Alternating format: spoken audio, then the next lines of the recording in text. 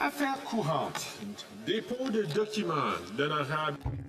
Daily routine of business, tabling of documents. The Honourable Minister of Health. Pursuant to subsection 3.1 of the Federal Framework on Autism Spectrum Disorder Act, I have the pleasure to table in both official languages the framework for autism in Canada. Monsieur le Président, conformément.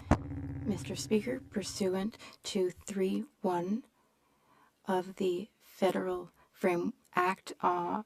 Framework on Autism Spectrum Disorder Act, I have the honor of tabling in both official languages my document. Dépôt de projet de loi émanant du gouvernement. Introduction of government bills. Déclaration des ministres. Statements by minister. Rapport de délégation et Reports from interparliamentary delegations. présentation de rapport de comité. Presenting reports from committees. Dépôt. Introduction of private members' bills. Ms. Gazan, seconded by Ms. Zidlaut, moves for leave to introduce a bill entitled An Act to Amend the Criminal Code, Promotion of Hatred Against Indigenous Peoples. This motion is deemed adopted. The Honourable Member from Winnipeg Centre. Mr. Speaker, today I rise to table an act to amend the Criminal Code, Promotion of Hatred against Indigenous Peoples. If passed, this bill would add to the Criminal Code the offence of willfully promoting hatred against Indigenous peoples by condoning, denying, justifying, or downplaying the harm caused by the residential school system in Canada, calling irrefutable historical facts into question. A genocidal project that was recognized as such unanimously in the House. Survivors and their families deserve to heal from this intergenerational tragedy and be free from violent hate, and we cannot allow their safety and well-being to be put further at risk. All parliamentarians must stand firm against all forms of damaging hate speech, including the denial of the tragedy of the residential schools in Canada. And at a time of increasing residential school denialism, including from some parliamentarians, survivors, their families, and communities need protection and a platform to share our history. In honor of Orange Shirt Day, I extend this gift to you on behalf of me and all of my colleagues. May you find justice and healing in the protection of your stories. Thank you very much. Ms. Gazan, seconded by Ms. Idlout, moves that the bill be now read a first time and be printed. This motion is deemed adopted. When shall the... First. Projet de loi. When shall the bill be read a second time? At the next sitting of the House. Introduction of private members' bills. First reading of Senate public bills. Motion. Motion. Présentation de... Presenting petitions. The Honourable Member for Saskatoon West. Thank you, Madam Speaker. I'm honored to present a petition today on behalf of Canadian citizens regarding the Hong Kong pathways that have been established by Immigration, Refugees and Citizenship Canada. There's two streams, Stream A and B, and as of January 2024, there's over 15,000 permanent residency applications, leaving thousands, I think over 8,000 in a backlog still. The processing time has exceeded the stipulated 6.5 months, creating all kinds of hassles and problems for these petitioners. So they ask that the IRCC uphold the priority processing guidelines as outlined, create a mechanism to issue minor study permits to children, ensuring that their well-being is safeguarded, and allocate additional admission targets to the Hong Kong pathway to effectively address the backlog. And Madam Speaker, I have a second petition. This one is on behalf of Canadians. And it says, the Islamic Republic of Iran is using extreme violence to terrorize political opponents, including the peaceful participants in the Women Life Freedom movement. The Islamic Republic of Iran has alarmingly increased executions. So the petitioners are calling for the Government of Canada to redouble its pressure on Iran to protect the universal right to life, call for immediate moratorium on executions, call on the Supreme Leader to hold his officials fully accountable for their role in all human rights abuses, and publicly assure the people of Iran of Canada's support for their civil and political rights. Thank you, Madam Speaker. Presenting petition, the Honourable Member for Edmonton-Griesbach.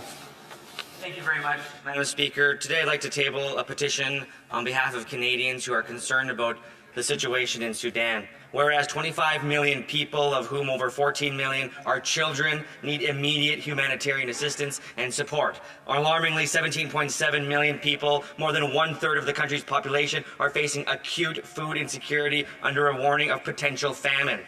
More than 8.6 million people fled their homes since the conflict started, including families of Canadian citizens and permanent residents. And nearly 230,000 severely malnourished children in refugee camps are facing death in the coming months if they do not get food and health care, with 13 children deaths each day, according to recent reports by Doctors Without Borders.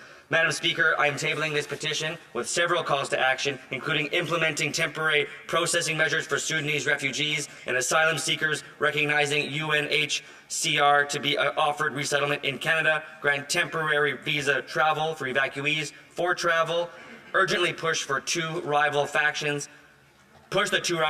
and impose temporary ceasefire to ensure safe and adequate delivery of humanitarian aids, and call upon bordering countries to open secure corridors to facilitate humanitarian aid, in addition to several other requests. Thank you very much, Madam Speaker. On petitions, the honourable member for Dauphin Swan River Nipawin. Thank you, Madam Speaker. It's always an honour to present a petition on behalf of constituents. Madam Speaker, I rise for the 45th time on behalf of the people of Swan River, Manitoba, to present a petition on the rising rate of crime. The community of Swan River is struggling with the rising rate of crime in their area.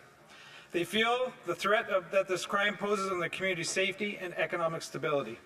In the last 9 years, violent crime has risen by 32% and gang-related homicides by 92%. The people of Swan River demand to be heard, as in the last 5 years, the town's crime severity index has increased by over 50%.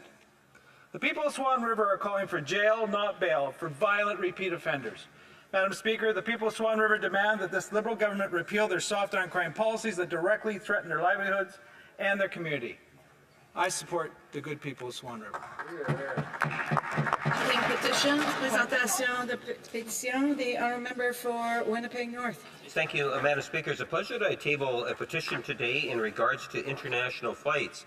Canada, in the last decade, our growth in our Indo-Canadian community has been fairly incredible to see, and in many different benefits in many different ways. As a result, at least in good part of that, but also the interests of non-Indo-Canadian community members, we have seen a much higher demand for international flights going to Europe, in particular, ideally directly to India, specifically from Winnipeg. So they're signing this petition and hoping that the federal government, provinces, airport authorities, airliners would give extra consideration to that growth and look at having more direct flights. Thank you, Madam Speaker. Petitions, the honourable member for Victoria. Speaker, Canadians from across the country, along with a coalition of over 250 feminist and women's organizations, are urging the government to protect women and children and all survivors of intimate partner violence from accusations of parental alienation in family courts. The petitioners outline how parental alienation is a discredited and unscientific theory used in family court to silence survivors of family violence and often go against children's wishes. The petitioners would like the government to amend the Divorce Act to make accusations of parental alienation inadmissible in parenting time disputes. Thank you, Madam Speaker. Presenting petitions, présentation de pétitions. Questions on the order paper. The Honourable Parliamentary Secretary of the Government House Leader. Madam Speaker, I'd ask that all questions be allowed to stand at this time, please. Agreed? Agreed, and so ordered. Orders of the day, ordre du jour. Ordre émanant du gouvernement, travaux des subsides. Government order, business of supply, debate on the opposition motion. Standing in the name of Mr. Berthold, confidence in the government. Mr. Berthold, seconded by Mr. Albus, moves that, given that, after 9 years, the government has doubled housing costs, taxed food, punished work, unleashed crime, and is the most centralizing government in Canadian history, the House has lost confidence in the government and offers Canadians the option to axe the tax, build the homes, fix the budget, and stop the crime. The Honourable Member for Mégantic-L'Érable. Thank you, Madam Speaker. Madam Speaker, I will be sharing my time with the colleague for South Okanagan, Nicholas. Madam Speaker, there was a time in Canada when young people, all young people, could have hope for the future, that one day they would have their own home, their own place to call home, a place where they could raise their families. There was a time when young people could dream about a good future for their children. Young people dreamt that their children would also one day be able to have their own homes, be homeowners, and live in a country where they can make their dreams come true, reach their full potential, be who and how they wanted to be, whether they were born in Canada or elsewhere. Unfortunately, though, Madam Speaker, none of that is the case anymore today. Sadly, young families often have to visit food banks because they can't pay for groceries at the end of the month when things get tight. In Montreal, for instance, people are worried about their children. They're worried about sending their children to daycare. And this is the case in Montreal and elsewhere. There are supervised injection centers near schools, near daycares, Madam Speaker. Today, young families are struggling to house themselves because the cost of housing has doubled over the past 9 years. Why have they doubled? Well, it's the result of this Liberal government's policies, passed with the support of the Bloc, of course. Madam Speaker, we all dreamed of the Canada I've described, but it no longer exists. Why? Due to 9 years of disastrous, centralizing policies, the policies of this Prime Minister, who is supported now by the Bloc Québécois and the NDP. Madam Speaker, today I, like most Quebecers and most Canadians, am disappointed, incredibly disappointed. We are disappointed because this Prime Minister is not at Rideau Hall right now as we speak. He is not standing before the Governor General asking that his government be dissolved. And he would have to make that request in English, of course, because the Governor General is still not fluent in French. Madam Speaker, that's what should have occurred. That's what Canadians wanted. That is what Quebecers wanted. But unfortunately, the NDP, the Bloc Québécois, those two parties, they preferred to, as the Prime Minister likes to say, continue to put Quebecers and Canadians in debt, continue to increase the cost of everything, food, housing, continue with policies that keep criminals at home watching Netflix rather than behind bars.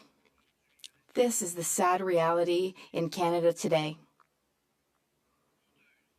And it is all the result of the NDP and the Bloc Québécois' shameful decision to not vote non-confidence in this bad government, a government which is bad for Quebecers and for all Canadians. Madam Speaker, it's shocking. It's shocking that the Bloc Québécois has chosen to support this government, which is bad for Quebec. The Bloc Québécois leader himself said on May 23rd of this year, the government has two choices, he said. The government can cancel its aggressive centralization, fiscal imbalance, excessive spending. The government was supposed to last till 2025, or the government can call elections now. That's what the Bloc Québécois leader said on May 23rd. On May 23rd, the Bloc Québécois leader called for an election to be triggered because this government was overstepping, meddling with provincial jurisdictions, and because this government was bad for Quebec. Then all of a sudden, yesterday, the Bloc Québécois decided to keep this federal government in power. A government which, as we said, is the most centralizing and terrible for Quebecers. Now, Madam Speaker, the Bloc Québécois leader on May 23rd also said about the Liberal Prime Minister, he does not have the right to fool Canadians or to fool members in this place. If the Prime Minister is so interested in Quebec's areas of jurisdiction, let him get into provincial politics, preferably in Ontario, though, because we wouldn't want him in Quebec politics provincially, Madam Speaker. They could have sent the Prime Minister to do some provincial politics yesterday. They had the opportunity yesterday to stand before Quebecers and really walk the talk. In Quebec, we like to talk about walking the talk, about truly taking action, but that's not what the Bloc Québécois did. The Bloc Québécois saved this terrible Liberal government. Now, Madam Speaker, the option was very simple. The choice yesterday was very simple. Canadians are being duped, housing costs are going up, food costs are going up. We can allow all that to continue, or we can trigger an election and get ourselves a good common sense government that will axe the tax, build the homes, fix the budget, and stop the crime. Why cut taxes? Canadians are earning less, but they're paying more for almost everything right now because of the inflationary deficits and taxes from this Liberal Prime Minister. The Bloc Québécois helped them add $500 billion in inflationary spending. The Bloc Québécois voted 188 times to keep the Liberals in power. And the Liberals' taxes mean that Canadians have less money in their pockets and their paychecks are getting lower and lower. The GDP per capita in this country went down for the fifth consecutive trimester. It's down by over 3% since 2022. Madam Speaker, if we compare ourselves with our neighbors to the south, the GDP per capita in the United States has gone up by 4.5% since 2022. Imagine the gap, Madam Speaker. If we want to be even more specific, if Canada had simply followed the United States over the last couple of years, our economy would be 8.5% higher. That's $6,200 more per Canadian per year, Madam Speaker, if we had just followed the United States. We need to do more to put more money in Quebecers' pockets by putting in place better policies. We know that this government has an obsession with making Canadians and Quebecers pay more, particularly with taxes. Tax on gasoline, for example, Madam Speaker. The Bloc Québécois agrees that Quebecers should pay more gas taxes, with the second carbon tax, that's 17 cents a litre, that the Bloc Québécois wants to apply to gas in Quebec, Madam Speaker. And nobody can say the opposite of that. Members of the Bloc have been very, very clear. It's not even enough for them. They'd like to see a radical increase in the gas tax for all Quebecers and for all Canadians, Madam Speaker. That's the reality. That's the Bloc Québécois. They share the same opinions and the same goals and the same agenda as this Liberal government. Madam Speaker, just a few words to close. You don't have to be poor to have food insecurity these days. We're seeing this across Quebec. Thousands of people across Quebec are visiting food banks every month, Madam Speaker. It's in the papers every day. And the Bloc Québécois voted to continue that yesterday. Access to housing, Madam Speaker, I mentioned this earlier. It's just unbelievable that the Bloc Québécois wants to continue to ensure that young families can't become homeowners, that they can't see that dream come true. Housing inflation is the worst in the G7, Madam Speaker. We need an election so that Quebecers can find homes, Madam Speaker. Fix the budget. put in place measures like a plan that you need to find $1 of savings for every new dollar of program spending. That's just good common sense. We can't continue to add debt for Canadians now and for generations to come, Madam Speaker. Quebec is the champion of inflation. And finally, Madam Speaker, to stop crime, I think that the Bloc Québécois should stop targeting honest hunters and join the Conservative Party in targeting real criminals and keeping them in prison, Madam Speaker. Madam Speaker, it's time for a common-sense Conservative government. Questions and comments? The Honourable Government House Leader. Thank you, Madam Speaker. I'd like to thank my colleague across the way for his speech. I have a lot of respect for my colleague. I believe that he's a very reasonable member of this House, and that's why I'm asking why is he ignoring so much of the truth when it comes to the price on pollution, for example. It doesn't apply in Quebec. So my question to him is, why does he not want to be honest with Quebecers on what the truth of the policy is, and why is he parroting the same talking points as his leader, who's not honest with Canadians? Thank you, Madam Speaker. The Honourable Member for Mégantic-L'Érable. Point of order, Madame la Présidente. To say that a member of this House is not honest is not parliamentary, Madam Speaker. I would ask the Government House Leader to take back her words.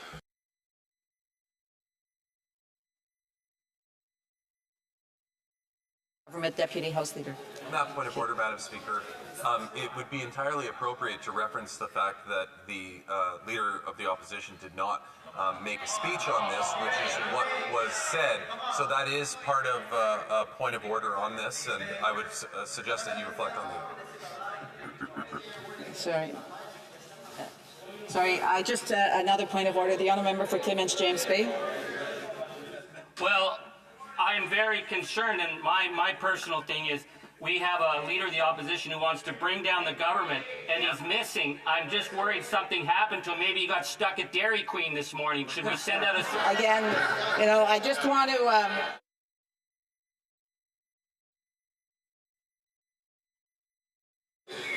Order.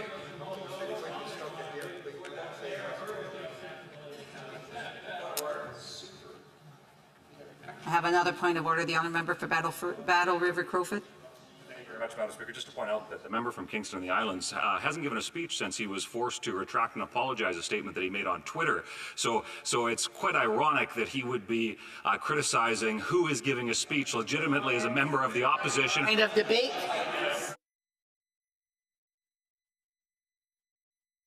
In order for this House to function properly, we need members to be debating the legislation that's before the House. We need to make sure that that they are careful with the wording that they use. I do want to remind members they're not able to say indirectly what they can't say directly.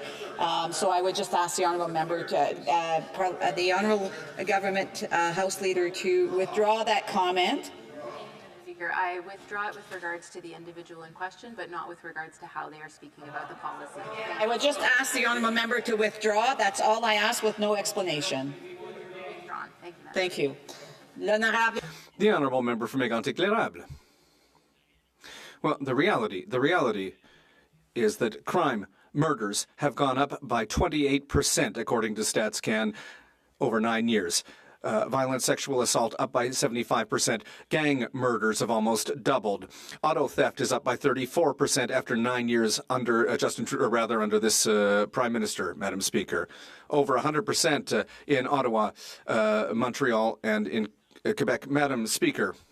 Point of order, the honourable government. The Honourable Parliamentary Secretary of the Government House Leader. Madam Speaker, given the member stood up on a point of order because he's so sensitive, he just finished making reference to the Prime Minister by name, and he's somewhat seasoned. He should know that he can't say the name of the Prime Minister. Well, he did catch that, and he did say he was sorry for using that. So, again, I would ask members to maybe pay attention to what is going on in the House.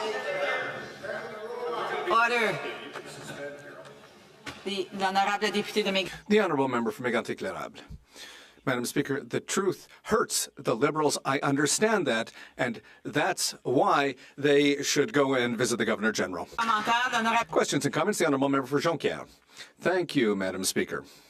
So, in my opinion, nothing is more damaging than an elected member who's trying to make people lose their trust in institutions. And what we've been seeing for some time is an opposition leader who wants to increase people's unhappiness when he says that teachers are quitting because of the carbon tax, because there's no more heating in schools. The same thing for nurses in hospitals. People are asking for medical assistance and dying because they can't eat. If you're saying that, you're not being serious, and what you're trying to do is make people increasingly unhappy.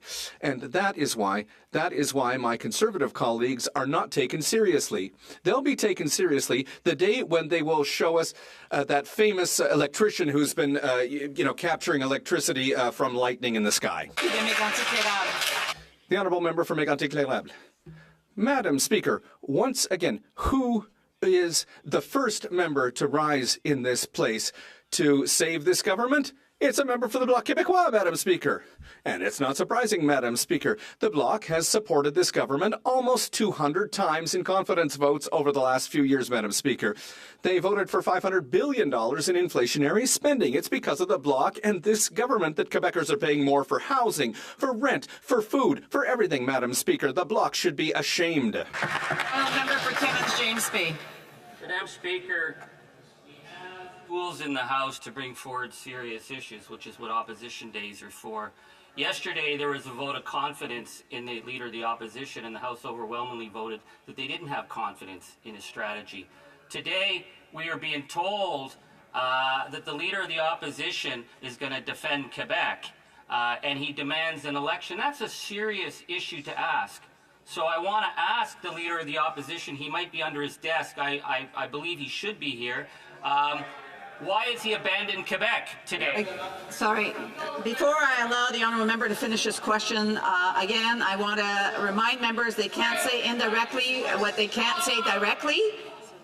Order. And I want to remind members, and I will let you know that if you heckle, I will not recognize you for questions and comments or for debate. So again, the honourable member, I would ask him to be very careful on how he words things, and that I just also indicated that a while ago, that you can't say indirectly what you can't say directly in the House. And so I will allow him to finish his question, and so we can get to the answer. Madam Speaker, the question is simple. The Leader of the Opposition is saying he wants to bring down the government. He wants to force an election. I want to ask him, why has he abandoned Quebec today if it is so important to him? Exactly. The Honourable Member for Mégantic-Clérable.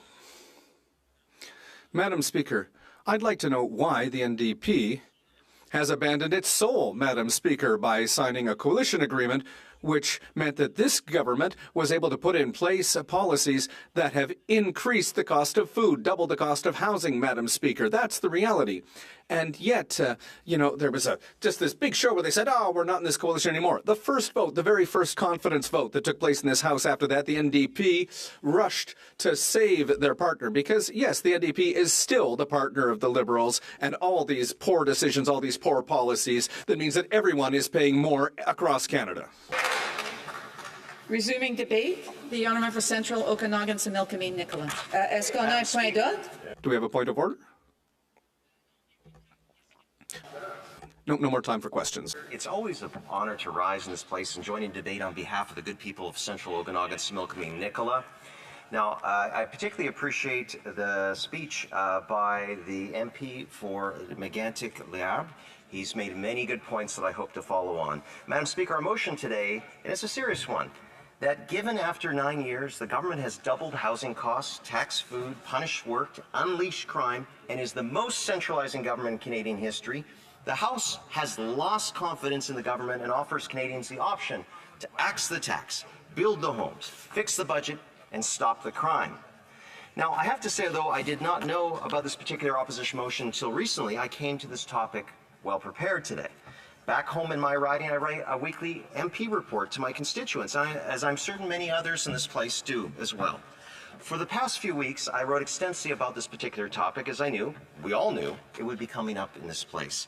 Back on September 4th, I of course wrote about the leader of the NDP tearing up his agreement with this Liberal government. When it came to answering the obvious question on what this would mean that we would have an election, here's what I wrote. And I quote, "The NDP can, and I suspect likely will, continue to vote with the Liberal government." Well, it's almost like I'm psychic, Madam Speaker. I mean, who could have possibly predicted that the NDP leader would continue to stand with this Liberal government after this great theatrical performance of tearing up the agreement? Now, when I was asked why did I think the NDP leader staged this theatrical performance, here's what I wrote in response, and I quote, "In my view, the leader of the NDP is responding to criticism for what has been his current NDP strategy of bitterly condemning and complaining about things Liberals do outside the House of Commons that the NDP fully supports when inside the House of Commons." Once again, an almost psychic reading of this NDP leader. Now, often I like to ask my local citizens a question at the conclusion of my reports, and the following week I asked the question, and I quote, "If given the chance to participate in a non-confidence vote on this Liberal government, would you opt for election now or prefer to wait until October 2025? I suspect it will not surprise any member of this place to learn an overwhelming number of Canadians want a carbon tax election, and they want it now. I mean, the fact that even the leader of the NDP says he no longer stands with a carbon tax speaks volumes. Now, I mention these things, Madam Speaker, because I now can say with complete and total certainty the good people I represent want a carbon tax election. So let me bring back to the leader of the NDP. Now imagine for a moment the leader of the NDP broadcasts his own show, his own radio talk show. If you ever want just to know how incompetent and badly performing this Liberal government is, you could tune into the NDP leader's AM radio show, as it would be 24/7 telling you just how bad this Liberal government is. I mean, this is the same Liberal government who, according to the NDP leader, and I will quote here, "The fact is the Liberals are too weak, too selfish, and too beholden to corporate interests to fight for people," end quote. Now, I mean, when it comes to corporate greed, the leader of the NDP is clear that this government is the enabler of corporate greed. But here's the problem, Madam Speaker. Let's for a moment surmise that everything the NDP leader says is true.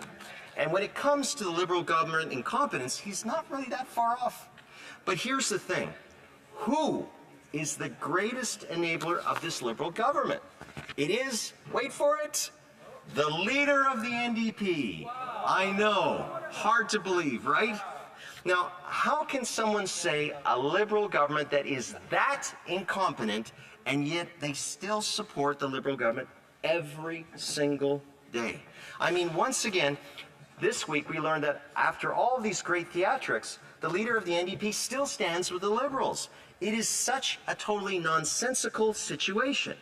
Yes, I think you are the worst government ever and do not deserve to be reelected whatsoever, but I will do everything in my power to keep you elected. It literally makes no sense to anyone. And yet, this is a wash, rinse, and repeat tactic for the NDP. And of course, Madam Speaker, joining in this now is the Bloc Québécois. Now, to some extent, I can sort of see the situation from the NDP's perspective. After many years of blindly supporting this Liberal government, no matter what, and many people now view the NDP and Liberals as largely one and the same. I have many seniors in my riding, when I knock on the doors, longtime NDP supporters tell me that voting NDP used to mean something, and that this NDP has lost its way. Now, getting back to the Bloc, to see the Bloc suddenly standing with the Prime Minister, I did not fully expect that. After all, this Liberal government has failed to deliver for the people of Quebec just as badly as it has for the citizens in every other province and territory. This Liberal government has literally turned failure into an art form. Immigration, foreign interference in our democratic process, softwood lumber, the now $60 million gun so-called buyback program that has not bought a single firearm. Crime is up massively, corruption in our federal program and for contracting, complete fiscal mismanagement, our military, foreign policy. I mean, literally everywhere you look, so much failure. And that's not good for our provinces or our territories. It is not good for Canada. Worse yet, the Bloc is now supporting a Liberal NDP coalition that has doubled housing costs, taxed food, punished work, unleashed crime. We know that the House Leader for the Bloc has said, and I'm quoting here, we've seen an excessive centralization, never before seen in history. This government, which has difficulty managing its own missions, was starting to get its hands into the jurisdiction of Quebec and the provinces. End quote. One quick note I'd like to share with the Bloc members of this place. I have a small value-added small business business in my riding who sources his raw goods from two places. One of those places happens to be from Quebec. Now, every time the carbon tax increases, the shipping bill from the trucking company he uses to get that raw supply from Quebec becomes more expensive. They literally send out a note making it clear that they're increasing their shipping rates because of the carbon tax. And after the next carbon tax increase, it will cost more. It will be more cost-effective to get those raw goods from outside of Canada. What a shame. Those jurisdictions that do not have carbon taxes and the trucking costs from the border of the BC interior are much cheaper than compared from Quebec. He says the carbon tax makes him feel punished from trying to use Quebec-sourced goods, or for that matter, from any other Canadian province. Now, does the Bloc think that's good for Canada? Why does the Bloc want to become the new NDP and stand with this Liberal government? It's so bizarre, Madam Speaker. Every Bloc member of this place will have to answer to their own constituents why the Bloc is now working for a Prime Minister instead of working for them. Now, before I close, Madam Speaker, I have to come back to something the leader of the NDP has said recently. And he said, and I quote, "It is the people's time," end quote. I could not agree with him more on this. So why not give the people an election so that people can be heard? Because it is the people who we work for. I don't know about the Bloc, the NDP, and the Liberals, but I work for the people who sent me here. I don't work for this Prime Minister. And every time you vote against a confidence motion, you are voting against the people and giving them a say on this Liberal government. Madam Speaker, it is well past time to give the people their say and have a carbon tax election. It is the people's time. I, for one, dare the NDP leader to stand with his own words for a change instead of standing for the Liberals. Now, Canadians want a government that will axe the tax, that will build the homes, that will fix the budget and stop the crime, Madam Speaker. Canada's common sense Conservatives are ready to do that, Madam Speaker, for them. We believe that government should serve the people, not the other way around. So I ask my friends from throughout all this place to start putting the pressure on this government and to vote in support of this motion. Madam Speaker, I do hope that the voices of Canadians will be heard, not just through my words, but through our collective voice as a parliament. Thank you. Questions and comments? Questions et commentaires? The honourable member for Glengarry Prescott.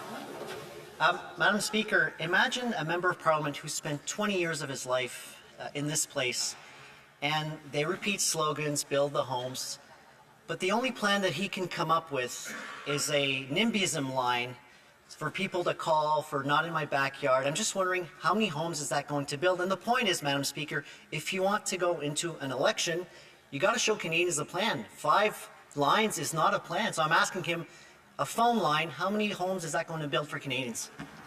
The honourable member Central Okanagan Similkameen Nicola.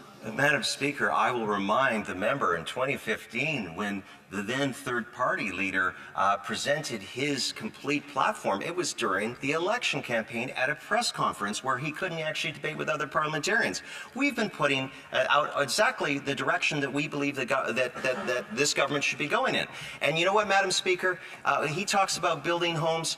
For my own, in my own home province, in Kelowna proper, they've signed an agreement for the so-called housing accelerator. Madam Speaker, I've looked through the plan that this Liberal government and this housing minister has championed. Madam Speaker, there is not one reference to building a home. It says you can build bike lanes with it, It says you can build sewage or sewer facilities to plug into housing, or even a bridge. Madam Speaker, they're essentially giving more money to the people that are not actually building the homes. Housing starts in BC are down 34%. Madam Speaker, how can this member stand up and say that they have any moral authority on housing? Comments, l'honorable député. The honourable member for... I always have a hard time with Pierre Boucher, Les Patriotes Verchères. Thank you, Madam Speaker. I don't know if I want to congratulate my colleague on his speech, but I'd like to come back to some of the things he said in it, because he said two things in his speech, well, other things, but two things that really caught my attention. One about the carbon tax, and the other was that he criticized the Bloc for propping up the government. So the Bloc does not prop up the government. We simply haven't brought the government down. There's a distinction to be made between those two things. The government is on life support, and there's a sense that there'll be elections in the short term. But what we're trying to do is make sure that there are benefits to Quebecers, and that is an increase in the OAS for 65 to 74-year-olds. So perhaps I wonder what my colleague thinks about the idea of making gains for seniors by subsidizing the oil patch a little less. This is the most centralizing government in Canadian history. C11 has given more power to the CRTC over what is considered to be Canadian. And Madam Speaker, that also includes contact from Quebecers.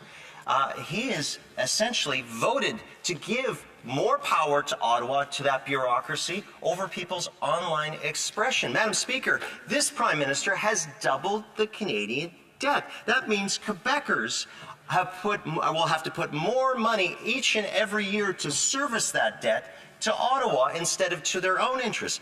Madam Speaker, he talks about a bill that the Bloc Québécois has put forward in regards to seniors, Madam Speaker. You know what? Under this Prime Minister, he's changed the way the Senate works. They can get a royal recommendation from the Minister of Finance, but can they get it through the Senate? I don't think so, Madam Speaker. It may not even get it. It's like the equivalent of Jack and the Beanstalk, Madam Speaker. They're asking for some magic beans, and that's what the Liberal government will offer them, but they won't grow anything except bigger Ottawa. Questions and comments? The honourable member for Edmonton Strathcona, a brief question. Thank you very much, Madam Speaker. And you know, one of the things that the member said in his speech was that this is the worst government. The Liberal government is the worst government we've seen. And listen, there's lots of challenges. I'm going to be speaking about my challenges with the Liberal government later on today. But from my perspective, the worst government that this country's ever had was in fact the Harper Conservative government that cut supports for women, cut supports for healthcare, cut supports that Canadians need. Now, what he's saying as well is that Canadians overwhelmingly want a carbon tax election. But in fact, polling that came out on September 6th to 8th says that in fact, the majority of Canadians don't want a carbon tax election. How does he square that circle? Honourable Member Central Okanagan, Similkameen Nicola, a brief answer, please. Madam Speaker, she's making the point that her leader said it's the people's time. Her leader rips up an agreement and says how terrible this government, and so she does here. But when it comes time to put rubber to the road, they stand with this Liberal government and this Liberal Prime Minister. Madam Speaker, my constituents have said, get me off this track that this government has put us on, and the NDP, Madam Speaker, is certainly part of the problem. It is definitely not the solution. A common sense Conservative Party leading this country is. And I just want to remind members they've had an opportunity to ask a question. If they have other questions or comments to make, they should wait until the proper time. Resuming debate, the Honourable Leader of the Government in the House of Commons. Well, thank you very much, Madam Speaker. And it's a little awkward that we're here again today, just a few hours after the House voted non-confidence in the leader of the Conservative Party of Canada. But here we are. And it's a little awkward, in fact, because, you know, there's only one party in this House that doesn't want to work for Canadians. Yesterday, after that vote of non-confidence in the leader of the Conservative Party of Canada, they actually moved to obstruct debate so that we couldn't get to a second confidence motion on the Ways and Means bills, I guess they would be embarrassed to have lost 2 of those votes in one day. It's the only reason I can surmise that they moved to obstruct the business of the House. But then again, Madam Speaker, we know that the Conservative Party of Canada, their leader and their members are only here for their own personal political gain and not here because they actually want to work on behalf of Canadians. But what we saw yesterday is that there are 3 parties in this House, in fact, that want to work for Canadians. The Liberal members of Parliament, the Bloc members of Parliament, the New Democratic members of Parliament, who are all here to get the work done for Canadians, Madam Speaker. But that's unsurprising to me, as we've seen, particularly since this leader has become the leader of the Conservative Party of Canada, that he treats our democratic institutions as a joke. He doesn't take them seriously. And what I found interesting today is that even though they're moving non-confidence again in the government, there's not the pomp and ceremony. In fact, it feels a little deflated in here. It feels a little bit like, I don't know, those Conservative members of Parliament don't have that same energy because they lost that motion yesterday and they're doing it again today. It feels kind of sad and desperate is what it feels to me. But let's look at their record. When we listen to what this speech was from the Leader of the Opposition on Tuesday when he moved that first motion, he asked that we look at his record. We ask that we judge him on his record. Well, there's only really one thing of note that he's ever done when he was in government, and it wasn't a positive thing. He, when he was Minister of Democratic Institutions, brought forward what was considered to be one of the worst bills when it comes to electoral changes in Canadian history. It was widely panned by experts. It was widely panned by anybody who cares about rights and democracy. And the only thing that he was able to accomplish was make it harder for 500,000 Canadians to vote. Madam Speaker, if we want to look at his record, we can only see that what he has been able to achieve is to limit and decrease the rights of Canadians. So when he talks about making Canada the freest country in the world, the only thing he's ever done is take people's freedoms away, Madam Speaker. That is not something that Canadians, I think, want in a Prime Minister, and it's certainly not something that they want in the Leader of the Opposition. And when we think about his record, when he talks about housing, it's really cute to hear them talk about housing because his record as Minister of Housing, I can actually count on 2 hands how many houses he built. 1, 2, 3, 4, 5, 6. Wow. 6 total, Madam Speaker. So, I mean, that's the record that he is putting forward. So yeah, let's take him at his word and look at what his record is for Canadians.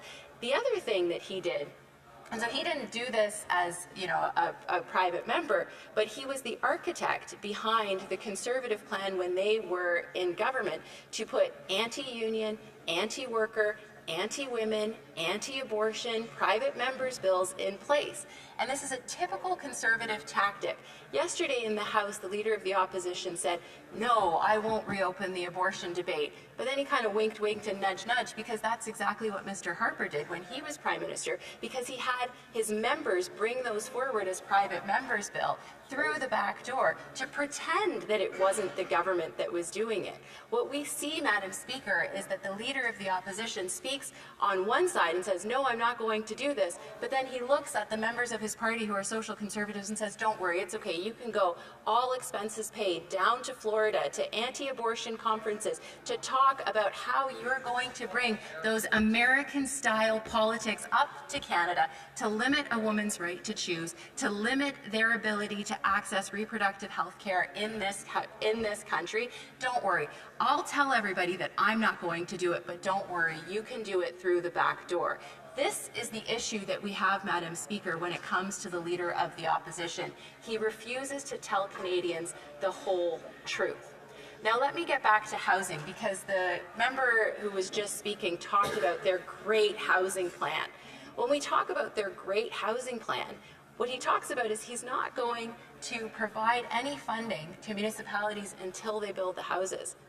Well, if anybody knows how anything works, right, how municipalities work, how development and planning works, is he just going to have a whole bunch of empty houses with no roads to get there, no sewers to use, no electricity to get there? Those development charges, that funding that funds all of the stuff that builds healthy neighborhoods is required to get those houses built. But I don't know about you, the vision that the Conservative leader of Canada is putting forward is a whole bunch of empty homes with nobody to be able to get there or use them because they won't have any of the services that are provided. Madam Speaker, he talks about cutting taxes. Well, guess what? Taxes pay for the services and the programs that we care about as Canadians. They pay for the health care that we receive. They pay for the education that our children receive. They pay for the child care that our children go to. They pay for the roads and the public infrastructure and everything that makes this country great and gives Canadians a fair shot at success. Madam Speaker, our government, what we have been doing over the past 9 years is ensuring that people have a fair shot at success, that that Canadian dream is an equal playing field, so that it doesn't matter what your income is, it doesn't matter what your family background is, it doesn't matter where you came from, but you have an opportunity to succeed because we believe that that is what the Canadian dream is. When we have a leader of the opposition who all he does is talk about tearing down the institutions that we have in Canada, the very institutions that have made this country great, that's just not leadership, Madam Speaker. That's not someone who believes in this country. That's not someone who wants to build a prosperous, successful, and equitable Canada where everybody has a chance at success. Madam Speaker, our government is very proud of the record that we have over the last 9 years. When it comes to lifting children out of poverty, the Canada Child Benefit lifted 650,000 children out of poverty. And let's compare that to what the Conservatives did. They had the UCCB that sent $100 a month to all parents, but it was all taxable. The Canada Child Benefit is tax-free. That's money in people's pockets that helps with the high cost of groceries, the high cost of rent, and raising a family. When it comes to our senior citizens, Madam Speaker, what was the record of the Leader of the Opposition? He was in a government that raised the age of retirement from 65 to 67. He was in a government that cut seniors' pensions, Madam Speaker. What does our government do? We've done the first thing that we did. We increased the guaranteed income supplement by 10%. We increased old age security for those 75 and over by 10%. And we increased the Canada Pension Plan for future seniors to make sure that everybody has a dignified retirement in Canada. Madam Speaker, our record speaks for itself. The other thing, let's talk about workers' rights. The Leader of the Opposition is going around talking to workers, saying that he supports them.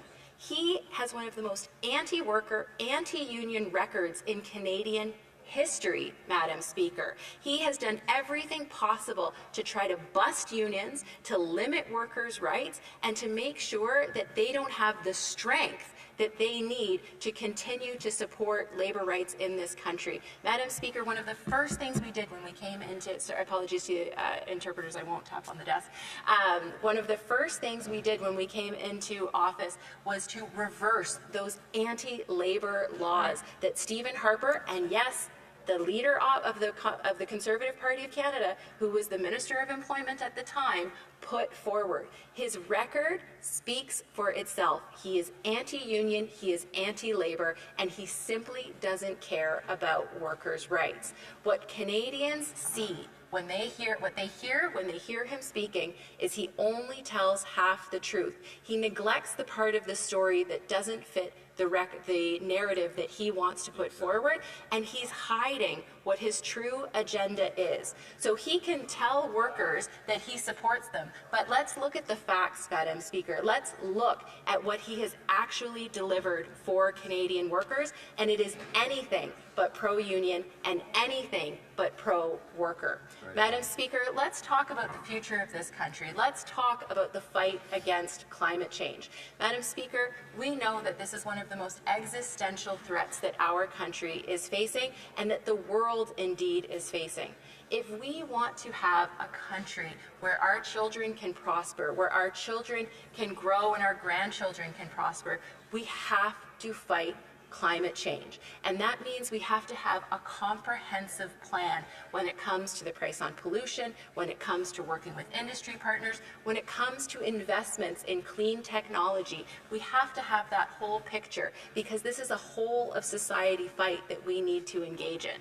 He says that he'll do things for climate change, but right now all he has is imaginary ideas that nobody has ever tested. And the fact of the matter is that when he was in government, that Prime Minister, when it was Stephen Harper, had the worst climate record in the world, right? And Canadians were ashamed of our actions when it came to climate change, when the Leader of the Opposition was in government. We just got news that our climate plan is working.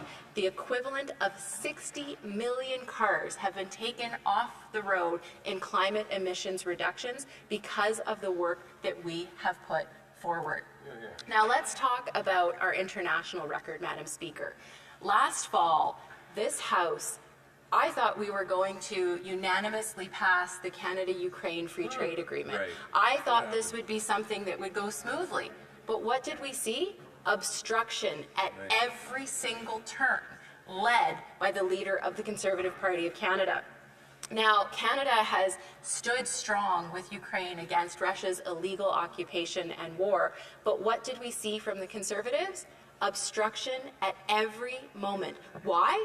Because apparently there was something about a price on pollution in the Canada-Ukraine Free Trade Agreement, which if you ask me was an absolute red herring because Ukraine already had a price on pollution, and this was simply an update. What it was a wink and a nod to people who are online and supporting the Russian occupation, and the Leader of the Opposition didn't want to, necessarily rock that boat because he is one of those people that goes down those conspiracy theory rabbit holes. Madam Speaker, he was absolutely against moving forward in support for Ukraine.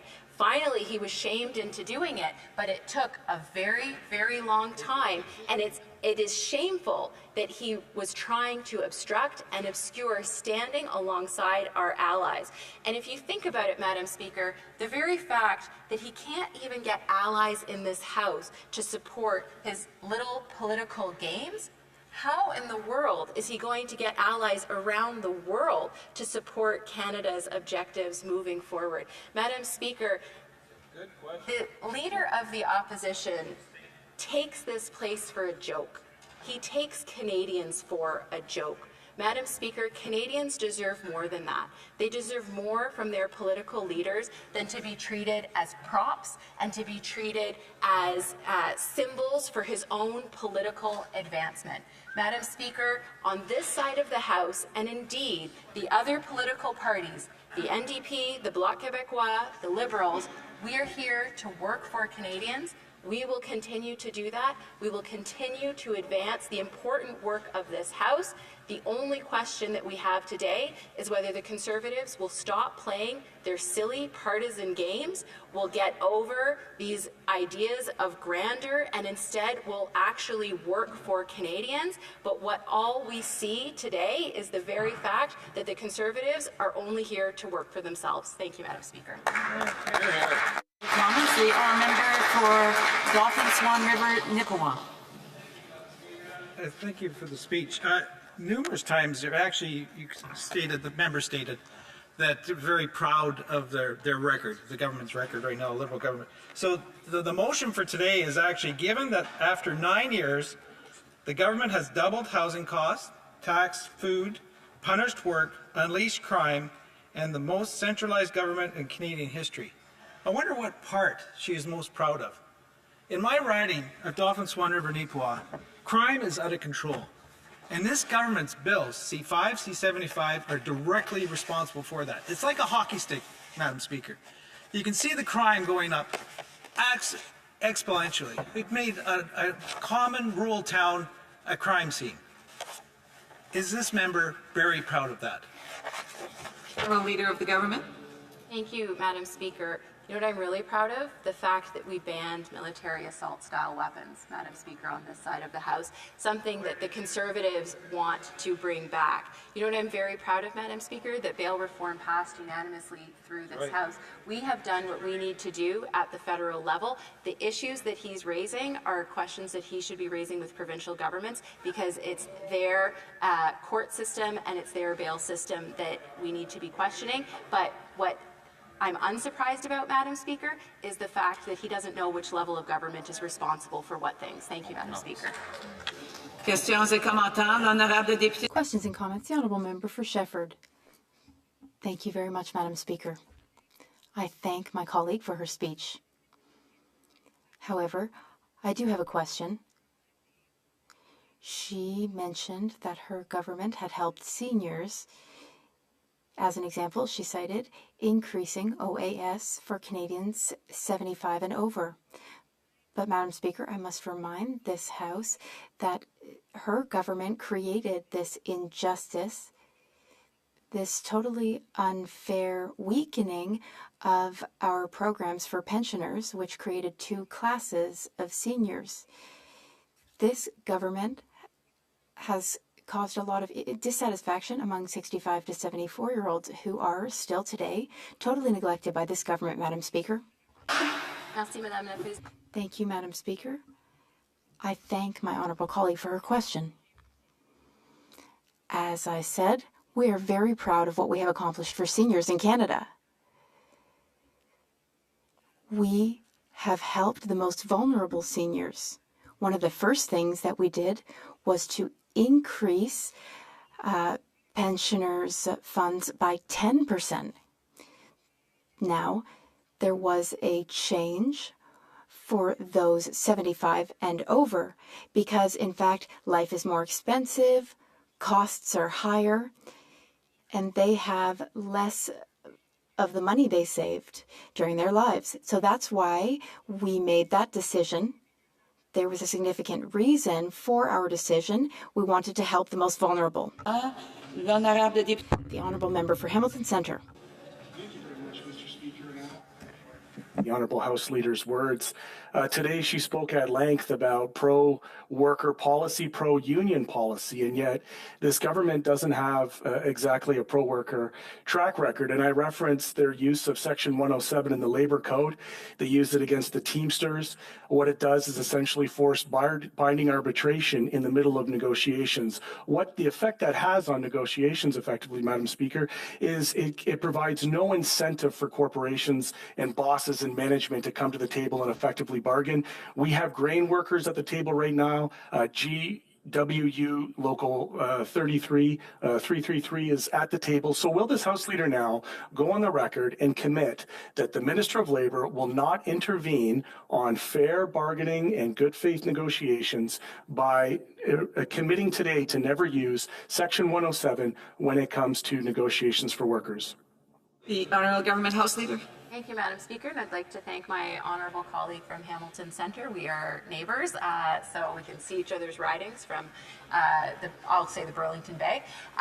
But I appreciate his question, but I also think it's a bit unfair given the fact that this government, one of the first things we did was overturn the anti-union legislation from the Harper Conservatives 9 years ago. But we have also put forward pay equity legislation that is extraordinarily important, and most recently the anti-scab legislation as well. So we very much support workers' rights. We very much support the labour movement in Canada, and we know how important it is to building a prosperous and equitable future. Thank you, Madam Speaker. That's the Honourable Kitchener-Conestoga. Thank you, Madam Speaker. I want to thank my colleague for her speech. I was fortunate enough to be elected by the people of Kitchener-Conestoga 2019 and 2021. with a clear mandate to work together across party lines. And I have to say that through the pandemic, all parties, it was an example of all parties working together very well to get us through. Something changed when the current Conservative leader happened, and now all of a sudden there's obstruction at every step of the way, including obstructing dental care, national child care program, a school food program. Yet the other parties are still working together well, and we are making progress. Can my colleague maybe highlight some other examples of where the Conservatives seem to be obstructing and how we as the other parties can still work together to make sure that Canadians get the support they deserve? Thank you. Well, Government House Leader. Thank you, Madam Speaker. And I'd like to thank my honourable colleague from Kitchener for that excellent question. Look, Madam Speaker, what we've seen since the turn just a week ago is that at every single opportunity, the Conservatives have tried to obstruct the business of this House. They are trying to create a narrative that this place cannot work, but in fact, it is only the Conservative Party of Canada members that are putting forward obstruction motions here in the chamber and at committee. There are parliamentarians in 3 other parties that are here to work on behalf of Canadians. We know that Canadians want to see their political leaders working together. Unfortunately, that's not something that the Conservatives do. They'd rather take their ball and go home. Thank you, Madam Speaker. For Kitchener-Conestoga. Sorry, the Honourable Member for Cariboo Prince George. That was the other one before. Thank you, Madam Speaker. 47,000 overdoses since 2016. Overdose is the leading cause of death for youth aged 10 to 18 in my province of British Columbia. Thousands upon thousands of forestry workers right across our country out of work, mill closures, job losses, scandal after scandal. The most corrupt Prime Minister in the history of our government. The history of our country. A government that has spent more money than all governments combined in the history of our government. Madam Speaker, is this the record that the House Leader is so proud of? Madam Speaker, I asked through the House Leader, 47,000 deaths, overdose deaths, since 2016. The leading cause of death in my province for youth aged 10 to 18 is overdose. Corruption, scandal. Is this the record she wants to stand on? And I do want to remind the member, he attributed an adjective that wasn't acceptable towards the Prime Minister. I just want to say that, again, we're going into personal attacks, and I would ask members not to do that. The Honourable Member for the Honourable Government House Leader. Thank you, Madam Speaker. Madam Speaker, every member in this House is seized with the opioid tragedy and crisis. And our government has been working with provinces, with municipalities, with providers on the ground to try to stem the flow and to make sure that we are supporting people who have addictions, but also to ensure that we are preventing deaths. Unlike on the other side, we are not allowing ideology to dictate how we are moving forward. We are doing this based on science. But one more thing that I think is really important, Madam Speaker, if you'll allow me, is that when he talks about... is addressing questions and comments directly to the government or to the opposition or as opposed to through the speaker, I would ask her not to do that. I do want to allow for one more brief question. The Honourable Member for l'Honorable Député de Berthier-Masquinongé. The Honourable Member for Berthier-Masquinongé. A brief question. Thank you, Madam Speaker.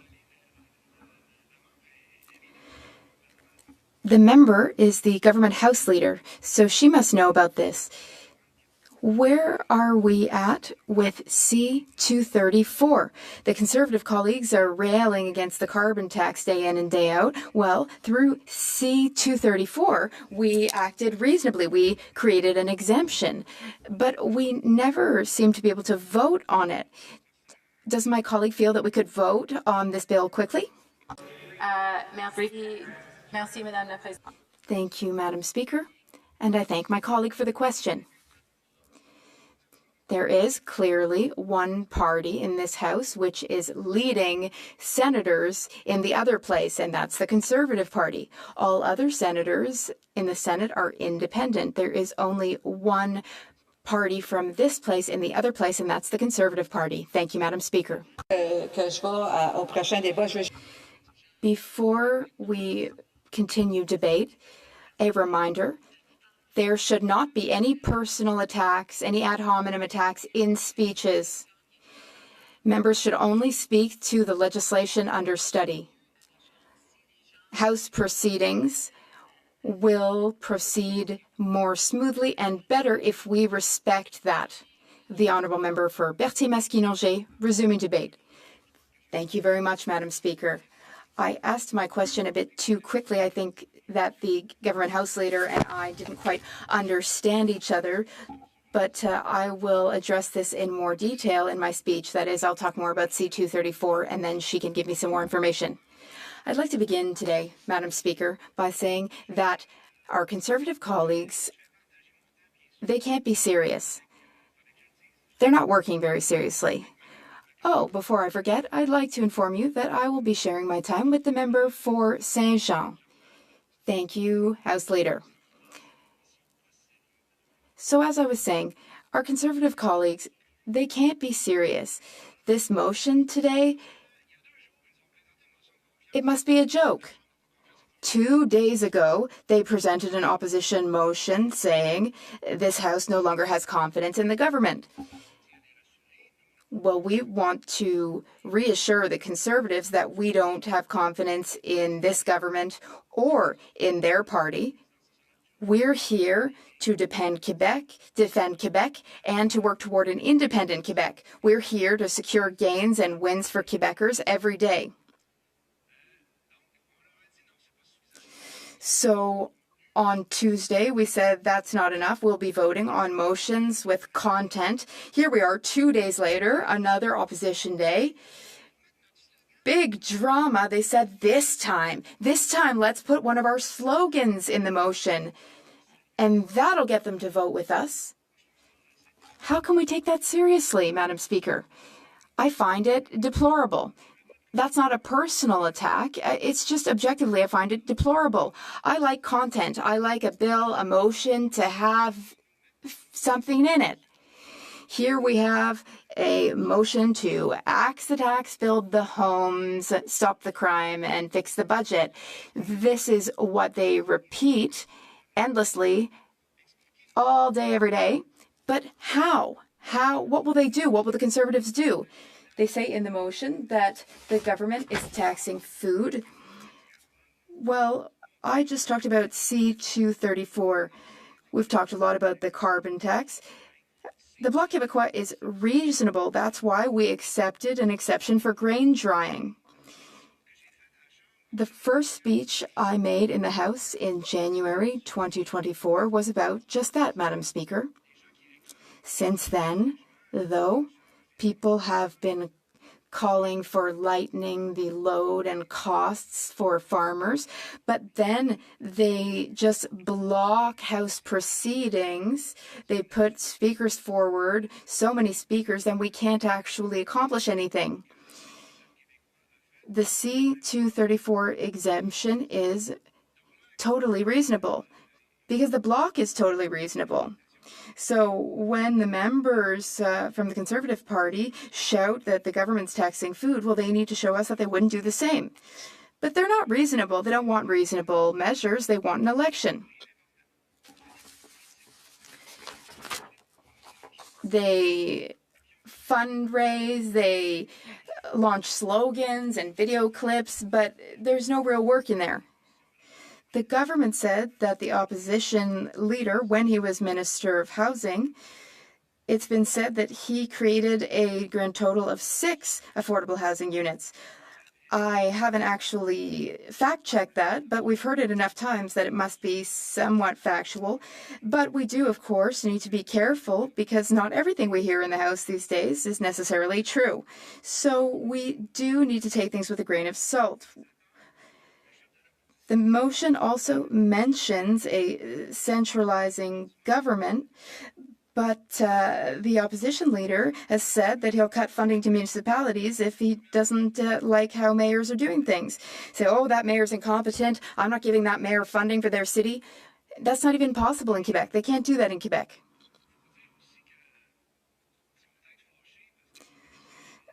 And the opposition might be a little bit upset because they only got 12% of the vote share in La Salle et Marverdun. Maybe they wanted a higher share of the votes. Yesterday, some Conservative members were saying that the Bloc Québécois no longer defends the regions. Oh, we don't defend the regions all of a sudden because we took a riding in Montreal? No, we stand for all of Quebec, regions and cities. If the member has any questions, he can ask me after my speech and I'd be happy to reply. All right, I've been speaking for 5 minutes. Here I go. We have more to say. We have 2 conditions in the Bloc Québécois. First, we want seniors to have a decent life. 65 to 74-year-olds deserve a decent life as much as the over 75 do. There should not be any discrimination. And we should also allow seniors to make a bit of money without immediately taxing it. Let's let them make a bit more non-taxable money. And our second condition in the Bloc Québécois is protecting supply management in future free trade negotiations. Some work started yesterday night in the Senate. We did hear some troubling remarks, though. One senator... Oh, I do need to mention that there's significant support for it in the Senate, but there's also some opposition. We really need to speed things up because the bill was voted on in June 2023. Here we are. It's September of 2024. I thought that this would end up before the Senate in September, October, yes, but of 2023, not 2024. The bill was set aside because it is a private member's bill. It is given less priority than government legislation, but this is an important PMB. It received official support from the government, from the Minister of Agriculture and Agri-Food. This motion has substantial support. The government has officially lent its support to the motion, so to the PMB, and so they should support it. They should walk the talk. Yesterday, it was debated in the Senate. The committee chair said that there were other matters to be studied, but that now they would move forward with C-234. We have deadlines. The Bloc Québécois has its 2 conditions with its deadlines, so this legislation needs to be passed. I don't expect each and every senator to vote in favor of the bill, but we want the bill before the Senate. We want it voted on, and we feel that this bill will pass because there was an overwhelming majority in this place, 262 in favor, 51 opposed. Even many Conservatives voted for it. It's going well. It's going well through the Senate. There's significant support for it in the Senate. We need progress, but things need to move along. We need to move along quicker. We need to protect supply management because we won't have another opportunity to protect supply management like this. And there are further international negotiations. We might review CUSMA. Well, before we review CUSMA, we need to really get straight how we want to protect supply management. You know, it's 10% in many sectors, 18% in the dairy sector, as somebody I know said very well. It's enough. It's not working. And then after that, look, that's what happens. Because supply management, you have to understand, it's a balance. We control the price. We control the quantity of product on the market. To be able to do that, you have to control what's coming in from outside the country. At 18% in milk, that's 1 liter of milk out of 5 that's coming in from outside the country. It's not the case now, but it will be soon. It's going to be very hard to maintain that balance. Any more than that, the balance isn't going to hold anymore. It's not going to work anymore. So if there are people who don't want to protect supply management, they need to be honest with producers and that they learn to understand the value of the system that's in place, which is protecting our regions, which is protecting farming families, which allows us to have businesses from Gaspésie to Abitibi through Montérégie with the same rights and the same protections. The supply management system is great. It works very, very well. It's a very stable ecosystem for agricultural production. I could talk about it all day, but I'm sure you know this, Madam Speaker. Unfortunately, I know I just have about 15 seconds left to say that this needs to move forward. So the message that I'm sending to my Conservative friends today, and I look forward to their questions with impatience, is, hey, let's be serious. Let's be serious here, and let's work on policy. There's going to be an election. Don't worry. Just because we haven't voted for it today doesn't mean it's not coming.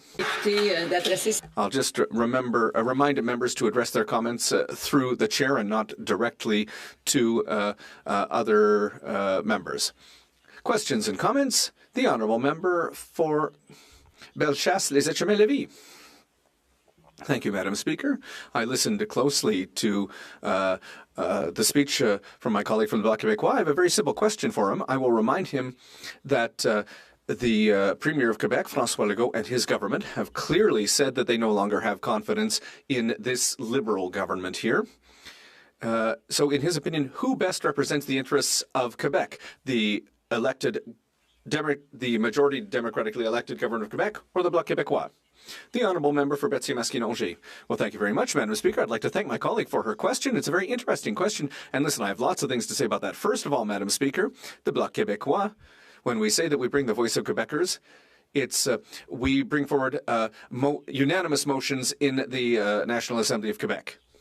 But that's not the case here, Madam Speaker. And talking about the government of Quebec and respect for the government of Quebec, I'd like, I hope that my colleague will make a speech later to answer this, but I'd like to know what she thinks as a member from Quebec who who helped put in place the carbon pricing system that's in place for Quebec with California, now wants to destroy carbon pricing in the rest of Canada, which is going to disadvantage Quebec. So maybe she'll be able to think about that this evening, and she'll understand why we were separatist at the time together. The Honourable Parliamentary Secretary to the Minister of Agriculture and Agri-Food. Thank you. Thank you very much, Madam Speaker, and I'd like to thank my colleague for his speech. He's a person that I respect a great deal. I have the pleasure of working with him on the Agriculture Committee, and I certainly supported Bill C-282. The government supported it. I know very well that the Leader of the Opposition has, and his political party has twice we know that one of the parties across the way has tried to abolish supply management. We know that the opposition House Leader has previously said that Brexit was cool. So I hope the member will help me understand the Conservatives' policy games that affect farmers, particularly with 234. Well, listen, I'd like to thank my colleague for his question and for his cooperation. And, this is something that I find very troubling, Madam Speaker. I know that you're asking us to not descend to personal attacks to talk about policy, but I'm talking about, to the Grain Producers of Canada right now. And, what they're saying is the Conservatives need to move forward on Bill C-232. I hope the Conservative members will call them and they'll explain why we need this. If we accept the amendments, there'll be force of law. There'll be the exemption right now. So call them. Questions and comments? The Honourable Member for Timmins James Bay. Madam Speaker, the Conservatives prefer to exploit the politics of division. This morning, I would rather celebrate the good work that's done by Canadians. And to that end, I would like to offer my congratulations to the Franco-Ontarian community in Timmins, a proud, dynamic, and vital community. And particularly, I would like to offer congratulations for the opening of the new cultural centre in Timmins. I hope that my colleagues will share their support for that very important project for the Francophone community. The Honourable Member for Berthier-Masquinongé, 1 minute to answer. Well, thank you, Madam Speaker. Listen, it's not really on topic, but obviously the Bloc Québécois defends the French language. first of all, the interests of Quebec, but if we can help the rest of Canada, we're certainly happy to do that as well. Question, l'honorable. Time for a brief question. The honourable member for Manicouagan. Thank you, Madam Speaker. I appreciate that my colleague spoke about the Bloc Québécois by reminding Canadians that we are the voice of all Quebecers and of the consensus positions of the National Assembly. And so in that same spirit, there's an opposition colleague from Chicoutimi-Le-Fjord who's reminded me that it wasn't... what he thought about the recent the recent election. The honourable member for Berthier-Masquinongé. Well, I think it's unfortunate to hear things like this because, there are regions where we're less popular, that's normal, but we work for everyone and we always try to convince everyone. And we're very happy of the progress that we've made in Montreal in the recent by-election. And our member is already working and people in his riding are going to see what's the difference between the Bloc Québécois and an absent minister. And I think they're going to re-elect him. I'm very confident of that. Resuming debate, the honourable member for Saint-Jean. Thank you very much, Madam Speaker. It's always a pleasure to rise in the House and to follow my colleague from Berthier-Masquinongé, who I have a great deal of respect for. I'm going to start by reminding the House of what's happened since we've returned to the House this fall, because when we explain what's going on, it helps to understand why we might be voting for or against X, Y, or Z motion, which might be presented by, among others, the Conservatives. I think that there are people who need to understand this, and so we'll take the time to do that. When we came back this fall, in our pre-sessional caucus meeting, the Bloc had already decided that, for the first time in 2.5 years, give or take, the Bloc would have the opportunity to benefit from what should have been the norm over the last 2.5 years. And that is to say, a government that is truly a minority government. It was elected as such by the population, but it was able to play the role of a majority government with the support of the NDP. So for the last 2.5 years, the parliament we've seen didn't really reflect the will of the population. So after the surprise ripping up of the agreement by the NDP leader, now we're back in what should have been the normal situation. We have a minority parliament where the government has to negotiate with different parties, and the Bloc Québécois now holds the balance of power, or some of the balance of power that it didn't have over the last couple of years. Certainly that didn't prevent us from making gains. The role of opposition parties, whether there's a minority or a majority government, the goal is to move forward. And there were definitely some bills we were able to move forward, and I'll talk about that a little bit later. But we said, listen, now we have the balance of power. We have a window of opportunity here that we haven't seen in recent years, and we're not going to lose that window of opportunity at the first opportunity. So we said, what are we going to do with this window of opportunity? We're going to make gains. We're going to make gains for Quebec. And in certain cases, maybe those gains for Quebec will be beneficial for all Canadians as well. And if that's the case, well, so much the better. At the Bloc Québécois, we're not above that, for sure. And so it's in that context that we presented yesterday some specific clear goals for gains that we want to make for Quebec, but also a timeline, because we've said that unlike the NDP, which had its hands tied for 2.5 years, we have no intention of saying, listen, we're going to blindly support the government until, fall 2025. No. We're not going to be uselessly patient for too long and let the government do whatever it wants for no reason. So we have two main demands: support for seniors and support for supply management. And our window of opportunity to accomplish those demands is the end of October. And that's reasonable for both cases. It's reasonable on the content, the policy content, because the two bills, C3 and 19 from my colleague from Shepherd, and the bill from my colleague from Montcalm, among others, are bills that have already moved forward in the House. They're bills for which there's already, relatively speaking, a consensus and in some cases, a very strong majority consensus. For C-280, 282, the bill is already in the Senate, and what we're asking now is for the government to work to ensure that there's no filibustering in the Senate so that this bill can move to a point where it becomes irreversible, as our leader said earlier, that it receives royal assent. Same thing for seniors. The bill is at committee. It passed second reading, and at committee, the report received unanimous support from all parties. So there shouldn't be too many problems with moving forward. And this is something that's absolutely essential. It's something that we've been working on for a long time. And this unanimity, if there's unanimous support, there's a reason for that. What this represents for seniors is increased purchasing power, whatever their age, over 65.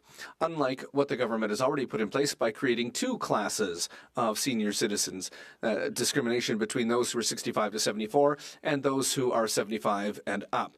And yesterday was interesting because, we saw some statistics come out on the needs of seniors.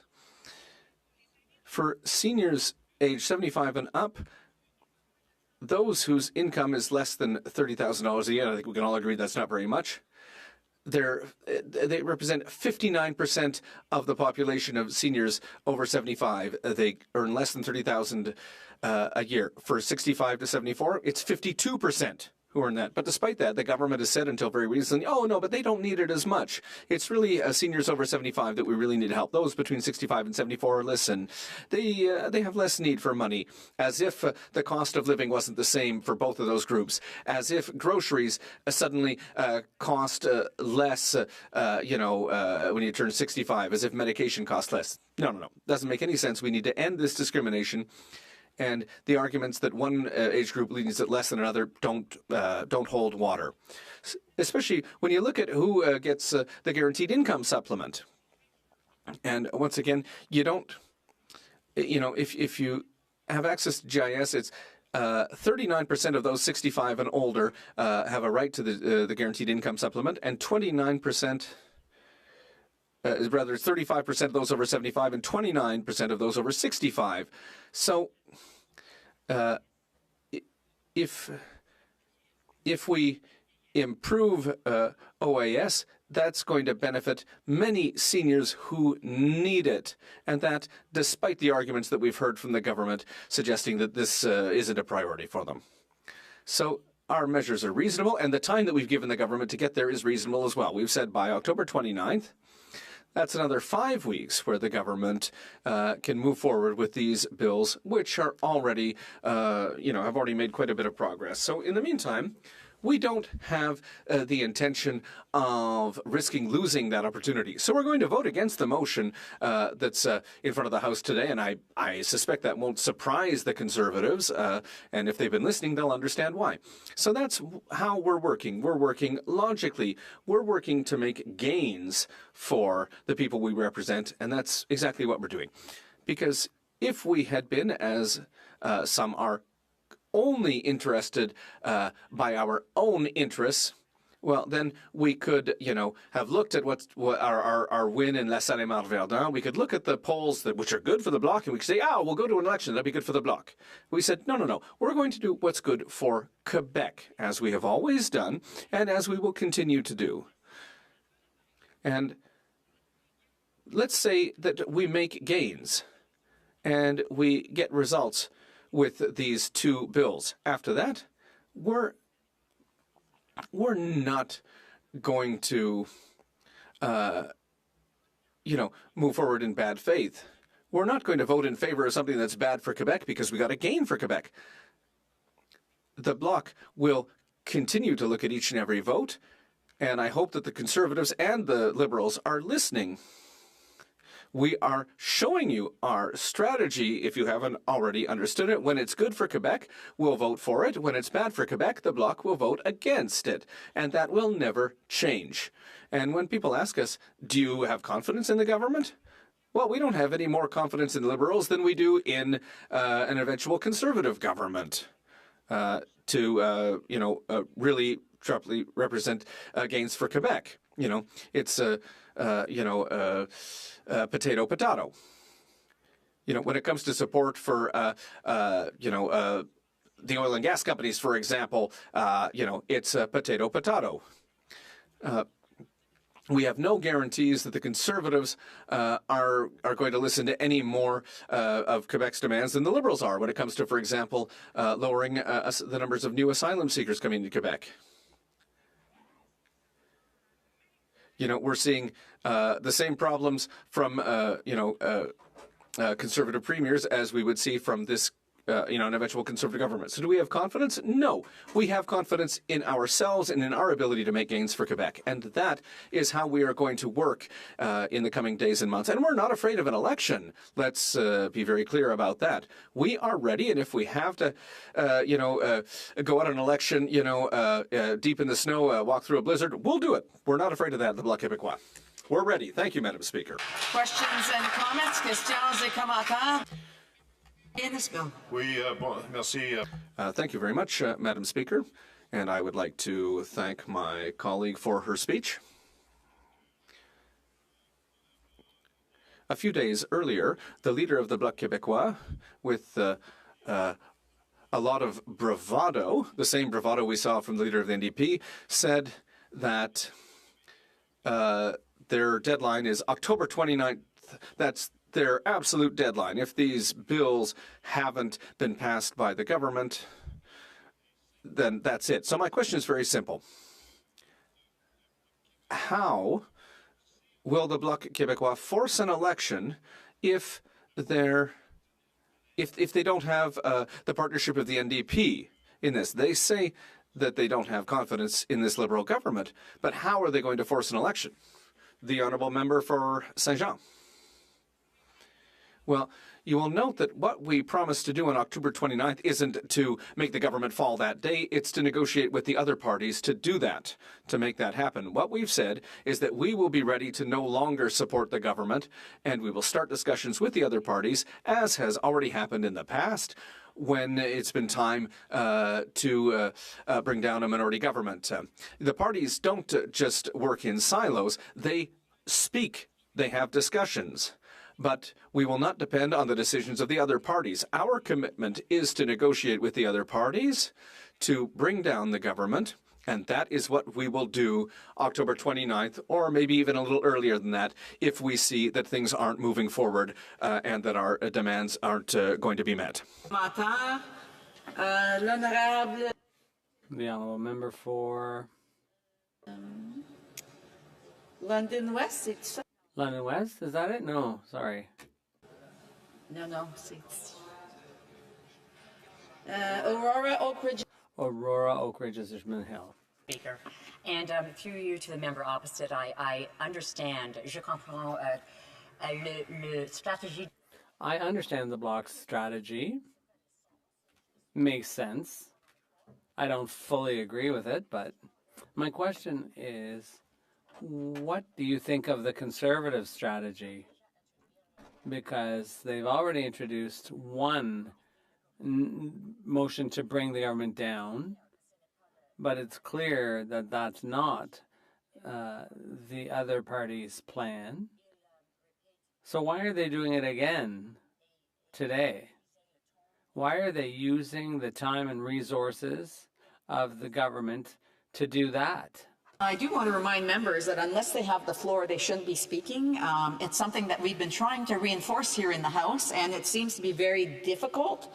So I just want to remind members not to do that. If they wish to have the floor, then they should try to be recognized. The honourable member for Saint-Jean. Thank you, Madam Speaker.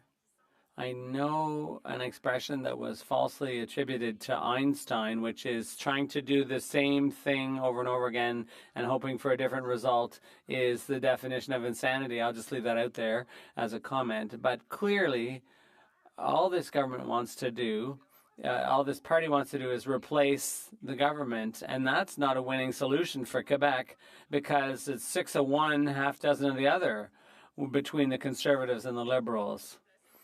And the idea of the Bloc bringing the government down, well, it's the Premier of Quebec who's floated this idea, and not everyone in Quebec agrees with him. So we, for the Bloc, are here to make sure that Quebec gains. But meanwhile, we'd like to hear what the Conservatives' platform is, because I'm going to leave time for another question, a brief question. The Honourable Member for Strathcona, Edmonton Strathcona. Colleague for her speech today in the House, because despite the ridiculous motions that the Conservatives keep bringing forward over and over and again, she's taken this moment to speak about issues that are important to Canadians, and she spoke about seniors and the support that we want to be giving to seniors. You know, New Democrats, like the Bloc, have been calling for a very long time for the Liberal government to fix the problems where they were not providing the same support with OAS to seniors from 65 to 74. You know, I think for me, I listened to the Liberals talk about how they had made a promise to fix OAS, but then when it came down to it, they skipped the 65 to 74, which is super unfair, and of course it doesn't cost seniors less in that age category. Could she explain why the Liberal government has made this choice? Or, you know, I did ask for a brief question, and that wasn't quite brief, but I will ask for a brief response. Then I have. The Honourable Member for Saint Jean. Thank you. I don't know why the Liberals decided to try to justify that unfairness, but the numbers speak for themselves. Indeed, you're no less poor in one age group than another, and I'd like to thank my colleague and her party for their support to Bill C-319, and that will be part of the discussions we'll be having around October 29th if things haven't moved forward. Honour Member for Edmonton Strathcona. Thank you very much, Madam Speaker, and it is a pleasure for me that I get to split my time today with the incredible member from Timmins James Bay. The shy and withdrawn member. You know, I'm going to say, here we are again in the House of Commons debating the Conservatives' ridiculous motions that they bring forward time and time again. And I have to say, for all of those Canadians who are struggling right now, all of those Canadians who are struggling to put food on the table, who are struggling to pay for their rent or buy their first home, folks that are struggling in our country, what it must feel like to them to see the gamesmanship and the ridiculousness and the absolute baffling behavior of the Conservative Party. You know, on Tuesday, we did a debate just like this, and we voted, every single member of this House, except the Conservative Party, voted in non-confidence in the official member of the opposition, the leader of the official opposition. You know, we're doing it again. I guess we'll just keep doing it because they seem to have no ideas, no suggestions, no ways to bring forward policy and help for Canadians. What they want to do is have bumper stickers and slogans, and they want to waste our time in the House when we really should be debating important legislation that could help Canadians right now. And I also want to point something out. They are deeply unserious, and they are misleading Canadians. They are a danger, and I don't say this lightly, they are a danger to our democracy. They won't speak with media. I don't know if everybody knows, but they have currently said they won't speak to the CBC, but now they won't speak to the CTV. Clearly not recognizing that media plays an important role in any democracy, because media is allowed to ask questions of the opposition, questions that they clearly don't want to answer. So they would rather do, you know, their YouTube videos and their 30-second slots that they don't actually have to answer any difficult questions about. Like, what is your actual policy? Like, do you believe in climate change? Like, are you homophobic? Like, are you anti-women? Will you take away women's rights to reproductive health? They don't want to answer those questions. Even though, you know, the member for Peace River Westlock comes to this House and talks about the fact that he would take away the rights for gay marriage, that he would take away the rights for women.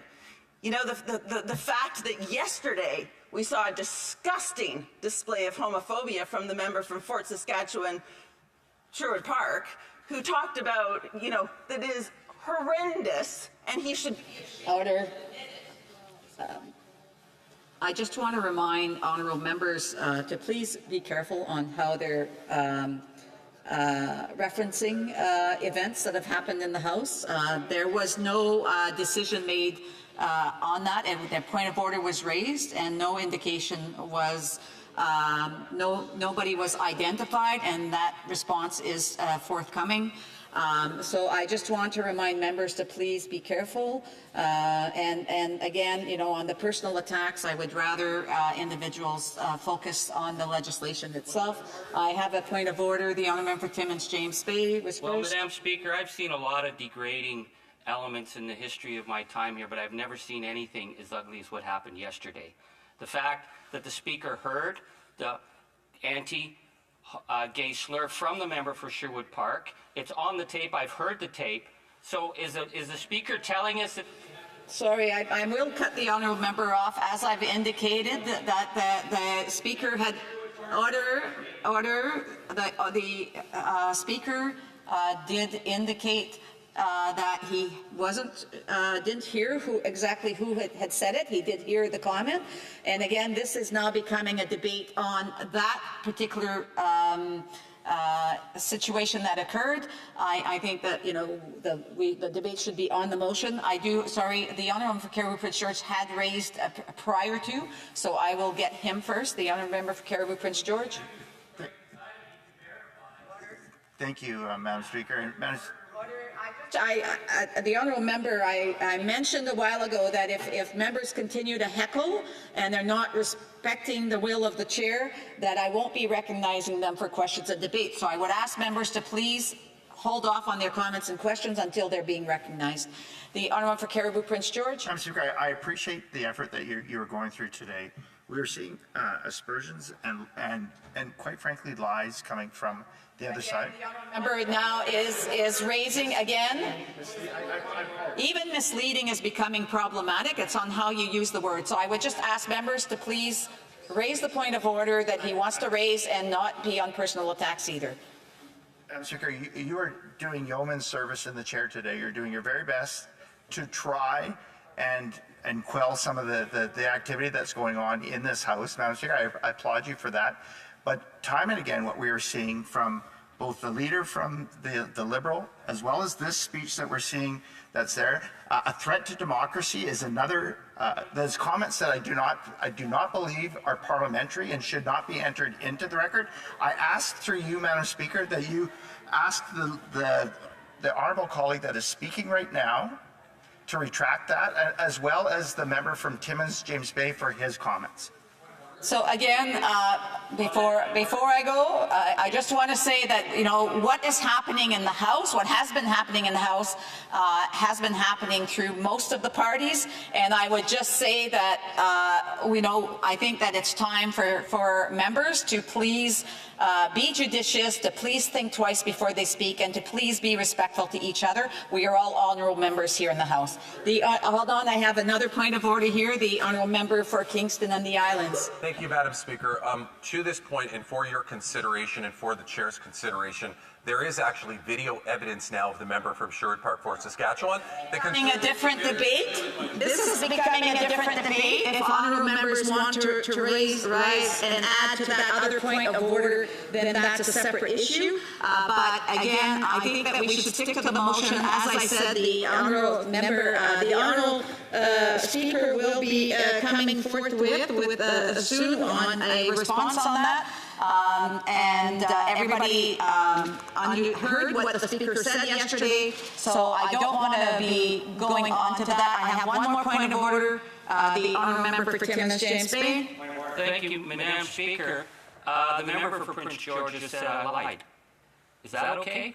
Or will you ask him to retract that? I actually did hear the tape, so I know what was said, and he sat beside the person who said it. So are you going to ask him to retract the word lie? Okay. I will get back to that in a minute. The honourable member for Edmonton Griesbach. Thank you very much, Madam Speaker. This is clear that when conservative members of this chamber say that members of the New Democratic Party are lying, when that member from Edmonton Strathcona simply stated a series of facts that took place yesterday, And I know those are facts because we all heard them in this chamber. We all heard what was said, and I appreciate, Madam Speaker, that the Speaker's office is now taking this into consideration. We're expecting a quick and judicious response to what is extreme cowardice from that side of the House that can't admit. So this is starting to snowball more and more, and as I've indicated to members that there is a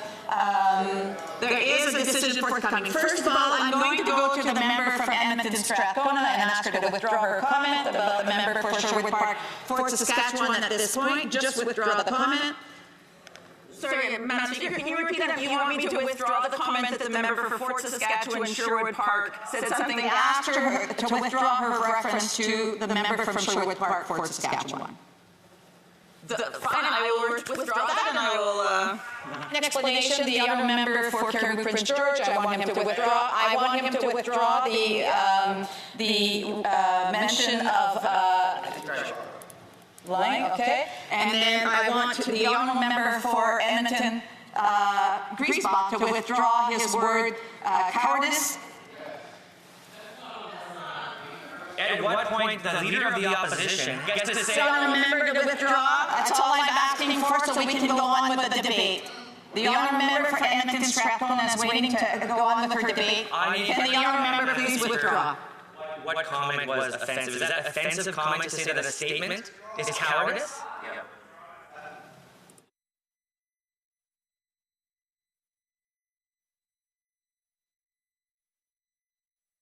Here. Just 1 second, please.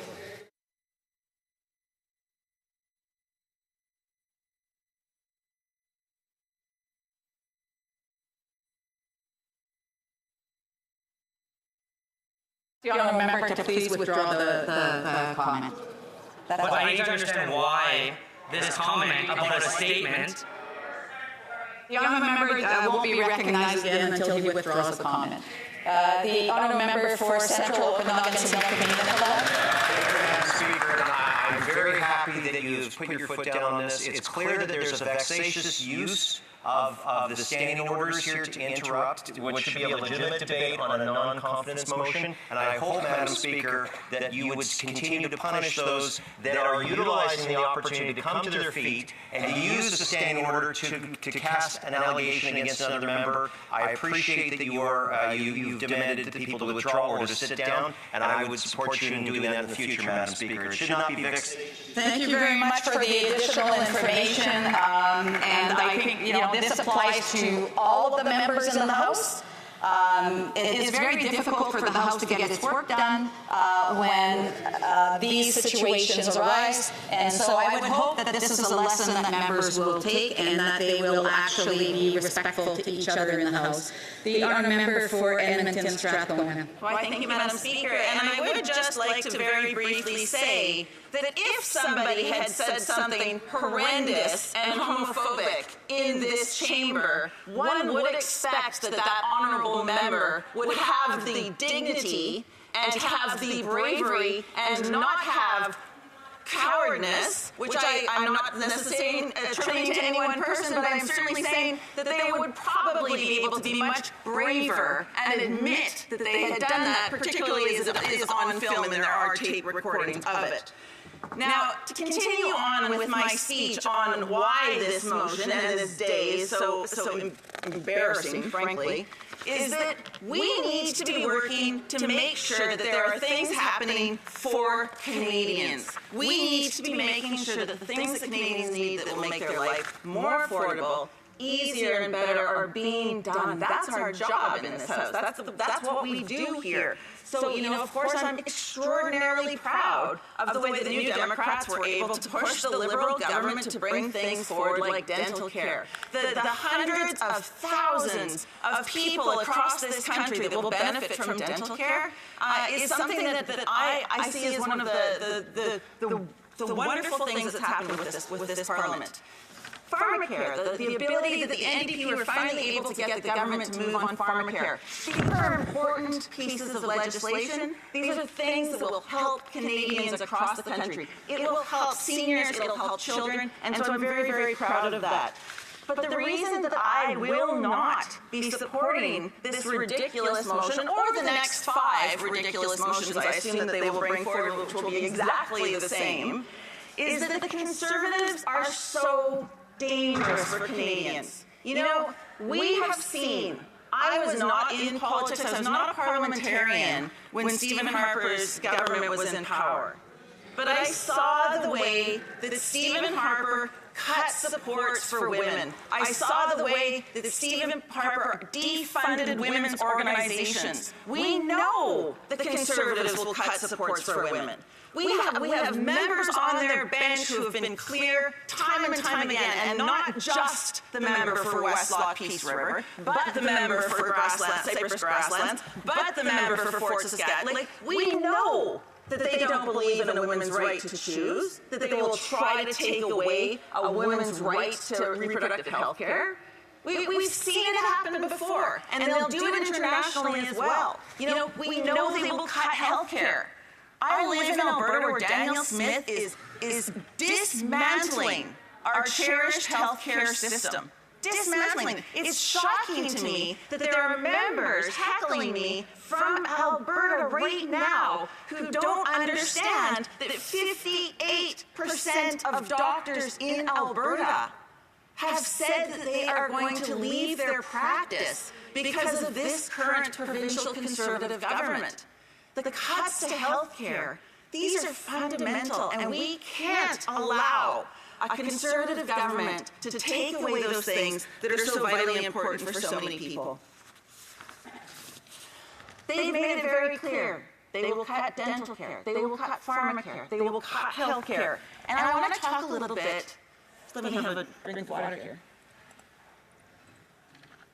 I want to talk a little bit about pensions. Because, you know, the CPP is the #1 rated pension in the world. In the world.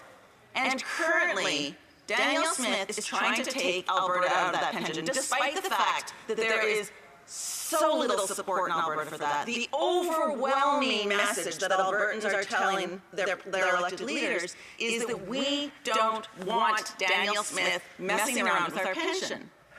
Well, you know, right now in this country, to protect our pension would require the government to implement a private member's bill that I have drafted, I have put on the order paper, I even sent it to the Deputy Prime Minister and said, it's yours. Copy our homework again. Just do it to protect pensions. Because what we're seeing is an attack on pensions. And if the Conservative Party comes in and becomes government, we know they'll do that. We know they'll cut the pensions that our seniors depend upon. And don't get me wrong, the Liberals have failed to live up to their obligations to seniors.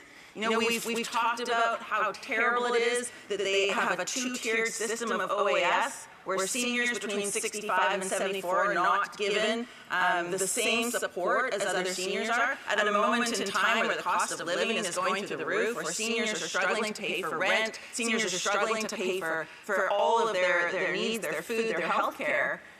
Somehow, in some magical universe, the Liberals believe that seniors 65 to 74 pay some sort of a less for that. You know, they made a promise to Canadians that they would fix that, and fixing it half the way is exactly why Canadians are tired of the Liberal government. You know, it's one thing to say something, it's another thing to halfway do it. So frankly, these are some of the concerns that I have. I'm also the foreign affairs critic, and I want to say as well, when I think of the Conservatives, I'm deeply worried about their support, their waning support for Ukraine. You know, at this moment in time, Ukraine needs all of us to be working together to support them. And what we have seen by some members of the Conservative Party is that they're willing to turn their back on our ally. You know, that could be because of the Russian misinformation that we know is happening, where there has been some conservative social media people that have been clearly identified as being in the pocket of Putin and the Russian Federation. Frankly, I know many of those things have been shared by some of the members of the Conservative Party. I worry about some of the things that we've seen and heard from the member for St. Albert. You know, he says that he accidentally seems to end up in front of Nazi flags. He accidentally ends up at dinners with people who are assaulting the members of my party. He accidentally ends up having conversations with an awful lot of people. It seems strange that no one else accidentally has those things happen to them. So today, Sorry, the honourable member has 1 minute, but I do have a point of order. The honourable Caribou Prince George. You clearly set out rules of this House and tried to enforce it earlier on. You had this member withdraw a previous comment. Now she has just put into record that members of this caucus are in the pocket of Putin, the Russian president. That is completely false, Madam Speaker. I ask for you to get this member of Parliament to withdraw that comment. So I did not hear that comment directly. I was actually speaking to the clerk on another previous matter. I will take these points of order and come back to it, but for this particular point of order that the honourable member just raised, I will have to go back and listen to the answer to see and come back to the House if need be. The honourable member for Kingston and the Islands, if it's on that point of order, I just want... For your reflection on that. On that, I would like you to give this some serious consideration before making a ruling on this, Madam Speaker, because it is... I would. Okay, I will let the honourable member finish, but... And if you could, in that... He's adding to the point of order, I have a duty to listen to it. The honourable deputy in that consideration, if you could consider all sides of this in the fact that many members on the other side will use the word corrupt. Words like this are used, and although we're offended by the word corrupt, it's still been acceptable. So I would encourage you to consider all of this when weighing that. Whether it's the word corrupt or anything else, I do ask members to be very careful and maybe try not to use those words, because even if the word is used and acceptable in a certain way, sometimes it's the way that it is used and in the context, but no matter what, as soon as it brings out a reaction and causes disorder, it is really not acceptable. So I think that if members were to stop using those words, I think that we would be in a better place today, and our House here would be more functional. The honourable member for Timmins James Bay. Speaker, I just want to clarify, because you said the word can be used, but if it gets a reaction, then it's unacceptable. So every time the Conservatives shout us down, the Speaker says it's unacceptable.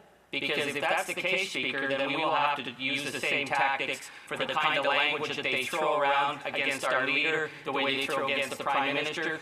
So, Speaker, you need to be very clear. If it's because Conservatives get upset that we have to withdraw, then you need to make that clear, because we will understand that that's the way this House operates, and we will operate accordingly. I appreciate these points of order. Everything is being taken into consideration. There is much discussion being had with that. I know that the Speaker's office is also working very closely with the Speaker and all of the Speakers. And so I would just ask your cooperation to follow the rules of the House and to please ensure that so that we can continue our debates in a healthy fashion. The honourable member for Edmonton Strathcona has 1 minute to finish up. Thank you very much, Madam Speaker. And I will finish today by just saying that New Democrats come to Ottawa to get help for our constituents, to get help for Canadians. That's the job that we do. I'm proud of our team and what we've been able to get for workers, for seniors, for people living with disabilities, for children in this country. We'll continue to come every day trying to make the lives of our constituents and all Canadians better. We'll continue to do that fight.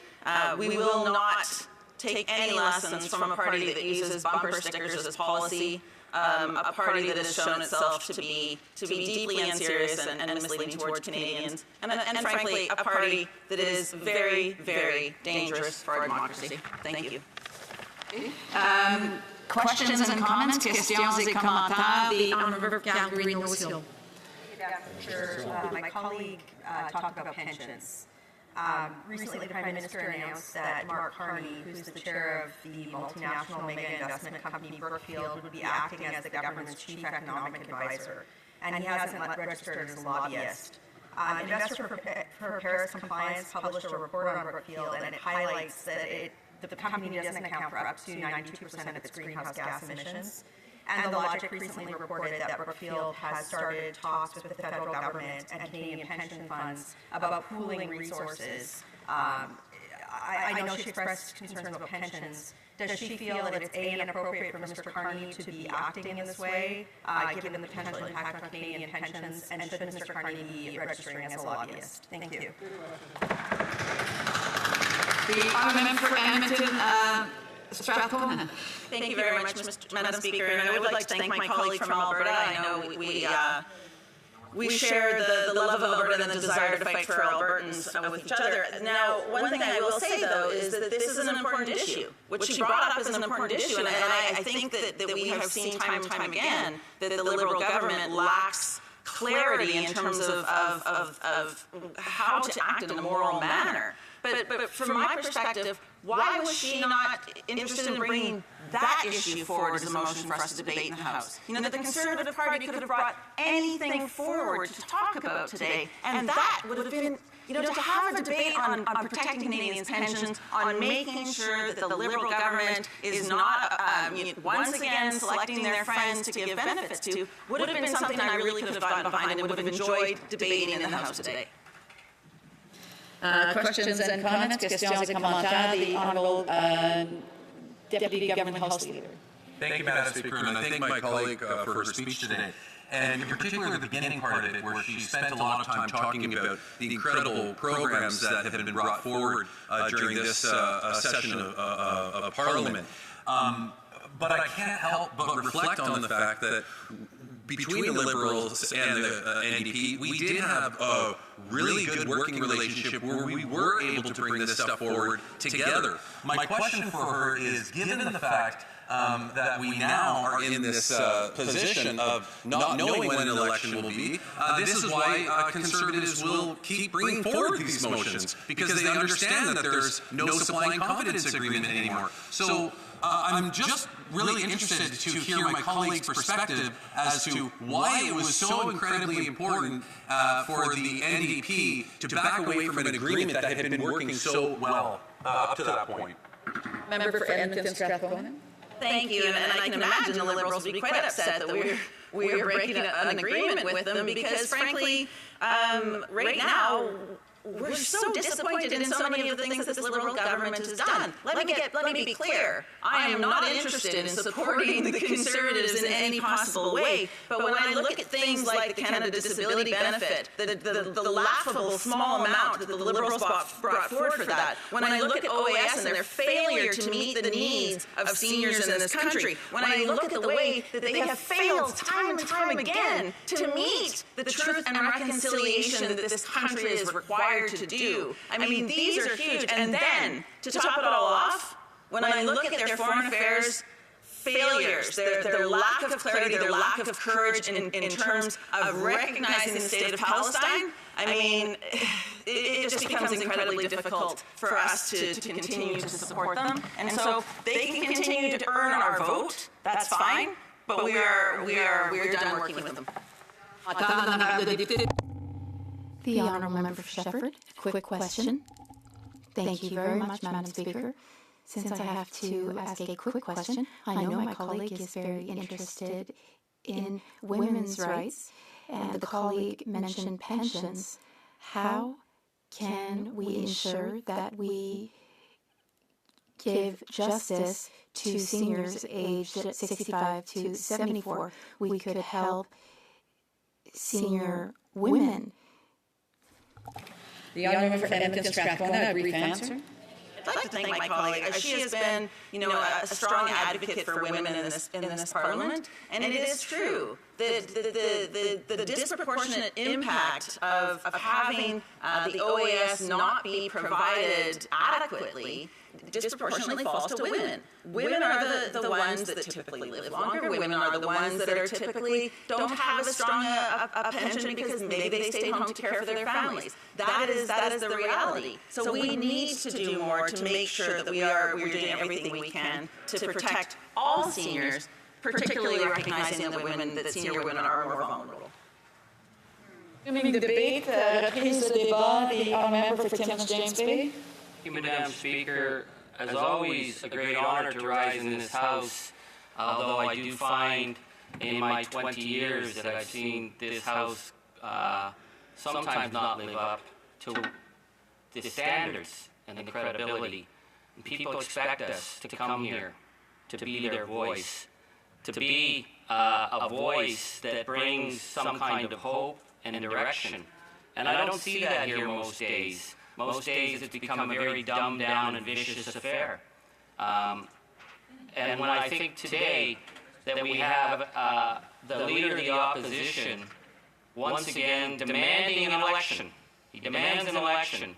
We haven't seen really much from him, except he wants the election right now. Yesterday he wanted an election right then, and the House stood up and voted non-confidence in him, because there is no trust in the Conservative leader. And this is because, Madam Speaker, we have such serious issues facing us as a nation and as a planet. And the leader of the opposition is not a serious leader for dealing with it. We could be here talking this morning about the homeless crisis. It is a devastating crisis. And we know that the Liberals have failed multiple times on their housing plans. But the leader of the opposition, who lives very well in a 19-room mansion at Stornoway with his own private chef, what is his plan? He attacks the municipalities. He ridicules our mayors. When he comes to Northern Ontario, he doesn't bother to meet with any of the frontline people who are trying to solve the housing crisis. He says he's going to go after them and call them gatekeepers. That's not a plan. That's a slogan.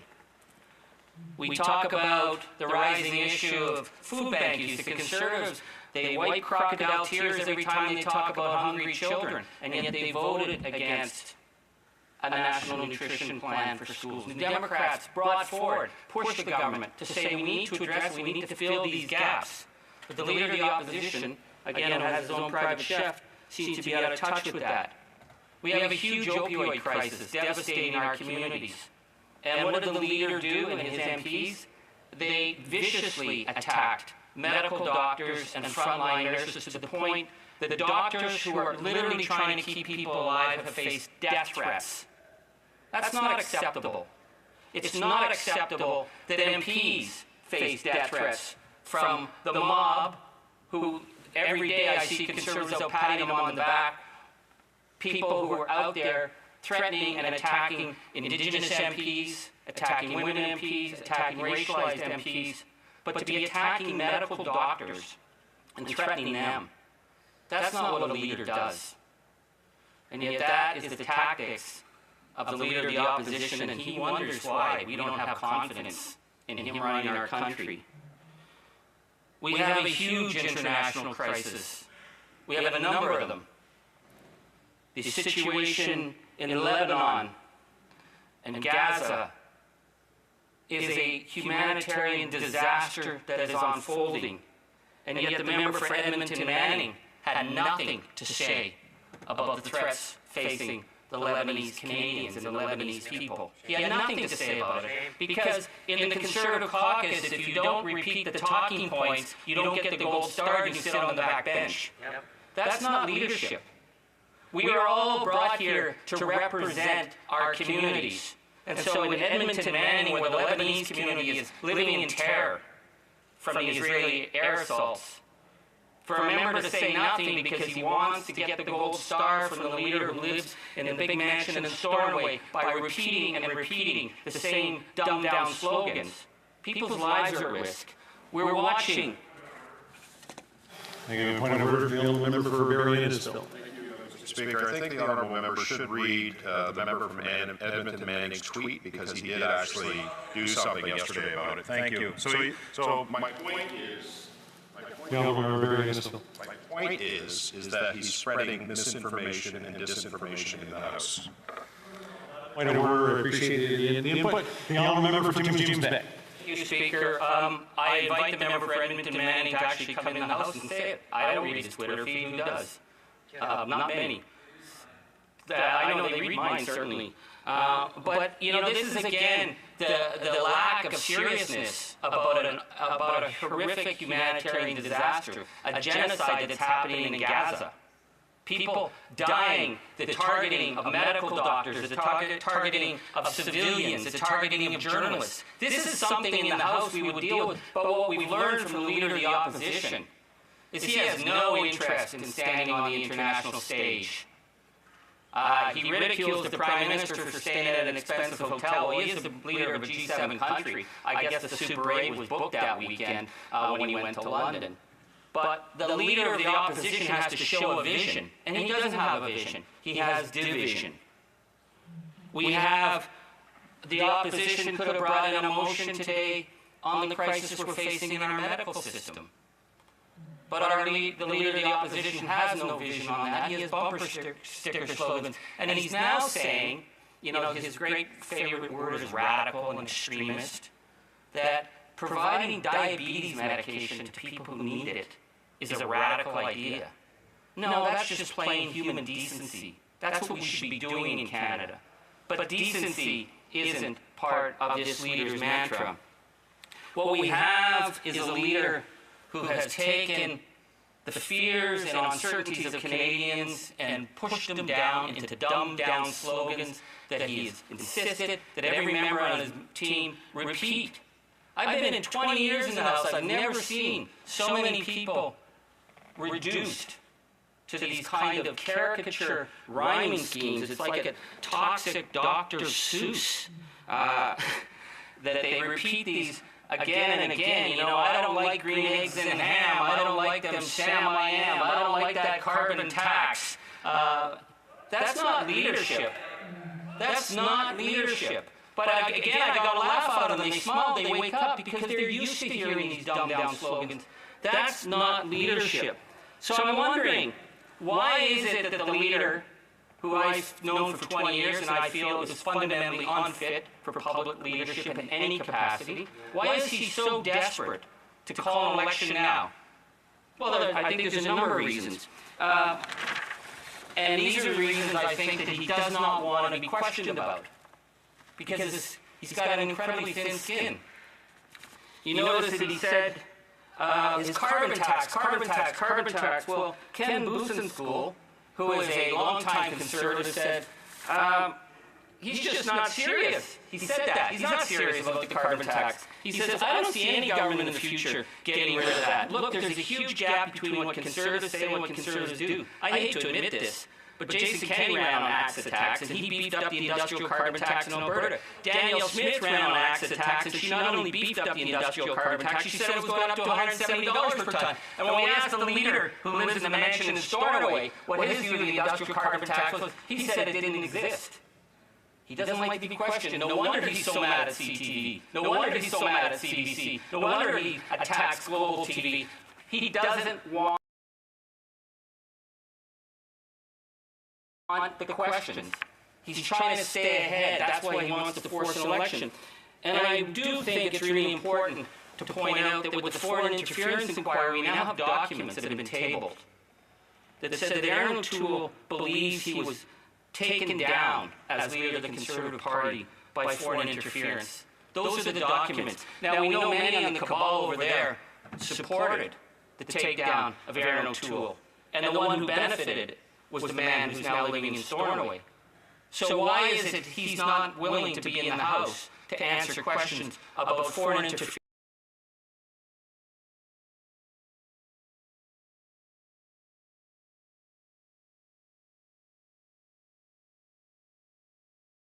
Down to Florida to vow that he would end the rights of women to make choices on their body, while we see down in the United States women dying in parking lots, bleeding to death internally from not being able to get a proper abortion. This is what the member for Cypress Hills Grassland would say. We know the member for Sherwood Park, Fort Saskatchewan, who brought on the Canadian dime a legislator from Uganda who called for the death penalty for gay people.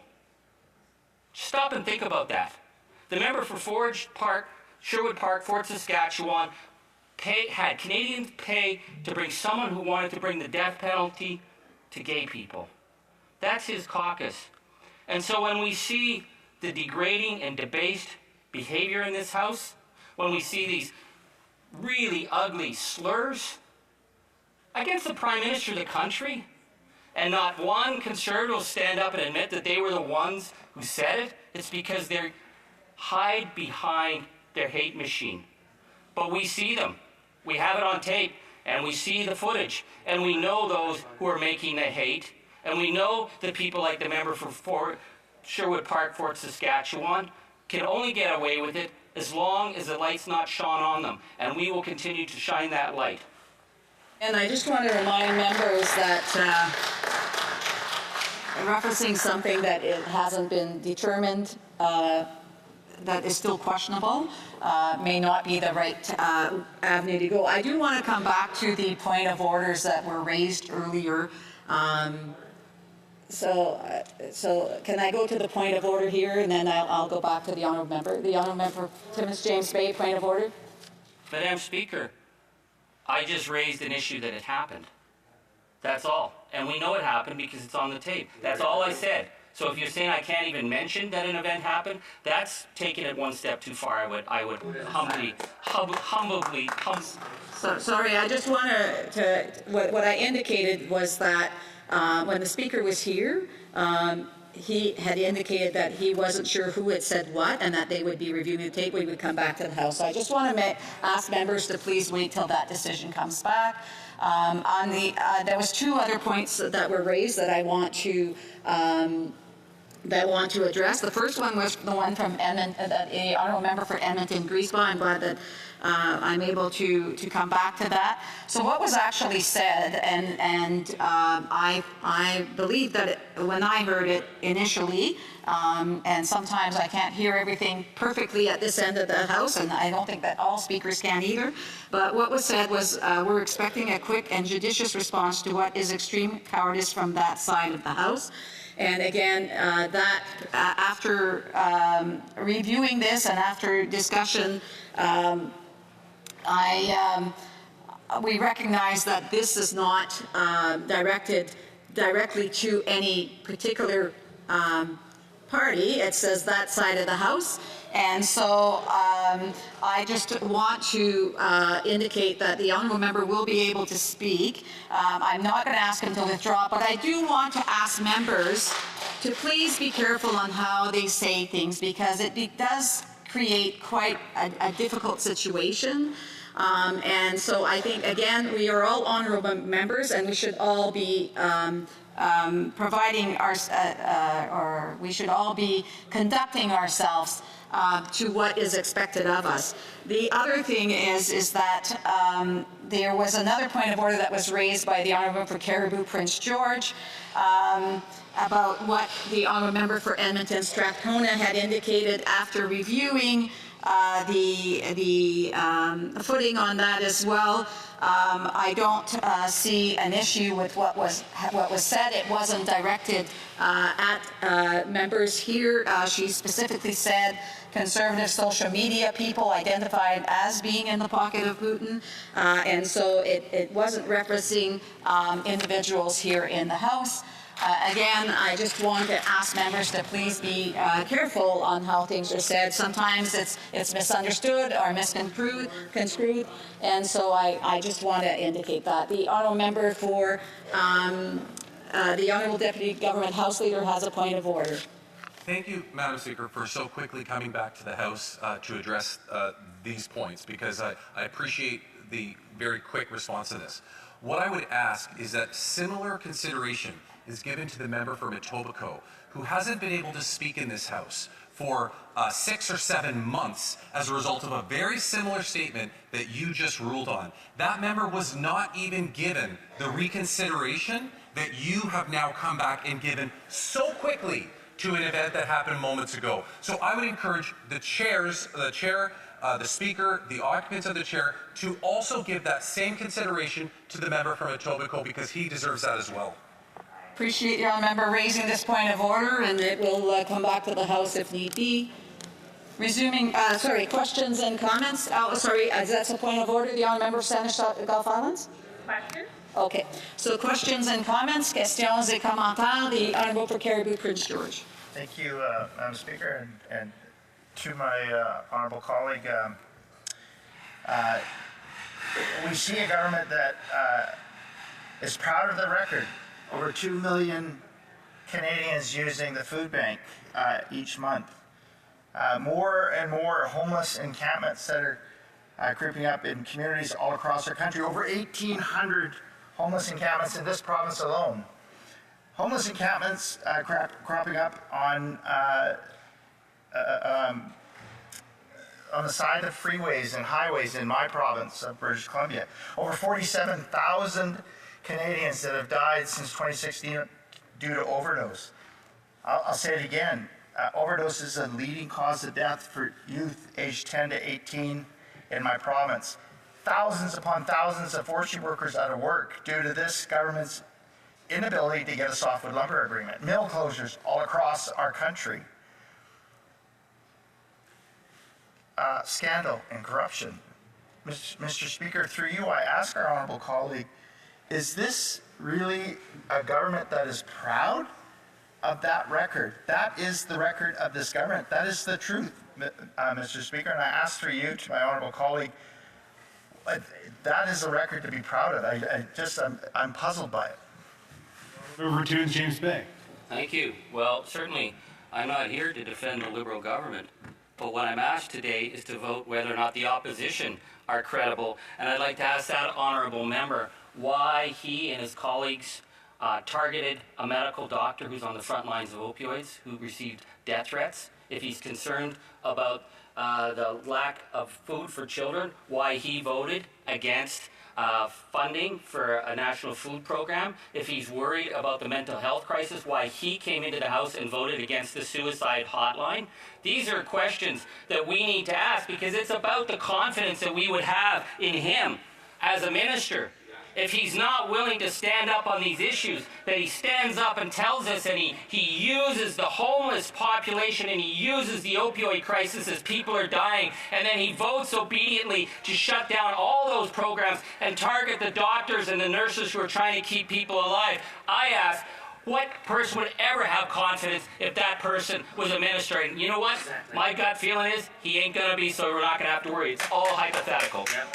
Questions and comments? The honourable for Saanich Gulf Islands. Mr. Speaker, and honourable friend for Thunder Bay, I'm very grateful for his participation in this House, and I know I'm not the only one who's going to miss him because he's chosen not to run for re-election. But what I want to ask is, his speech started to really kind of try to drill down on why is it that the official opposition wants an election now. As a British Columbian, I sent out an email far and wide and asked constituents, how do you think I should vote on the non-confidence motion? Now, of course, all of my constituents are in a provincial election right now. I didn't get a single person, which is unusual, saying, please vote with the Conservatives. I don't have a lot of constituents who want our current Prime Minister to stay on, but I do have a lot of constituents who think, what? We're having an election right now.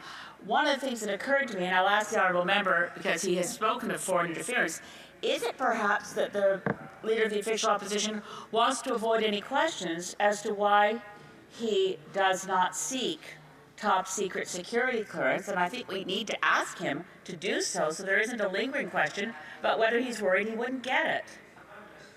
The honourable member for Timmins James Bay. Thank you, Mr. Speaker, and I want to thank my honourable colleague, the leader of the Greens, and I appreciate that she's going to miss me. I know the people who are going to miss me the most are the Conservatives, because they're not used to anyone telling the truth. I mean, in their caucus, they get fed slogans, so they appreciate someone who can actually talk about facts. So to speak facts, I would like to respond that we have the only leader in the history of this country who either cannot or will not get security clearance. What does that say about confidence of being a national or international leader when he came in the middle of the night and voted against Ukraine, when he voted against support for the Canadian military mission to Ukraine, when he stood up and voted against Ukrainian support, and yet we now know, according to documents that have been filed, that Aaron O'Toole, who I respected, believes he was taken down by foreign interference. And who did that benefit? It benefited that guy who's living in the 19-room mansion in Stornoway. He needs to answer that question. Why isn't he here to explain his role in taking down Aaron O'Toole? I ask him, stand up, stop hiding behind the desk. Reprise du débat, continuing. Resuming debate, the Honourable Member for Bellechasse des Etchemins-Lévis.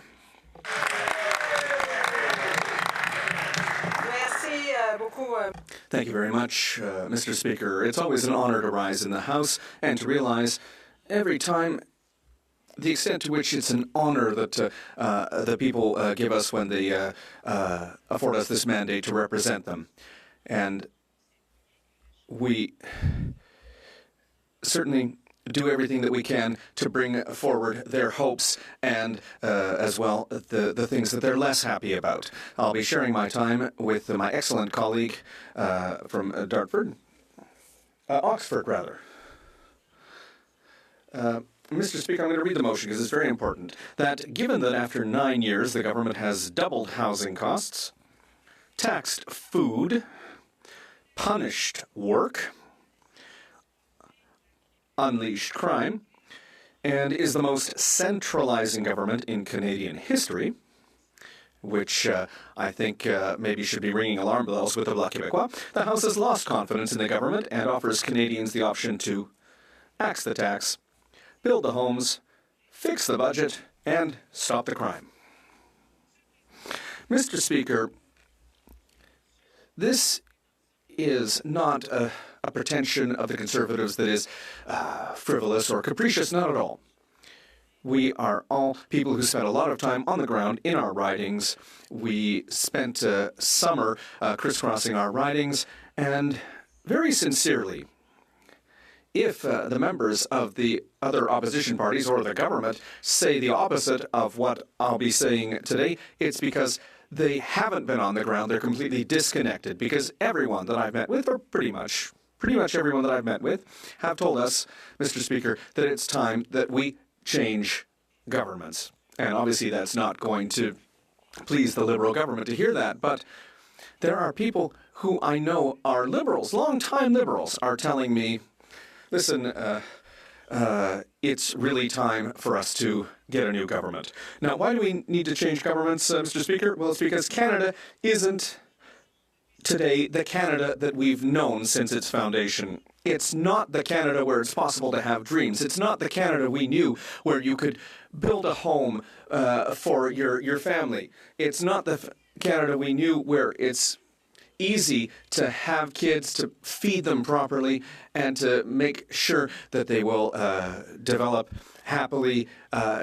It's not the Canada we've known for years and years before today. Is it normal, Mr. Speaker, that today that there are 2 million Canadians who are using food banks, Mr. Speaker? Is it normal that in a country as rich as Canada that there is so much homelessness, Mr. Speaker? How can we look at these facts and just close our eyes and say, oh, you know, the Conservatives are ridiculous with their motion here to bring down the government? Look, things have to change. It's been 9 years that things have been like this. And there's nothing that shows me that, nothing that tells me that keeping this government in power any longer is going to fix things. No chance. The leader has been hammering this home for months, the leader of the Conservatives. He's been putting into words the distress of Canadians and Quebecers. And unlike what various members of this House have suggested, we know what we want to do to fix the country when it comes to housing, and when it comes to getting our financial house in order. So, to illustrate this position and to make sure everyone understands why we have put this motion forward, I'm going to remind the House of some important elements which are going to bring home the reality that we're facing. Let's talk about the budget, Mr. Speaker. They increased the number of public servants by 40% since they've come to power. That's 100,000 more people on the government's payroll. Do you remember last year, Mr. Speaker, what was going on at Service Canada offices when people needed to get services, when they needed to get passports? There were lineups out the door. People were camping outside of Service Canada centres. And, you know, I won't even talk about all the delays in immigration. It's incredible. Debt has gone up so much that it has doubled since this government's been in power. And the cost of servicing the debt is now unprecedented. It costs more to service the debt than we pay for health care in this country. It's incredible, Mr. Speaker. Inflation, everybody knows, everybody sees it, everybody lives it every day. Inflation is at a level that we haven't seen in 40 years. The OCDE, which is, you know, obviously a serious organization, Mr. Speaker, has said the following: we expect economic growth in Canada should be the worst of all member countries over the next not the next 3 years, but the next 3 decades, Mr. Speaker. And the Prime Minister, the Liberal Prime Minister, I know I can't say his name, has just by himself added more debt to this country than all other previous prime ministers in the history of the country. And do I need to remind this House that since 2015, in 9 years, the Liberal government has not tabled a single balanced budget. There is not a father or a mother in this country that would ever dare to manage their family's finances in such an irresponsible way. We are responsible. We have power over public finances, over taxpayers' money.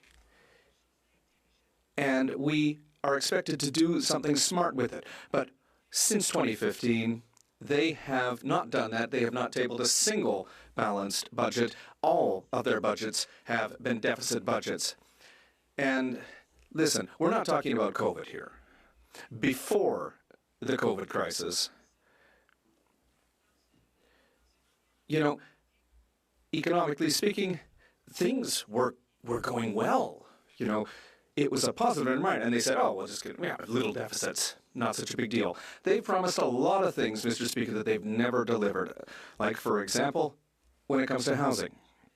Housing, Mr. Speaker, do you know how many new homes we're going to need by 2030 to meet the needs that we have in Canada right now?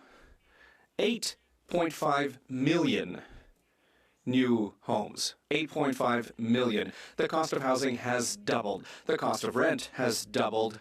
Mortgages have doubled. Young people can't afford to build or to buy a home.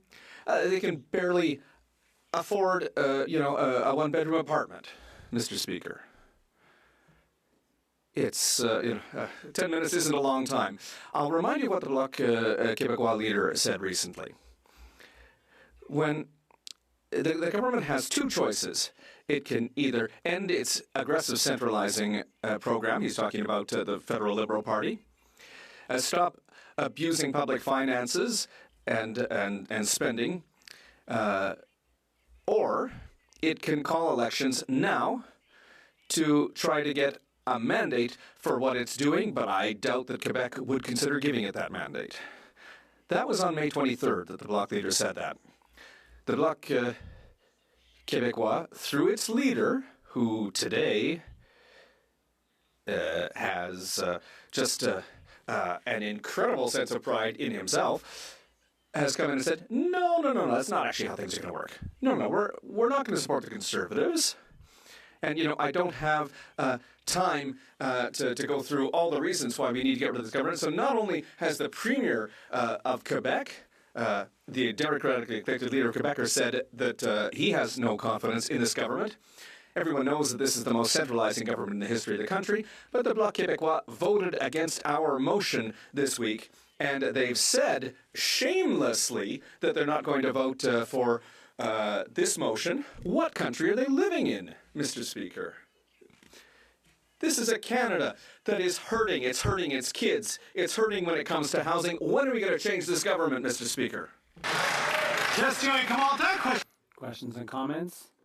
Thank you, Mr. Speaker. I heard the member speak quite a bit about criticizing this government for its deficit budgets and implied that Conservatives could fix that. I'm wondering if she could inform this House as to how many balanced budgets Brian Mulroney and Stephen Harper brought in and tabled in this House. Because if she doesn't know, I can answer for her. It was a grand total between both Prime Ministers of 16 years, three balanced budgets. 2 were actually on the heels of Paul Martin's surplus, and the other one, the one that they call balanced in 2015, was done on the back of veterans and selling shares of GM at bargain prices. I'm wondering if the member can inform this House as to how many other balanced budgets she remembers Conservatives introducing here. That's a good question. The honourable member for Bellechasse-les-Échemins-Lévis. There's an expression in Quebec that says, if I were in their position, I wouldn't act like that. So if I were like them, I wouldn't stand up. If I was in their shoes, I wouldn't stand up and ask questions about ability to manage Canada's budget. I just wouldn't do it. They're incompetent. They're incompetent. Quebecers in my riding, people are saying, we need to bring this government down. We can't take them anymore. People have no more money in their pockets, and what we're proposing is to put money in their pockets and stop the waste, the $21 billion given to consultancy firms, the money that's spent for no more service. That's what people are sick and tired of, Mr. Speaker. And very soon, we're going to change government. Questions and comments? The honourable member for Pierre Boucher, les Patriotes Verchères. Thank you, Mr. Speaker. The member for Bellechasse-les-Échemins-Lévis seems really hopping mad right now. It's as if the Bloc was in power or something, but perhaps what she's mad about is that we have a little bit of power and we're trying with the balance of power to make gains for Quebec. What I found strange about her speech was she talked about housing, and she also said they would be less centralizing than the Liberals. But just taking housing as the example, which seems to be so important all of a sudden to them, even though they never invested in it, she mentioned that it was a priority. And their leader said so too. He even said it was a priority, but that he was going to replace the mayors by doing their job for them. So for a mayor, for a leader who's not centralizing, I wonder how he reconciles that with the idea that he's going to push aside municipal mayors and do their job for them. The honourable member for Bellechasse. Well, they also, if I were them, I wouldn't be acting like that. When the Premier of Quebec said he doesn't have confidence in the federal government, they act like they don't hear it. So they're a bit nervous about that because they're nervous about what's going to happen with the Quebec Premier. So they're propping this government up until they're a little less nervous. I think I remember our leader had an asymmetrical deal with Quebec, was respectful of Quebec, was respectful of Quebec's jurisdiction and history. Thank you. The question really today is a confidence vote and whether the Leader of the Opposition should be trusted. And I'd like to ask my honourable colleague, it's a question of values, Quebec values, Canadian values. I'd like to ask her how she feels that one of her colleagues used taxpayers' money to bring a legislator to Canada to testify, a legislator that called for the death penalty for gay people in Uganda.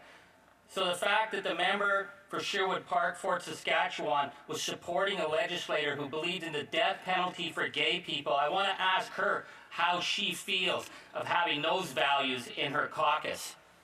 The honourable member for Bellechasse-les-Etchemins. I'm not going to walk into that trap, Mr. Speaker.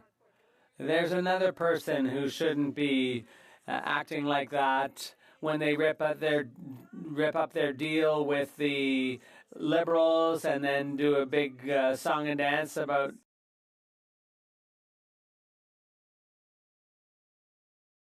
it.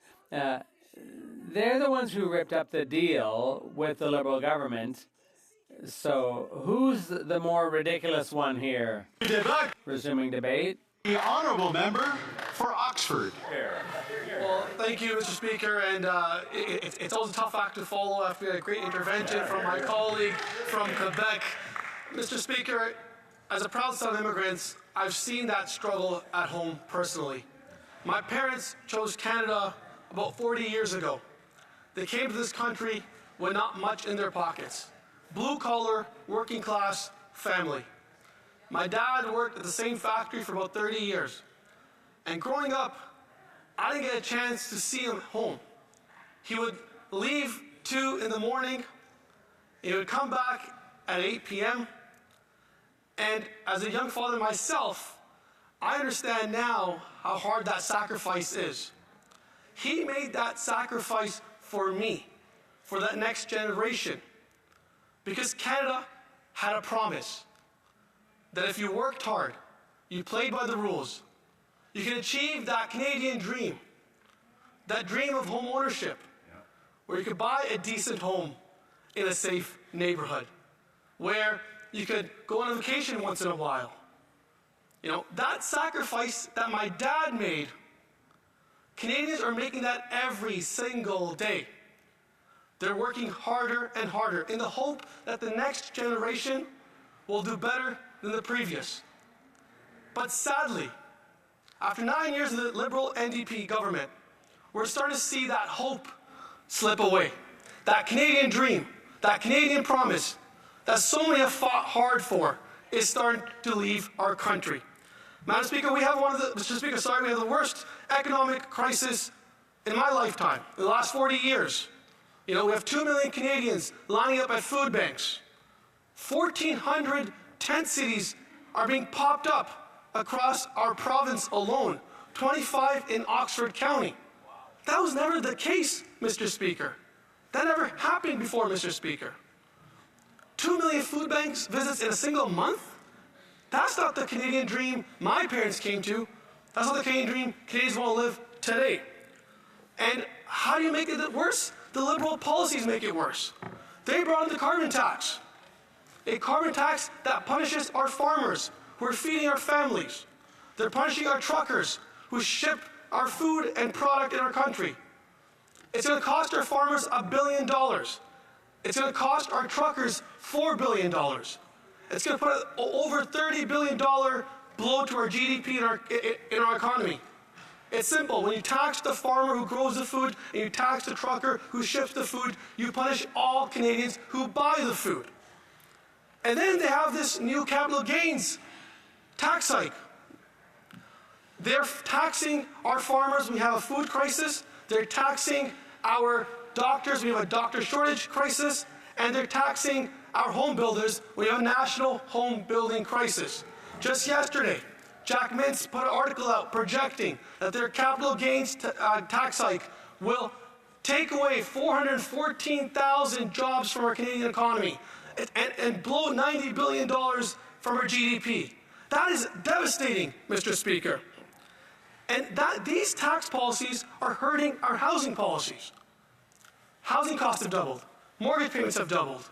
Rent has doubled. The amount needed for a down payment has doubled. More and more young Canadians, that next generation I spoke about, are now being forced not to buy homes. They're staying with their parents in their basements. That dream of home ownership is starting to fade away. In 2022, we built fewer homes than we did in 1972, and we had half the population. Their plan is not working. And if you manage to buy a home or rent a home, look at the neighborhoods of what's happening in our streets. There's crime, chaos, drugs, and disorder right across our communities. After 9 years of Liberal NDP government, we are seeing a 50% increase in crime, in violent crime. Extortions are up. Auto theft is up. In Oxford, in Woodstock, a safe neighborhood, a family neighborhood with lots of parks, lots of children. A few weeks ago, we had a drive-by shooting at a home there. We've never seen that before. We're seeing 47,000 Canadians die from opiate drug overdoses since they have taken power of our country. They have unleashed a wave of crime, chaos, and drugs in our streets. Instead of investing in treatment and bringing your loved ones home drug-free, they're supporting radical drug policies that are giving government-funded meth, crack, and other drugs in vending machines to the public. That is not the Canadian dream that my parents came to this country for, Mr. Speaker. And the sad thing is this. We have been seeing this every single day now. The NDP partners a few days... Well, I have a point of order from the Honourable Deputy House Leader. I don't think we have quorum in the House right now, Mr. Speaker. Let's start the count.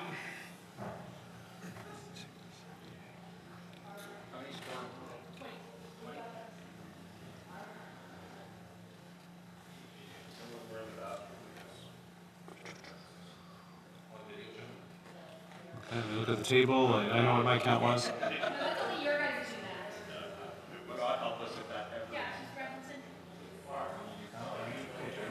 Count 20.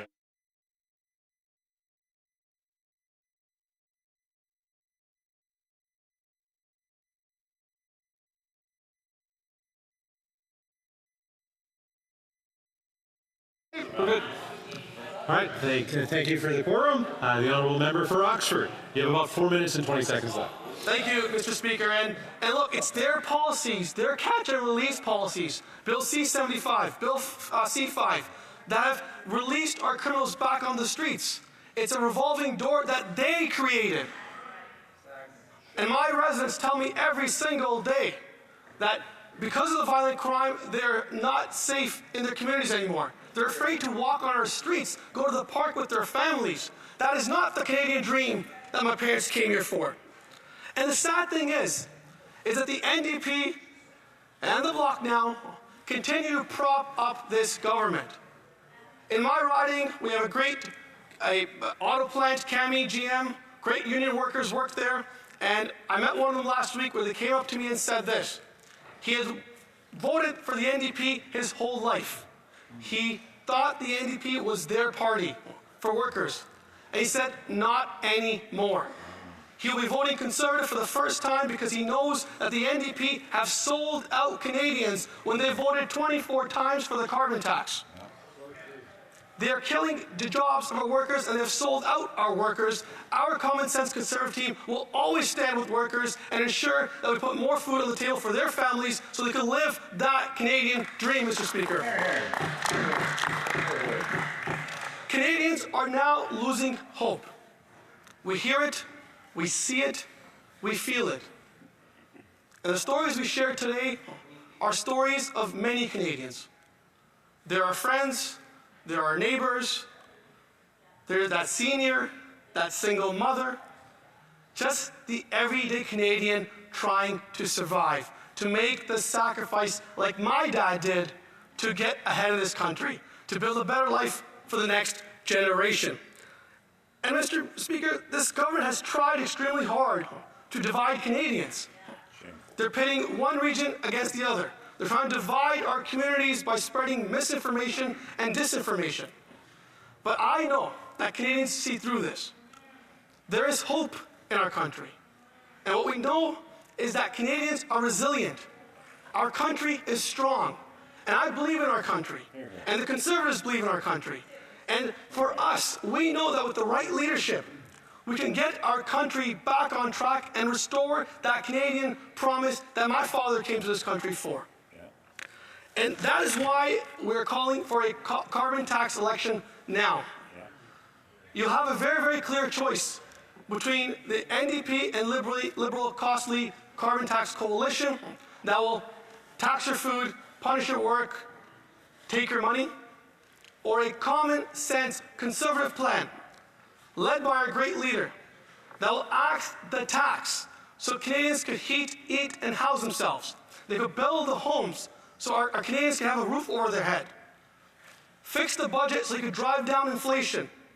And stop the crime so our families can live in safe neighborhoods. A government that will stand with our farmers who feed our families.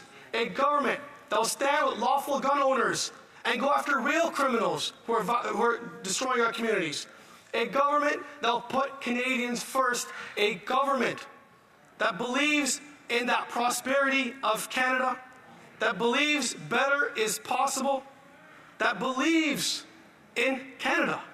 And for 9 years, we have not seen that. But Canadians will have a choice, and I call on all parties to call an election. What are they afraid of? Let Canadians decide. That is democracy. And every single day, we will do our job, hold this government accountable. Unlike the other parties have sold out their parties and their base, we will fight for Canadians every single day. Thank you, Mr. Speaker. Questions and comments? The Honourable Deputy House Leader. Thank you, Mr. Speaker, and I thank the member for his speech today. In particular, talking about his parents coming to Canada to look for better opportunities. And I think that that's the story of many people in Canada, myself included. My mother's from Italy, my father's from Holland. They immigrated here. I'm a little older than him, I imagine, so they immigrated here about 55 years ago. And they, generations that come here, people that grow up here, shape our country. And my mother became a relatively new immigrant, became part of the feminist movement in the late 70s and 80s that fought for women's reproductive rights. My wife gets to benefit from that work that my mother and her generation did fighting for those rights. But now we see members of the Conservative Party who are literally trying to roll back those rights. We see them going to rallies on Parliament Hill that are pro-life rallies. Does he not agree that working and moving backwards is not beneficial for our country, our society, or the people that have helped shape it to this point? The Honourable Member for Oxford. Mr. Speaker, they have broken that Canadian dream for newcomers. They've created 99 problems and they haven't been able to fix a single one. They are pretending to be firefighters when they're the ones that are causing the fires, Mr. Speaker. They're the ones in charge for the last 9 years. That newcomer dream that you spoke about is gone because of your party. And so for us, when they're doing all these photo ops and they're announcing these big promises and we're getting nothing in return, who does it hurt the most? Who does the carbon tax hurt the most? Newcomers, new Canadians. It's this government that's responsible for breaking that Canadian dream. Questions and comments? The Honourable Member for Edmonton, Griesbach.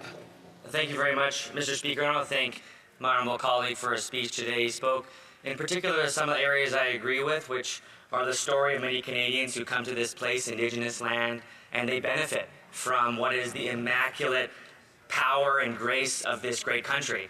But so often, the people of the original Stuarts are misunderstood.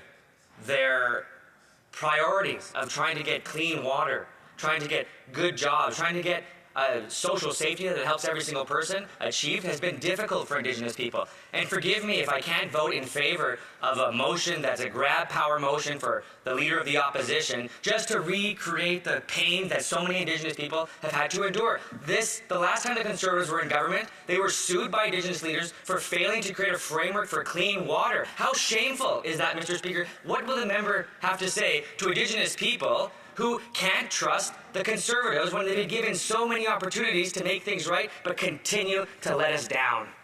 The Honourable Member for Oxford. Thank you, Mr. Speaker, and I appreciate the question. On this side of the House, we will work to be partners with the Indigenous peoples to make sure that they feel heard loud and clear, but I understand why they don't want to go to election. Just like Canadians, the NDP is broke as well. They have no money in the party. And just a few months away, I can see the leader salivating for his pension. It's coming up. Just 6 more months. 6 more months, he will get his pension. So they're going to hold on. They could do all the drama they want. They could do all the, we are ripping up the agreement, we're going to fight for Canadians. But yesterday, they propped him up again. Unbelievable. So if they have these concerns, fight for Canadians. Be the voice of opposition that you're here to do. The member spoke about this, that his job, he said his job is to fight for Canadians and be a voice. Well, you're missing from action. Yeah, that's true. That's true.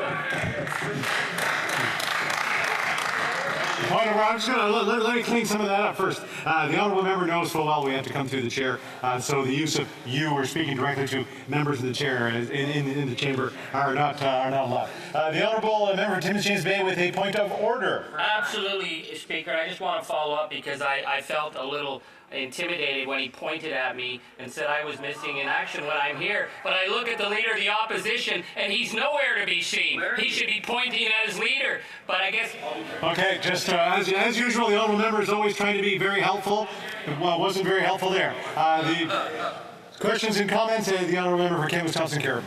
Mr. Speaker, it's always a pleasure to rise on behalf of the people from Kamloops Thompson Caribou. Before I begin, I just want to recognize a Paralympian in my riding, Greg Stewart, who won golds. I want to commend him on that, and I want to wish him all the best with his fiancée Taylor in their upcoming wedding this weekend. All the best to Greg and Taylor, and congratulations on both fronts.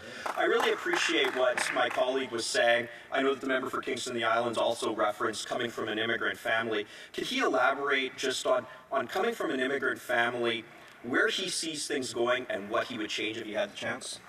30 seconds or so, the honourable member for Thank you for Oxford. that, my honourable colleague, and obviously congratulations to all Paralympians that are competing today, representing our great country on that international stage. And I understand we share a very similar story with our parents making the sacrifice so that we have a better life. The policies of this government have hurt them the most.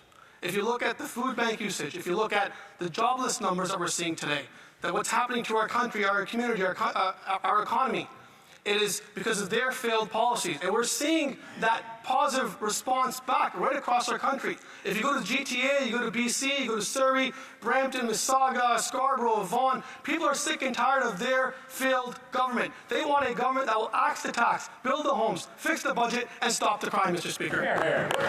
Resuming debate, the honourable member for Vaughan Woodbridge. Thank you, Mr. Speaker. It's great to rise this afternoon in this most honourable house and see many of my colleagues here today fighting and debating for their constituents. Mr. Speaker, earlier this week I had the chance to rise and speak about a similar type motion presented by the official opposition party. And let me simply start by saying this. Canada is the best country in the world. And I repeat this. Canada is the best country in the world, in my humble opinion. Mr. Speaker, as I continue on with that statement, Canada is the best country in the world, and I'm so delighted to be raising 3 daughters in the city of Vaughan and going to be fighting for them day in, day out. Mr. Speaker, I will be splitting my time with the most honourable member from Kingston and the Islands, my dear colleague and friend. He had mentioned earlier on, the honourable mentioned earlier on, that his mother came from Italy some 50-odd years ago. My parents, of course, came, one via Australia first, then to Canada. And my mother directly through Pier 21 and it was a fascinating story, took the train from Halifax all the way to Prince Rupert, from one end of the country to another, and brought us to a promised land. And Canada chose us. Canada chose my parents, and I'm so happy that Canada did and gave us this opportunity. But Mr. Speaker, Canada is the best country in the world, not by accident. Yes, work in progress, but Canada is the best country in the world because we do what's right. We take care of the most vulnerable citizens. We allow those who wish to create wealth, generate jobs to do so. We are blessed with bountiful natural resources, bountiful human capital. Peace, order, and good governance is our mantra. And Mr. Speaker, we have delivered for Canadians. When I think of the Canada Child Benefit, a monthly tax-free benefit that goes to over 15,000 families in my riding. When I think of today, the Canada Dental Care Plan, 7,200 residents, majority of which are seniors, are now receiving affordable and accessible dental care plan, thanks to the Canadian Dental Care Plan in my riding of Vaughan Woodbridge. When I think of the early learning and national daycare plan, something that all economists, right, left, center, say is a great thing for female participation in the labor force, for affordability, a win for the economy, a win for families, a win for affordability. That's reducing costs. An average family in Ontario right now, which is seeing almost a 53% reduction in their childcare costs, is saving nearly $10,000 in after-tax savings. That's real money in the pockets of my residents. Mr. Speaker, the Canada Workers Benefit, something that we put in place that is helping lift literally hundreds of thousands of working Canadians out of poverty. The difference between being able to pay rent and affording groceries. We are helping Canadians. Yes, Canadians have gone through a lot, and I said this on Monday. Canadians, the residents of my riding, have gone through a lot. We went through COVID, a global pandemic. Our government was there with the CERB and the wage subsidy, rent subsidy. We helped businesses. We helped Canadians because it is the Canadian thing to do. On workers, and I know my honourable colleague mentioned this earlier on the opposite side, you know, when we first came into power, let's say as it is, we had to remove two of the most anti-union, anti-worker bills in Bill 525 and Bill 377. And we removed those bills because we support Canadian workers. We've never been a chameleon when it comes to that. We've always stood beside Canadian workers of all stripes, in all industries, and all careers, and we will.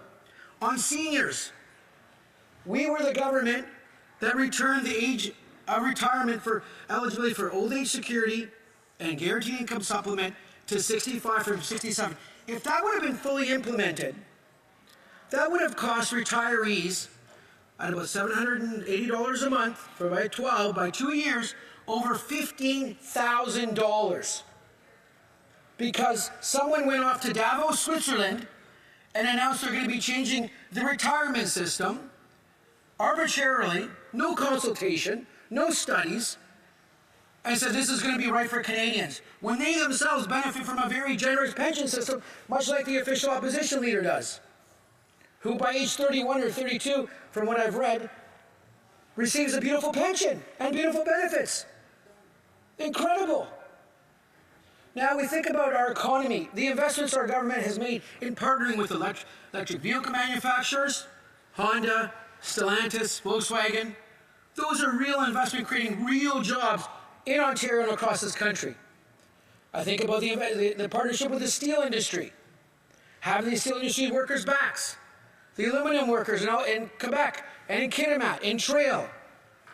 We have their backs and we always have had. We're not Johnny come lately to a party, like some of my honorable colleagues. I think of the investments in artificial intelligence, the things that are going, our support for Ukraine, undeniable. You don't flinch. You don't flinch and you don't stop when you're looking at a dictator and you're dealing with one, which we are.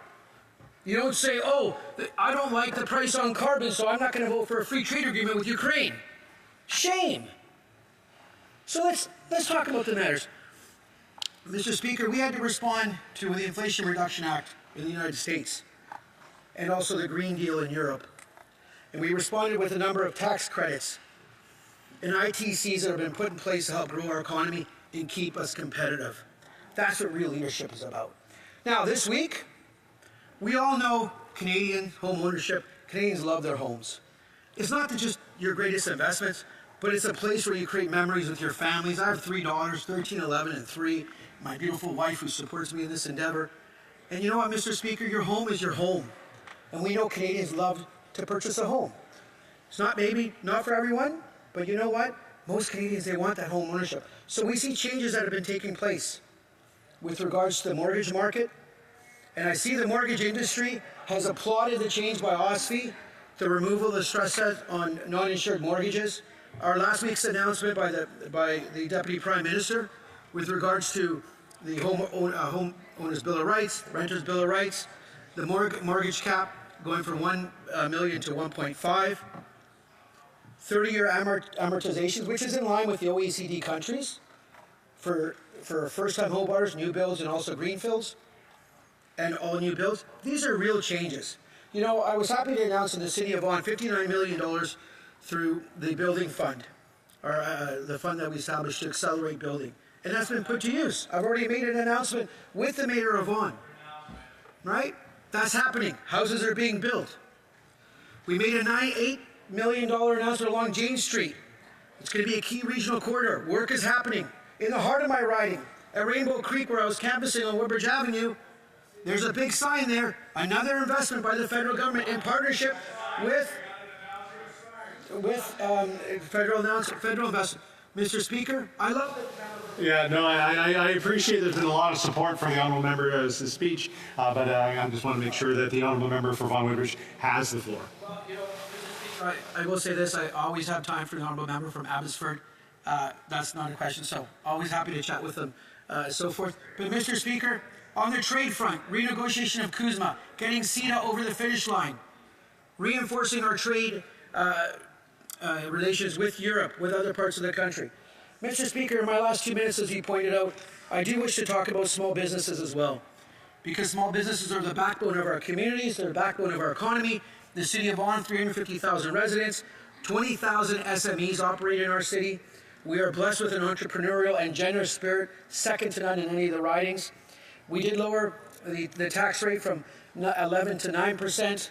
We also increased the investable capital where you qualify for the small business tax rate. That's generating hundreds of millions of dollars of tax savings.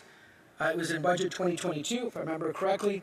And on October 19th coming forward, we will celebrate and we will mark again the lowering of credit card fees for small businesses. The first time we did it was $1 billion in savings for small businesses. We are helping small businesses grow. And Mr. Speaker, we had the backs of small businesses during the pandemic. We were there for them. And they went through a tough time. I know the restaurants in my riding, the small businesses, when they were shut down by the provincial government and the imposition of measures, you know what, but we were there for them, Mr. Speaker. In my concluding remarks, Mr. Speaker, I go back to my comments at the beginning. We live in a blessed country. And, you know, when we all attend, we're all of different faiths in this place, and we all attend church. And I have my favorite Psalms, 91, 35, and 36, that I say to myself on a daily basis. And we live in a beautiful country, in a blessed country. And my kids growing up, they and their friends, and I see the interactions, and there's an optimism, I think, because we've gone through a lot. COVID, the global pandemic, war in Ukraine, supply shocks, global inflation, which we hadn't seen for decades. But Mr. Speaker, our future is bright, and no one can take that away. I see you said time is up, Mr. Speaker, so I'll stop, and look forward to questions from our honourable colleagues. Questions and comments. Monsieur Commentaire, the honourable member for Barrie, Springwater, or Medante. Thank you, Speaker. And I'd just like to comment through you to the words we've just heard over the last 10 minutes that riding isn't all that far south of where I live in beautiful Barrie and Springwater or Medante. I'm hearing a much, much different message in my community, that people are struggling a lot. One of the things that's really going on these days in our area is homeless encampments. In fact, last night, the member opposite mentioned how it's a bright Canada. Well, it was brighter in Canada last night because there was another fire in another homeless encampment in Barrie last night. There's been so many that it's getting tough to report on them. That's what I'm hearing back home in my community, which is only about 40 minutes north of you. Are you not hearing the same issues in your community with homeless encampments and people are struggling and people want some change? I'm hearing all kinds of things, but let's see what the honourable member for Vaughan Woodbridge says. I wish to thank the honourable member from Barrie, Springwater, or Medante. I have much respect for the honourable member. The first thing I would like to say, Mr. Speaker, I hope no individuals were injured in that event that happened in the members' riding. My prayers for anyone that was injured, and obviously that should never happen in any riding or any city or any town in Canada. Mr. Speaker, Canadians, yes, they're asking us to do more and to assist them. Yes, we always need to listen to our constituents. I'm never an MP that said to tell Canadians what they're thinking. My first thing when I go knock on the door and I say, when I go up to a door to a constituent, I always say, I wonder what that family is going through. Do they have a loved one in a hospital? Are they going through a transition? How are they feeling? I never speak to a constituent, Mr. Speaker, and say, geez, everything is rosy and merry. What I say is, yes, we do live in the best country in the world, but it's a work in progress. But I'm here to listen to you. I'm here to listen to your concerns and be empathetic and be humble And yes, we put in a lot of measures to assist Canadians. We went through a tough time with global inflation. Absolutely. Things are and will be getting better, for sure. But Canada fundamentally is the best country in the world. Questions and comments. The honourable member, l'honourable député de Pierre Boucher, Patriote Verchères. The honourable member for Pierre Boucher des Patriotes Verchères. Thank you, Mr. Speaker. I have a comment about my Liberal colleague's speech on today's motion, which is very similar, this motion, to the previous Conservative opposition motion this week. I'd like to hear my colleague's stance on the Bloc Québécois' two asks. We thought that the Liberals would support our reasonable asks, for instance, increasing OAS for 65 to 74-year-olds and protecting supply management in free trade agreements. Does my colleague agree with these two asks? And if so, will he tell his government to vote for the Bloc? Through you, Mr. Speaker, je veux remercier mon collègue pour sa question. I thank my colleague for his question.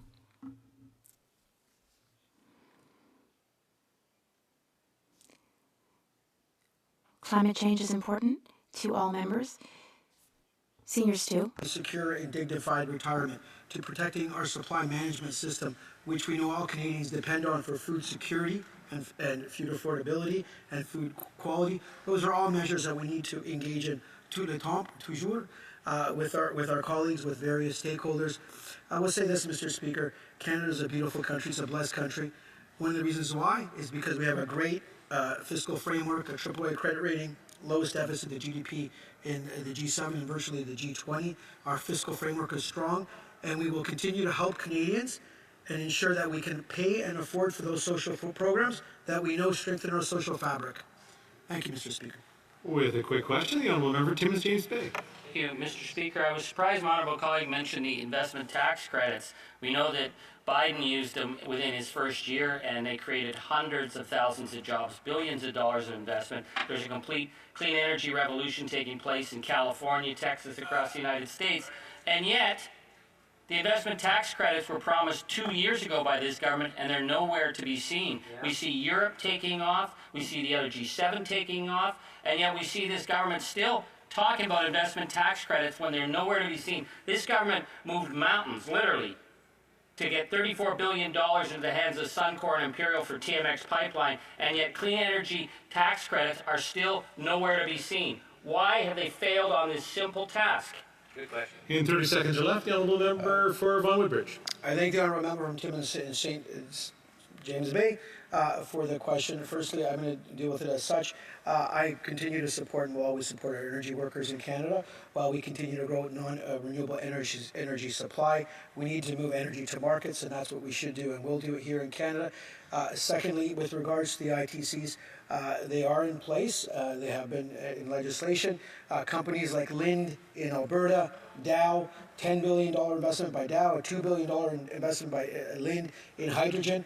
Mr. Speaker, I visited the first hydrogen facility here in Ontario, and it was remarkable to see the technological transformation that is and will be taking place within our transportation system here across this country. Canada is uniquely positioned for the green economy of today and the future. I'm excited. We are the best country in the world. Resuming debate, the honourable member for Kingston and the Islands. Thank you very much, Mr. Speaker. It is an honor to rise today to speak to this motion. I didn't have the opportunity to do that on Tuesday for a very similar motion, but I'm really glad to be able to do it today because I think that a lot of my comments will be the same. My speech today, I will focus definitely on the issue by which the Conservatives are requesting no confidence in the government, but then I would also like to talk a little bit about the NDP and where I see some hypocrisy, unfortunately, that's been coming out of our former colleagues in a supply and confidence agreement. Mr. Speaker, you know, Conservatives have set up this narrative. It's a narrative that is based on, I've heard it many times today already, on the price on pollution and trying to blame everything for that. And I know why they did it. It's easy to do it, and quite honestly, they've been effective at doing it. They're trying to sell to Canadians that the reason why we have higher inflation, and the reason why we have cost of living issues is the direct result of carbon tax.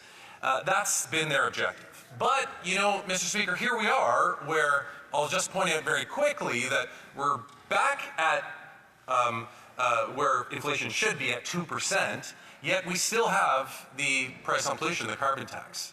And so that whole narrative, I think, has lost a lot of steam, in particular in the last few weeks and months since the inflation since inflation numbers have been coming down. But it doesn't stop the continual narrative. We heard it again this morning. I heard it from Conservative members. The reality is, Mr. Speaker, is that more people get back more than they pay. This is the way the system is set up. If you're in a backstop province, all the money is collected, and then it's equally distributed back to households based on the household size, and 8 out of 10 households in these backstop jurisdictions get back more than they pay. That's a given fact. But what's even more important is 94% of households that have an income of less than $50,000 a year, which for a whole household is not a lot, 94% of those households get back more than they pay. Again, this is just a fact.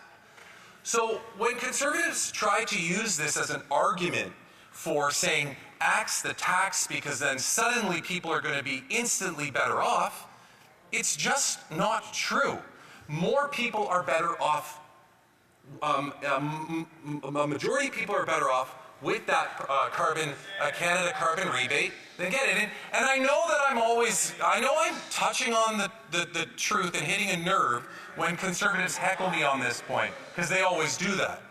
But it's a fact. And I've said to this House before, and I'll say it again to those that might be watching and to those that are in the House, that I did the math myself for my own family. I looked at our Enbridge gas bill, which is the only thing that we will pay a carbon tax on. I added them all up for 2023, all the carbon taxes. I did the same thing. I said, okay, my wife and I drive electric vehicles or electric hybrid vehicles, but I just assumed, I said, okay, what does the average Canadian use in gas per year?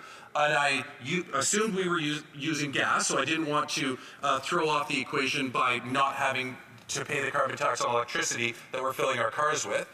And when I did that, I came to the conclusion that in 2023, I paid about $805, $810, if I remember my calculations correctly, on the carbon tax.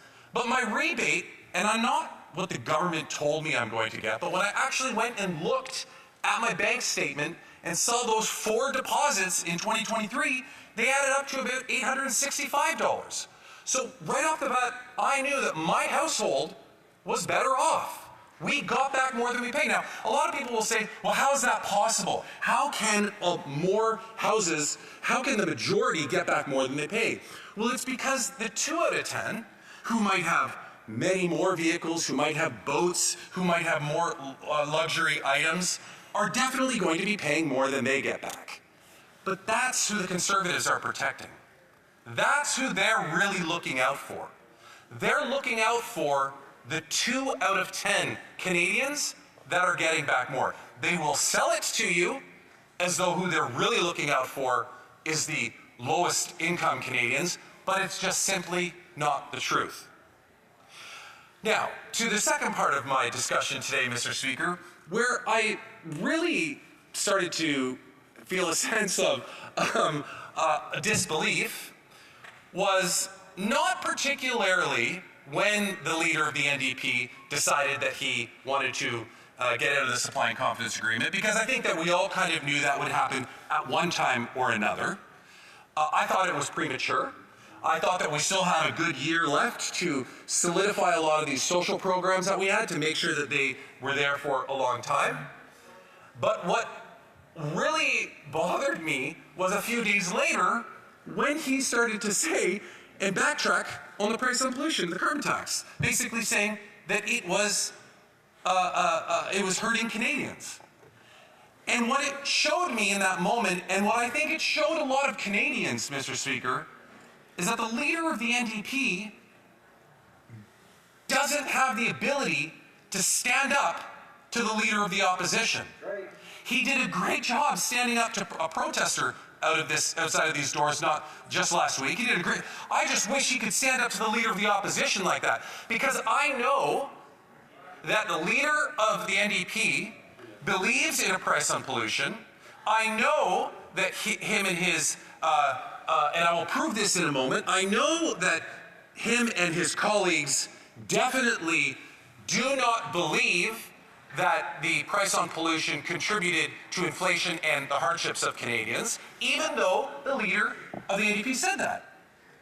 Why can't he stand up to the leader of the opposition, the member from Carleton, the same way that he was able to stand up to a protester outside, to stand up for what is right?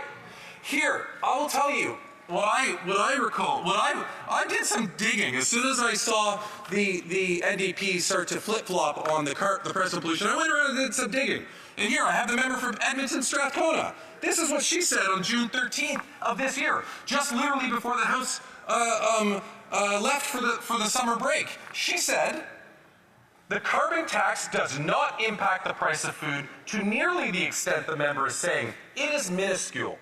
She goes on to say, "Economists, journalists, and members of parliament have made it very clear that the carbon tax is not what is responsible for the cost of food increasing so much."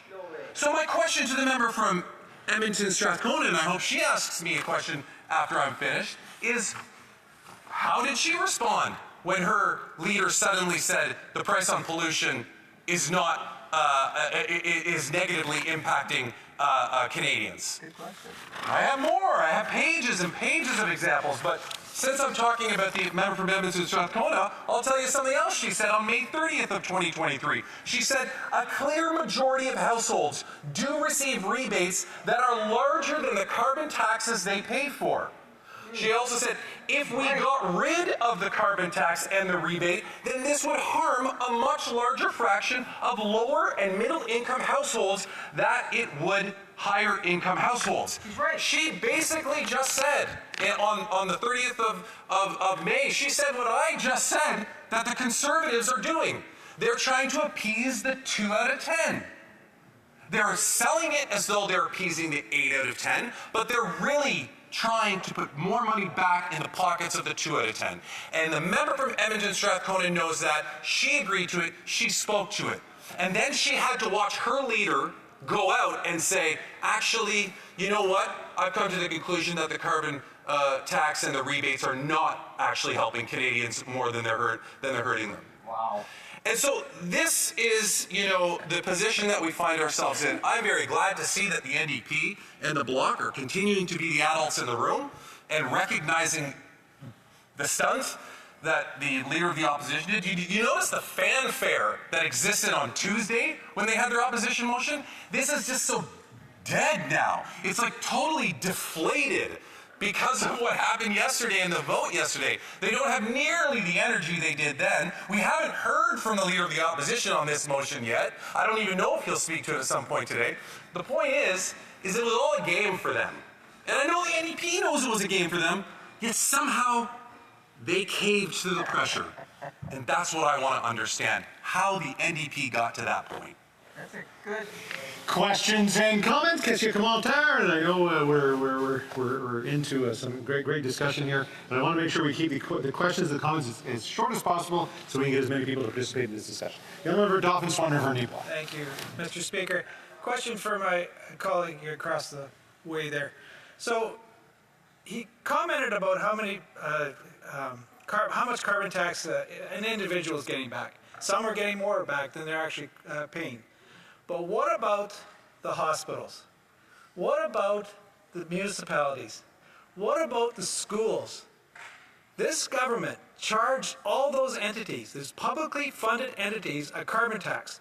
Not only since the beginning of they started this right all through COVID, and then they had a program that was supposed to retrofit. They canceled it at the end of COVID.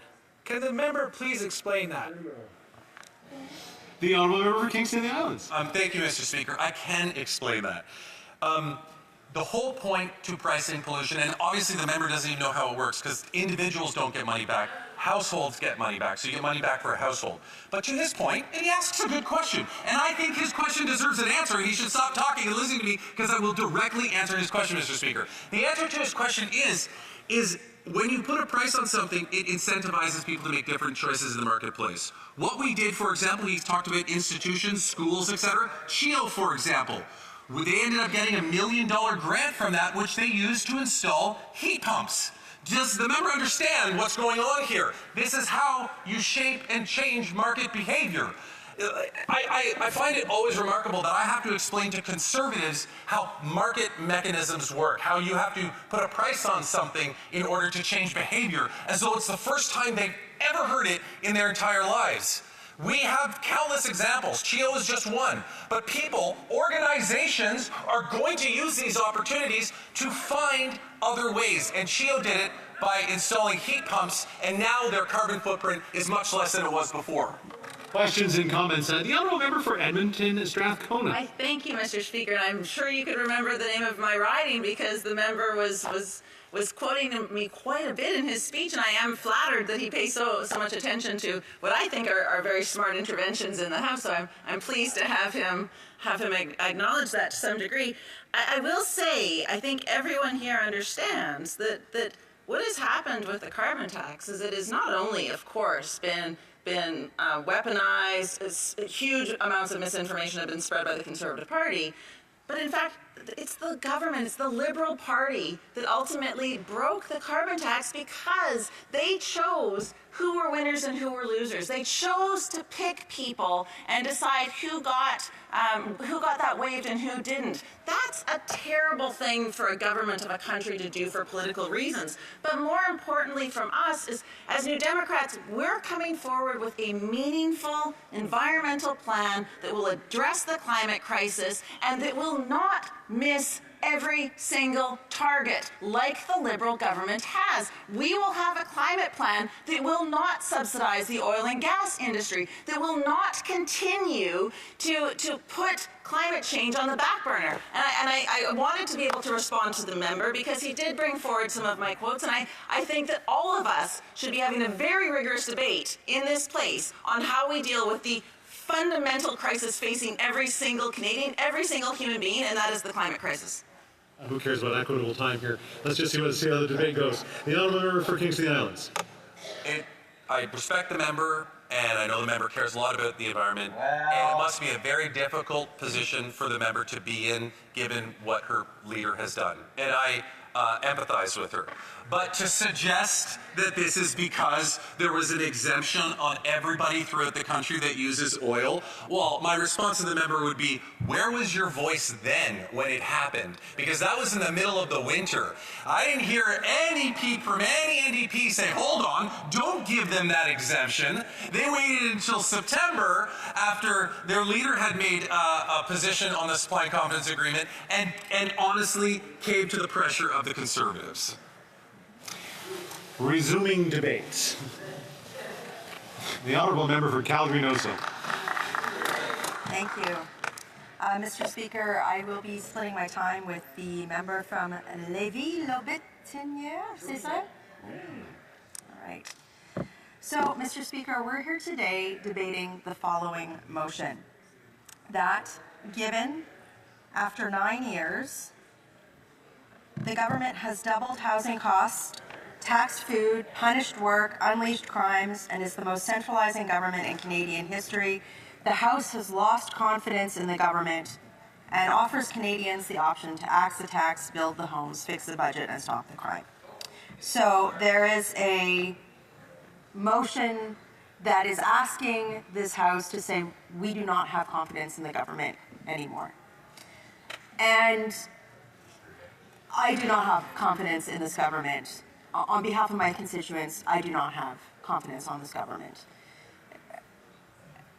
And I think that the easiest way to describe why is because it's very clear that this government has broken the promise that is provided to people from around the world, our citizens of Canada. There's a promise of Canada that the government is honor and duty bound to uphold, and this government has broken it. And more importantly, Mr. Speaker, they have no plan to unbreak that promise. They really don't. And as the member from Edmonton Strathcona, as I've been listening to debate, said today, the government also lacks moral clarity on many issues. So there is, at this point, it's kind of case closed. The House should not have confidence in this government, and here's why. I want to go back to the broken promise of Canada.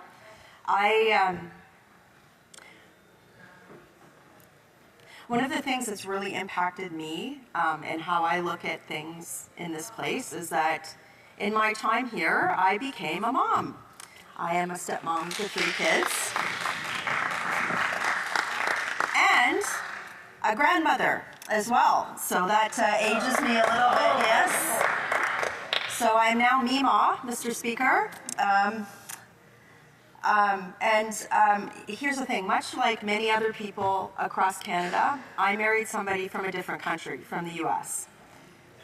And I love my kids so much. I've watched them grow up. I've watched them go through college, trade school. My oldest stepdaughter, I'm so proud of her. She just graduated. She's that emergency room nurse now. Wow. And my middle stepdaughter, she graduated from the University of Oklahoma. She's part of the Reserve Corps in the Army. She's brilliant.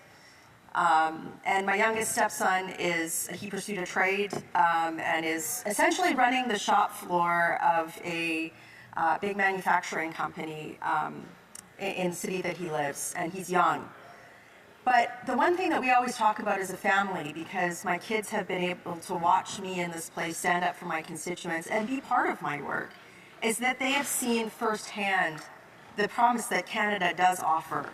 I can say to them as Americans, and this might get a little testy at Christmas dinner sometime, but I do believe Canada is the best country in the world. When I look through my community, I see the diversity, I see our pluralism, and I see, what I've always seen is the promise that if you come to Canada or if you're in Canada, you can do anything. And frankly, here's the thing, Mr. Speaker. For me right now, one of the most heartbreaking conversations or heartbreaking realizations I've had to come to understand is that my children can't afford to come to this country. And I'm in a position of privilege. That's just the reality. And I don't say that to be partisan. I say that with absolute reality. My kids cannot afford to buy a house or rent in Canada. They just can't. We've always talked about it, especially, I've wanted to lure them, especially, one of them who's thinking about grad school, come here, come here, live with us, right?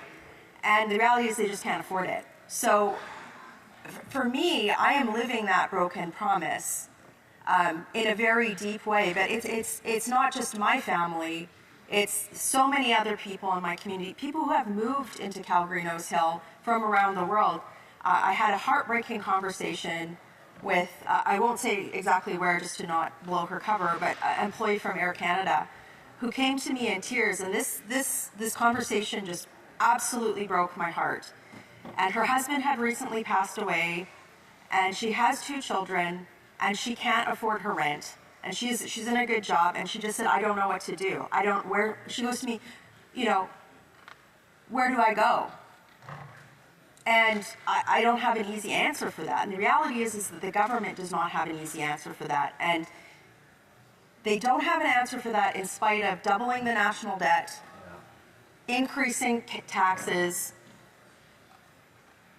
They don't have a plan going forward. And that in and of itself should be enough. We all know that this government does not have a plan. We all know that the Prime Minister right now, his head is not in the game of trying to fix the broken promise of Canada that he broke. It's trying to figure out what his next gig is. Is he going to lead his party through defeat, or is he, going to have some sort of other job? That's it. It's not me saying that. It's virtually every columnist across the country. I'm just putting on the record here what the reality is in every other newspaper. So we need somebody. The government, the House cannot have confidence in somebody who can't even be bothered to think about how he's going to fix the promise that he broke. You know, the reason that my children don't have a clear line of sight on how they could live here, and millions of other Canadians who are already here can't afford to live. But if that's not enough, Mr. Speaker, to say, like, look, it's over for this government. We should not have confidence in it. As the member from Strathcona said, this government does not have moral clarity. I don't have enough time in my speech, but, like, the Prime Minister, like, let's just go through some of the top scandals. The billionaire trip to Aga Khan Island, he was found in breach of the Ethics Commissioner, found guilty of these rules 2017. Former Finance Minister Bill Morneau did not disclose his French villa. Wouldn't it be nice to have a French villa? Wow. He did not declare a conflict with Morneau Chapelle. The former Defense Minister apologized for exaggerating his military record. The Prime Minister had, you all remember the disastrous trip to India in 2018, where he invited a convicted attempted murderer to a reception. The former Fisheries Minister broke the conflict of interest rules with the clam scam issue. Then fast forward to 2019, when we had the preposterous SNC-Lavalin Jody Wilson-Raybould issue. The former Environment Minister gave $12 million to fridges for Loblaws, like just direct cash subsidies. The Prime Minister in 2019 made a sarcastic comment to a First Nations woman at a fundraiser. In 2019, in the middle of the campaign, he couldn't tell reporters how many times he had worn blackface. He appointed a Governor General who eventually it led to her resignation because it was such poor vetting. Then we had the We Charity scandal, where it was, what, $1 billion? That there was this massive scandal and just massive waste. There was a man implicated in a multi-million-dollar illegal casino bust in Markham, Ontario, that had rubbed shoulders with the Prime Minister on 2 occasions before being arrested by police. The former Defense Minister was censured by MPs over sexual harassment case in the military. The former Public Safety Minister was unaware of the transfer of notorious murderer Paul Bernardo. The former Public Safety Minister spent $62 million on a firearms buyback program that bought back exactly zero firearms. I have pages more, Mr. Speaker, but I only have a minute left. I just say this. This government has lost its why. It's lost its ability to communicate how it is going to, why it's functioning outside of holding on to power, and it doesn't have the how of how it's going to fix the broken promise that they made that should have been made to Canadians. So I just implore colleagues, it's time. The House environment here is deteriorating rapidly. We need an election. We need an election now. Questions and comments? Question commentaire. The honourable member for Fredericton. Thank you, Mr. Speaker, and I thank the honourable member for her comments today. And you know what? I'm a mom too. I've got 2 children. I came to this place to fight for a clean environment for them for generations to come. And because of the work of our government, we have lowered emissions to the lowest they've been in 25 years. It's the equivalent of 62 million cars off the road, and we prevented an increase of 41% if we had done nothing. And so my question to the member is, when will there be a plan from their side of the House that can address the same concerns that we have for our children to ensure that we have a plan for the climate crisis that impacts all of us, and by the way, is the biggest factor in the price on food right now? That's right. Thank you. Honourable member for Calgary Nose Hill. Well, according to Environment Canada reports, the lowest emissions in recent Canadian history actually occurred under the Harper government. So let me correct the record. The second thing is that I believe that the Liberal government's dogmatic adherence to the carbon tax, which does not function in Canada because of the lack of substitute goods, which means that carbon is price inelastic in Canada. But because the government has been so focused on increasing the price of everything for everybody, it's actually stopped innovation on technologies and other types of programs that could actually reduce emissions. For example, more public transit, like the Green Line debacle in my riding that the federal government has absolutely failed on as well. So that because the government has been so dogmatically attached to the carbon tax, it's actually made the climate crisis worse in Canada. Questions and comments? Questions, commentaires? L'honorable député de Shefford. The honourable member for Shefford. Thank you very much, Mr. Speaker. And I'd like to thank my colleague for that speech.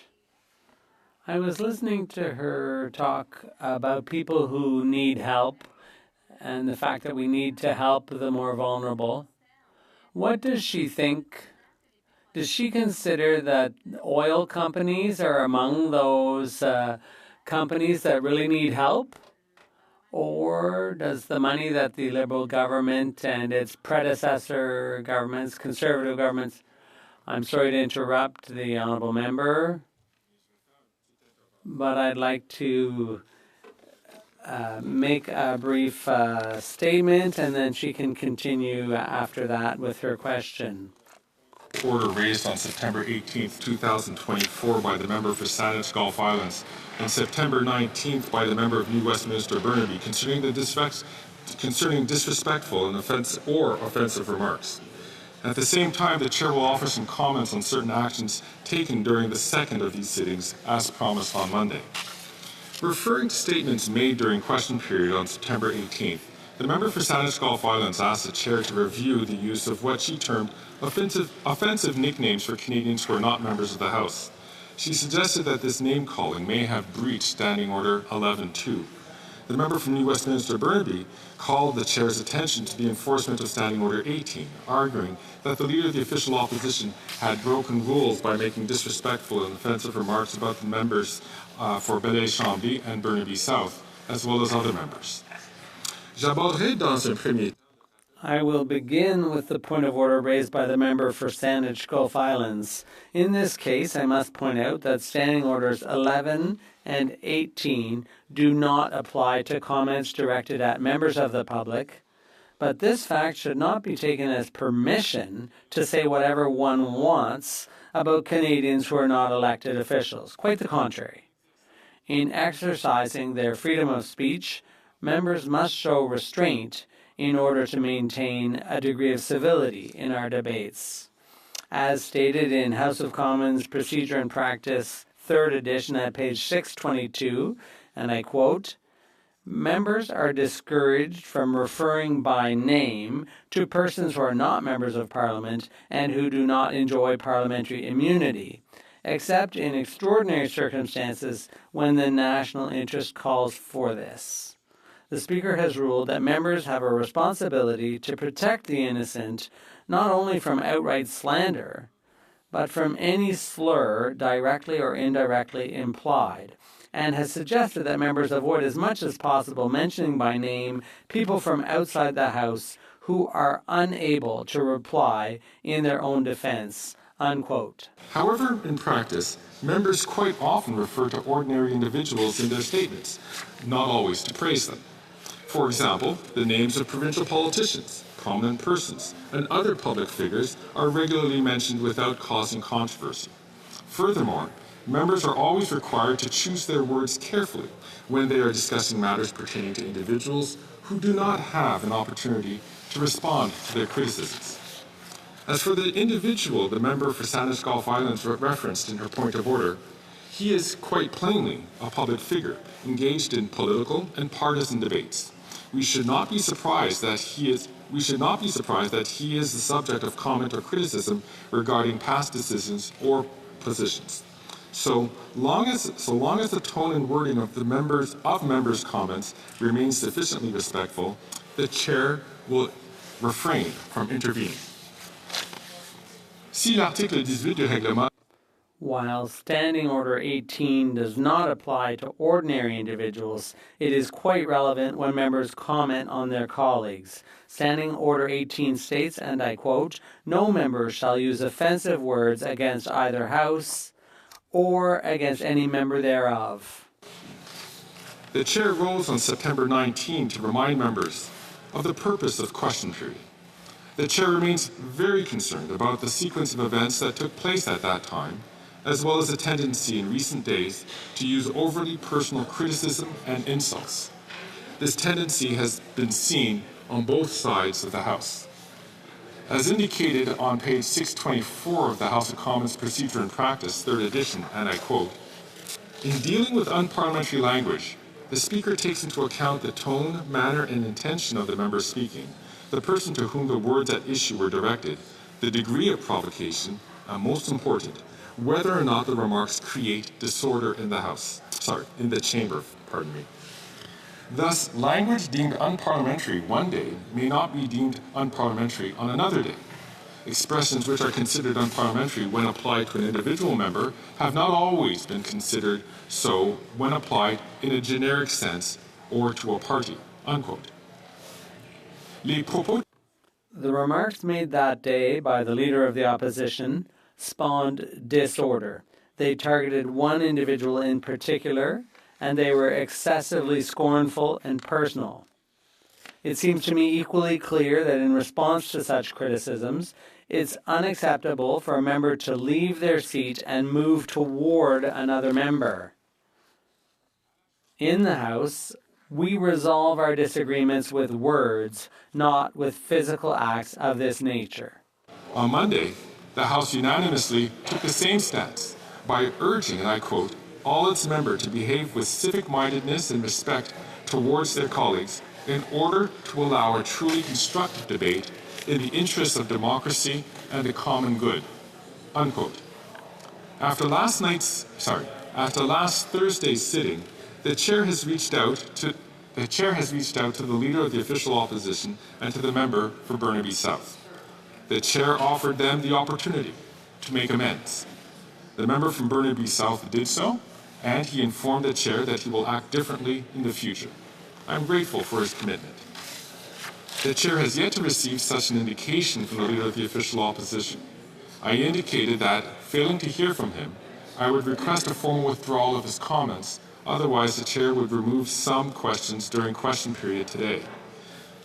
Party leaders have a heightened responsibility to be role models. Vigorous debate and even profound disagreement are possible without resorting to such comments or action. The chair therefore invites members to be more judicious in their choice of words and behavior. If they are not, the chair will have no choice but to discipline those members who persist in their unparliamentary behavior. I thank all members for their attention.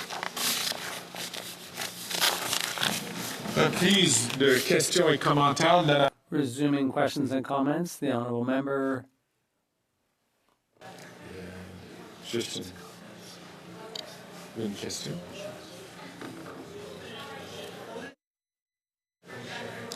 Can I have a moment?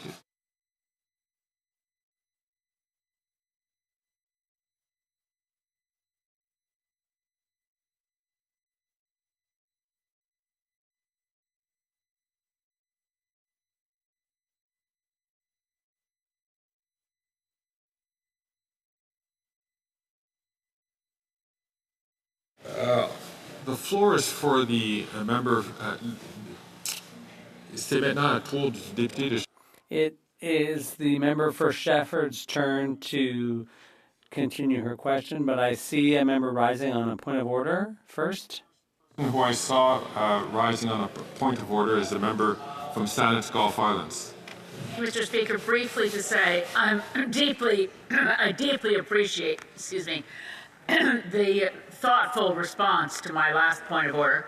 But in referring to 11.2, I was cut off by heckling and not able to direct the Speaker to the sections I thought might be relevant in future, which were to avoid irrelevant and repetitious speech, which seemed to be the case in terms of attacking the individual we've referenced. Thank you, Mr. Speaker. Thank the Honourable Member. I still believe the Chair's response is one which will stand. The Honourable Member from Peace River Westlock? No, sorry, Peace River Northern Rockies. Northern Rockies. My apologies. Yeah, just point of order, Mr. Speaker. Before you rose to speak to the chamber, my colleague from Calgary Nose Hill still had about 3 minutes left of questions to be asked of her, and we just wanted to know what's happening with that particular time. Dicely, I'm going to the honourable member from Shefford to finish her question, and then it will go to the member from Nose Hill for a response. Then I have Data Shefford. The honourable member for Shefford. Mr. Speaker, can I start over, given that, okay. So, I'd like to thank my colleague for Calgary Nose Hill for her speech. I'll try to be more brief. She said that some people need help, people that are having trouble getting through these times. Does she consider oil companies as being among those who need support and subsidies and so on from the government, and even the subsidies that they got under the previous government? Thank you. The honourable member for Calgary Nose Hill. I think that Canada needs a bright and vibrant economy in every sector, including the natural resource sector. I don't agree with the assertion of this Liberal government that the way that they have addressed this issue but completely failed is by giving countless untold billions of dollars in waste to their corporate friends. And this is what they're now, I think what they're now doing with Mark Carney as well.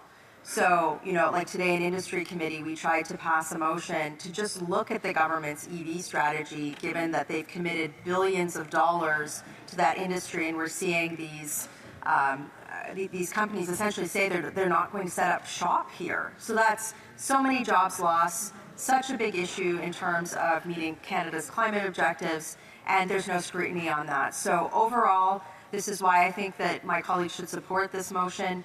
We need to have an election so that every political party can set out their visions for the country and that we can move away from this reckless Liberal government's waste. Thank you. Questions and comments? I don't move for Edmonton Strathcona. Thank you, Mr. Speaker, and I would like to thank my colleague for her speech today. It is unbelievable to me that she is a grandmother. I'm not accepting that is a possibility. However, she did list a number of ways that we can identify that the Liberal government has lost their moral authority.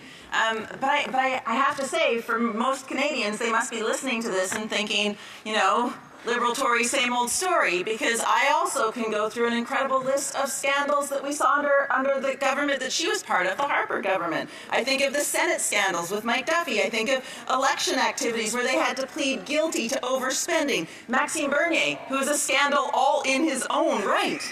The Afghan detainees, proroguing Parliament, the contempt rulings that we saw with this government, the G8 funding in Huntsville, like I could go on. Like, how does she expect Canadians to believe that the Conservatives would be any less corrupt than the Liberals have been? The honourable member for Calgary Nose Hill. Well, I guess I'm having a hard time understanding the moral equivocation. I don't think anybody in this place can argue that this government is a paragon of ethical standards. So but I think the key difference is this member has voted time and time again, knowing that these ethical standards have been brought, she's propped them up. And that's the problem here. So it's time. It's time for an election. Canadians need to have a choice. This government's time is up.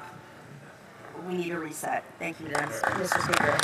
Now, before we go to statements by members, I believe the Honourable Parliamentary Secretary, the Minister of National Revenue, has a few comments. Thank you very much, Mr. Speaker. I'm rising on the same point of order that I had raised a couple of days ago.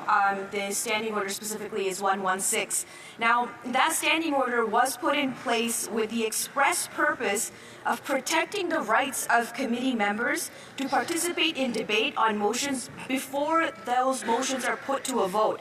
It does not matter if the chair claims that he didn't see my hand. The point of the matter is that my hand was raised and the onus was on the chair to ensure that he canvassed the room and made sure that he was fulfilling his obligation as chair to ensure that debate had actually come to a complete conclusion. The standing order in question is in place to protect the rights of members to speak to a motion before it is voted on, regardless of whether the chair accidentally or on purpose does not acknowledge the request of the member to speak. it is designed as a fail-safe to protect members. The onus is on the chair of committees to confirm that there are no members that are wanting to participate in the debate before the question is called. So, Chair, I just wanted to add that to my original point of order. Thank you. I think on the same point of order, the Honourable Member for Perth Wellington. Thank you very much, Mr. Speaker. On the same point, I was in that committee meeting. The chair did indeed pause after the final person had spoken and looked around the room. He then called the question, as was his right, because no other member had risen or had raised their hand. Indeed, after that was challenged by the chair or challenged by the member, but all opposition members, including the Bloc and the NP, confirmed the chair's ruling. Therefore, since chairs or committees are responsible for their own affairs, the committee itself, a majority of all parties, confirmed that indeed the chair did act appropriately, and I indeed will claim that I did not see the member raise her hand, nor did anyone else around that table. Okay. I know that the table is looking at this specifically. Normally, the House does not influence itself in the actions of committees, but I know we're looking at this quite closely. Statements by members. Déclaration de député. The Honourable Member for Nepean. Thank you, Mr. Speaker. 39 years back, Air India Flight 182 was blown up mid-air from a bomb planted by Canadian Khalistan extremists. It killed 329 people and is the largest mass killings in Canadian history. Even today, the ideology responsible for this terrorist attack is still alive among few people in Canada. 2 Canadian public inquiries have found Khalistan extremists responsible for the bombing of Air India flight. Now, there is a petition on Parliament portal asking for a new inquiry promoting conspiracy theories promoted by Khalistan extremists. Mr. Bal Gupta, whose wife Rama was killed in this attack, told the Globe and Mail, "It is deeply frustrating. It opens up old wounds all over again. It is all garbage. It's an attempt to gain publicity and support for terrorist activities." Thank you, Mr. Speaker.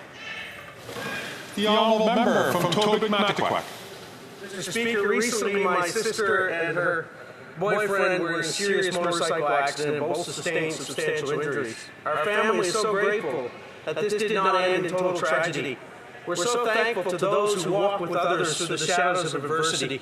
Those concerned citizens like Mark and Nancy and Steve and Wanda who stayed and comforted them while help was on the way.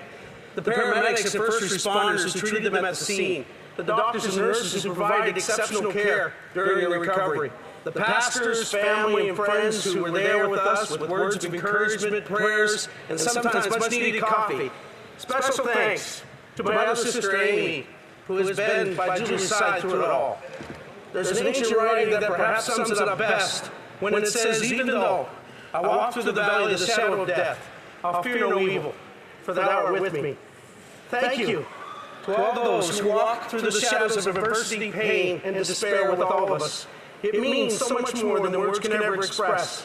And thanks especially to the one who promised to be with us through it all and to never leave us nor forsake us. Thank you, Mr. Speaker.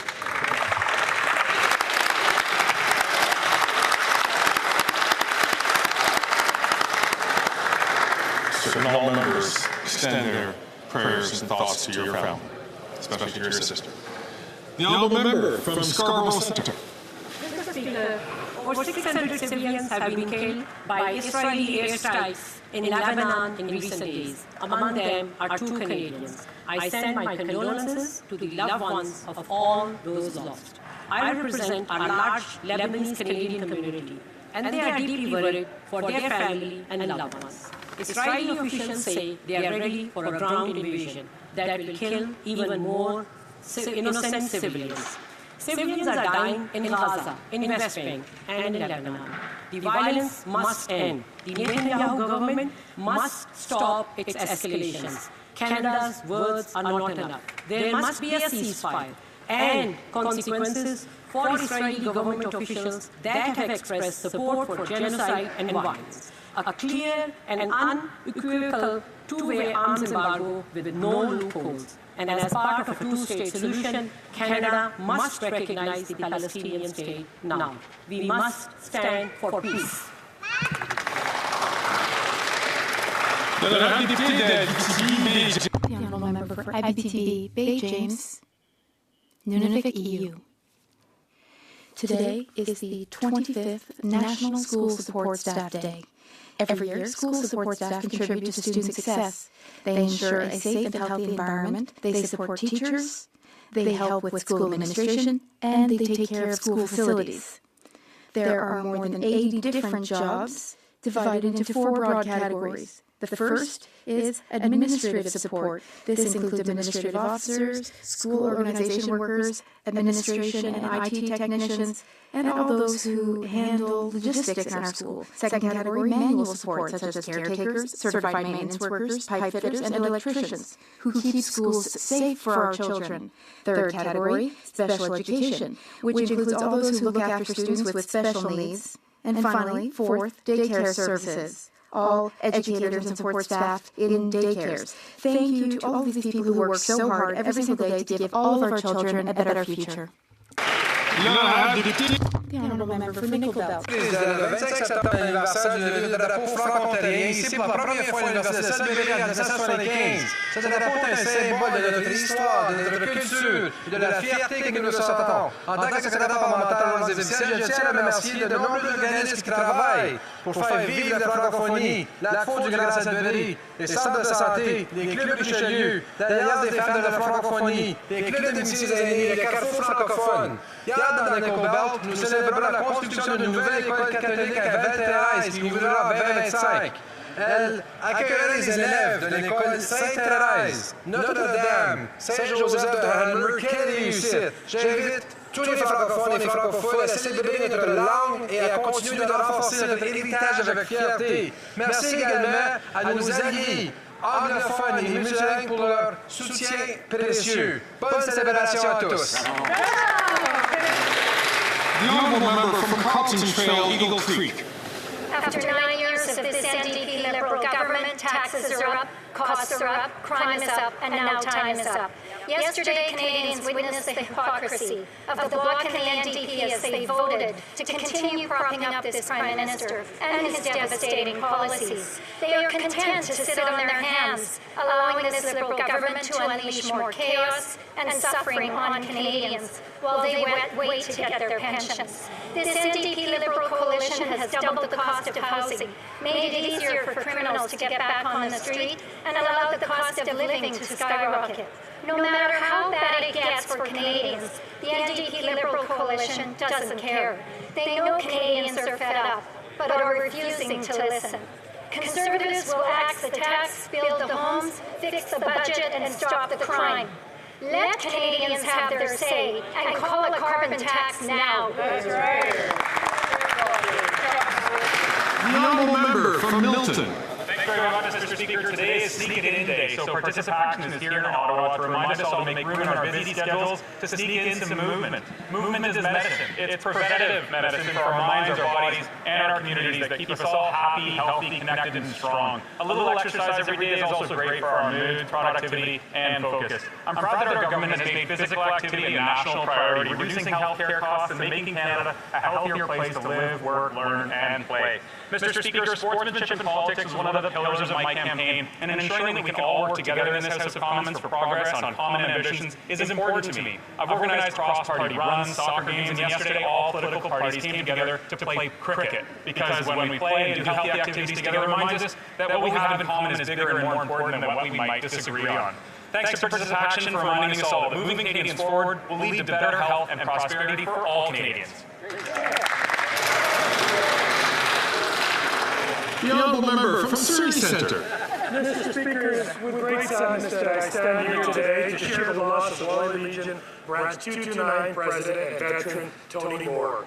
Tony was a dedicated advocate for veterans, served as president for as long as I can remember, and he was instrumental in the building of Canada's most modern and full-service veterans facility, the Wally Veterans Village. Opened in 2023, this groundbreaking initiative was launched thanks to Tony's deep understanding of the support veterans truly needed. He tirelessly advocated for the community, ensuring they received the resources and care they deserved. Above all, Tony was a great friend to me, someone who was always frank and forthright. I want to extend my deepest condolences to Tony's family, friends, and all members of the Wally Legion. Tony will be greatly missed, but his legacy of service, compassion, and advocacy will not be forgotten. May you rest in peace. The honourable member from Kamloops, Thompson Caribou. Mr. Speaker, after 9 years of this NDP Liberal government, taxes are up, corruption is up, crime is up, and time is up. Canadians want an election to decide the country's direction and how their money is used. While Canadians line up at food banks and deal with a worsening housing crisis, the Prime Minister decided to use their money to purchase a $9 million luxury condo for his personal friend. This comes at a time when young Canadians are worried that they may never realize the dream of home ownership. But Canadians are not without hope, Mr. Speaker. An election is coming soon. Then Canadians can hold this government accountable for driving up costs while Liberal insiders benefit. Only a Conservative government will cut the carbon tax and end the abuse of tax dollars.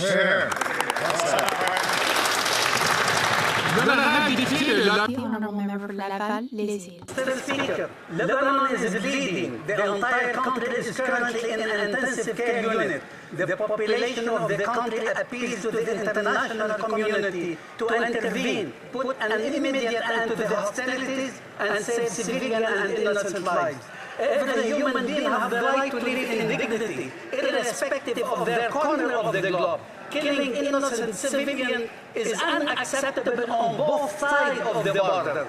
The hospitals in Lebanon are overstaffed and lack the capacity to treat such a massive number of patients. As such, the Lebanese request that our government contribute to demanding an immediate cessation of hostilities and emphasize the need to keep the airport operational. The Lebanese community is hoping that Canada will stand up and champion Canadian values on the global stage. Lebanese people don't want war. Government of Lebanon doesn't want war. We want to live in peace, we want to live in security, and to see peace spread and prevail in all.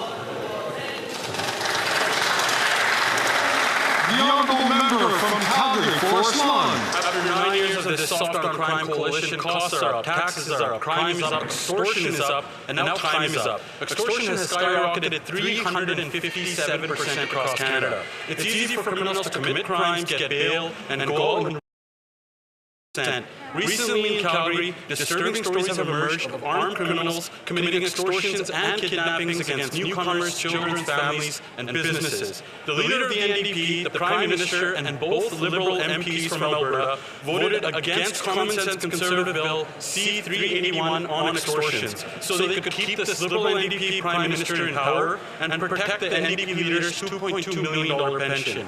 Common sense Conservatives are the only party standing up and protecting victims, while this Liberal NDP government has become the party of protecting criminals.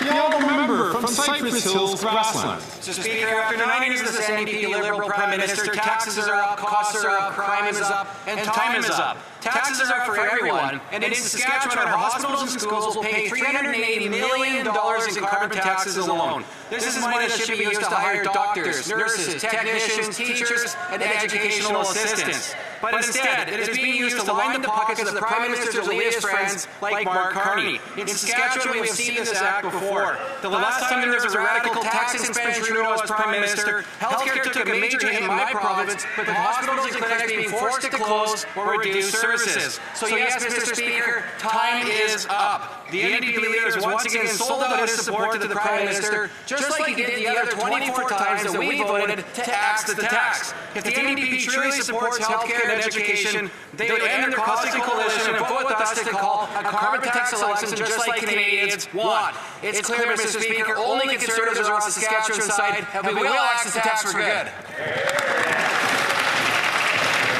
The honourable member from Pierrefonds. Mr. Speaker, this summer I visited dozens of organizations that received Canada Summer Jobs funding. 220 youth in our city gained, in our community I should say, gained meaningful jobs through this federal program. 64 organizations received over $1 million investments in our beautiful riding of Pierrefonds. Young Canadians have gained valuable experience and skills through these jobs, through the Canada Summer Jobs Program, experiences they will utilize into their careers. I had the pleasure of visiting and meeting with some key organizations. Stars and Camp Chaos. Community pools like Briarwood and Fairview, and Elm Park. The West Island Association for the Intellectually Handicapped, which supports adults with disabilities. Des Banques Alimentaires. Food banks like On Rock and the West Island Assistance Fund. They help families in need. Of worship and cultural centers like the Hindu Mandir.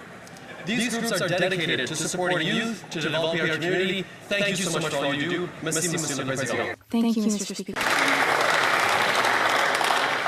The Honourable Member from Victoria. Mr. Speaker, on September 30th, we mark the National Day for Truth and Reconciliation. Together, we honor the survivors of residential schools, and we mourn the thousands of children who never returned home. We have a legal and moral obligation to address the ongoing harms to First Nations, Inuit, and Métis peoples, to acknowledge what happened in residential schools as genocide, and to facilitate a path for healing. The government must do more. One important step would be to pass the MP from Winnipeg Centre's bill that combats residential school denialism. This year in my riding, constituents will be participating in the annual Reconciliation Ride, hosted by Victoria Orange Shirt Day and Capital Bike. We'll hear from incredible leaders in our community, Diane Sam from the Songhees Nation, and Eddie Charlie, a residential school survivor from Cowichan Tribes, before riding as a group to the South Island powwow.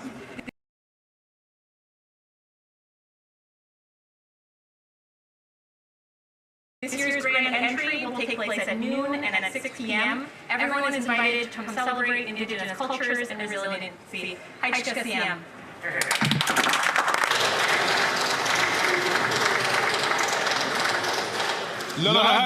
The Honourable Member for Shefford. In 2024, this year, the Quebec Advocacy Association for the Rights of Retirees and Pre-Retirees, Granby Chapter, is celebrating 40 years of fighting for the rights and the dignity of seniors. The theme to mark their 40th year is 40 years of struggle and commitment together for the rights and dignity of seniors.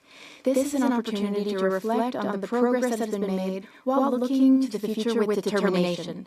Since its creation, the Granby AQDR has devoted itself to defending and protecting the rights of seniors, fighting injustice and inequality with vigor and conviction. Let's celebrate the commitment and solidarity of its members and partners. I'd also like to mention that AQDR is a valuable ally of Bill C-319, which the Bloc is proposing to eliminate the unacceptable inequity created by the government since people 75 and over and people 65 to 74 do not receive the same amount of old age security. Together, let's put an end to this age-based discrimination. Happy 40 years. The Honourable Member from Niagara Falls. Speaker, after 9 years of this costly NDP Liberal coalition, taxes are up, costs are up, crime is up, and their time is up.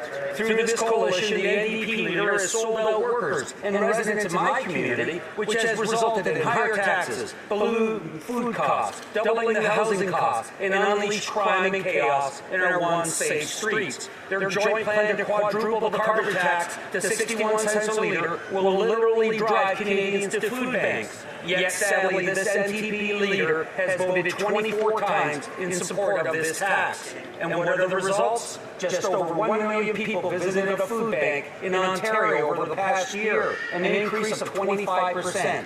In my community, Project Share reports that 1 in 8 residents has had to visit a food bank. Speaker, Canadians need a carbon tax election now to decide between this costly coalition of NDP Liberals or common sense Conservatives who will axe the tax, build the homes, fix the budget, and stop the crime. The Honourable Member from Vancouver Quadra. Mr. Speaker, today I rise on behalf of Vancouver Quadra constituents to defend carbon pricing. Canadians understand the urgency of reducing carbon emissions to limit their costly, even lethal impacts, such as wildfires and floods, on lands, people, and property. 20 years ago, as BC's Environment Minister, I laid the groundwork for BC's Comprehensive Climate Action Plan, which fosters innovation, economic development, and emission reductions through carbon pricing. Canada's national carbon pricing is equally a fair, efficient way to reduce emissions, and like British Columbia's, it works. What's more, 8 of every 10 Canadians under our pricing system get more money back than they pay out. Sadly, Conservative and now NDP leaders reject carbon pricing. Shame on them, working to make carbon pollution free again. Mr. Speaker, we must price it to reduce it.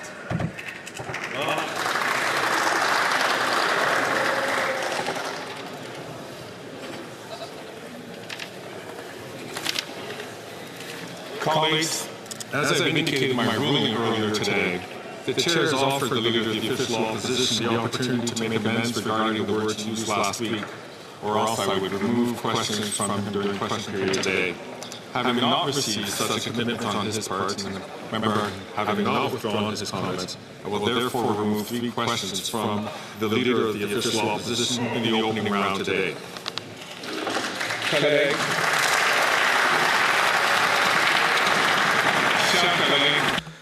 Colleagues, as I've indicated in my ruling earlier today, the Chair has offered the Leader of the Official Opposition the opportunity to make amends regarding words he used last week, or else I would remove questions from him during question period today.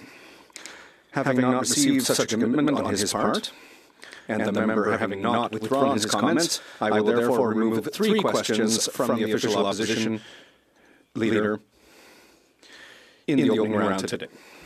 All questions. The Honourable Leader of the Official Opposition. Mr. Speaker, who could be against the following motion, that given that for 9 years the government has doubled housing costs, taxed food, punished work, unleashed crime, and is the most centralizing government in Canadian history, the House has lost confidence in the government and offers Canadians the option to axe the tax, build the homes, fix the budget, and stop the crime. The Honourable Minister of Public Services and Procurement. Thank you, Mr. Speaker. The Conservative leader has a major problem. He claims to be the greatest expert in the world on monetary policy, but he didn't even read the beginning of the first chapter of Economics 101, which says that the basic rule to avoid inflation and to have the central bank reduce inflation is to not interfere with the central bank. When is he going to apologize for being both an expert and the most incompetent of all the monetarists in the world? The Honourable Leader of the Opposition. At least someone over there thinks about monetary policy. Mr. Speaker, who would be against the following motion? That, given that after 9 years the government has doubled housing costs, taxed food, punished work, unleashed crime, and is the most centralizing government in Canadian history, the House has lost confidence in the government and offers Canadians the option to axe the tax, build the homes, fix the budget, and stop the crime. The Honourable Leader of the Government in the House of Commons. Thank you, Mr. Speaker. There's a very simple answer to his question as to who's opposed to that motion. Canadians.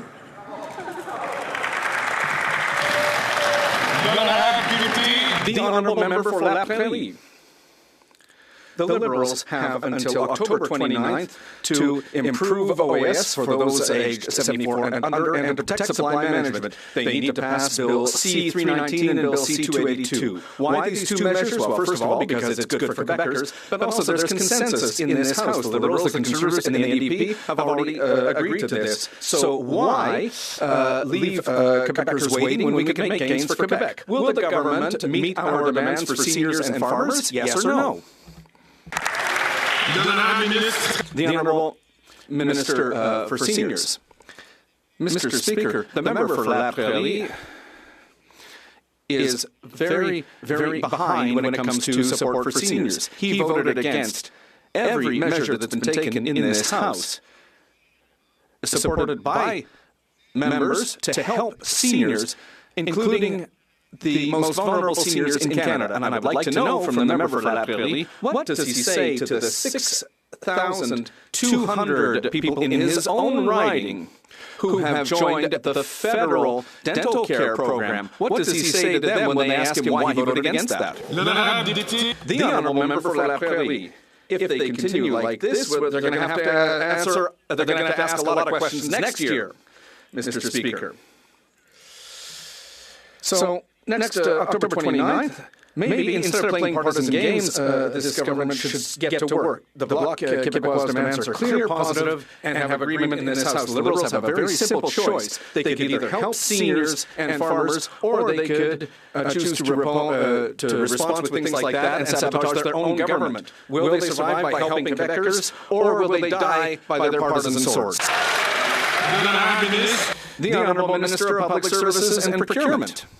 Well, thank you, Mr. Speaker. And indeed, the Bloc Québécois and other members in this House can choose to sabotage the efforts of the Canadian government to help seniors in his own riding. 7,400 seniors in his riding have signed up, and many of them are receiving for the first time in many years dental care. Accessible, affordable dental care, investing in housing. Does he really want to associate with the Conservative leader who says that Quebec's municipalities are incompetent and who wants to tear up our agreement with Quebec? The Honourable Member for Rosemont and Petite Patrie. Mr. Speaker, Pascal, a single mother from Hull, wrote in an open letter, I don't think I'll ever be able to buy a house. I'm afraid that my youngest child will never be able to own her own home. I can't change apartments. Rent has gone up so much since I moved in, and the housing costs in my neighborhood have gone up by over 150%. Mr. Speaker, the Liberals and the Conservatives themselves caused this housing crisis. Why do they want people like Pascal to pay the price? The Honourable Minister of Public Services and Procurement. I'd like to thank my colleague, who is a strong defender of social and affordable housing in Quebec, for his question, but he knows, like me, to what extent the Conservative leader's policy would be damaging for Quebecers. He hasn't stopped attacking Quebec's municipalities. He's called them incompetent when they're in the middle of building 8,000 new affordable housing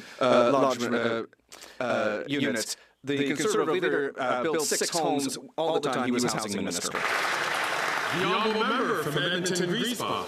Another summer has passed and not one single home for Indigenous people have been built. The Liberals promised to deliver an urban, rural, and northern housing strategy. 2 years later, still no funding and still no shovels in the ground. Delay, delay, broken promise after broken promise. That's the Liberal way. Meanwhile, First Nations, Inuit, and Métis people continue to live in moldy, overcrowded conditions or on the street. Why do the Liberals keep Indigenous people waiting for the homes they need now? The Honourable Minister for Indigenous Services. I am so proud to be part of a government that understands by Indigenous, for Indigenous housing, and that's exactly what we're doing, Mr. Speaker, by launching the $4 billion Urban, Rural, and Northern Housing Strategy. Already $300 million has been dispensed through an organization led by Indigenous leaders, determining how best to use those funds so that First Nations, Inuit, and Métis people have the kinds of housing and supports they need in every city in this country. The Honourable Leader of the Opposition. Ago asked the government who could be against a motion pointing out that this government's doubled housing costs, tax food, punish work, and unleash crime to give Canadians the chance to axe the tax, build the homes, fix the budget, and stop the crime. And she said, Canadians are against all of those things. If that's the case, then why won't she let them decide in a carbon tax election? The Honourable Leader of the Government in the House of Commons. Thank you, Mr. Speaker. Mr. Speaker, it's a little sad that the Leader of the Opposition, having just lost a vote of non-confidence in the government yesterday, is putting forward the exact same motion today. I think it shows his desperation.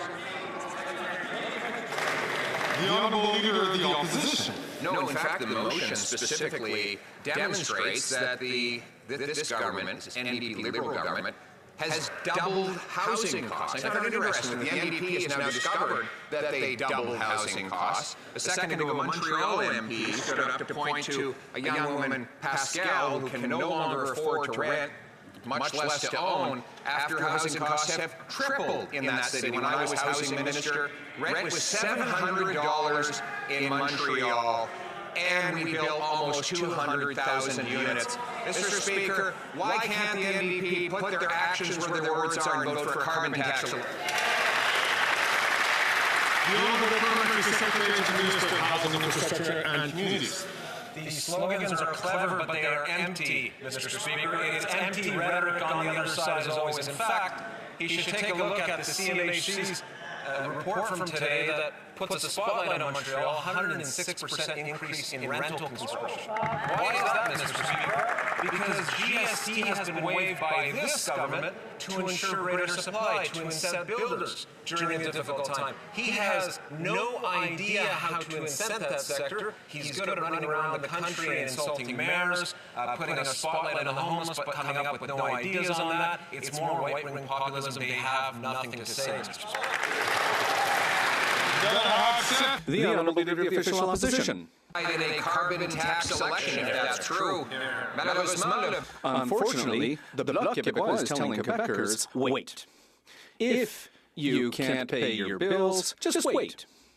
If you can't buy a home, after 9 years of this Prime Minister, just hang on. If you're afraid of going out of the street because of crime that the Bloc Liberals have unleashed in our streets, in Quebec, a province that is at a breaking point because of immigration, they're just saying, hang on. Quebecers don't need to wait. They don't need to wait, Mr. Speaker. They need to choose a new government based on good common sense.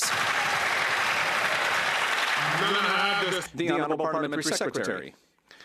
Mr. Speaker, the priority of our government is to deliver for all Quebecers and all Canadians, Mr. Speaker. That includes daycare spaces, a dental care program, historic housing investments, Mr. Speaker. In the meantime, what are the Conservatives concentrated on? Well, as we saw in the Journal de Montréal this week, Conservative MPs are being paid to go to Florida to sermonize on the importance of banning abortion and teaching creationism. You can't invent that, Mr. Speaker. They should be ashamed.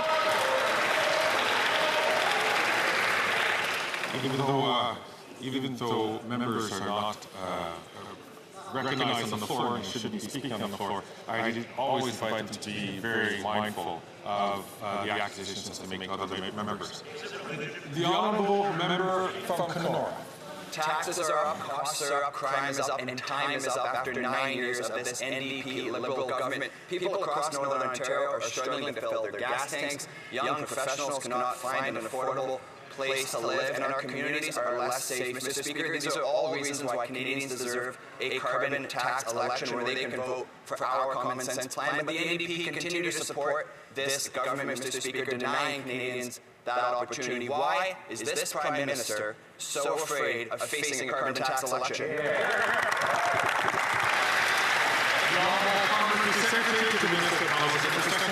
want to take away the rebate to Canadians. They'll have to explain that to Canadians, Mr. Speaker. What they'll also have to explain at some point, Mr. Speaker, is that they lost 800,000 affordable homes when they were in office. That minister, former Minister of Housing, who's now the leader of the opposition, went around, had no plan on housing, never mentioned homelessness once, and when it came time to vote in favor of ensuring zoning changes at the local level through federal dollars that would incent that change, he voted against. They all did. They don't care about those young people that the member just mentioned. They never cared. It's more right-wing populism.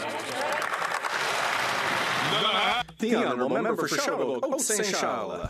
Mr. Speaker, yesterday the Bloc Québécois showed its true colours by putting this Liberal Prime Minister on life support. They voted for a centralising government that has a terrible record when it comes to public safety. Since 2015 in Quebec, the number of auto thefts has gone up by 185%. Violent firearms offences are up by 146%.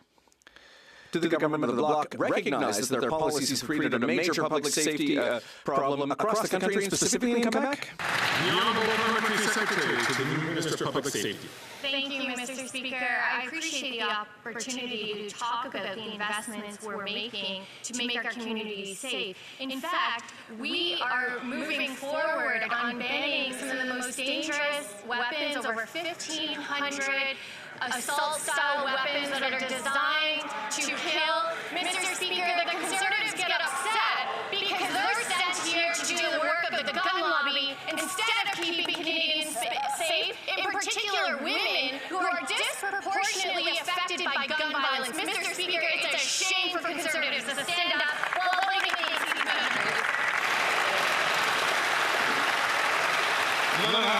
members. The Honourable Member for Charles-Haute-Saint-Charles. Violence with firearms is up by 181%. But it's not hunters, it's street gangs with guns that are coming across the border. The money that's being invested should be at the border, and that's what a Conservative government will do. How can this government explain this weakness, and why are they still attacking hunters? The Honourable Minister of Canadian Heritage. Mr. Speaker, I would invent my colleague to be honest with Quebecers because he knows very well that it's not the weapons of hunters that are being banned. It's assault weapons that are designed for war, Mr. Speaker, and which are being used by street gangs to murder. And my colleague should know very well that the first victims, the main victims of gun violence across Canada and in Quebec are women. So if he's against our assault weapon ban, that's particularly shameful, particularly in Quebec after Polytechnique.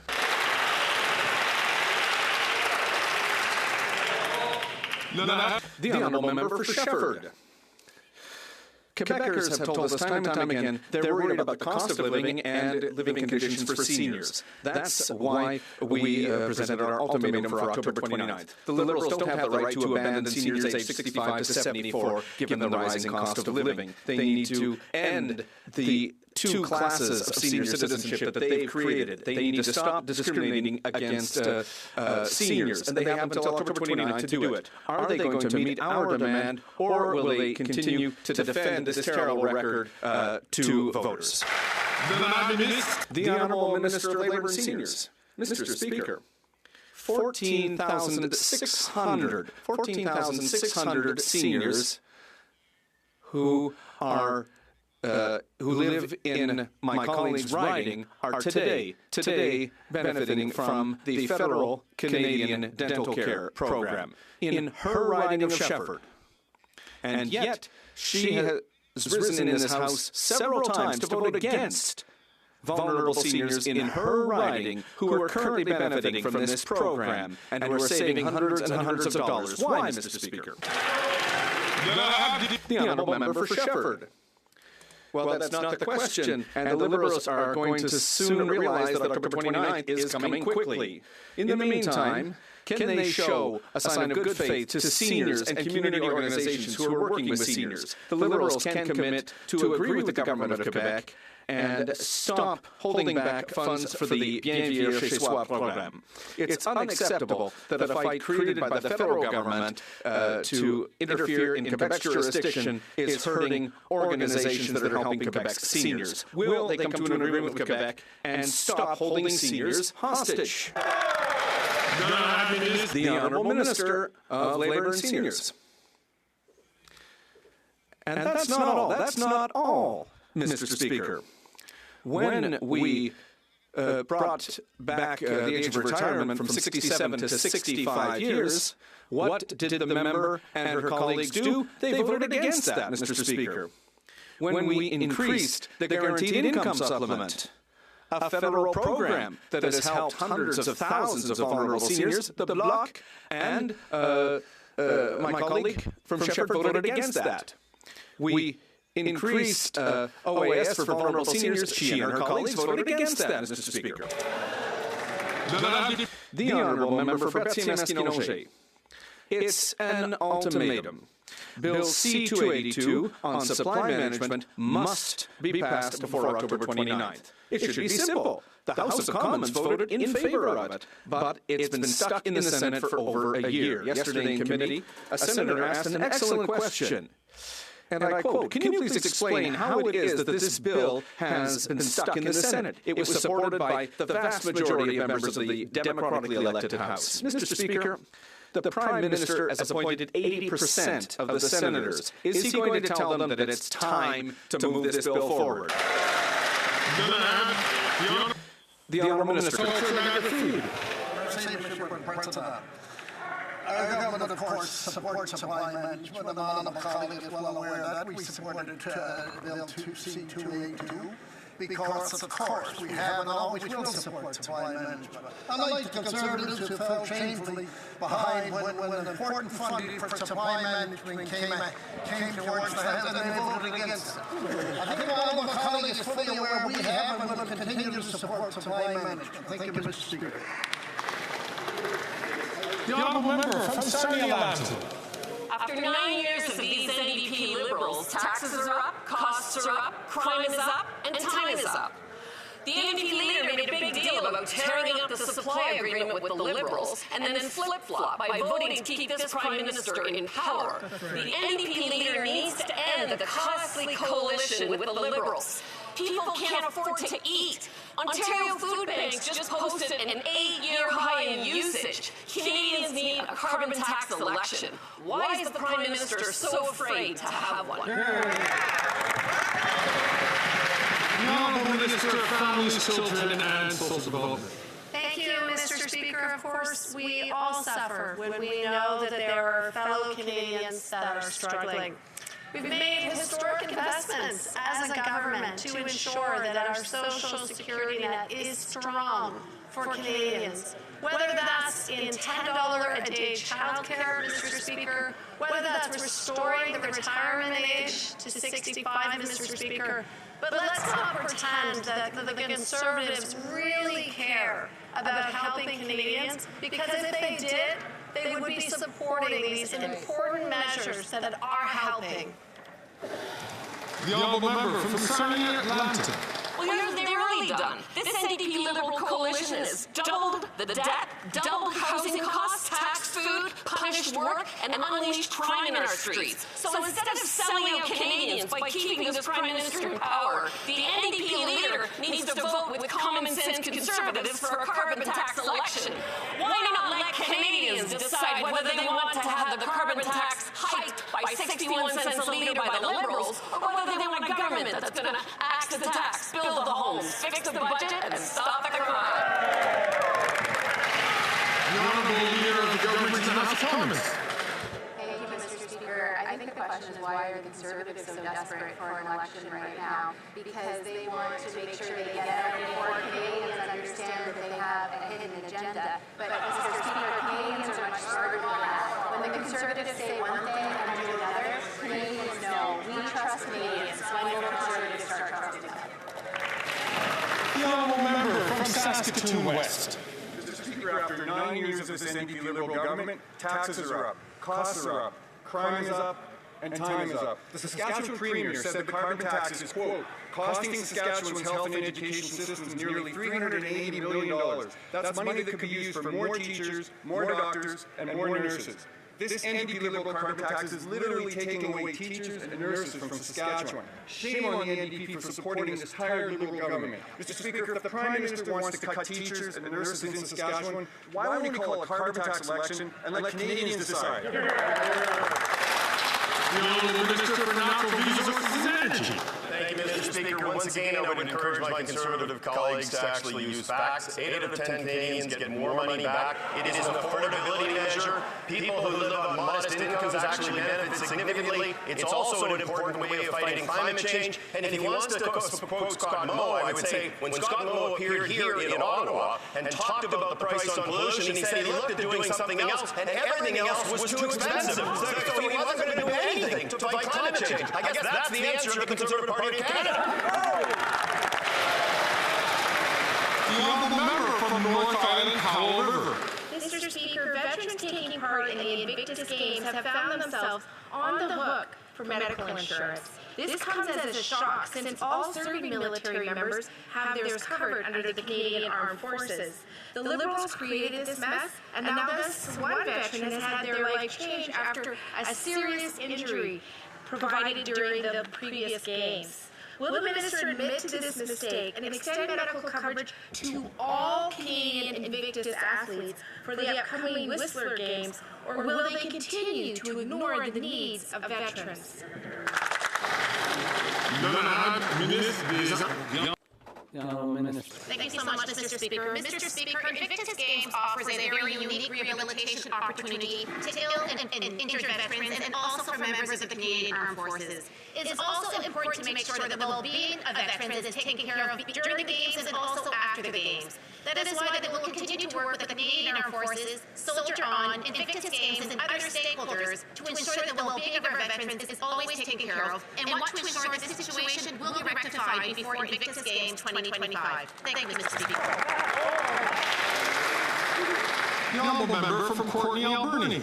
Mr. Speaker, young Canadians are in survival mode, and rates of anxiety and depression have gone through the roof with the high cost of living and youth unemployment. Many are struggling just to meet their basic needs, like food and shelter, making paying for therapy out of pocket seem like a luxury. The Liberals promise to ensure mental health is treated as a full and equal part of Canada's universal public healthcare system, but they have failed to deliver. When will the government finally get serious about the mental health crisis and ensure all Canadians can access the mental health care they need when they need it? The Honourable Minister for Mental Health and Addictions. Mr. Speaker, I want to thank the member for his question, and I say as the Minister of Mental Health and Addictions, but also as a mother to 2 teenage daughters, that is exactly why in 2024, in this year's budget, we pledged $500 million towards the Youth Mental Health Fund, Mr. Speaker, working with community service organizations across this country.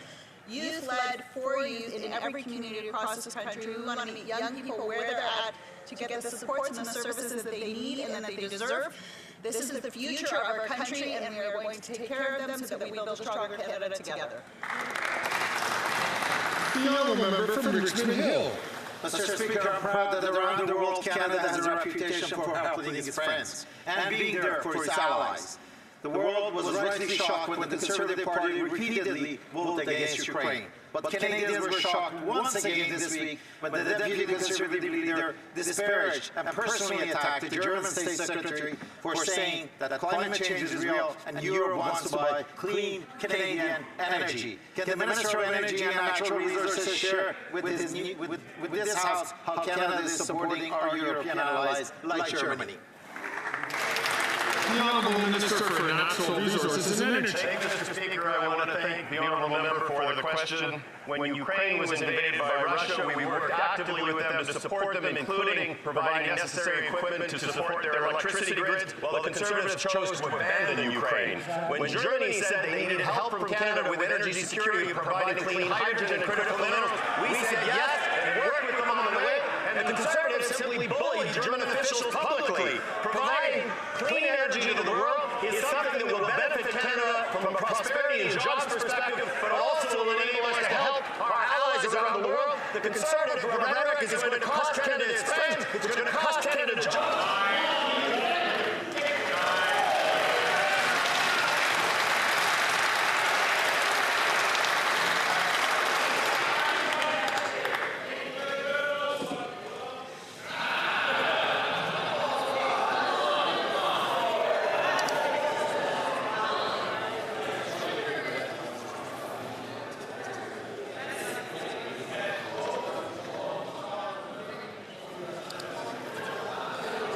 I know all of my members get passionate when it comes to questions and answers here, but we must make sure that we show fundamental respect for all members.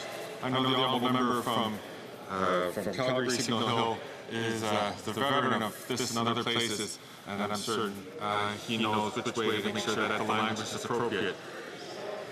The honourable member from Bay of Quinte. Mr. Speaker, after 9 years of Liberal government, taxes are up, costs are up, crime is up, time is up, and now tariffs are up. with softwood lumber tariffs doubling to 14.5%, well, what's happened? Today, the Resolute Forest Products announced the closure of the Morrisserie and Maniwaki, Quebec sawmills, costing 280 jobs because of the tariffs. Mr. Speaker, the Prime Minister said this was a small issue. Can the Prime Minister explain why the loss of 280 jobs is a small issue, or is he just a soft Prime Minister? The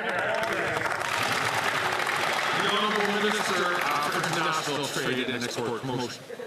Mr. Speaker, I agree with the member that the forestry sector and the workers, particularly in this sector, are tremendously important to our communities across the country. They are dedicated workers that give their all. But as we have said, these punishing tariffs are unjustified. We've said this in the United States. In fact, indeed, I know the United States care about building affordable homes just as we do, and these tariffs, if they were to get rid of them, will actually help us build affordable homes in this country and in the United States. The Honourable Member from Bay Quinte. Well, Mr. Speaker, the Canadian softwood lumber producers have already paid $9 billion more because of these excess tariffs since 2017. But you know what else they pay? The carbon tax. The carbon tax costs hundreds of millions of dollars more than makes it uncompetitive to the U.S. industry. But you know what the irony is? This industry plants trees. Last year alone, they planted 440 million trees, but this government's $2 billion tree program barely got off the ground. Isn't it time for a new common sense minister who's going to axe the tax, stand up for Canadians, and fight for the 400,000 jobs in the forest sector? The Honourable Minister for Natural Resources and Energy. Mr. Speaker, the question is yet another example of the Conservative Party not doing its homework and not learning the facts. As I say, on a residential basis, 8 out of 10 Canadians get more money back. It is an affordability measure and an effective way to fight climate change. In terms of the plant that he is talking about, it is based in Quebec, which has its own cap and trade system. They do not pay the price on pollution. The Honourable Member for Chicoutimi-Leflore.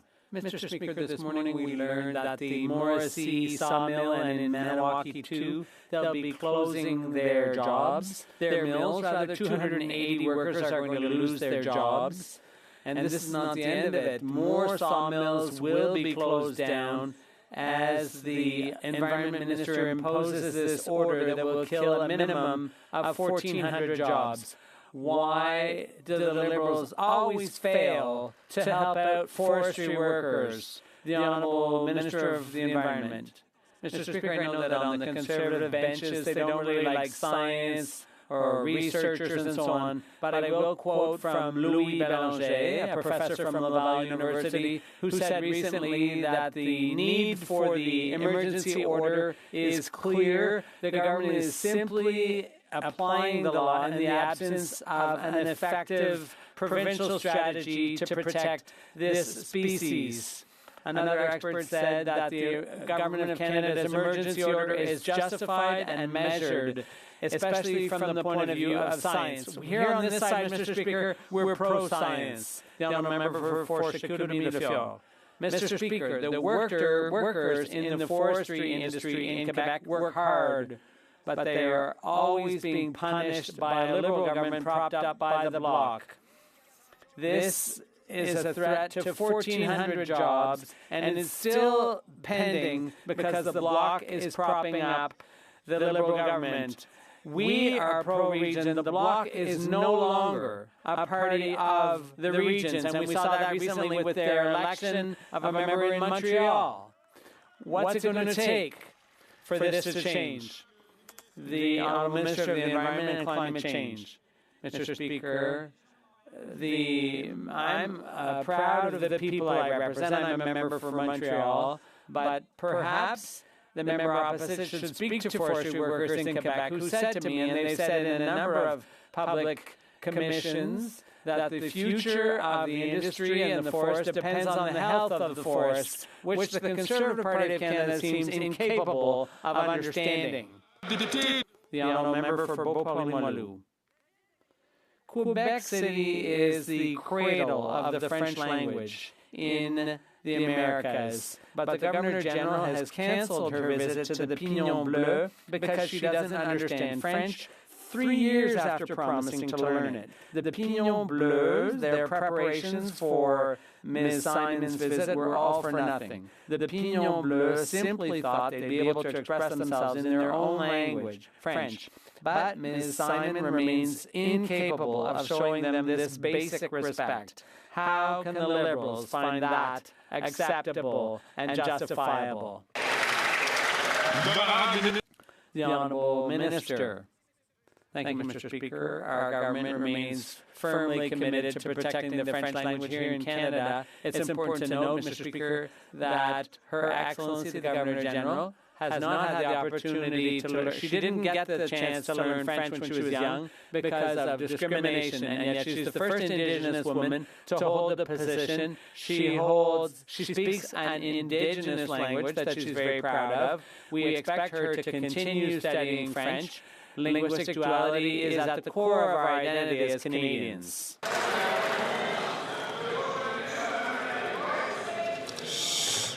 The honourable member for Beauport-Limoilou. La Pointe-de-l'Île, rather. The Governor General has had 3 years to learn French. Taxpayers have even paid for $28,000 worth of lessons. Obviously, she's not trying hard enough. But why would she? She's already got the job. History is repeating itself for Francophones. Today we're talking about Mary Simon, but it was the same thing when Air Canada hired Michael Rousseau. Will the Liberals finally admit that when they appoint Anglophones who promise to learn French, the joke's on Francophones? The Honourable Minister. Mr. Speaker, Canada is a bilingual country, and Canadians expect their leaders to be able to express themselves in both official languages. The Governor-General was unable to learn French when she was young because of discrimination in Canada at the time. We expect her to continue her studies and her learning of French because linguistic duality goes to the heart of our identity as Canadians, proud of our bilingualism here in Canada. The honourable member from Oxford. 9 years of these NDP Liberals, taxes are up, costs are up, crime is up, time is up, and now visits to Cambridge food banks are also up, nearly 20%. The Liberals' carbon tax scam has forced our seniors and our families to rely on food banks for their survival. The NDP continue to prop up their political masters and deny Canadians that carbon tax election they so desperately want. Why is the Prime Minister so afraid of a carbon tax election, and why won't he call one now? The Honourable Minister for Families, Children and Social Development. Mr. Speaker, I welcome the opportunity to talk about the childcare numbers that are up, Mr. Speaker. Just last week, we saw Comox Valley Schools announce a new childcare facility with 108 new spots for children there, Mr. Speaker. We also heard in Winnipeg, the Splash Childcare Centre, an additional 40 new spots for children. That's 248 new spots for kids here in our country. High quality, affordable care. That's what's up, Mr. Speaker. The honourable member from Langley-Aldergrove.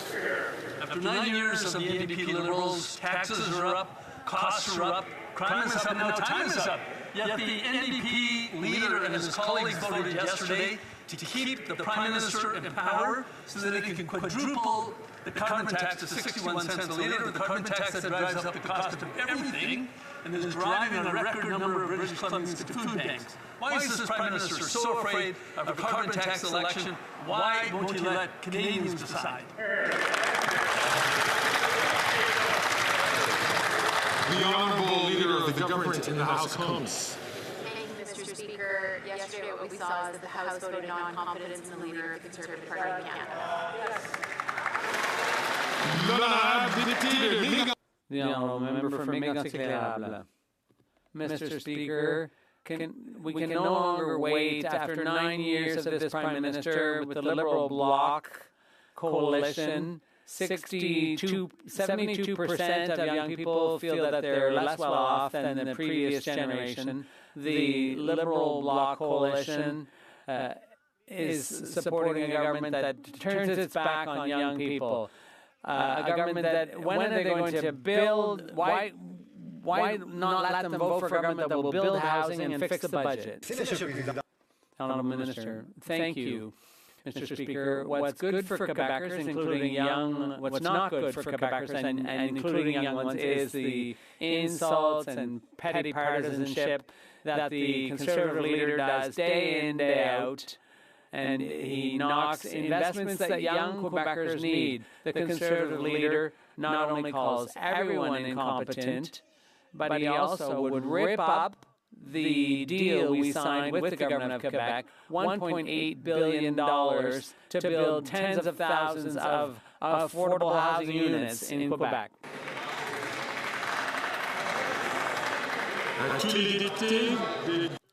All members on both sides, please order. The Honourable Member for Alfred Pellan. Mr. Speaker, our government has introduced a plan to build 25,000 new homes on federal Crown land by 2031. The Conservative leader in his housing plan would see federal buildings sold off to the highest builder with no guarantee of affordable housing. Can the Minister of Public Works explain to the people of Alfred Pellan how federal lands will be used to create affordable housing all across the country? The Honourable Minister of Public Services and Procurement. Mr. Speaker, let's count 1, 2, 3, 4, 5, 6. It takes a second hand to count the number of units, affordable units that were built under the Conservative leader's tenure as Minister responsible for housing. That is incompetence for you. We have created 8,000 affordable housing units all across Quebec.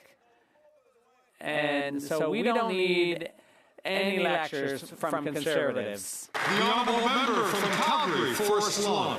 9 years of the Civil NDP Soft on Crime Coalition, taxes up, costs up, crimes up, extortions up, crimes up. In Calgary, disturbing stories emerged of armed criminals committing extortions and kidnappings against families and businesses. This Civil NDP coalition voted against Conservative Deputy Leader Bill C-381 to crack down on extortions. Instead, the coalition made it easier for criminals to get bail and re-offend. Why is the freedom of criminals more important to this government than protecting extortion victims? The Honourable Parliamentary Secretary to the Minister of Public Safety. Mr. Speaker, on the contrary, every single measure that we've made, including investing in police to combat guns and gang units, guess what, Mr. Speaker? Conservatives voted against and are against. In addition to that, Mr. Speaker, when they were in power, they actually cut the CBSA, the RCMP, who did this very work, who worked with our provincial and municipal counterparts in policing. Mr. Speaker, when it comes to addressing crime, Conservatives are all about cuts and slogans, and we're about action. The Honourable Member from Wellington, Halton Hills. Mr. Speaker, 9 years ago, we warned the government about joining the Beijing-led Asian Infrastructure Investment Bank, and so did the Obama-Biden administration. Last year, news about the Chinese Communist Party's infiltration of the bank forced the government to initiate a boycott and to begin a review. The boycott is now 15 months, and Canada still has its shares, and Beijing still has the nearly $250 million that this government gave the bank. So, when will the government release the review, dump the shares, and get the money back? The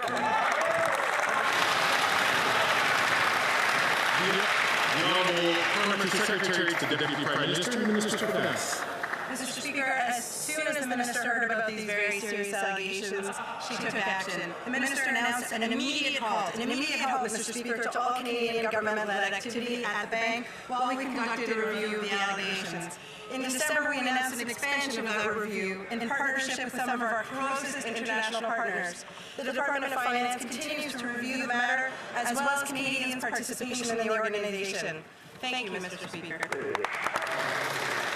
The honourable member from Sturgeon River Parkland. Mr. Speaker, taxes are up, costs are up, crimes up, time's up.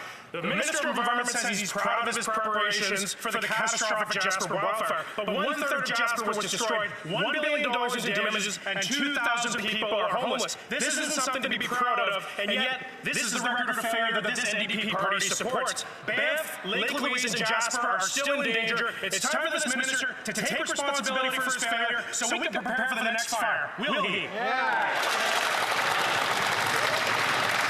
Honourable Minister of the Environment and Climate Change.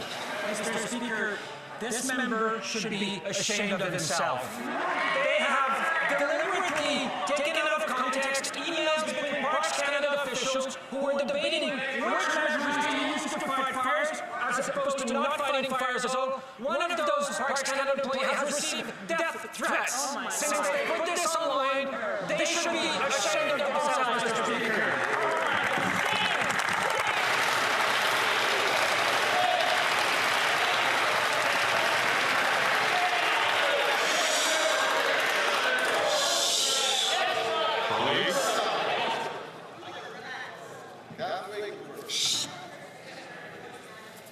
The honourable member from Brampton South. Mr. Speaker, today was Contraceptive Day, an important day to remember that too often contraception is not accessible due to political ideology. On this side of the House, we proudly supported Pharmacare, which is providing free contraception to Canadians. Can the Minister of Mental Health and Addiction please tell this House what else the government is doing to expand access to universal contraceptives and support the right of women to choose across Canada? The Honourable Minister for Mental Health and Addictions. Mr. Speaker, we will always defend the freedom for a woman's right to choose. Conservatives time and again have shown they will claw back women's rights, from presenting backdoor legislation to prevent access to abortion. Abortion services are voting against a woman's freedom of access to contraceptives. We will never let politicians dictate what a woman can and can't do with their bodies, certainly not flood Florida on all-expense paid trips to meet with anti-choice politicians. They need to be honest with Canadians about their hidden agenda, because we stand on this side for women's rights. The honourable member from Vancouver East. Canadians are appalled by the Liberals' failure to help family members in Gaza get to safety and reunite with their loved ones here in Canada. From the beginning, the government's initiative was marred in red tape and roadblocks. Precious time was wasted and loved ones continue to be killed. Israel's brutal siege and bombardment continue and is further escalating in the region. What concrete action has this government taken to ramp up diplomatic efforts and collaborate with NGOs on the ground to help bring loved ones to safety? The Honourable Minister for Immigration, Citizenship and Refugees. Thank you, Mr. Speaker. I think we can all agree as a House the best way to make sure that Gazans are safe is to make sure that there is a ceasefire so that we can continue to work with people to get the people here that have connections to family members that are looking to be reunited with them. We will continue as a government to work with the authorities on the ground, whether we agree with their positions or not, to make sure those people are kept safe, and we'll continue to work to make sure those people get to Canada in an expeditious fashion. Thank you. The honourable member from Spadina, Fort York. Mr. Speaker, education is a provincial domain. Still, MPs would agree the safety of children is a concern for all Canadians. Does the government support Ontario's criticism of the abhorrent action of the Toronto District School Board using students as pawns for a foreign protest that hijacked learning about Indigenous peoples and their efforts to get clean water? Mr. Speaker, activist teachers on a TDSB-sanctioned field trip compromised the safety of children and violated the trust of parents. Will the government stand up to deceit and hatred? My members please not take the floor when they're not recognized. The Honourable Minister for Indigenous Services. Well, thank you, Mr. Speaker. That's a question for the Ontario government. But on this side of the House, what we've been focused on is ensuring that every Indigenous child in this country has a fair chance to succeed in their educational journey. And in fact, Mr. Speaker, what we saw when we took office 10 years ago was a chronic underfunding of First Nations education systems, so that education rates were appalling across this country, leading to First Nations students not being able to reach their full potential. We've changed that, Mr. Speaker, and we're proud of that. And so brings to an end another oral questions. I see that there are some members who are rising on a point of order. I recognize the honourable member from Edmonton Strathcona. Thank you, Mr. Speaker. Mr. Speaker, while we appreciate that you have acknowledged and ruled that the Leader of the Opposition was out of order last Thursday, we are confused by the mixed messaging that you've sent to this House. The member was out of order and yet has still been allowed to participate in debate, and today have 5 questions in question period. The regular practice is that a member isn't recognized to speak until they have withdrawn, and that is not being applied, and we have some concerns about the mixed messages. I'd also like to remind the Speaker of the very serious matter that was raised yesterday regarding the member for Fort Saskatchewan Sherwood Park. We are still waiting for him to withdraw and apologize for his homophobic and disgusting comments. Thank you, Mr. Speaker.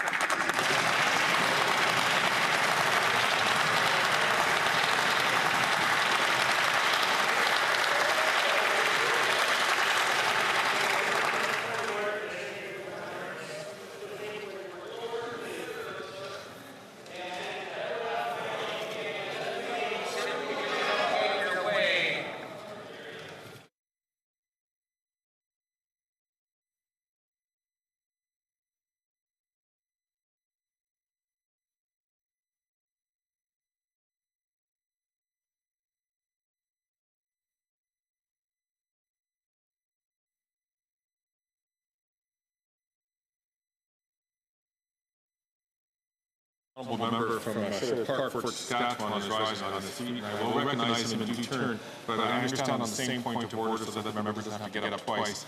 The Honourable Member, Parliamentary Secretary for the Government Housing. Mr. Speaker, I just want to add a couple of thoughts to it. We have to put it into proper perspective. When a member is requested by the Speaker's chair to withdraw the remarks, as it has been pointed out, they are required to do so. If they do not, speakers have not identify them until they do the apology. We can give ample examples of that. We cannot allow a second tier of a member of Parliament that he is allowed, or he or she is allowed, to violate the rules, and then it is the political party that pays the consequence. That's in fact what we saw here. There was the Conservative Party that lost the 3 questions. There was no penalty to the member from the leader of the Conservative Party. That contradicted the Conservative Party.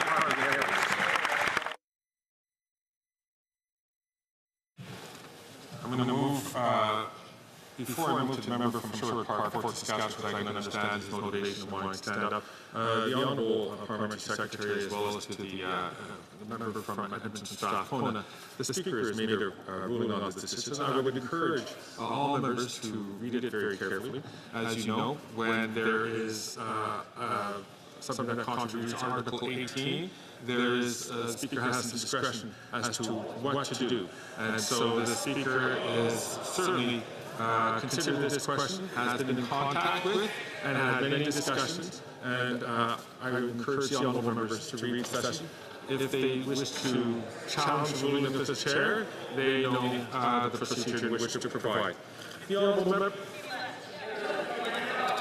I see that the honourable member from Winnipeg's South Centre is rising on a point of order. Yeah, thank you, Mr. Speaker. I just wanted to draw your attention for the benefit of the House to some language I've heard used that I think is unbecoming of this House and the members in this House. And I have no interest in ascribing blame or pointing fingers, so I'm not going to name names, Mr. Speaker. However, there has been reference over the course of debate in the House in the past few days in particular to pagers exploding, walkie-talkies exploding, reference to perhaps members in this House themselves having that type of technology, which is an obvious reference to the conflict that is happening in the Middle East right now, Mr. Speaker. I heard another comment from a member today that, and I quote, "Did you get a thank you letter from Hezbollah?" This is to an Israeli member of this House who has lost loved ones, innocent loved ones in the conflict. We have other members of this chamber from all sides, Mr. Speaker, who have lost innocent people by virtue of the conflict that is taking place. I, again, am not interested in being partisan. I simply want to draw your attention to this and call upon the better angels in this House to conduct themselves on behalf of Canadians and one another with compassion and dignity. Thank you.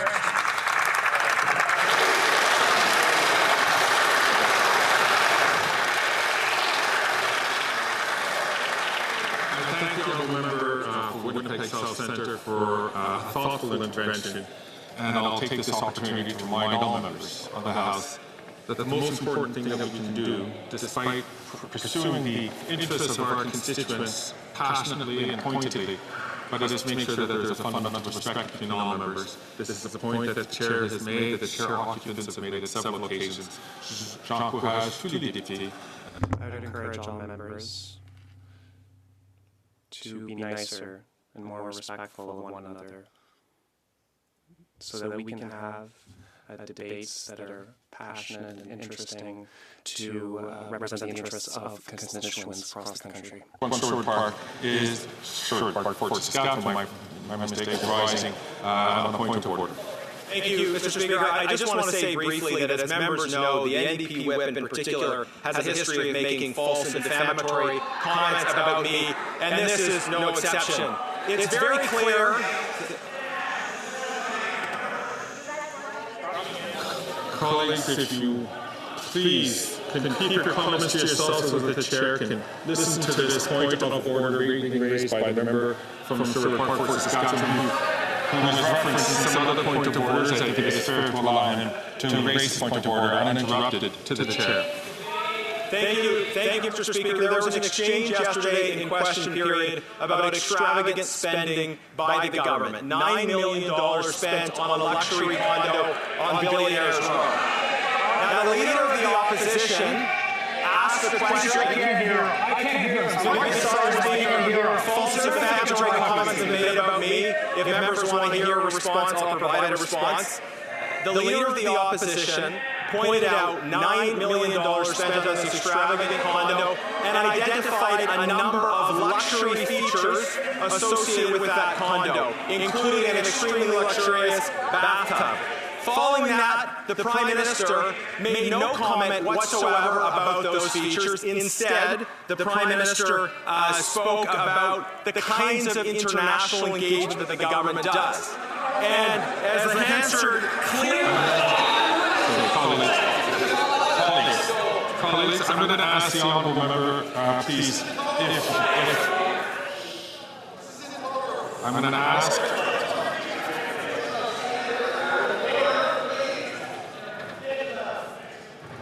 I'm going to ask the honourable member, please, to get to his point, because it's very important that we try to get to the point so that it's not perceived as engaging debate. I'm trying to make sure. Mr. Speaker, false and defamatory comments have been made about me. I'm providing a response, and hopefully members will benefit from reviewing the context of what happened. $9 million were spent on a luxury condo on Billionaires Row in New York. In a question from the leader of the opposition, various luxury... Okay, colleagues, if the member has been... Colleagues,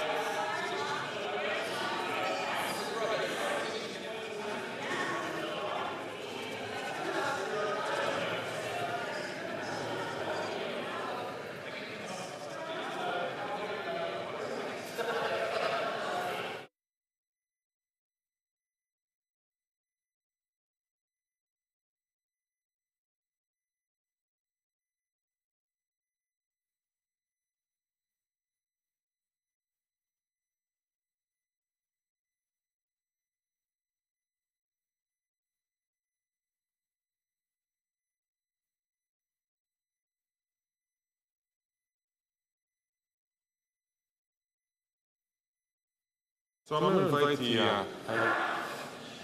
the honourable member from Sherwood Park, Fort Saskatchewan, who was almost there. I'd ask him please just immediately get to the point so that we can address the allegations which were made against the honourable member, and then we can move on in the House.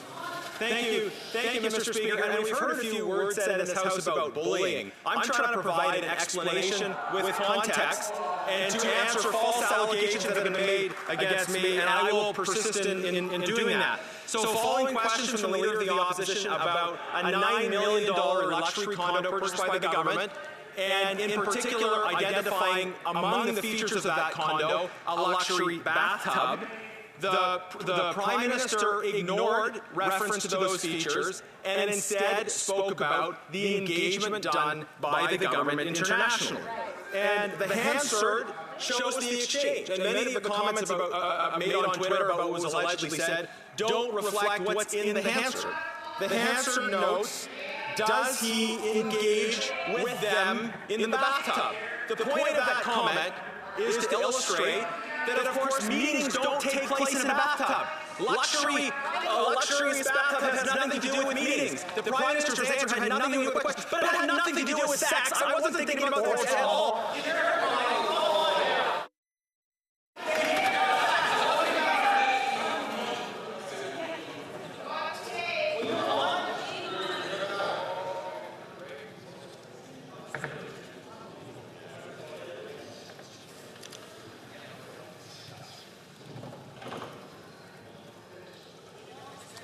The honourable member from Timmins James Bay is rising on a point of order. Speaker, I'll keep my remarks to a minute. I hope you'll let me finish.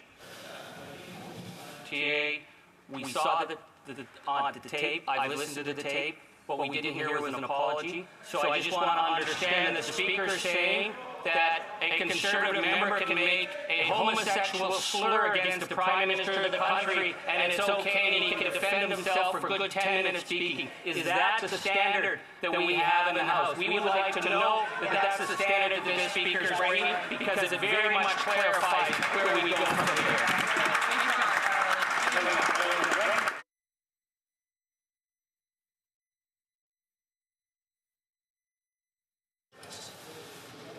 The Honourable, on point of order, I see that the Honourable member from Don Valley West is rising. I hope this will be I hope that this will be germane to the issue at hand, and then the chair will go back and consider this and come back to the House if necessary. The Honourable member. Mr. Speaker, yesterday a point of order was raised. And I'm a little confused, so it's a true point of order because the member from Edmonton, Strathcona, has raised essentially a new point of order, but referred to yesterday's point of order. However, to be victimized once in this House is sufficient. To be re-victimized again by someone pretending, and we all heard it, and it is in Hansard, what was said, it is a homophobic slur. There were two of them, and they were both absolutely personal. And if the Consul General in New York were a woman, if she was treated that way in this House would be outraged. Every member of this House would be outraged because it was a homophobic slur. And I want you to take it into consideration.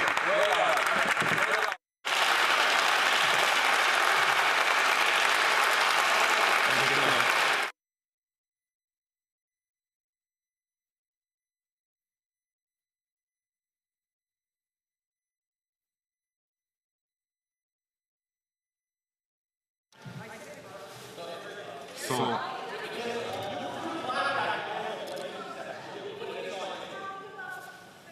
colleagues, I think this is, I appreciate the points of view raised by members. I appreciate the honourable member from getting up and offering his perspective. The chair is going to obviously take this matter under advisement, but I will just say this, which I think is really important, is how it is very necessary that when members are not, one of the best ways to avoid these kind of situations is to making sure that members don't speak out of turn. And then that way, we don't have a situation where there is different interpretations as to what was said. I thank all honourable members for rising on this issue. The Chair will go back and consider this and come back to the House if necessary. Thank you. Point of order, the honourable member from Winnipeg Centre. I have real, Mr. Speaker, with all due respect, I have real issue with this.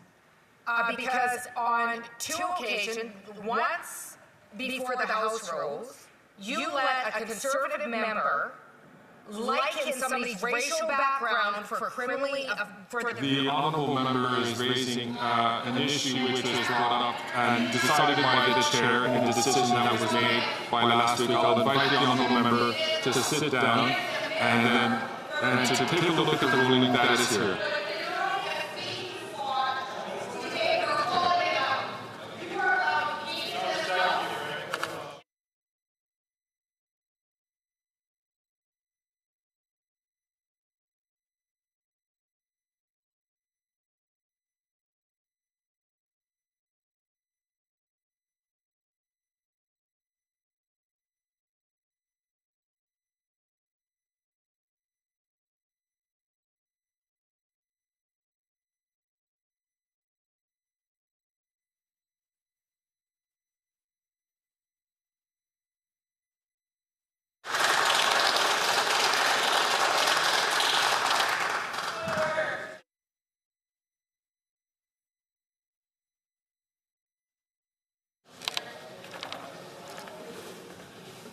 I am moving on. I wish to inform the House that the volume of air pieces will now be reset. Members use... Is the honourable member from Edmonton Strathcona rising on the same point of order? The Chair has already given his opinion, and I invite the honourable member. The honourable member is an experienced member, and she understands the process which is available to her.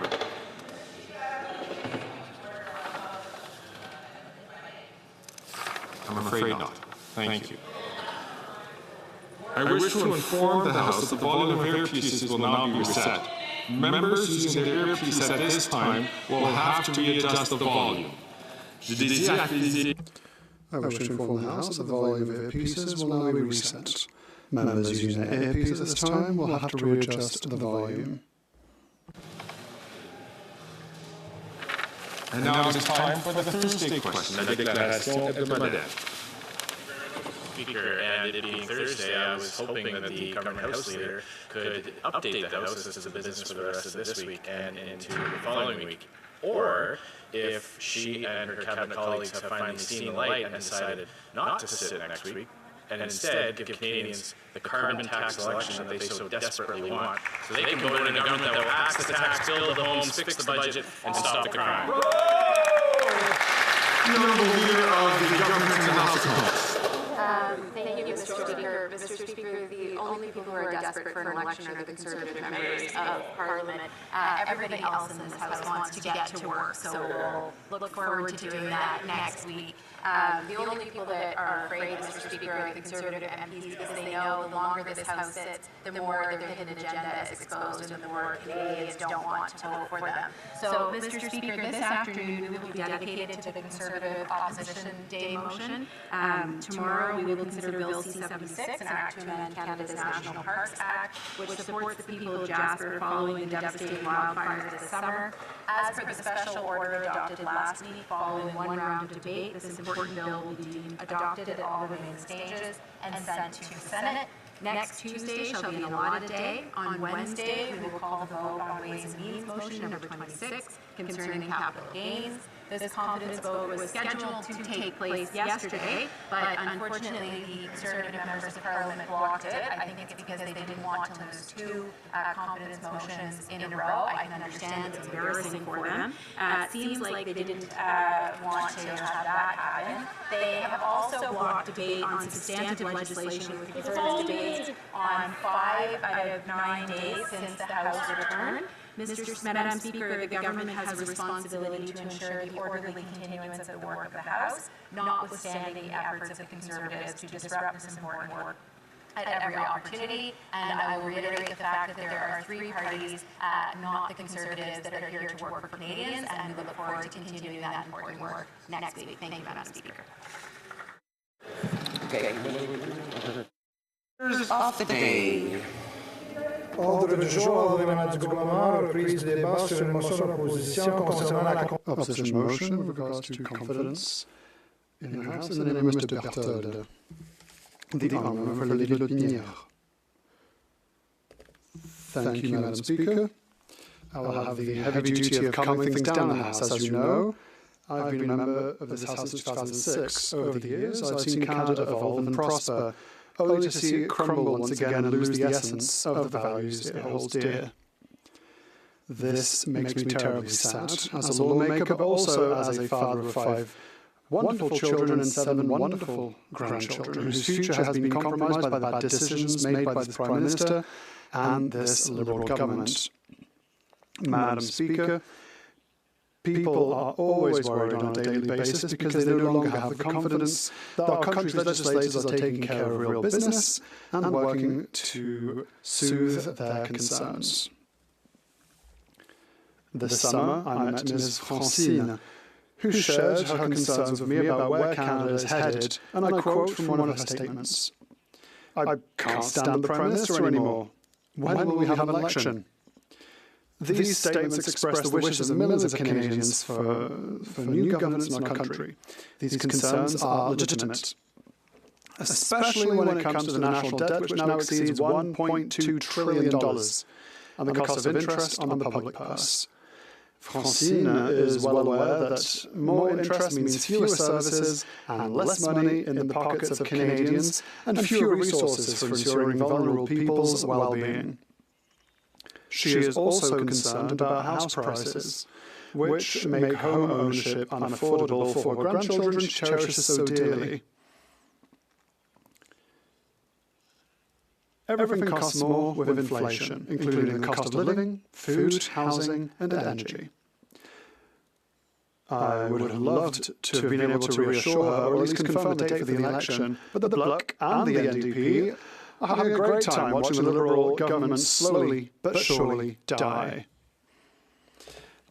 Madam Speaker, a minority government has a life expectancy of 20 months, not 48. It is therefore incumbent upon the Bloc Québécois and the NDP to let Canadians chart Canada's course for the next few years. The Conservative Party, with its strong and renewed leadership, offers Canadians a trustworthy, sound opportunity for the future of our country. Madam Speaker, when it comes to securing Canada's future, we have a proven track record. The previous Conservative government balanced the budget, worked to create and keep our jobs, tackled crime, never encouraged the use of harmful drugs, committed to peacekeeping missions, made sure that everyone had the opportunity to make the most of their lives, with a good paycheck and more money in their pockets. Madam Speaker, the previous Conservative government was consistent and did what was necessary to meet the needs expressed by Canadians. Today, people are living with the consequences of the bad choices made by a reckless minority Liberal government. A government which has held onto power since 2019 thanks to 2 opportunistic parties who, one after the other, blackmailed the government for their political gain and to the detriment of the Canadian population. This illegitimate Liberal government, kept on life support by the NDP and the Bloc, has led us into real challenges and crises that now seem insurmountable and will be insurmountable in the years to come if nothing changes. I don't know if the Liberal government is listening, but I hear them. Point of order, Madam Speaker. The honourable member.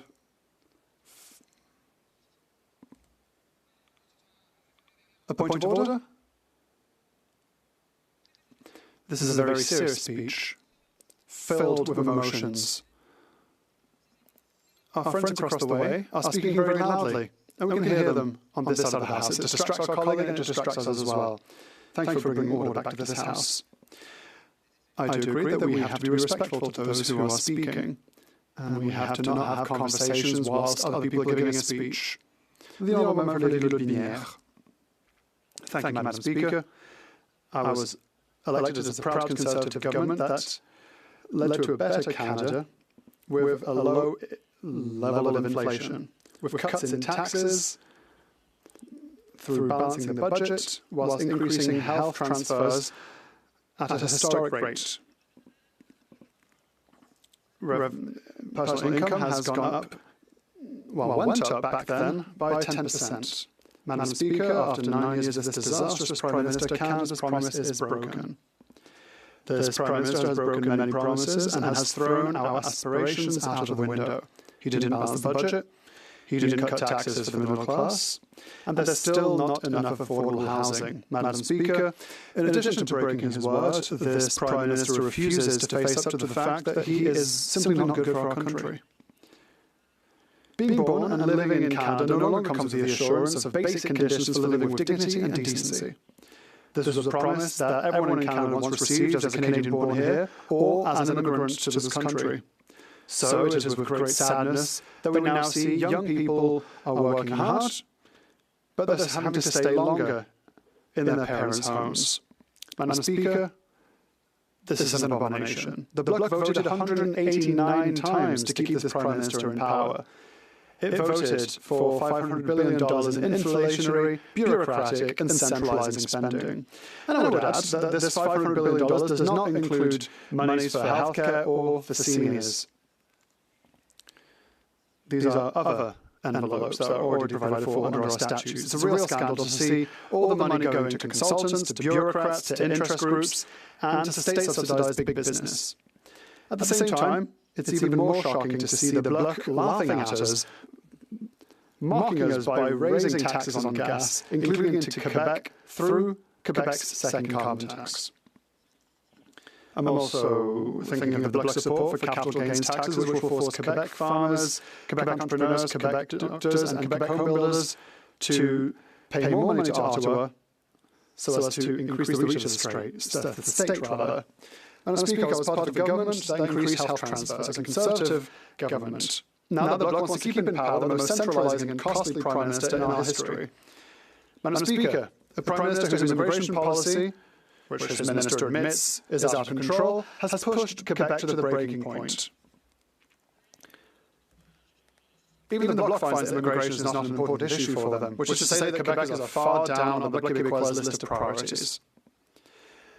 It is also worth remembering that in the last 9 years of this massive, inefficient government, the Prime Minister has doubled the national debt, which means he has single-handedly spent more than any Prime Minister before him. Madam Speaker, he has spent more in 9 years than all the others in 148 years. This debt has a concrete effect on Canadians. It means that right now, under this Liberal government, all the money spent by taxpayers on GST goes only to pay interest on debt. If nothing is done, the share of public finances devoted to these payments will continue to grow, further compromising and undermining future generations' right to live in a country with sound financial management. Is this democracy, Madam Speaker? Is it holding a government in a position of weakness for an indefinite period? While the Bloc and the NDP are circling the Liberals like vultures hoping for gains they will most likely not even get, voters are clear. They want an election on the carbon tax and they want it now. The current situation is abnormal. It's not business as usual at all. Voters didn't vote for this in 2021. First of all, had they known that the NDP was going to make a dishonourable coalition with the Liberals, the results would probably have been very different. The same goes for the Bloc, whose voters didn't vote 189 times to keep the Prime Minister in power. Put simply, he spent. So what is the Bloc Québécois afraid of? The Liberal Bloc is now a far better moniker. What image does it send internationally, Mr. Speaker? That of a strong, proud, self-confident Canada? Or of a Canada where the government is in turmoil and voters are clamouring for an election? So let's talk about this carbon tax. It's the most unproductive tax ever in Canadian history because not only does it dip into taxpayers' pockets like every other tax, but it also puts Canadian businesses at a competitive disadvantage compared with those in other countries. When production costs more in Canada and elsewhere, our businesses leave the country and foreign investment is discouraged. Our productivity has declined. We are second lowest in the G7 in terms of productivity per hour worked. For all these reasons, Madam Speaker, we will vote to bring down this government in order to axe the tax, build the homes, fix the budget, and stop the crime.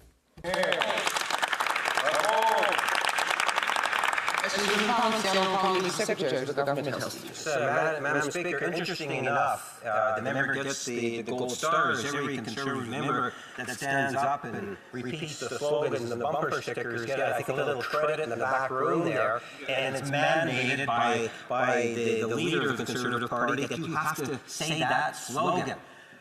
My question to the member is, does he not recognize and give Canadians credit for being able to understand that an election is more than just slogans and bumper stickers, that at some point in time you have to share your ideas? I know there's a lot of ridiculous ideas that are out there with respect to the Conservative Party, but isn't there any sense of obligation to be a little bit more honest, in particular through social media posts coming from the Conservative Party today, which is there, Madam Speaker, to mislead Canadians. And that's what we see day after day coming from the Conservative Party. Any remorse than that? The Honourable Member for Louis-Binière. Thank you, Madam Speaker. Let's talk about honesty, Madam Speaker. During the last election in 2021, the Liberal Party, in its electoral platform, stated that there would never be a coalition, or they made no mention of a Liberal NDP coalition. Was that really honesty? This omission, was it truly honest? Because now there's been a coalition between the two parties. The Honourable Member for Pointe-Lille. Thank you, Madam Speaker. My colleague is blaming the Bloc Québécois for all this, but in regard to immigration, we have no idea what the Conservative position is. Do they agree that we should better distribute new arrivals around the country? What about official languages? We know that minority official language funding is almost entirely spent on English in Quebec. Will the Conservatives make any commitments about that? I'd like to hear from them. The Honourable Member. Madam Speaker, we will be very pleased to unveil our immigration platform in 2 days, if the Bloc Québécois votes with us to topple this government. The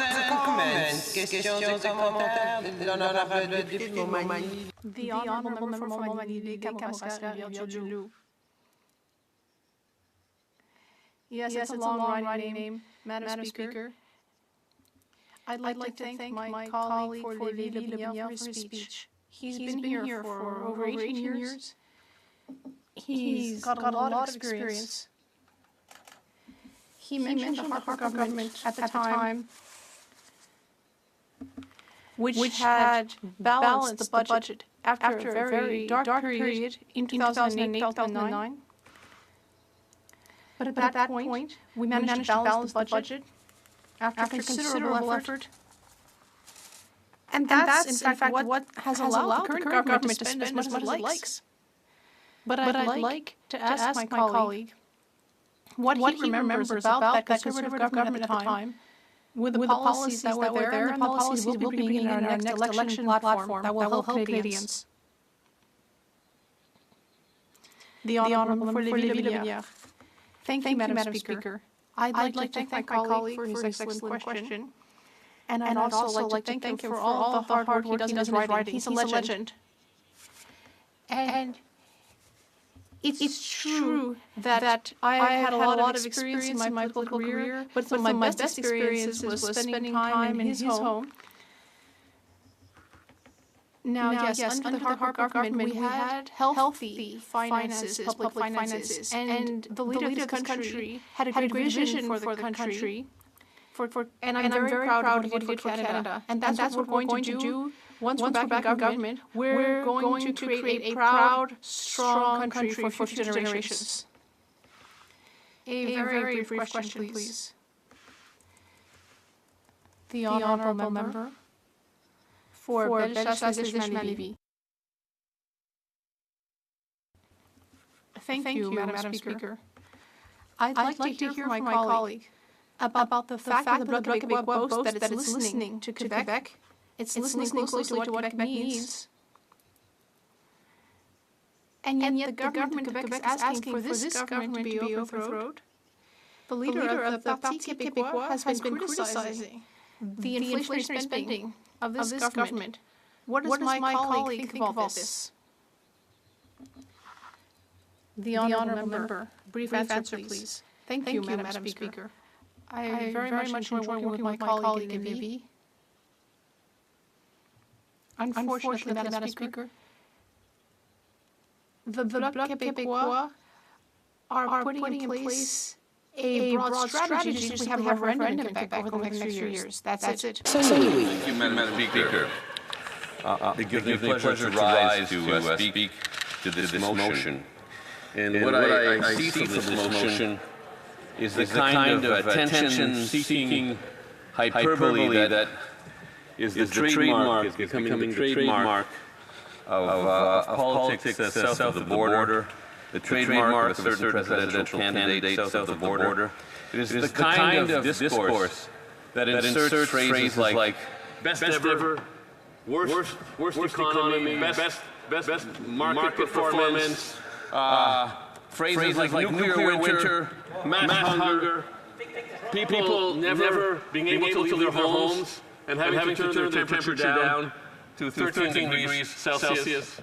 That kind of a hyperbole, Madam Speaker. As a matter of fact, you could say that the phrase from the motion, the most centralizing government in Canadian history, forgot to add the superlatives ever and entire to read, for example, the most centralizing government ever in the entire Canadian history. Or maybe human history, Madam Speaker. Why not? Why not? It is the language, Madam Speaker, of the sloganeer. That is what it is. But what even are the yardsticks for making such sweeping statements? Well, let's look a little bit at our history, at our Canadian history. Let's look at conservative governments and policies and actions that could be seen as centralizing. Even if we consider those actions, those past actions, those past initiatives to be good nation-building initiatives of another more constructive brand of Canadian conservatism. Let's go back in history. CN has been in the news quite a bit. Who created CN? Crown Corporation, a national railway company that extended from sea to sea and could be seen as too centralizing by some today. Well, it was Prime Minister Robert Borden, Madam Speaker. And let's talk about the CBC, the conservative bugbear. How did the CBC get started? Well, as a matter of fact, it got started in some way with CN because in the early days, CN was looking for ways to keep its passengers entertained, so they created a kind of radio network, a kind of entertainment system of the day for their trains, and then that kind of morphed into an organization called CNR Radio. And in 1932, on the heels of that, R.B. Bennett established the CBC's predecessor, the Canadian Radio Broadcasting Commission. And I've just been reminded, Madam Speaker, that I'll be sharing my time with a member for Winnipeg North, and I apologize for forgetting to say that at the beginning. On the environment. On the environment, Madam Speaker, which is a weak point for the Conservative opposition. It was the Conservatives under Brian Mulroney that created national or so-called centralizing environmental legislation. CEPA, the Canadian Environmental Protection Act, was enacted in 1988 by Mr. Mulroney. It was designed to provide a systematic national approach to assessing and managing chemical substances in the environment, as well as to create criminal law offenses for polluters. Quebec probably saw that as centralizing an unwelcome intrusion into provincial jurisdiction at the time. I would think that would be the case because Hydro-Quebec, a provincial Crown Corporation, went up against the federal government in court to argue that the federal government had no jurisdiction, that it was essentially invading provincial jurisdiction. But the Supreme Court of Canada found that the federal government did have jurisdiction, and that this was a matter of national interest, and therefore criminal law power was justified. Let's look at national parks, Madam Speaker. The Canadian National Park System began in November 1885, when the federal government, guess who, Madam Speaker, the federal government of Sir John A. Macdonald set aside an area of approximately 26 square kilometers on the northern slopes of Alberta's Sulphur Mountain for public use. It could have been seen, I suppose, in today's terms, it would be seen as an intrusion by the federal government into provincial jurisdiction. Conservatives say they like to stand up for conserving, or they used to say they like to stand up for conserving our heritage, natural and otherwise. But today's conservative, Madam Speaker, to me, here on this side of the House, seem to be more interested in upending the system by leveraging populist sentiment and farming anger. Now let's look more recently at the Unfair Elections Act. This is a perfect example of a heavy-handed approach by a federal government with the majority. As a matter of fact, the sponsor of that legislation was the current leader of the opposition. And of course, the government was using its majority power to attempt to suppress votes in what was, as they say, a heavy-handed and top-down approach. Now, there's been some liberal centralization too, Madam Speaker. For example, national Medicare and the Canada Pension Plan.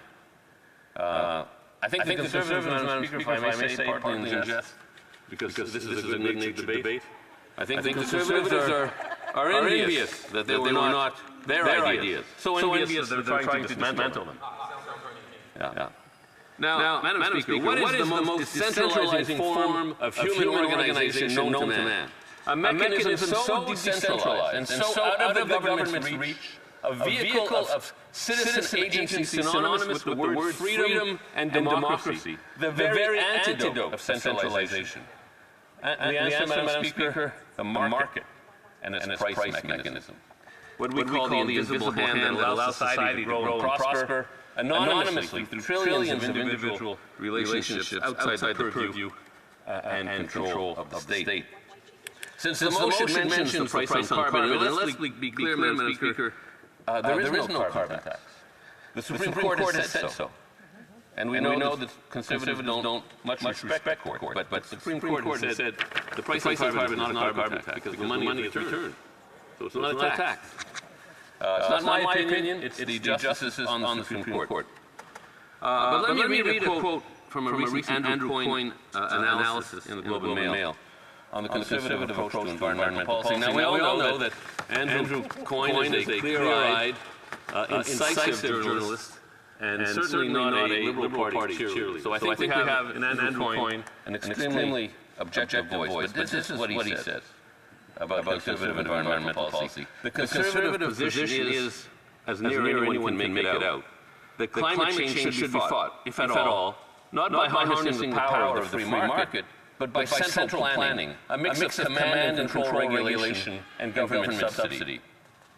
He goes on to say, how much more is pricing carbon to the alternatives? Some years ago, the Eco-Fiscal Commission, a group of environmental economists, estimated the economic cost of the carbon tax sufficient to meet Canada's internationally agreed emissions reduction targets at 0.05% of GDP annually.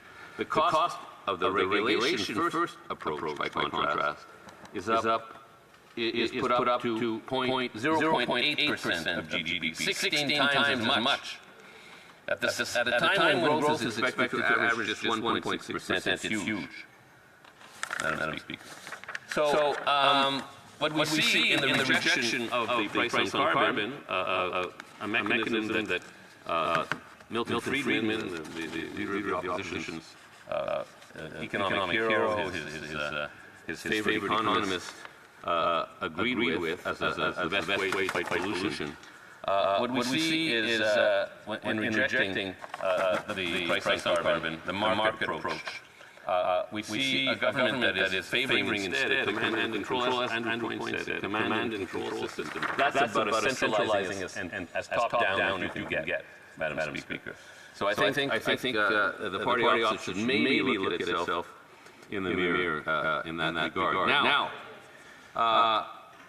the Conservative Party claims it believes in provincial autonomy, and staying out of provincial jurisdiction, yet the leader of the opposition tells cities that if he...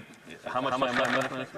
20 seconds. Well, he tells cities that if they don't do what he says to solve the housing crisis, he will punish them. So I think the Conservative policies and actions do not match the rhetoric of this motion, Madam Speaker. Thank you. The Honourable Parliament Secretary, point of order? The Conservatives are so bad at this confidence stuff that they don't even have quorum in the House. Perhaps we could have a quorum call, Madam Speaker?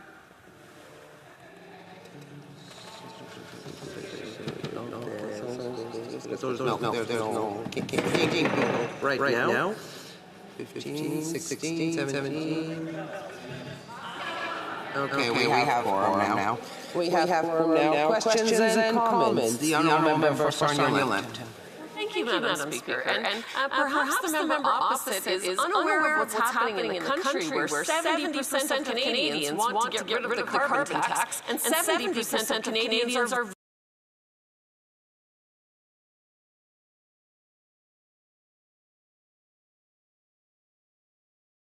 Opposition does not believe dental care exists, even though people are signing up, even though dentists are signing up. So that third phase of the program needs to be rolled out, and an election now would interrupt that, and we can't take that risk. The Honourable Member for Laurentides-Labelle. Thank you, Madam Speaker. First of all, I'd like to say that I now understand why we don't get more answers during question period, because it's called question period and not question and answer period. So perhaps, Madam Speaker, we could now actually get an answer from the government. I have a simple question. I want to know if the government will finally, irreversibly, pass the two bills that the Bloc Québécois has been supporting for months. First of all, to increase old age security between 65 and 74. And of course, Bill C-282 on supply management. Could I get an answer? The Honourable Member for Lac Saint Louis. Unfortunately, Madam Speaker, I am not part of the government. I am simply a duly elected parliamentarian without a minister's portfolio regarding old age security. There is a financial framework here. There are various programs. There's the Canada Child Benefit. There's the Canada Disability Benefit. These could all be increased. Childcare could be increased. There are choices that have to be made. I am not the Minister of Finance. Even though I might put in my 2 cents, the choice is not up to me. The Honourable Member for North Island Powell River. Well, thank you, Madam Speaker, and I thank the member for his interesting speech. I quite enjoyed it, and I know a couple of other members really couldn't control their laughter at some point, so I appreciate some entertainment in the House. My question to the member is, of course, in my riding of North Island Powell River, we have a lot of health issues, especially around the healthcare system, a lot of emergency rooms in smaller communities that are having to be shut because there isn't enough people to staff them. It's an ongoing issue. And I'm just wondering if he shares the concern that I have, although I don't think the Liberals are giving as much money as they should. The Conservatives seem very interested in privatizing, which of course will mean that rural and remote communities will have much less services, and that there's going to be an even worse epidemic that people, if they can't pay, won't be able to access health care. I'm just wondering if he could speak to that. Member for Lac St. Louis. Yes, I thank the member for the question. I'm extremely concerned about the healthcare system. My constituents, many of them are afraid to get sick. They wouldn't know where to turn. They don't want to go to emergency. They might have to wait 48 hours and get sick while they're at emergency.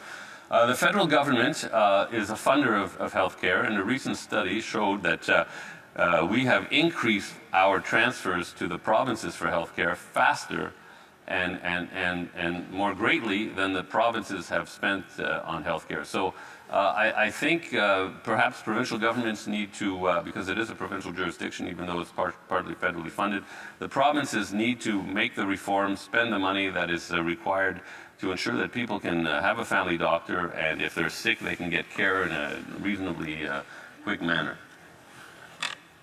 Oh, questions et commentaires, l'honorable député.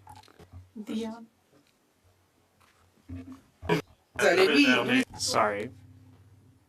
I thought I'd take it as a compliment because that's a very lovely constituency. So one question for my colleague. I know that he spoke of dental care and the extent to which it's important. In Louis-Hébert, it's 88% of the 9,200 seniors that have enrolled in dental care. We know that for the rest of the publics, that is for 18 to 64-year-olds, it's going to happen in 2025, sometime in June 2025. What impact will that have on the people's lives from one region of the country to the next? The Honourable Member for Lac St. Louis. I believe the Minister of Health mentioned it the other day during question period. Thanks to this program, people can see a dentist, and in some cases, dentists can identify cancers. So we can expect a lot of lives to be saved thanks to the program. Secretary to the Government House Leader. Yes, thank you, Madam Speaker. It's a pleasure to be able to rise and speak today, even though it's the second day in which we are actually having a confidence vote. You can't help but notice there is definitely a lack of enthusiasm from across the way, Madam Speaker. Contrast today to what the last Tuesday was like, and I suspect maybe there was a bit of an accountability check on Wednesday when we saw that the Conservative Party didn't get what it wanted. What they want, Madam Speaker, is not what's in the best interest of Canadians. They want what's in the best interest of the Conservative Party and the leader of the Conservative Party. That's where I often talk about their thirst and quest for power, and let nothing get in their way, according to the Conservatives, Madam Speaker.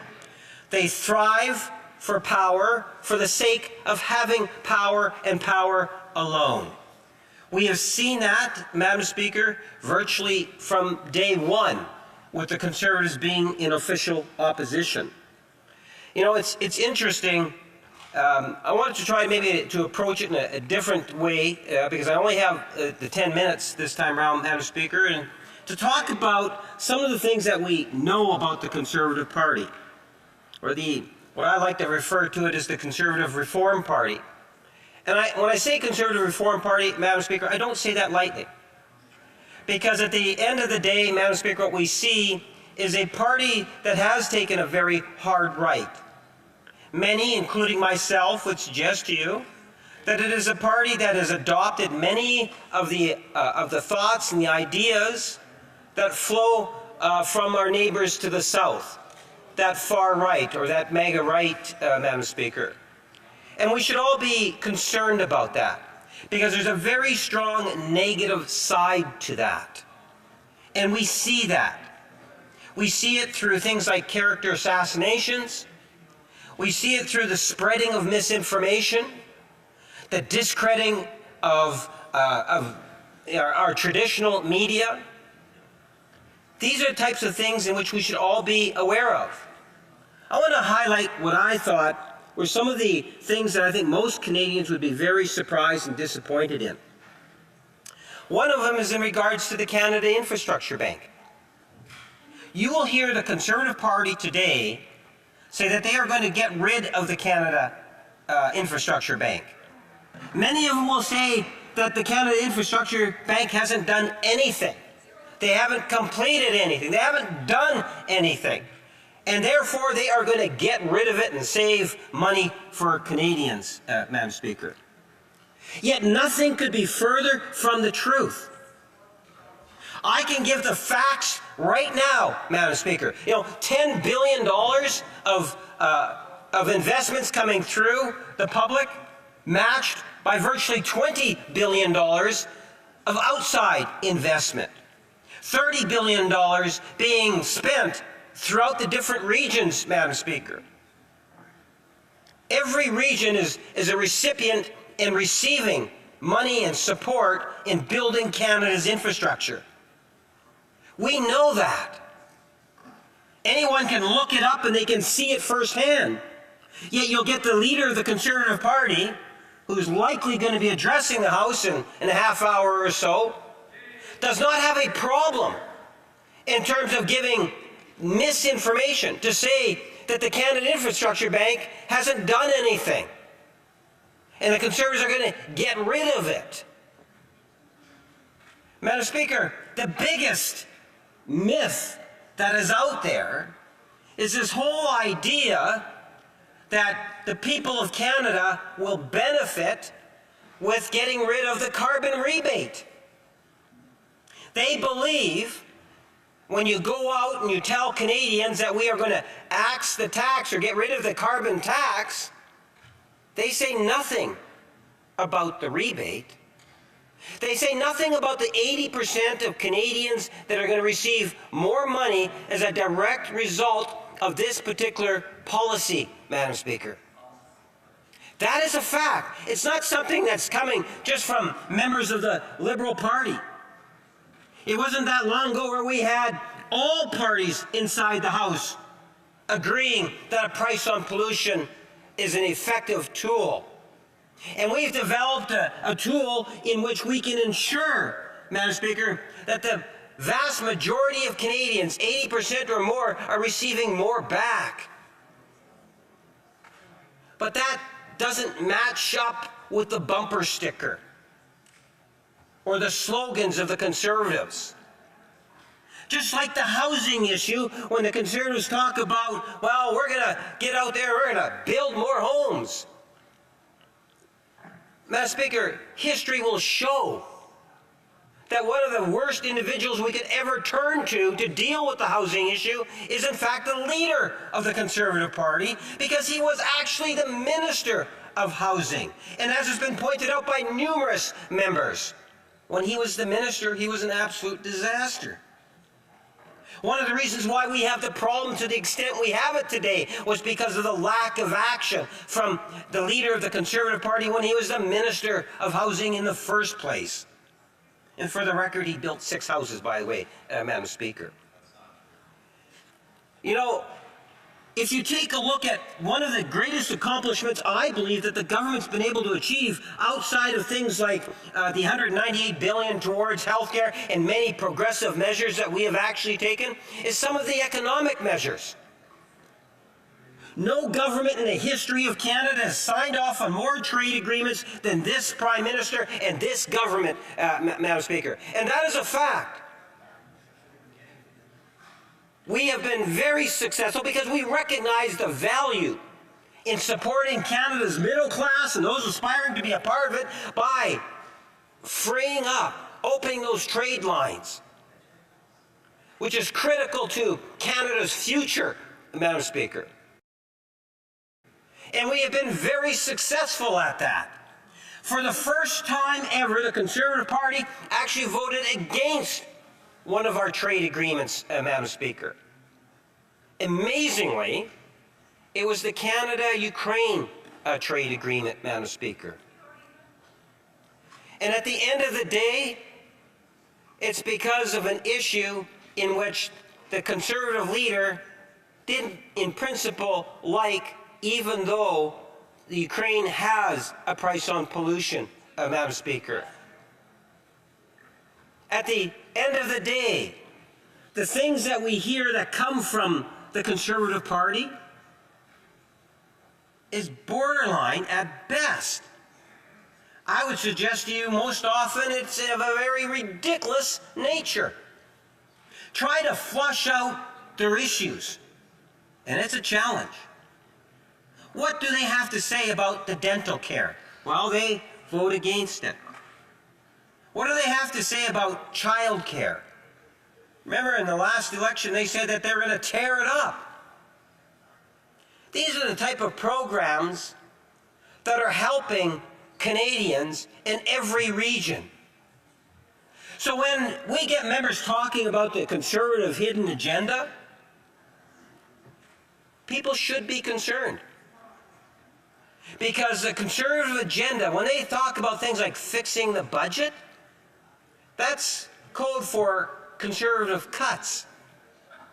They're not going to provide the type of programming that we've been able to put together over the last number of years to the benefit of literally millions of Canadians, Madam Speaker. And these are the types of things that are at risk because we have a Conservative Party that is more focused on trying to fool Canadians.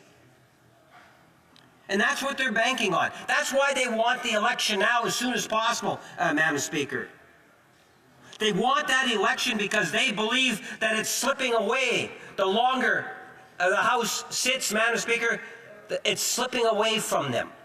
And Canadians will become more aware of the leader of the Conservative Party and what he actually stands for. And at the end of the day, Madam Speaker, I believe that as we see that contrast between the government of the day and what the Conservatives have to offer, and we continue to work for Canadians, Madam Speaker, even though the Conservatives want to play games, prevent things from ultimately passing, play an obstructive role here in the chamber, that Canadians will see through that and ultimately will continue to serve Canadians, Madam Speaker, in a very productive way from now until... Questions and comments. The Honourable Member for Coast Bay, Notre Dame, Central Notre Dame. Thank you, Madam Speaker. Crime is rampant in rural Canada. Last night, at a town hall in Stoneville, in Notre Dame Bay, a part of my riding, terrified seniors told of being threatened that they be burned out of their homes, that they be burned in their beds, Madam Speaker, at the town hall where the RCMP were present. 75-year-old retirees who worked hard all their life for a safe Canada are sleeping with a baseball bat next to their bed in Gander. A few weeks ago in Lewisport, an RCMP squad car was vandalized and it was spray painted with back off by these criminals in rural Canada. So, Madam Speaker, with towns of less than 1,000 people in my riding, with 5 crack houses operating, where young girls, teenagers, are being sold into prostitution, Madam Speaker. These are children. These are children of the people that we represent. So it's time to stop the crime. How can this member support this NDP Liberal coalition that's let this rot, this crime, creep into rural Canada in places like my riding in Notre Dame Bay? The Honourable Parliamentary Secretary to the Parliament House Leader. Madam Speaker, the leader of the Conservative Party addresses his national caucus just before coming in, and this is in part what he says, quote, "There would be mass hunger and malnutrition with tax this high. Our seniors would have to turn the heat down to 14 to 13 to C just to make it through the winter. Inflation would run rampant, and people would not be able to leave their homes or drive anywhere." This is the type of extreme right, mega right attitudes and the propaganda that they spill every day, just like what we heard opposite, Madam Speaker. There was the bail reform bill that was supported by Questions and comments? The Honourable Member. L'Honorable Député Louis Hébert. The Honourable Member for Louis Hébert. Thank you, Madam Speaker. I'm going to follow up on the question that my Conservative colleague just asked. I imagine there is not a single MP in this House who doesn't want to reduce crime across Canada. There are some different approaches depending on the community across Canada, but can he explain why the Conservatives believe it's so important to make cuts? We've seen so many cuts in our intelligence services, and our border services, and our policing services that are all under the jurisdiction of the federal government. Question, and it's important to recognize that Ottawa worked with all the different provinces, and we brought in bail reform, something in which even the Conservative Party, dragging and kicking because they did obstruct it, Madam Speaker, we were able to ultimately pass. That was something in which working with the different provinces, and the provinces are the administrator. In regards to how important it is that we deal with the crime, we don't take anything for granted, Madam Speaker. That's one of the reasons why we had the automobile theft inquiry that was being conducted. And prior to that, the leader of Conservative Party was nowhere, didn't even raise the issue until we raised the issue as a concern. These are the type of responsible things that we are doing as government, working with Canadians to make Canadians feel safe in our community. The Honourable Member for Nanaimo, Ladysmith.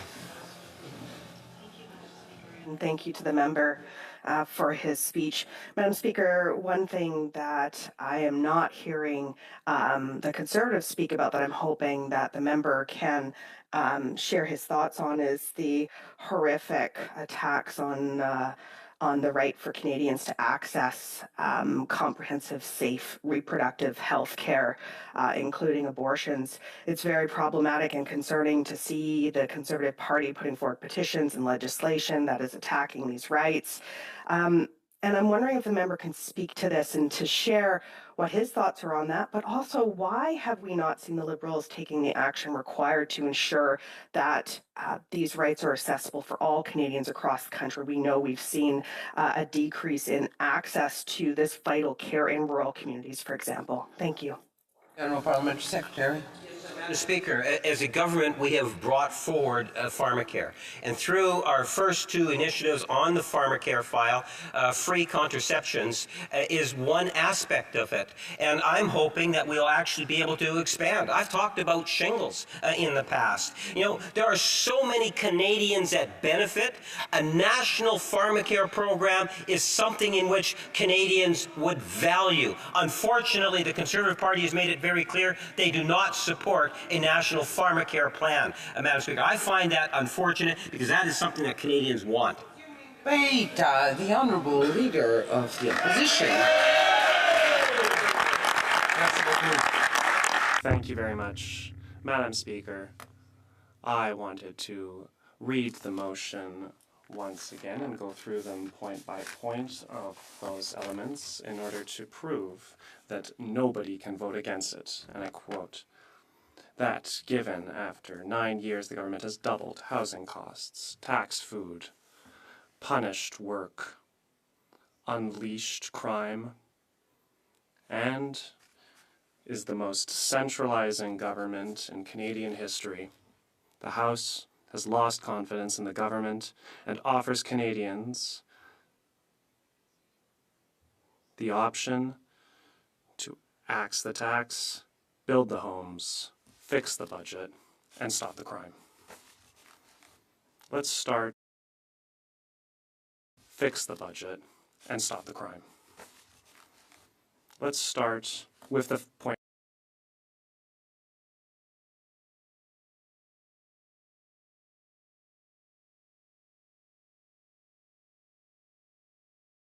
Number one, that the government has doubled housing costs. There's no debate. It's pure math. Unfortunately, we have a prime minister that says that the economy isn't about numbers. It's about people. But rent is a number. Mortgage, that's a number as well. When you buy a house, the price is measured in numbers. Numbers make the world go round. And I'm quoting the facts here. A one-room apartment in 2015, for a one bedroom apartment, the rent was $973. Now, it is $1,875. That's 2 times that amount. For a 2-bedroom, it also doubled. It went from $1,172 to $2,377. That's doubling again. For your average house now, for a down payment for your average house, the down payment has doubled from $22,000 to $47,000. That's 2 times more. And the average mortgage for a new house, or the average mortgage payment in 2015 was $1,400, and now it's $3,000. That's twice as much. No debate on that point. Next, the government has taxed food. You can, like the carbon tax, like the Prime Minister and the leader of the Bloc does, you can believe that a tax of 60 cents a litre is the best idea in the world, but you cannot deny that it increases food costs. This is because farmers use fossil fuels. They use fossil fuels to fuel their machines. Truckers need to use diesel. And the carbon tax that is in force across Canada, Quebec pays it indirectly, of course, because all food that is produced across Canada becomes more expensive. And they have, therefore, a second carbon tax that the government is imposing with the support of the Bloc that has increased the cost of gas by 17 cents a litre. And this will directly impact farmers and consumers. There's no debate here. The government is taxing food. Third, the government is punishing workers. According to the Fraser Institute,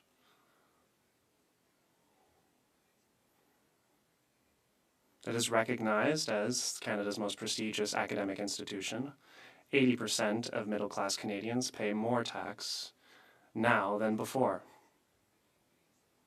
Taxes are a penalty on work. If you work harder, you'll pay more. This is the government's way of punishing workers. Also, in the natural resources sector is being affected. The Americans are taking jobs in the forestry sector, and there is a dangerous precedent for caribou that will be killing jobs. There is no debate on that point. The government is punishing work and workers. The government has unleashed crime. They've adopted 3 pieces of legislation, C-50, C-75. The bill that releases criminals automatically, and that made crime surge. There's 50% additional crime. That is a 120% increase in gun crime. The country has spent $69 million and has not removed a single firearm since their major campaign promise on that fact. There's more crime, gun crime, and total crime. 47,000 Canadians have lost their lives because of drug overdoses since this government liberalized drugs. The debate's over. Crime has gone up under this government. A centralizing government. The leader of the House, of the Bloc Québécois in the House, stated that there has been excessive centralization of this government. I've never seen in the history of this country a government that finds it so hard to manage its own jurisdictions. Yet they stick their noses in Quebec's and the other provinces' jurisdictions. It's the most costly and most interfering government in history by doubling the cost of consultants and doubling the debt. This is a centralizing government that is taxing food, taxing jobs, and that is doubling the cost of housing. The proof is in the pudding. That's why Quebecers, despite deserve the choice of a government that will build the homes, will repair the budget, stop the crime. And that is exactly what we propose, and that is what we will do. And we ask all other parties to show their independence from this centralizing government, vote for Canadians, vote for Quebecers, so that we can have a new government that will allow Canadians to have more money in their pockets, for more food on their plates, more gas in their cars, for safe communities. That's common sense. Madam Speaker, I'm going to be very clinical here and simply read the motion and prove it's true. That given that after 9 years the government has doubled housing costs, taxed food, punished work, unleashed crime, and is the most centralizing government in Canadian history, the House has lost confidence in the government and offers Canadians the option to axe the tax, build the homes, fix the budget, and stop the crime. Let's go through one by one. Did they double housing costs? Well, let's look at the prices. In 2015, the average rent for a one-bedroom, $973. Today, $1,877. In 2015, the average cost of monthly rent for a two-bedroom, $1,172. Today, $2,337. In 2015, the average down payment needed for a new home, $22,000. Today, $47,000. And in 2015, the average mortgage payment on an average new home, $1,400. Today, $3,020. No debate. Double trouble when it comes to housing. Next point. Are they taxing food? Well, they admit that they're taxing diesel, which is what powers combines, tractors, and other equipment. They admit that they're taxing the natural gas that dries the grains in the silos. They admit that they are taxing the truckers that bring us our food. There is no debate, and they want to quadruple that tax to 61 cents a liter. There is no debate on that either. Are they punishing work? They've increased income tax on 80% of middle-class people. Are they unleashing crime? Violent crime is up 50%. Gun crime is up 120%. Are they a centralist government? They've doubled their debt. They've doubled the amount of money for consultants. Madam Speaker, all of these points are proven, and that's why Canadians deserve the chance to elect a common-sense Conservative government that will axe the tax, build the homes, fix the budget, and stop the crime, so that hard work earns a powerful paycheck that buys affordable food and homes in safe neighborhoods where the promise of Canada is restored in the freest country on earth, Canada. Let's bring it home. I'm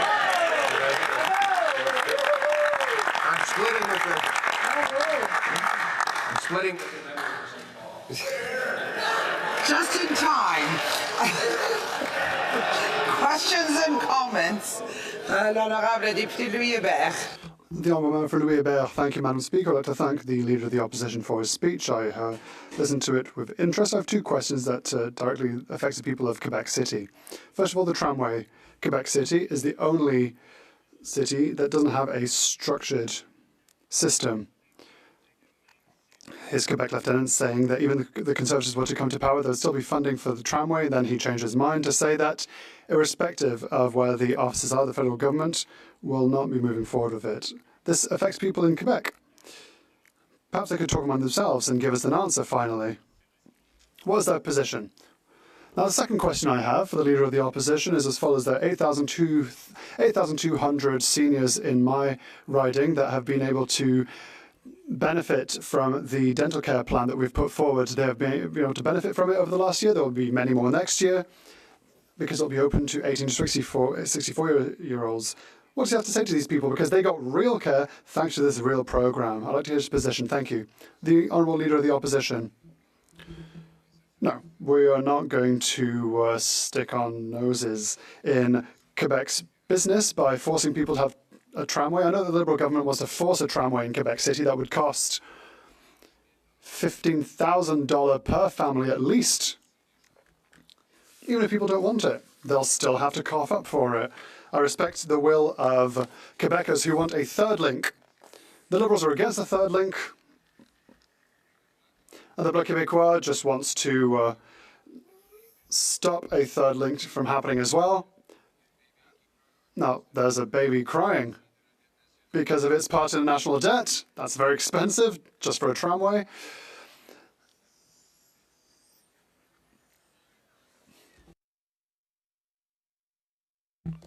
My apologies, Madam Speaker. What would I say to these seniors in the Honourable Member's riding? I'm aware that people in his riding can't pay for their groceries because of this government's inflation, which stops seniors from being able to eat. And often they are forced to go to food banks. Another question to someone else, the Honourable Member for Laurentides-Labelle. Thank you, Madam Speaker. My question is a very simple one. Given the following, the leader of the opposition really wants an election,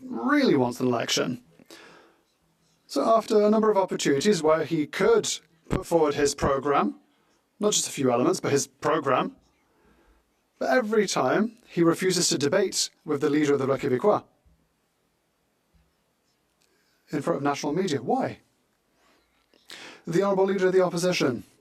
That's just not true. I would love to have a debate with the honourable member right here. He could have asked questions, but he's not here. Where is he to debate with me? Well, we don't mention whether someone is present or not in the House. Okay? Do we agree? All right, the honourable leader of the opposition. My apologies, Madam Speaker. I would have liked to debate with the leader of the Bloc, but he hasn't taken the floor since I've been here.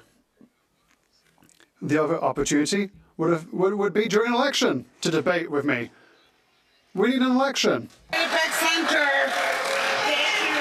Thank you, Madam Speaker. The member's record is clear. When he was in government, they hid record abuses, the abuses at residential school, refused to have a national inquiry into murdered and missing Indigenous women and girls, voted against the United Nations Declaration on the Rights of Indigenous Peoples. Why? Because they didn't support free, prior, and informed consent. So my question through you, Madam Speaker, to the leader of the Conservative Party, why should Indigenous communities trust him now when he continues to fundraise with organizations who are on record denying residential schools? The opposition. First of all, that is false. That is not true. Second of all, she has and her party have continually acted against First Nations people. They've attacked First Nations people's rights to have resource projects that they support. Yes, they have. When 20 out of 20 First Nations communities supported the Tech Frontier mine in Alberta, she and her party took the paternalistic government knows best approach and said, no, you can live in poverty.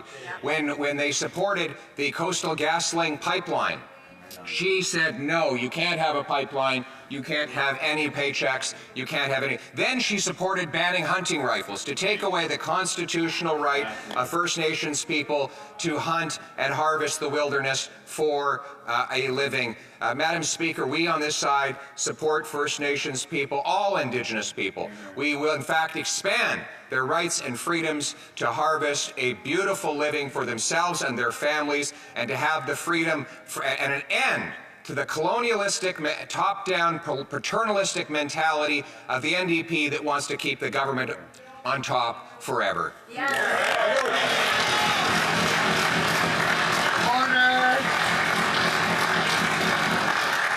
À l'ordre, conformément à l'article. It is my duty pursuant to Standing Order 38 to inform the House that the questions to be raised tonight are as follows. For Saanich Gulf Islands, the environment, the Honourable Member for Dauphin, Swan River, Nipawah, carbon pricing, the Honourable Member for Kelowna Lake Country, mental health and addictions. Resuming debate, the Honourable Member for Toronto St. Paul.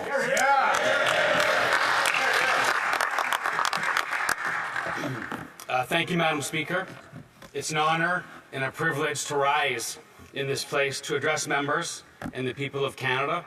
But I have to tell you first, Madam Speaker, I'm disappointed that the Honourable Minister of Finance is not here to listen to my maiden speech. If she had been here, I have to remind the Honourable Member that we do not mention presences or absences in the House. And I would like the Honourable Member to withdraw that and do not mention it again. Thank you, Madam Speaker. I would like to let the Honourable Minister of Finance be aware that during my election campaign, wherein she characterized me in front of a national audience as cold, cruel, and small, she had it wrong. And throughout this speech, I think she'll understand and learn that perhaps I'm a warm, generous, and kind human being. But mischaracterization is the MO of the Liberal Party. I've only been here 2 weeks. 2 weeks, and I've already seen it. The day I was sworn in, Madam Speaker, I walked through the halls of West Block and something colorful caught my eye. It was the red-headed was the redhead of a small 5 or 6 year old boy who was getting a tour or walking around with his mom or his dad. The young boy was gazing around at these tall columns and the thick walls that we've got that hold up this endlessly high ceiling. I too feel not unlike that small red-headed boy when I take my place here in the Parliament of Canada. Those thick walls represent to me the strong foundation upon which Canada has been built over many years. A foundation that was laid over those years, including before Canada the country came into being. And for a nation like this one, the laying of the foundation is something upon which we continue to build. The great Sir Wilfrid Laurier put it well, and he often did. I want the marble to remain marble, the granite to remain granite, the oak to remain oak. And out of these elements, I would build a nation great among the nations of the world. Madam Speaker, I want to touch briefly upon those builders whom we've come to identify as Canadians. The Indigenous peoples, the original inhabitants of this land, and we must continue our efforts towards reconciliation. First Nations, Métis, and Inuit, along with the work of people who came later, principally the French and English in the early days, laid the groundwork for what would become the Dominion of Canada. However, given the lamentable state of Canadian history education in our country, I hesitate to call attention to some of the greatest citizens for fear of losing my audience at home. But for posterity's sake, and in recognition of what they did to help build this country, I'll take that risk. Some of the greats, in my view, Madam Speaker, while strictly speaking may not all have been Canadians, they were builders of this great land, of what would become known as Canada. The great generals, Montcalm and Wolfe, Sir Isaac Brock and Arthur Currie, scientists like Banting and Best, our early foundational prime ministers, Macdonald and Laurier. Let's not forget Colonel R.S. McLaughlin from Oshawa, my hometown. Madam Speaker, Canadian heroes come from many walks of life. I'm thinking of examples like Terry Fox, sports heroes like Wayne Gretzky or Tom Longboat, artists like Gord Downie, and Ottawa's own and a personal favorite, Paul Anka. And of course, we have to make room for the more recent greats. Summer McIntosh impressed us all this summer at the Paris Olympics, not only with her phenomenal athleticism, but also with her grace and poise on the podium and elsewhere. I hear last month she's even old enough to vote. Madam Speaker, all Canadians will have their own list of favorite great Canadians. The list to choose from is nearly endless. I encourage all of us to celebrate them in our own ways and not just in this place. We need more celebration of Canadian history. As the great historian Jack Granatstein wrote in his famous 1998 book, Who Killed Canadian History? History is memory, inspiration, and commonality, and a nation without a memory is every bit adrift as an amnesiac wandering the streets. History matters, and we forget this truth at our peril. There's one more group of people I will also include in the list of great Canadians, the members, veterans, and families of our Canadian Armed Forces.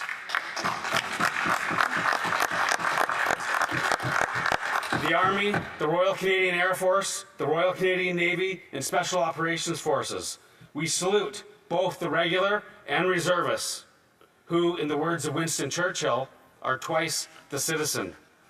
Our national foundation supports our aspirations for greatness, and that is what we are in this place to do. That is what the people of Toronto St. Paul's have asked me to do. Preserve what we have and build something better. Madam Speaker, we must focus on what unites us as Canadians and not on what divides us. We must not pick winners, but create an environment where anyone from anywhere can do anything. That's the Canadian promise. We also strive for peace, order, and good government. Madam Speaker, this is the Canadian way. There are foundation Canadian values that we hold dear and must protect. These are the foundational Canadian values that appear to be at risk in recent months. I've witnessed, Madam Speaker, in our Canadian streets, on our Canadian campuses, so-called protest calling for the death of those in our Jewish community. They are sponsored by known terrorist-linked entities. This is not the Canadian way. When foundational Canadian values are under attack, we are all under attack. And yet, Madam Speaker, this government supports the funding of those who would challenge this or take on this anti-Canadian charge. Employees of UNRWA, the United Nations Relief and Works Agency, in part funded by the Canadian government, are known to have held hostages on October 7th. Canada is in part paying the salaries of combatants who work for the Hamas terrorist regime. Madam Speaker, it was these same Hamas terrorists who murdered 8 of our fellow citizens. Good people from Vancouver, Toronto, Ottawa, Montreal, and elsewhere.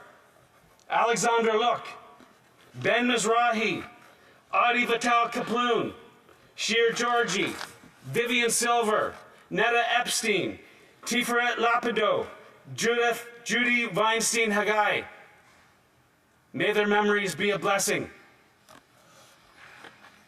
There are still 101 hostages being held in Gaza, Madam Speaker, and not all amongst the living. People held against their will, held in the darkness and dampness of a subterranean warren of war, a tunnel system created for the sole purpose of waging war. Every day, I think about those people held in captivity in those deplorable conditions, and I think, too, of the innocents of Gaza used as human shields by an uncivilized terrorist organization. I encourage all in this place to do the same and give thought to these victims. Madam Speaker, I made my remarks earlier about Canadian history and Canadian heroes because I care deeply about this country and its past. But I care equally about the future of this great nation. I got into political life not because I'm crazy, but because I thought about my 2 daughters, Leah and Charlotte, both in their 20s. I thought about the kids I see in the park and the ones I see clinging to their mother's legs when I knock on doors. I thought about the fact that they don't appear to have the same opportunities for success as young people did a generation ago. They don't have the same Canada. This is not the same Canada. Madam Speaker, one must leave a country in better shape than the way they found it. Can we say that's true for this NDP Liberal government that took over 9 years ago? Can we say that's true for the Liberal Prime Minister? Does anyone even believe they have what it takes? The economics of this country have become stagnant. The feeling of optimism has evaporated. The sense that Canada has a great destiny thrust into the intention of the future, as the philosopher George Grant put it, is absent. So I'm here, thanks to the good people of Toronto St. Paul's, to be a part of something bigger than any single one of us. I'm here to help build a better country, one day at a time. I'm here to work my hardest for the people of my riding, yes, but also for every last person in this country. Let's remember that as we engage in the great debates of our country. I'm new, so that's perhaps why I'm filled with so much optimism. But optimism can take us a long way, and I'm delighted to be here, Madam Speaker. Thank you very much. Questions and comments. The honourable member for the honourable parliamentary secretary. Yes, thank you, Madam Speaker. One of the greatest Canadian debates is something in which we all identify with, and that's our Canada health system. And this is a government that has invested historical amounts of money into health care for future generations. A part of that debate also says that we need to look at issues like pharmacare, something that I and many of my colleagues are very passionate about. Today, many Canadians, including Canadians in which the member opposite represents, will benefit by. We have the dental program. Again, thousands of Canadians that the member represents will benefit by it. Those 2 aspects alone make a difference. And it's a part of the Canadian debate. So when we talk about issues that can unite us, would he not agree that these are the types of policy that will enhance Canada's healthcare system, and that's something in which both his and my constituents want to see. Honourable Member for Toronto St. Paul's. Thank you, Madam Speaker. I recently came off a by-election campaign and I had the opportunity to knock on about 13,000 doors, which I'm told is an extraordinarily high number for a candidate. And the people at those doors, Madam Speaker, were telling me that they're not happy with the direction this government's taking. They'd like to see a change, and that's what we're going to offer the people of Canada when we can have that carbon tax election. Comments, the Honourable Member for Saanich Gulf Islands. Mr. Speaker, I want to commend, and first, this is my first opportunity to address through you, Madam Speaker, a new member in this place for Toronto St. Paul's. Congratulations and welcome. And I can see, Madam Speaker, that we have a new orator in this place who loves history, as do I. I particularly am pleased that he identified Arthur Currie as one of our great Canadians. The town where I live, Sydney, British Columbia, is where Arthur Currie used to teach school.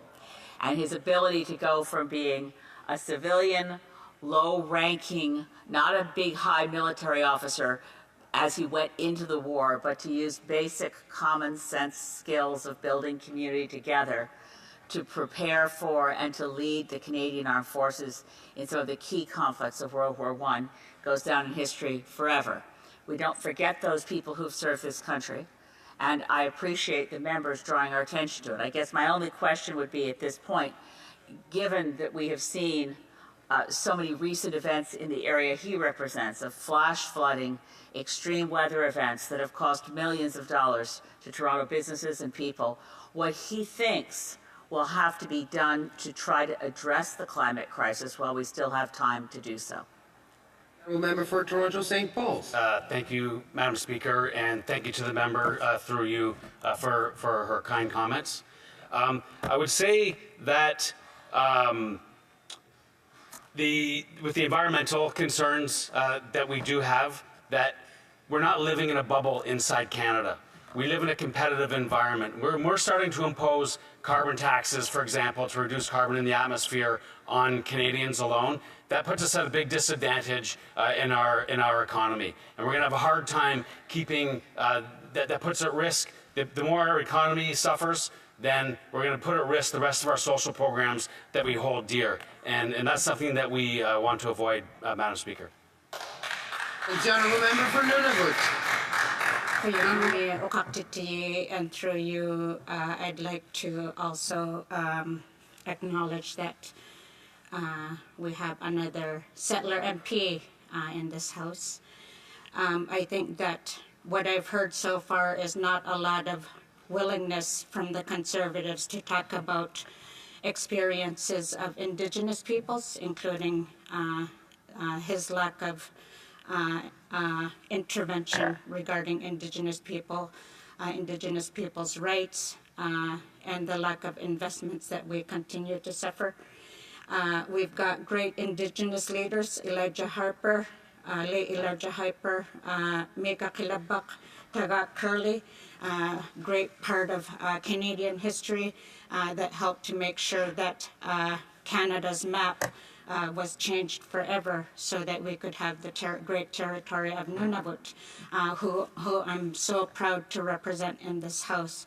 And I wonder if the member can share with us what this party will do to persuade Indigenous peoples, because I don't see it yet. I don't see Indigenous peoples being persuaded that MPs are doing enough to ensure that we're doing better for Indigenous peoples in Canada. The Honourable Member for Toronto St. Paul's, a very brief answer.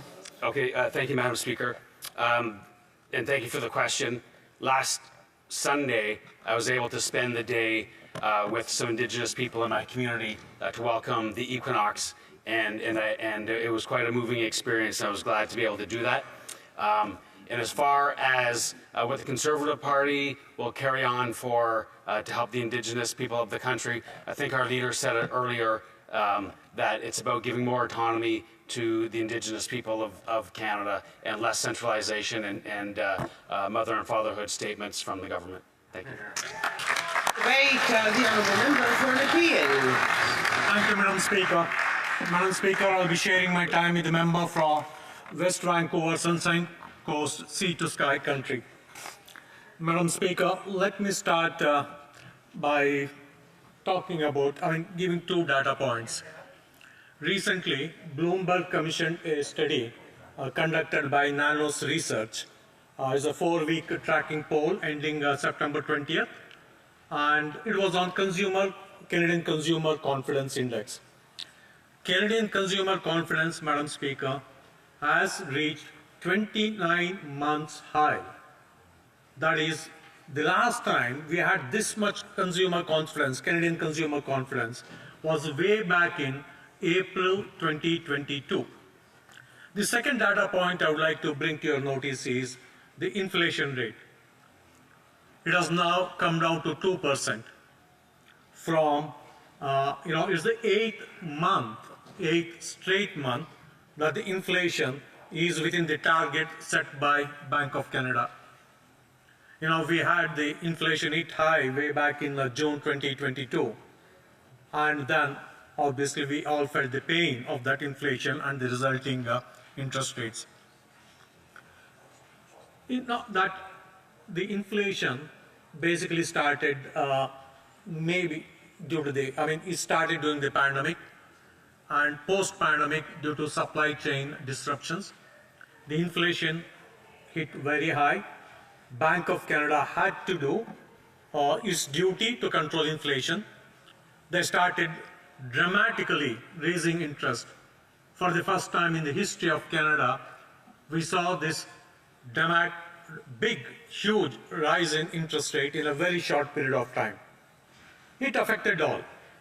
It affected the inflation, the interest rates, and the mortgage payments due to this.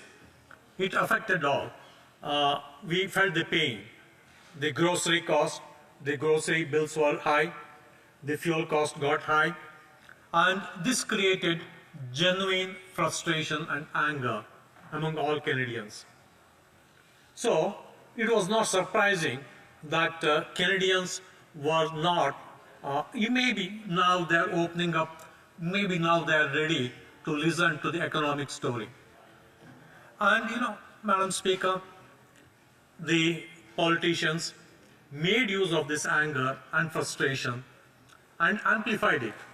Not only the politicians amplified it, but also the social media, the algorithms, they also amplified this and allowed the politicians to seize on this discontent and fuel the anger more. Some of these people, they felt that their political success, in fact, I think they banked on their political success on the failure of a Canadian economy. But that is not going to be the case. The economy has done well compared to any other G7 countries. And, the economic good news is bad news for few politicians in Canada. They advised us.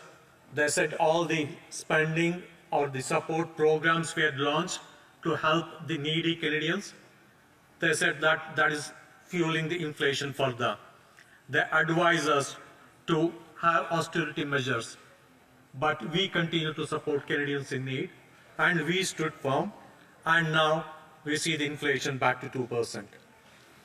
Madam Speaker, Canada is the best performing economy in the entire G7 countries. IMF recently made a report that they said 2025, they forecasted that Canada's performance will be the best not only in 2024, but it will be the best in 2025, leading amongst all G7 countries.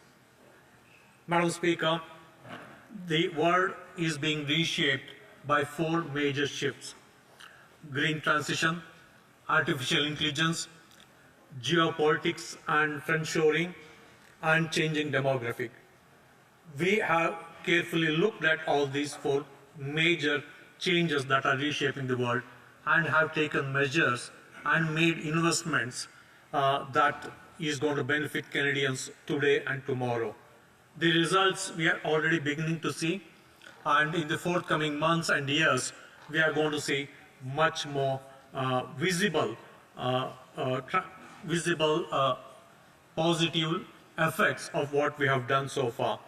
Now, through the Mines to Mobility strategy, we have seized on the changing transition to the clean economy, and we have been investing from mines, mining of critical minerals, to setting up of mineral processing companies, to the battery plants, and finally to the electrical vehicles manufacturing. So we have been doing it, and the good effects of it we are already seeing, but they will be much more visible in the coming months and years. There are certain myths that are being propagated for a long time in Canada. Let me touch upon them. One is that Canadian federal government is spending high and the debt is very high. Madam Speaker, we have the smallest deficit to GDP ratio amongst all G7 countries. I repeat, smallest deficit to GDP ratio amongst all G7 countries. Our net debt to GDP is also the lowest amongst all G7 countries. And you may not take our word or even the IMF word, but the rating companies, they are the final arbitrators in this. And let me quote the statement of the Fitch rating agencies just 2 months back in July 24. Fitch ratings said, Canada's ratings reflect strong governance, high per capita income, and a macroeconomic policy framework that has delivered steady growth and generally low inflation. This is what the rating companies said. And when you look at every G7 country, look at their deficit to GDP or the net debt to GDP or the ratings, we are the best, and that is a fact. The second myth is that the taxes are making Canada uncompetitive. There's no further, it is very far from truth, Madam Speaker. In fact, we have got the lowest effective tax rates on new businessmen in, again, all the G7 countries. You can go back and check whether the IMF reports or the OECD reports, you'll find that the effective tax rate for new business is the lowest in Canada. And the third thing, Madam Speaker, is the government is driving investments away. Again, this is a myth that has been propagated by politicians. Last time I checked, usually these days, I don't invest in stock market, but a couple of days back, I just happened to look to find where the stock market is. Canadian TSX reached 14% year till date, Madam Speaker. In the first 9 months, 14% returns from the Canadian TSX. And since the budget, I think the budget was on April 16th, since the budget, the stock exchange index has returned more than 10%. I'm not saying that that should be the only criteria to measure what Canada is doing for the investments. The second, again, hard cash measurement data I have is that the foreign direct investment. Madam Speaker, no, there's no charity in business. Multinational companies, they don't invest just for the sake of investing or just to make the Canadian federal government look good. They invest because they see opportunity. Canada has got the highest foreign direct investment, I think the second or third amongst all OECD countries. And per capita, the federal direct investment is the best amongst all G7 countries.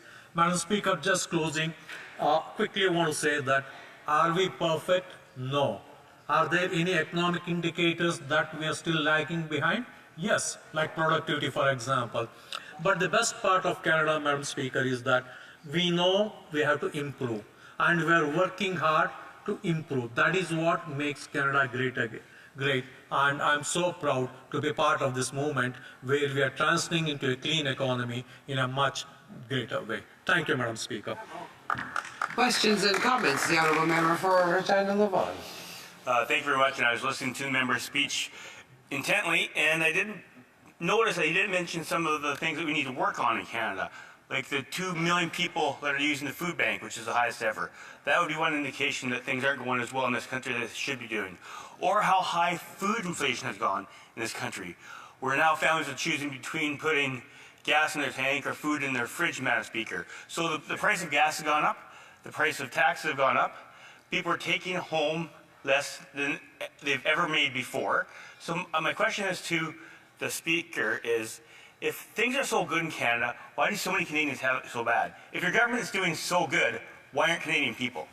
Here, here. Honourable Member for Nepean. Madam Speaker, as I said, things were really tough. I am the first person to agree. More number of people were going to food bank. That's also a fact. As I said, after the pandemic, the inflation shot up, the interest rate shot up, the mortgage payment shot up. Even working families found it hard. But we did provide support to all those in need, and we continue to do so, and things are changing. The very fact that the inflation has come down to 2%, the interest rates have fallen down to 4.25%. Madam Speaker, Bank of Canada is meeting on October 23rd next. It is not the question whether the interest rate they will reduce further, it is a question whether they are going to reduce by 0.25% or 0.5%. And the market economists, they are forecasting that the interest rate will come down to 3% by July 2025. So yes, we had this pain, the Canadians felt pain, we all felt pain. Now things are changing and is going to be changing for good. The Honourable Member for Beauport-Limoilou. Thank you very much, Madam Speaker. I'd like to thank my colleague for his speech. I'll give him a chance to put in his earpiece. It is important to talk about what we've done well. Of course, there's more to Canada than just misery and isolation. Some things are going well, but other things are going poorly. And we need to remember that the opposition has done hard work. The government needs to take that into account. If we ignore what's not going well, then we end up ignoring what we need to improve. There's a great deal that we need to improve. For example, border management,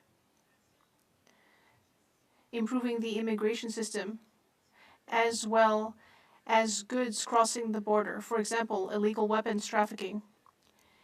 I'd like to know very concretely what the government intends to do. What does it intend to do on the ground to ensure that weapons can no longer be trafficked over the border, and that Canada will once more have a strong reputation in this regard? Thank you, Madam Speaker.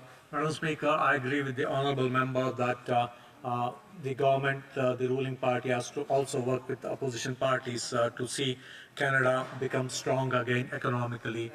She touched on the immigration. I agree there were some issues with the immigration. The numbers went up too dramatically in too short a period of time. We have again taken action to make sure that to rationalize it, to bring it down to a manageable level, so that the pressure that was created on our system, on our society, is addressed. Thank you, Madam Speaker. Questions and comments, the Honourable Member for Nunavut. Mayor Wapiti, and I'd like to thank the member for his intervention. When the Liberals inherited the government from the Conservatives some years ago, Indigenous peoples, the conditions that Indigenous peoples were in was quite deplorable. It hasn't improved that much since the Liberal government. And I just have to give a basic example of how corporate greed is being supported by this Liberal government by stating that Liberals keep the Nutrition North program going. This program supports corporate greed by allowing the CEO of the Northwest Company to earn $3.91 million in salaries and benefits in 1 year, while Nunavummiut are suffering in poverty. And I wonder if the member can share with us how this Liberal government will do better for Indigenous peoples, how this Liberal government will do better for Nunavummiut, so that corporate greed ends with this government. The Honourable Member for Nepean, a very brief answer. Thank you, Madam Speaker. Madam Speaker, for the indigenous people in Canada, I'm so proud of the things that our government has done since we came to power in 2015. In the history of Canada, no government has taken the kind of actions we have taken, the kind of programs we have launched to support the indigenous people. Thank you, Madam Speaker. Resuming debate, the honourable member for West Vancouver, Sunshine Coast, Sea to Sky Country. Thank you, Madam Speaker. It's a pleasure to rise in the House this evening to speak on the motion before the House today. And it's a pleasure every day, and it's a privilege to be able to represent the people of West Vancouver, Sunshine Coast, Sea to Sky Country, and to be in this House and to work on matters and do the business of the nation is something that every day I'm grateful for. And it's why I'm a little bit, it's a little unfortunate that for the second time this same week, we're basically debating the same motion. And there's so many issues that we could be discussing today, so many parts of the business of government that we could be looking into. The fact that, again, we're just debating a motion from the Conservative Party to stop our work as parliamentarians is something that I think is unfortunate. But the motion before us and the common slogans we hear from the Conservatives is something that I want to comment on today. And I want to kind of set the record straight about what their slogans really mean. And I'm going to go through them one by one.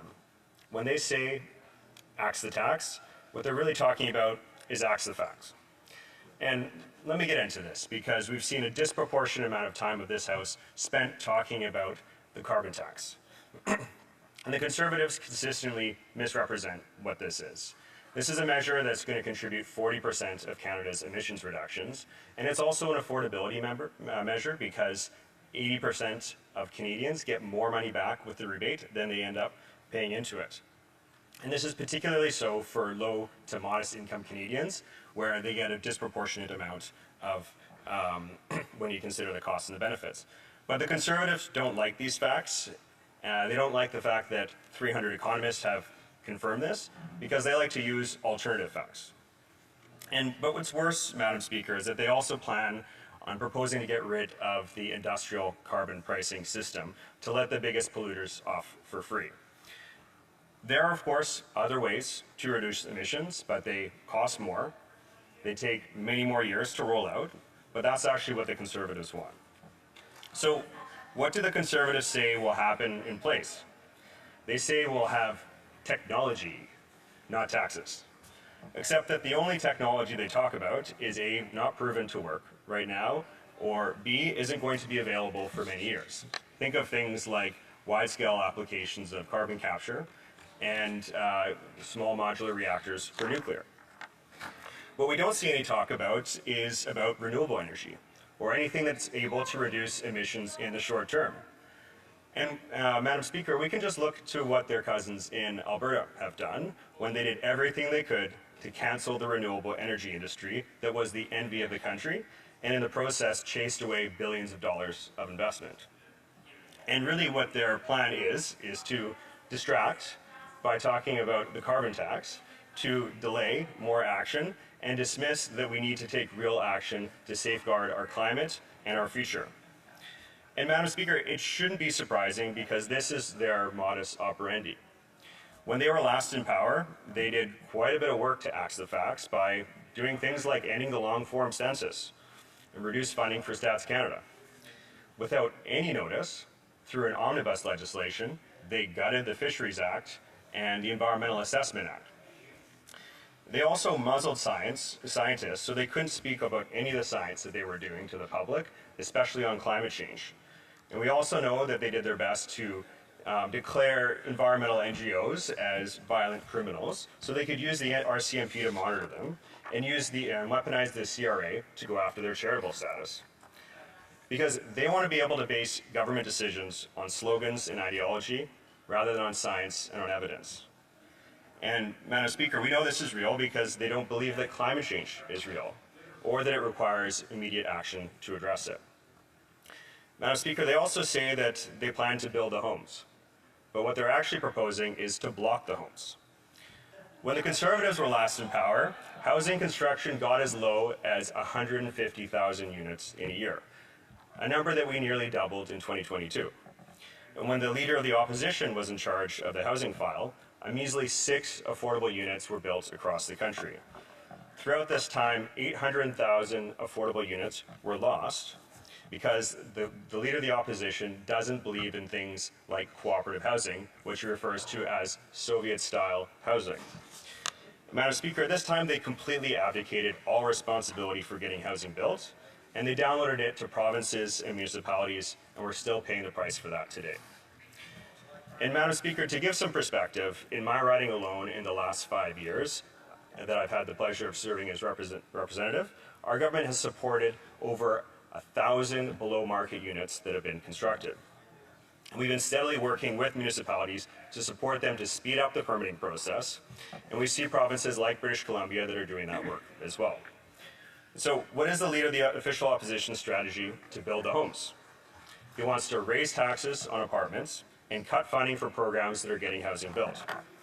And rather than work with municipalities, he and his BC Conservative brethren plan to scrap policies that are getting gentle density going in cities and restrict infrastructure funding. And somehow, I don't understand what the magical thinking is, that if you get rid of gentle density, you'll get more housing, but maybe their plan is to do more things like paving over the Greenbelt. But trying to bully municipalities into getting housing built under these restrictions by saying they're going to restrict infrastructure funding doesn't actually mean that much, considering the amount of funding they provided for infrastructure, which, amongst other things, was 13 times less the amount of funding for transit that we provided. The other thing they like to talk about is fixing the budget. But their history has really been about gutting the budget. The Conservatives like to think of themselves as good stewards of the public finances. But the reality is, the last 2 administrations they had in office completely exploded the budget. They racked up more debt than all previous prime ministers combined. The only balanced budget that the Harper government ran was a few months after that they won office in 2006, when they inherited surpluses. They desperately and unsuccessfully tried to balance the budget in 2015 by selling off GM stock for a song. And let's talk about what the Conservatives plan to do with the budget. They cut services before, they cut military spending to a record low, and they provided huge giveaways to some of the most wealthy people in the country.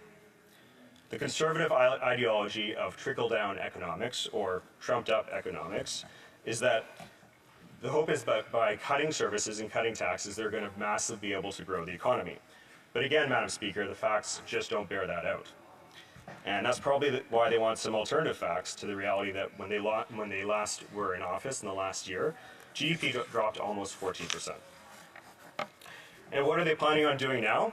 They're planning on cutting childcare programs, ending the dental care program that's already providing dental insurance for 750,000 Canadians, and programs that are providing, or that are getting housing built right across the country, and programs that are positioning Canada's economy to thrive in a low-carbon future.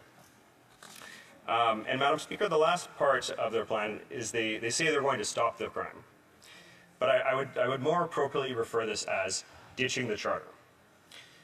Madam Speaker, first they want to make you think that we are experiencing some massive crime wave, that crime is at an all-time high, but in fact, when you look at the data, the crime rate is actually lower than many years when they were in office. But they believe that by fear-mongering, people won't pay attention to the facts. And what did they do in the past? In the past, they said by taking tough on-crime measures, that by passing legislation that involved very long mandatory minimums, that they were able to keep people safe. But in practice, Madam Speaker, what had happened is we just had an over-incarceration of many minority groups in Canada, and the courts threw this legislation out for being incompatible with the Charter. On top of that, they gutted funding for the RCMP and CBSA and crime prevention programs, and they disbanded the Integrated Proceeds of Crime Unit that was tackling money laundering.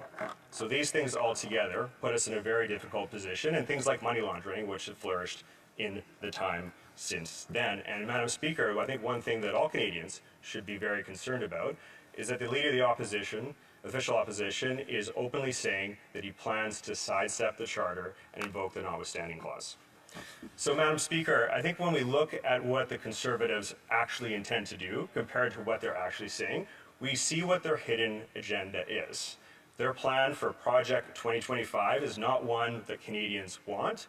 Canadians want to have an economy that works for everyone, where the least fortunate people are supported, and so that we can build for a prosperous future and tackle the challenges that we have today. And Madam Speaker, that's why I'll be voting against this motion. Questions and comments. The Honourable Member for Central Okanagan, Similkameen Nicola. Thank you, Madam Speaker. And look, I do appreciate my fellow British Columbian coming here to this place to debate a very serious issue, but I got to say the cartoon talking points coming out of the Liberal Party, Madam Speaker, totally has lost all reality.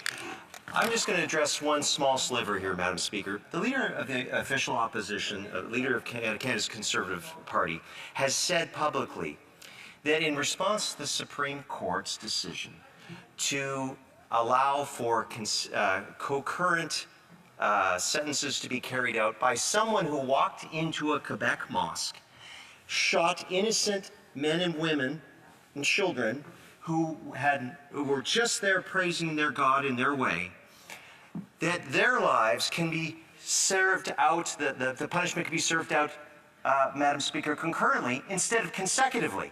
Conservatives believe that's the wrong message to be sharing with that the life of those individuals are somehow lessened. Madam Speaker, we will stand for proper justice in this country and to have consecutive sentences for those barbaric acts like that, Madam Speaker, shooting people.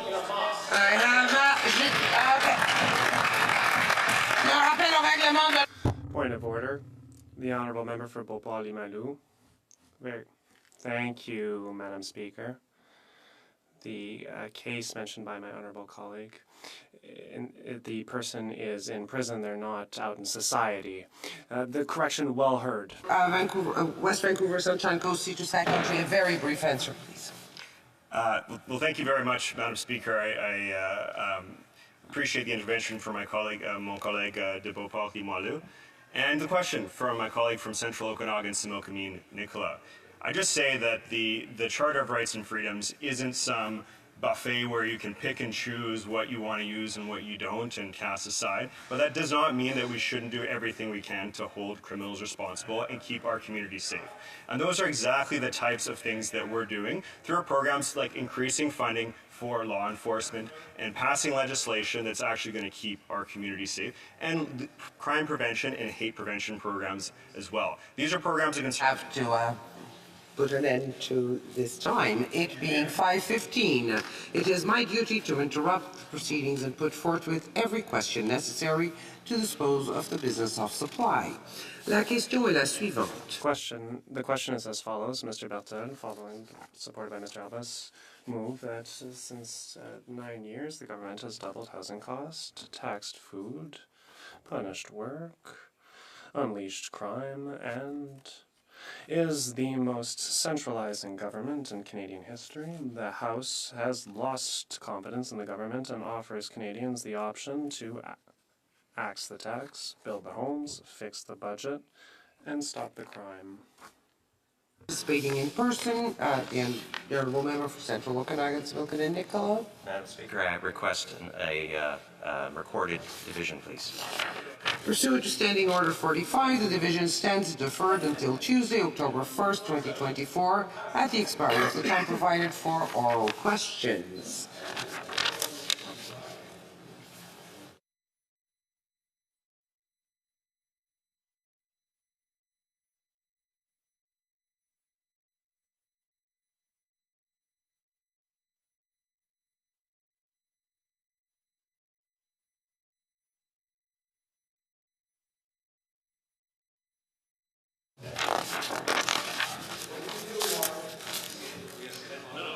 Colleagues, I am now ready to rule on the question of privilege raised on September 16, 2024 by the House Leader of the official opposition concerning the alleged failure to produce documents pertaining to Sustainable Development Technology Canada.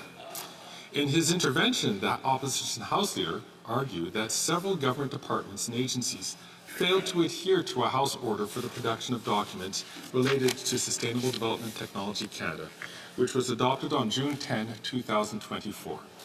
His assertions were based on a series of letters provided by the Speaker, by the Law Clerk and Parliamentary Council, and tabled in this House pursuant to that order. The Law Clerk had been directed to report to the Speaker on whether the respondents had in fact complied in full with the House order by the stipulated deadline of 30 days following the adoption of the order. The letters were tabled on July 17, August 21, and September 16, 2024. In some instances, only partial disclosures were made, either owing to redactions or because documents were withheld. In other instances, the House order was met with a complete refusal.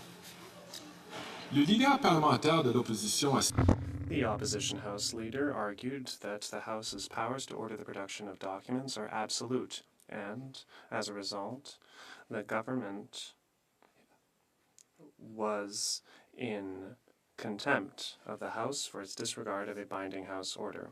He therefore asked the chair to find a prima facie question of privilege, enabling the House to consider a motion to reiterate the order with a new deadline and urging the Prime Minister to make it clear to departments that the House order ought to be complied with. The leader of the government in the House expressed concerns that the House order may trespass on certain charter rights, in particular relating to police investigations and privacy.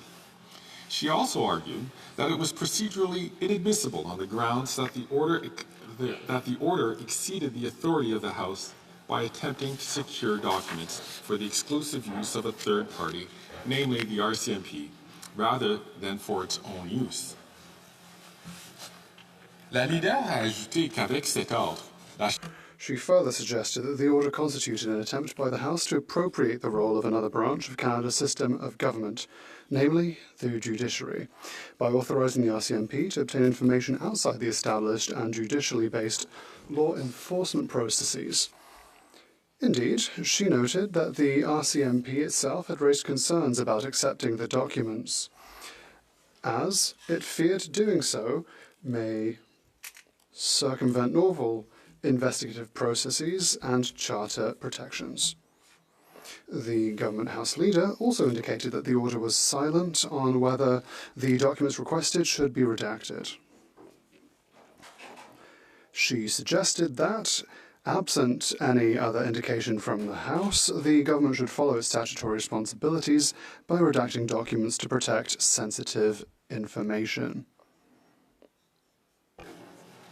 While the Government House leader argued that the House may have exceeded its authority in adopting the order, if the chair determines that the matter is a prima facie order of privilege, she contended that the appropriate course of action would be for the House to refer the matter to the Standing Committee on Procedure and House Affairs to shed light on the contentious points.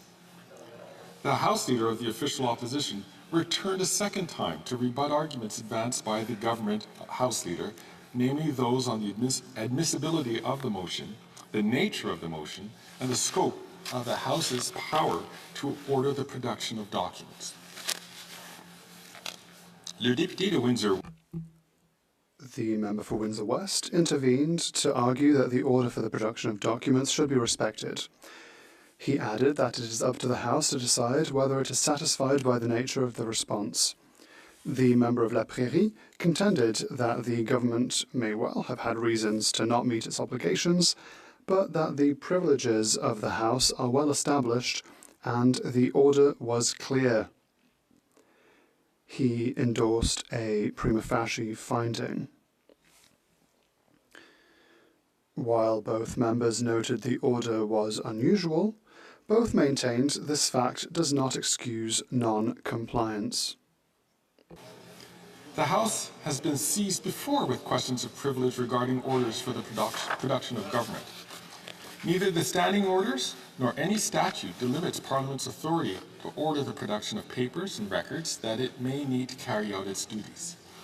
House of Commons Procedure and Practice, 3rd edition, confirms this procedural and constitutional understanding, stating at page 895, and I quote, "No statute or practice diminishes the fullness of that power rooted in House privileges unless there is an explicit legal provision to that effect or unless the House adopts a specific resolution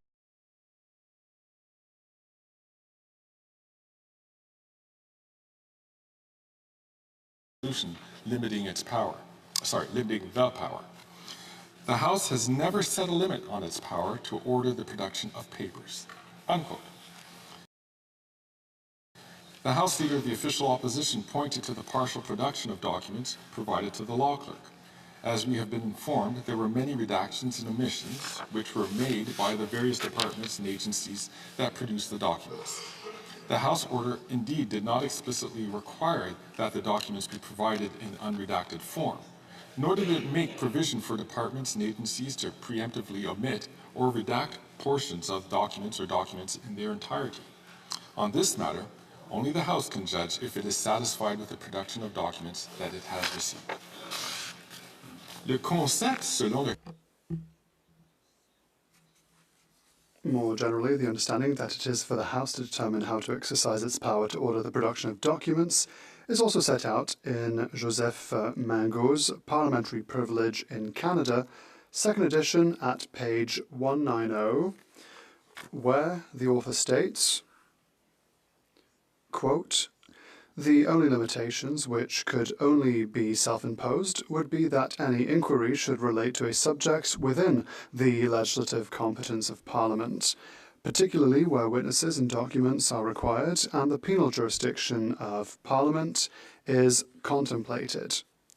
Unquote. The procedural precedents and authorities are abundantly clear. The House has the undoubted right to order the production of any and all documents from any entity or individual that it deems necessary to carry out its duties. Moreover, these powers are a settled matter, at least as far as the House is concerned. They have been confirmed and reconfirmed by my immediate predecessors, as well as those more distantly removed. To lend support to the absolute nature of the power to order the production of documents, the House Leader of the Official Opposition relied on the ruling on a question of privilege of April 27, 2010, from Speaker Milliken, centering on the House's right to order documents. He stated in the debates at page 2043 the following, and I quote, "Procedural authorities are categorical in repeatedly asserting the powers of the House in ordering the production of documents. No exceptions are made for any category of government documents." Unquote. La leader du gouvernement à la Chambre a tenté. The government House Leader attempted to argue that this particular order for documents was different, insofar as the documents were not to assist members in carrying out their duties, but instead to be transmitted to a third party. For this reason, she claimed that the order was beyond the authority of the House. The Chair would suggest respectfully that these concerns ought to have been raised prior to the motion's adoption. I would remind members that if there are concerns about the procedural admissibility of any motion, they should be raised with the Chair before the motion is debated, or, at the latest, before the House is called upon to vote on the matter. It would be difficult, perhaps even inappropriate, now for the Chair to retroactively comment on its admissibility.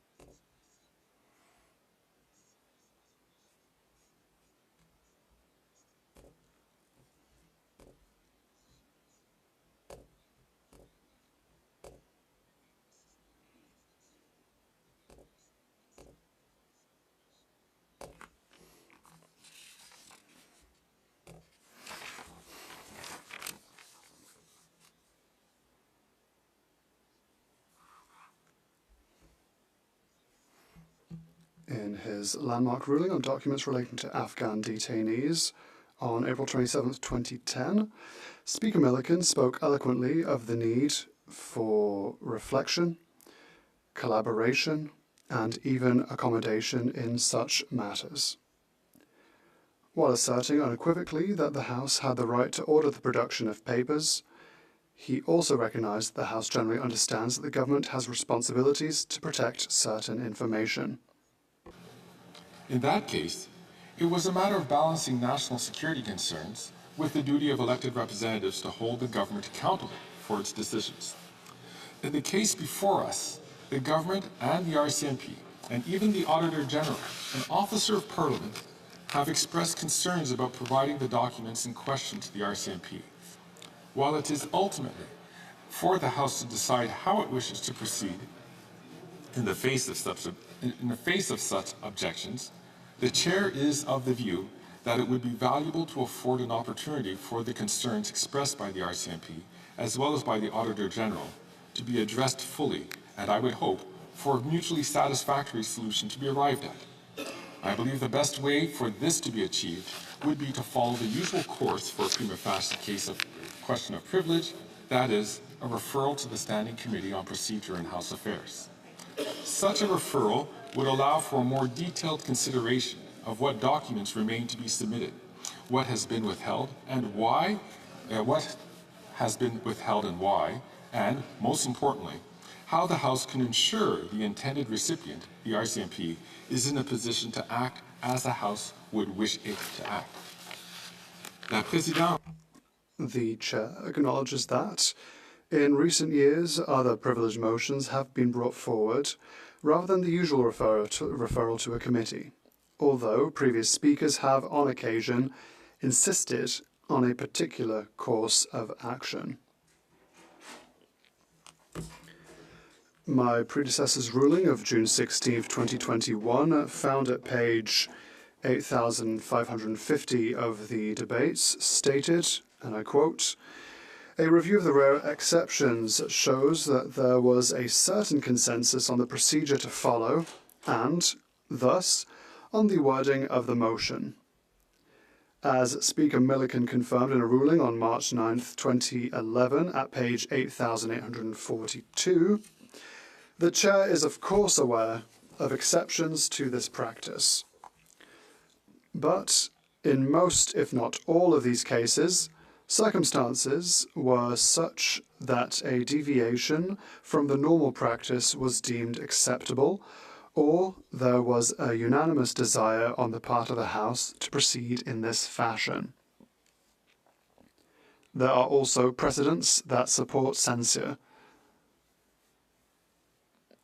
In short, given that the parameters for such motions are clear, and that the practice is well established, the proposed motion should be a motion of censure or to refer the matter to the appropriate committee for study."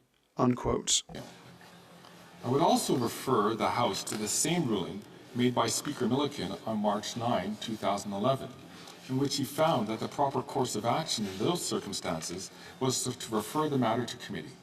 At page 8,842 of the debate, he stated, and I quote, "I hasten to add that the powers of the Speaker in these matters are robust and well known. In 1966, Mr. Speaker Lamoureux, having come to a finding of prima facie privilege on a matter, ruled a number of motions out of order.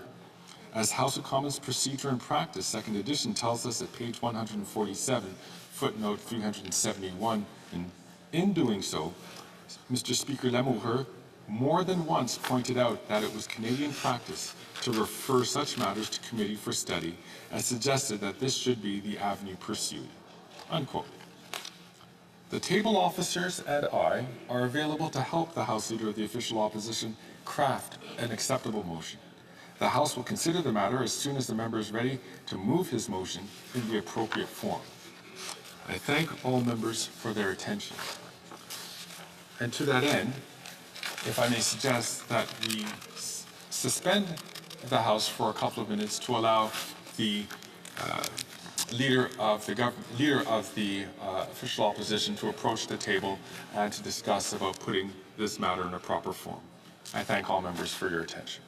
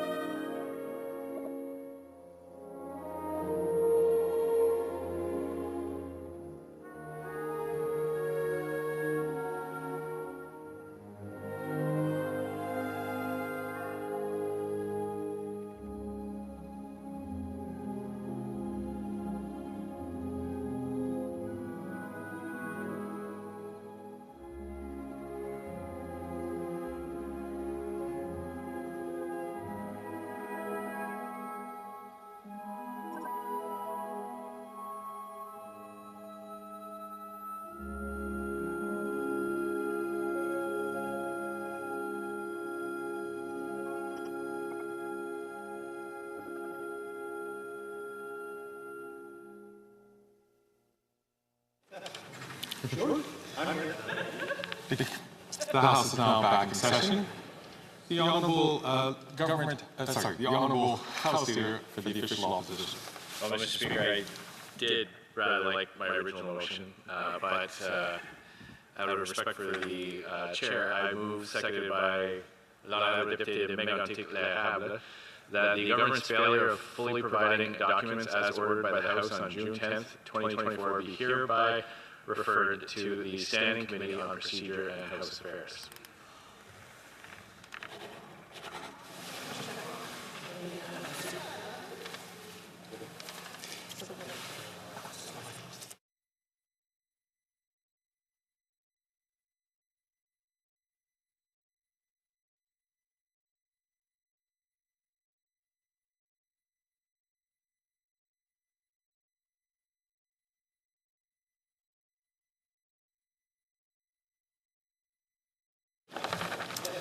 Mr. Scheer, seconded by Mr. Berthold, moves that the government's failure to fully providing documents as ordered by the House on June 10, 2024 be hereby referred to the Standing Committee on Procedure and House Affairs. Mr. Scheer, appuyé par Mr. Scheer, seconded by Mr. Berthold.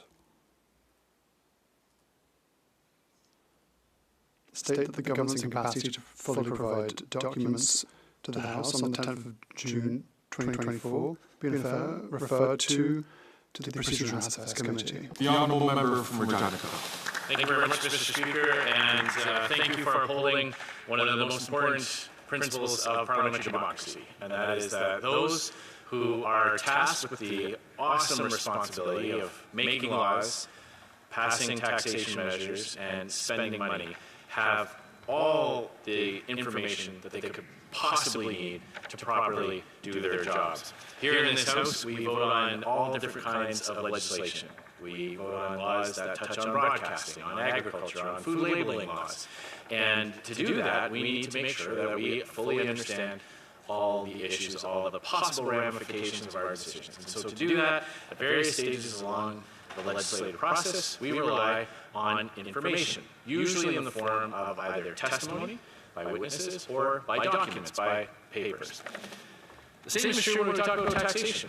You know, for those that remember our political science lessons either in high school or university, we know that there's one characteristic that separates government from every other institution in our society, every other entity.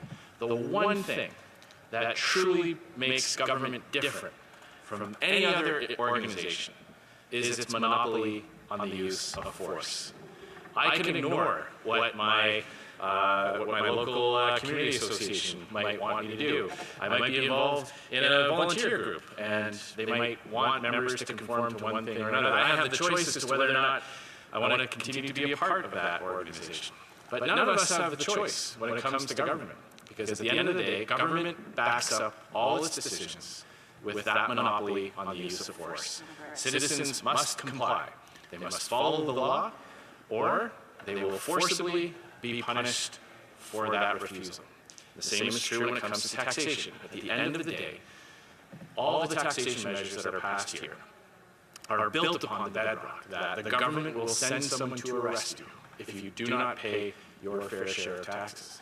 So, when the government collects those tax dollars out of the pockets of the hardworking Canadians who earned it, the people who get up before the sun rises and come home after it's set, when we reach into their pockets after they've earned their pay through the toil and sweat and often blood that they expend to do their job, we better have a darn good reason to take that money out of their pockets. And when we take all that, when the government takes all that money and collects it here in Ottawa and decides who to give it to, it better darn well be for the reasons it was explained to take the money in the first place. And what we uncovered with the SDTC Green Slush Fund scandal was abhorrent. It violated the fundamental basic premise of responsible government. The idea that the dollar that is taxed should go to the program that was allocated for the reasons it was. What we found out is that the government set up this fund and appointed the board of directors, basically out of the ranks of Liberal supporters. The Liberal-friendly board of directors started to make decisions as to the allocation of that money to fund their own companies, to fund projects, Mr. Speaker, that the Auditor General found didn't even have a single environmental benefit. So the government went out and collected money from the hard-earned dollars of workers across the country. He said that we're going to take this money forcibly from you, but don't worry, we're going to spend it on all kinds of good things that will benefit the environment. But instead, they were funneling that cash to their friends and supporters and cronies. That is shameful. And it took a great deal of work. I want to take this opportunity to thank the hard-working members of that committee, some of my colleagues sitting right here, who came in after hours, meetings on break weeks and during recesses to pour through those accounts, to force testimony from those officials who made those decisions and some of the beneficiaries of that graft. And we exposed this slush fund for what it was, a way for the government to funnel tax dollars into the pockets of their partisan supporters. Do you remember when a certain someone said that sunlight was the best disinfectant? I'm old enough to remember that, Mr. Speaker. I remember that was the mantra that this Prime Minister got elected on. But, like so many things about this Prime Minister, it was not quite as advertised, was it? Because it has taken tremendous effort from Parliamentary Committee and now a production order from the House itself for the government to hand over the simple documentation as to who got paid. That should be the simplest thing. I mean, that shouldn't even require a motion in committee. That should just be a normal matter that the department should follow on their own accord. They should proactively be disclosing this type of thing. Or when a committee member asks for it, it should be provided. No questions asked. Only a government that had something to hide would go to such great lengths to keep it hidden. And think about this. This government has forced this House to use precious time out of our legislative calendar to force that information from them. They could have resolved this right from day one. When the first hints that something was wrong, they could have immediately said, you know what, we're going to come clean. We've got nothing to hide. Here you go. Here are all the documents. Save a bunch of committee time, a bunch of House time. We could have got these documents, and we and Canadians could have learned exactly what happened. But the very fact that to this day, they are still redacting pieces of paper, they're still refusing to hand over documents is so telling, and certainly not the actions of someone who has nothing to hide. I'd like to quote for the House some interesting statements on that principle of disclosure. This is from a gentleman whose name is Mr. McKinnon, who I believe is related to the current Minister of Labour, Paul McKinnon. He sent an advisement up the chain of command that said, quote, this is from September 15th, 2021, in preparation for this Parliament. He said, quote, in the event that parliamentarians press for the release of confidential information, the appropriate minister or ministers should take responsibility for the decision to provide or withhold the information. That has not happened. He went on to say in a later date, consistent with the principles of responsible government, the ultimate accountability for deciding what information to withhold from or release to parliamentarians resides with the responsible minister. Public servants do not share in ministers' constitutional accountability to the Houses of Parliament.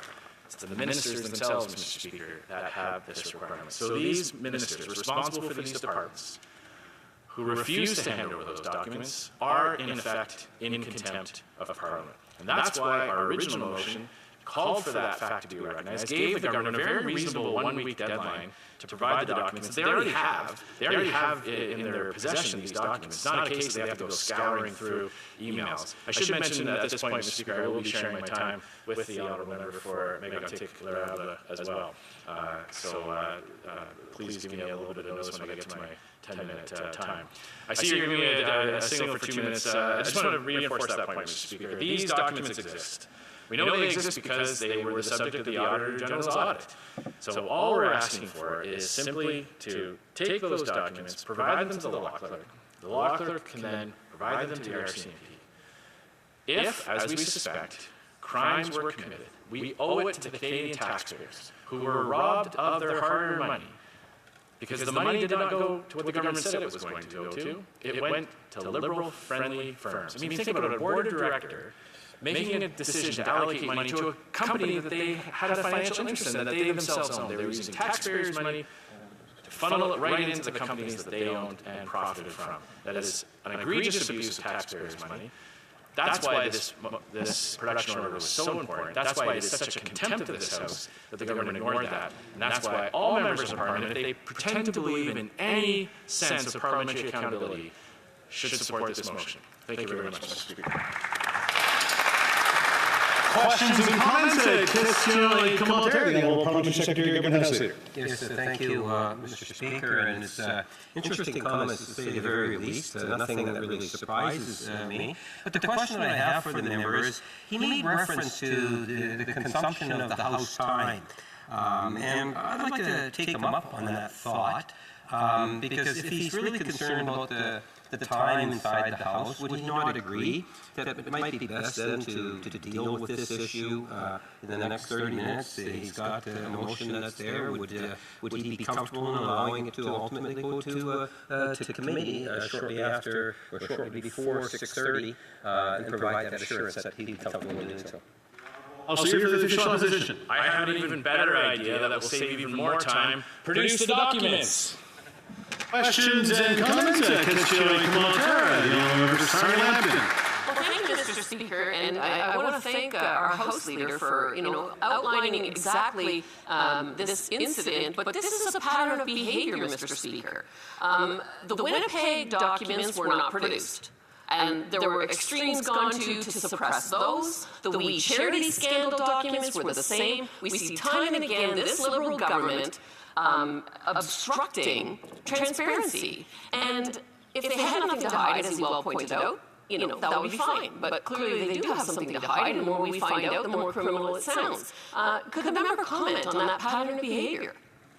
The Honourable House Leader for the official opposition. That is a great point, because it's almost like some of us have seen this movie before. This isn't the first production order that the House has had to adopt in order to get information. The Winnipeg Labs document is an excellent example where all kinds of concerns were raised about national security and what information the government of Canada was allowing to be passed to the communist regime in Beijing about a pandemic that had such a the lockdowns that had such a devastating effect on the Canadian people and on the economy. And the government not only refused to release those documents, but actually took your predecessor to court, sued the Speaker of the House of Commons to try to prevent those documents, that information from coming to light. So again, this government is now a serial abuser of parliamentary privilege and a serial committer of the crime of suppressing important information that Canadians have a right to know. Questions and comments? Question commentaire. The Honourable Member for Regina Louvain. Thank you very much, Mr. Speaker, and I appreciate my colleague from Regina Cabela's intervention. I do wonder, though, we've seen just the tip of the iceberg of who has all got money, which Liberal insiders are getting rich. We've seen it, the Foreign Affairs Minister's husband got some contracts in other areas. Does he believe, how deep does he think this rot is, and how long will it take to have this go through committee and actually find out how much taxpayers' dollars has gone to Liberal insider friends and family? The Honourable House Leader. That's a great question, and I think the Honourable Member knows that at the end of the day, Liberals get a Liberal. This is a part of their DNA. If you look back at every Liberal administration, there are examples where they use the power of their positions to reward and enrich their friends. So again, this is something that I believe many Canadians were fooled by the Prime Minister back in 2015, when he tried to cast himself as something different.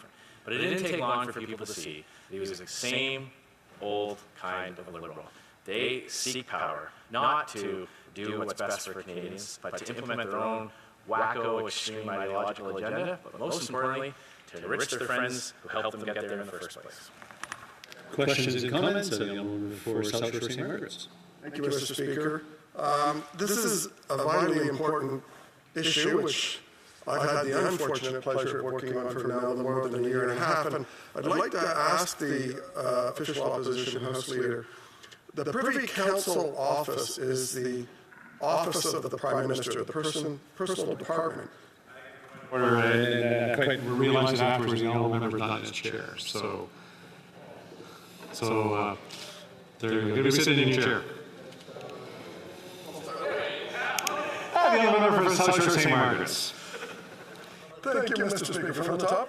So, the Privy Council office, which ordered redactions, the government departments to redact the documents being sought by the House of Commons about the Green Slush Fund, is the personal department of the Prime Minister. So I'd like the official opposition House Leader, if he could, to comment on why he thinks the Privy Council office would make that order, and would they have been directed by someone else?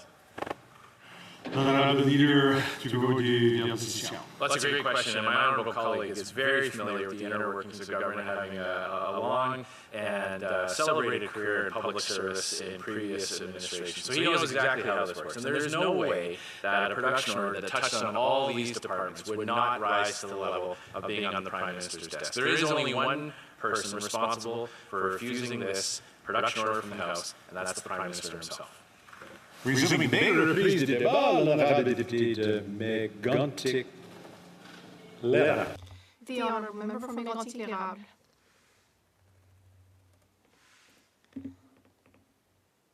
Mr. Speaker, if you ever taste the incredible maple syrup in my writing, you will never forget that the second part of my writing is l'érable, meaning maple. Mr. Speaker, we are here tonight because, once again, the Liberal government has refused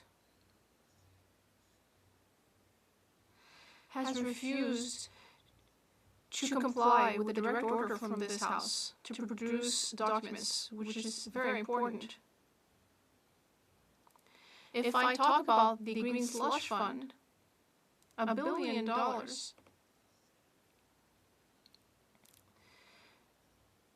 we're talking about a fund which uses a lot of taxpayer money.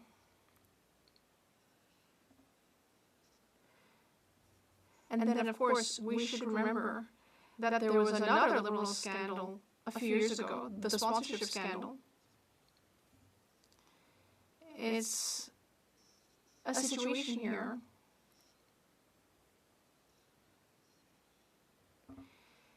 where people purposely ignored ethical rules, purposely ignored regulations,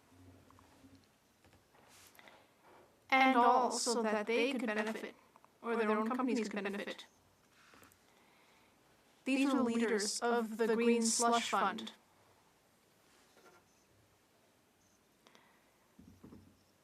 I would like here to say that my colleague for South Shore St. Margaret did incredible work. He discovered this.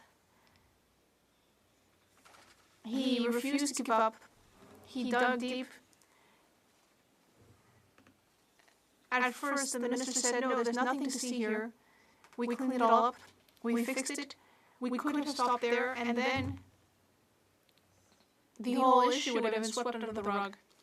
Had my colleague not decided to go further and look into it, we would not have seen these devastating reports that the AG put out. Not to mention the Ethics Commissioner's devastating report that all unveiled and cast a great deal of light on this Liberal Green Slush Fund. This Prime Minister and the Liberals have tried to cover up the extent of this corruption. Just to give you an idea, the Auditor General stated,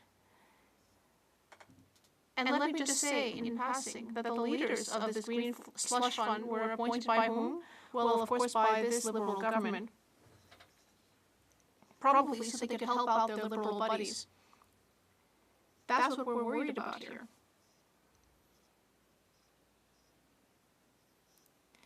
Have people been taking advantage of this to the detriment of Canadians? The Auditor General discovered that this business was being funneled to the board members' own businesses. And in fact, these people appointed by the Prime Minister had violated the law. We thought that it had been broken once or twice, but we later heard at committee that there were 24 ethics violations. on the part of the former leader of the Green Slush Fund. 24. Board members gave funding to ineligible projects.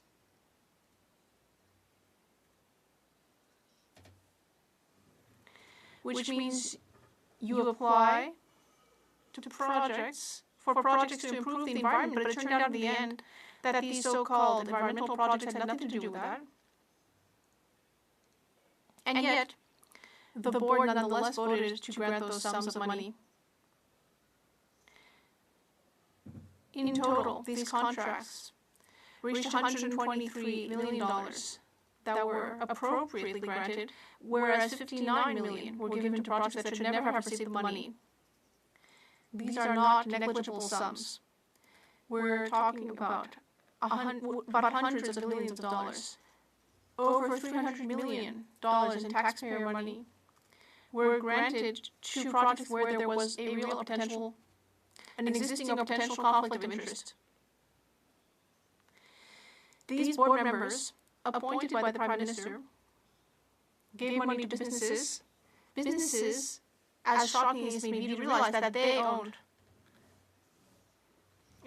Can you believe it? These board members decided to give this money to businesses that they themselves owned. This is not a shining example of ethics.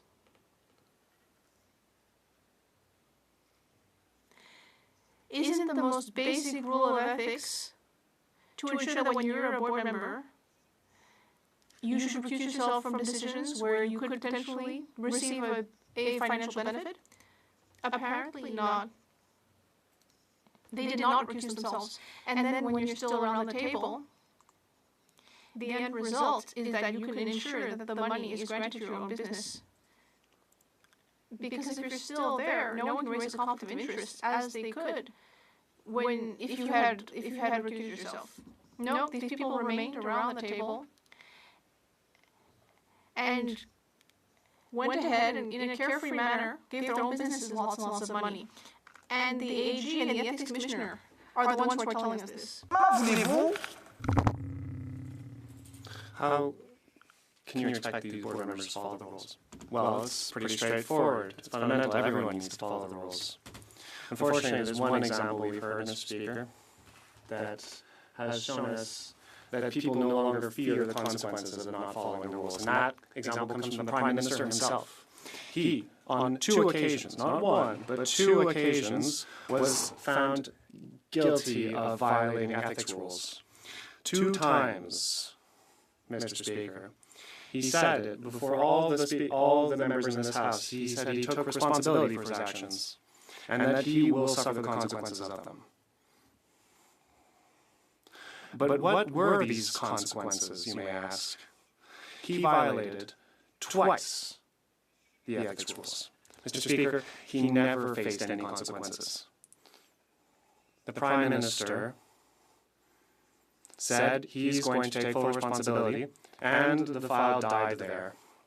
It's a good thing that there are Conservative MPs, like my colleague for South Shore St. Margaret, that are fighting to ensure that all ethics violations and corruption cases do not fall by the wayside. But they've worked hard.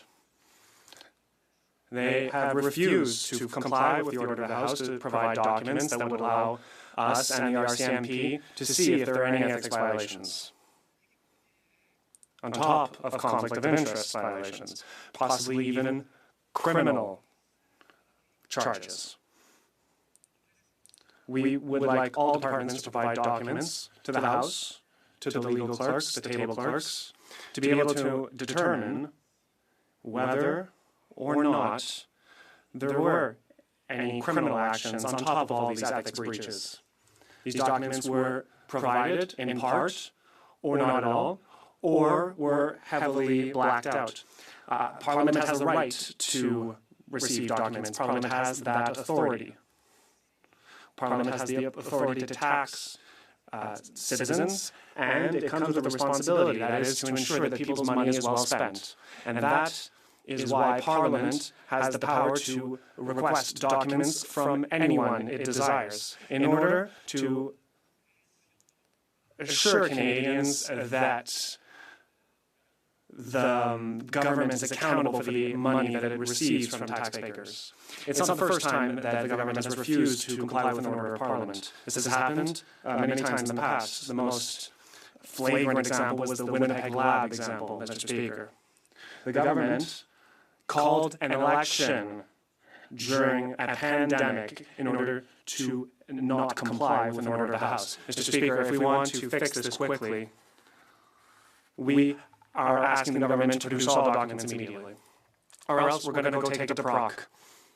And I'll tell you right now, Mr. Speaker, I'm saying I would like to table an amendment to the motion tabled by my colleague Regina Capella. Mr. Speaker, I move that the following, provided that it be an instruction to the committee, that the following witnesses be ordered to appear before the committee separately for 2 hours each. 1, the Minister of Innovation, Science and Industry. 2, the Clerk of the Privy Council. 3, the Auditor General of Canada. 4, the Commissioner of the Royal Canadian Mounted Police. 5, the Deputy Minister of Innovation, Science and Economic Development. 6, the Law Clerk and Parliamentary Council of the House of Commons. 7, the Acting President of Sustainable Development Technology Canada. And 8, a panel consisting of the Board of Sustainable Development Technology Canada. And B, that it report back to the House no later than Friday, November 22, 2024. We have a point of order from the Honourable Secretary of Government. Yes, Mr. Speaker, I suggest that you take the time in receiving the amendment because we believe it's not in order given the comments that the Speaker has put on the record in terms of the framing of the actual motion.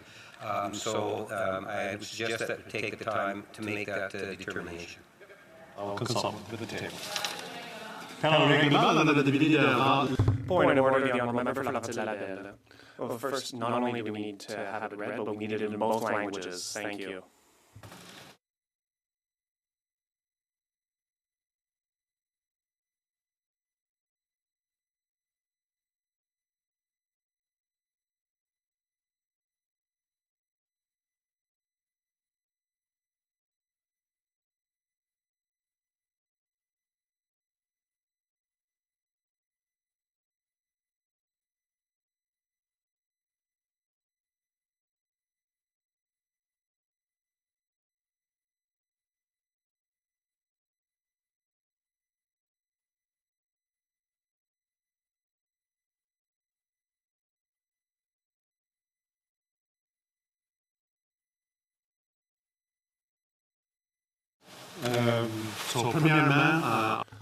First off, we're going to try our best to have it translated as quickly as possible. We hope that the interpretation would suffice to understand the larger picture in French. It is deemed in order. Mr. Berthold, supported by Mr. Perkins, move the following. By adding the following, provided that it be an instruction to the committee, A, that the following witnesses be ordered to appear before the committee separately for 2 hours each. I, the Minister of Innovation, Science and Industry. I, the Clerk of the Privy Council. I, the Auditor General of Canada. IV, the Commissioner of the Royal Canadian Mounted Police. V, the Deputy Minister of Innovation, Science and Economic Development. VI, the Law Clerk and Parliamentary Council of the House of Commons. VII, the Acting President of Sustainable Development Technology Canada. And VIII, a panel consisting of the Board of Sustainable Development Technology Canada. And B, that it report back to the House no later than Friday, November 22nd, 2024. The amendment is in order. Questions and comments? The Honourable House Leader, the Government House Leader. Thank you, Mr. Speaker. I'd like to ask my honourable colleague how he squares the circle that both the RCMP and the Auditor General feel incredibly uncomfortable with what the Conservatives have put forward and what this chamber has put forward, and how he squares the circle of trampling the rights of Canadians through this motion that he and the Conservatives have put forward.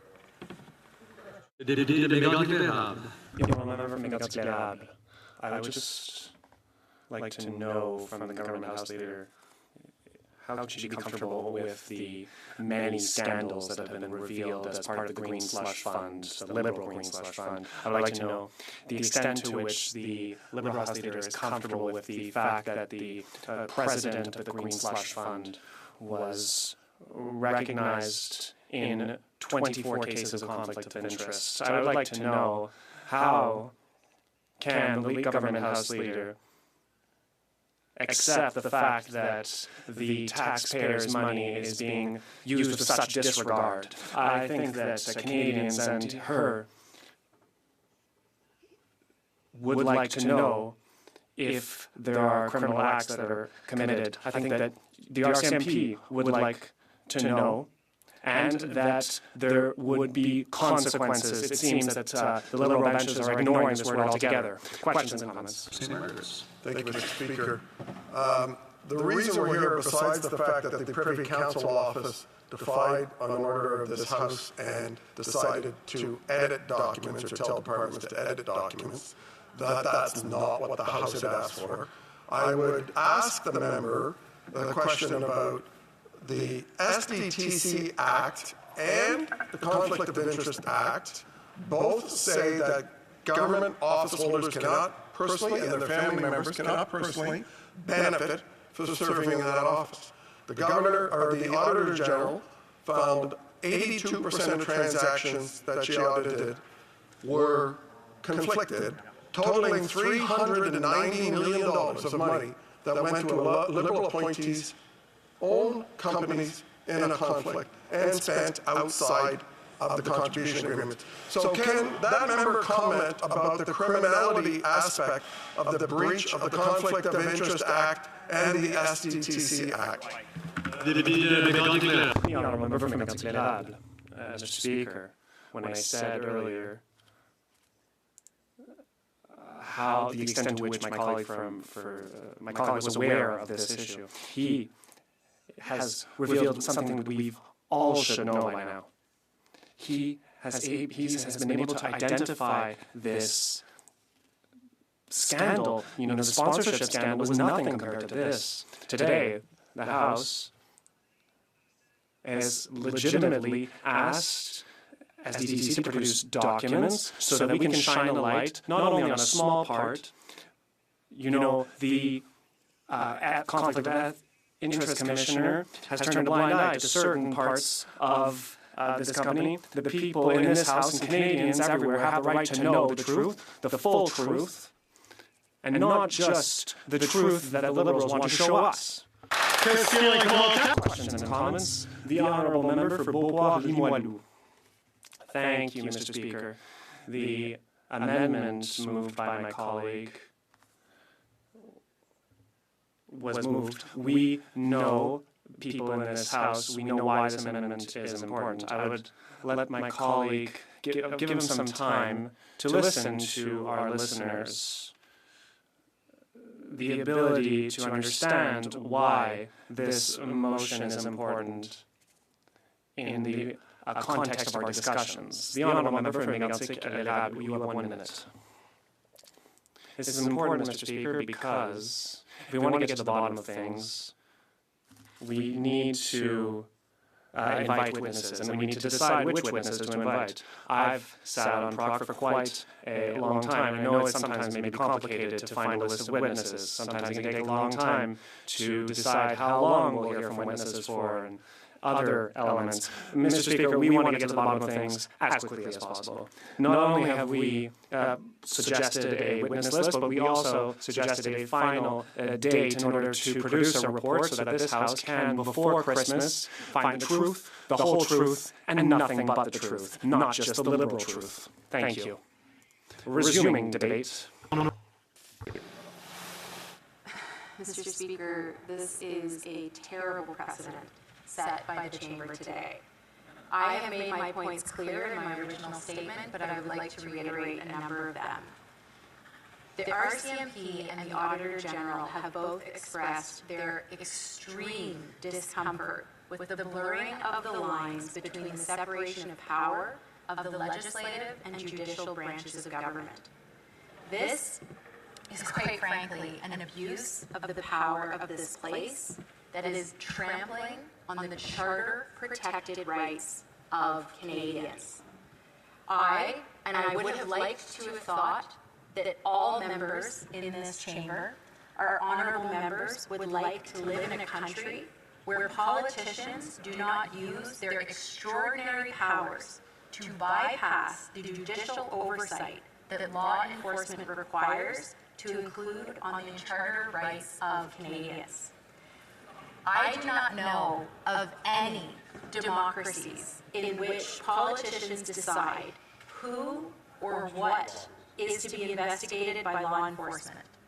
The only countries that I know of that do this are dictatorships. And I, for one, believe that every member in this chamber should be as alarmed as the RCMP were when they expressed their view that they should not receive these documents without the required charter protections. Mr. Speaker, this is an extremely dark day for this House and a very troubling day for democracy in this country.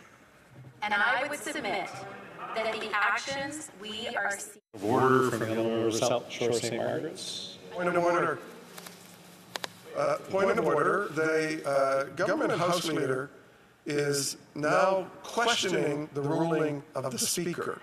She's questioning the ruling of the Speaker by what she's saying. Okay. I'll allow a little bit of breath on what the Honourable Member will say. The Honourable Government House Leader. Speaker, that's not true. I'm not questioning the order. I'm expressing my dismay with it. And I would submit that the actions we are seeing from the Conservatives in opposition to trample the charter-protected rights of Canadians is just a glimpse of how they will act if they were to ever form government. The Conservatives talk a lot about freedoms, but today they are starting to demonstrate the freedoms that they will take away from Canadians. If they are willing to start by taking away the right to privacy, what's next? Freedom of association, security of person, movement, freedom of expression. If this is where they begin, Canadians should pay very close attention to where the Conservatives end when it comes to overriding the charter-protected rights of Canadians. Mr. Speaker, in conclusion, I call on the members of this chamber to do the right thing. Mr. Speaker, parliamentary powers reign supreme. But just because you have the power to do something doesn't mean that you should. Questions and comments. The Honourable Member for South Shore St. Margaret's. Thank you, Mr. Speaker. That's the most incredible thing I've ever heard. And the incredible defense of $390 million of taxpayer money by Liberal appointees, the government House Leader decides to do a smoke screen. So I'd like the government House Leader to answer what level of theft of taxpayer money is something that is a breach. Mr. Speaker, it's unfortunate that the member opposite is not focused on what the motion is asking and what my argument is about the charter-protected rights of Canadians.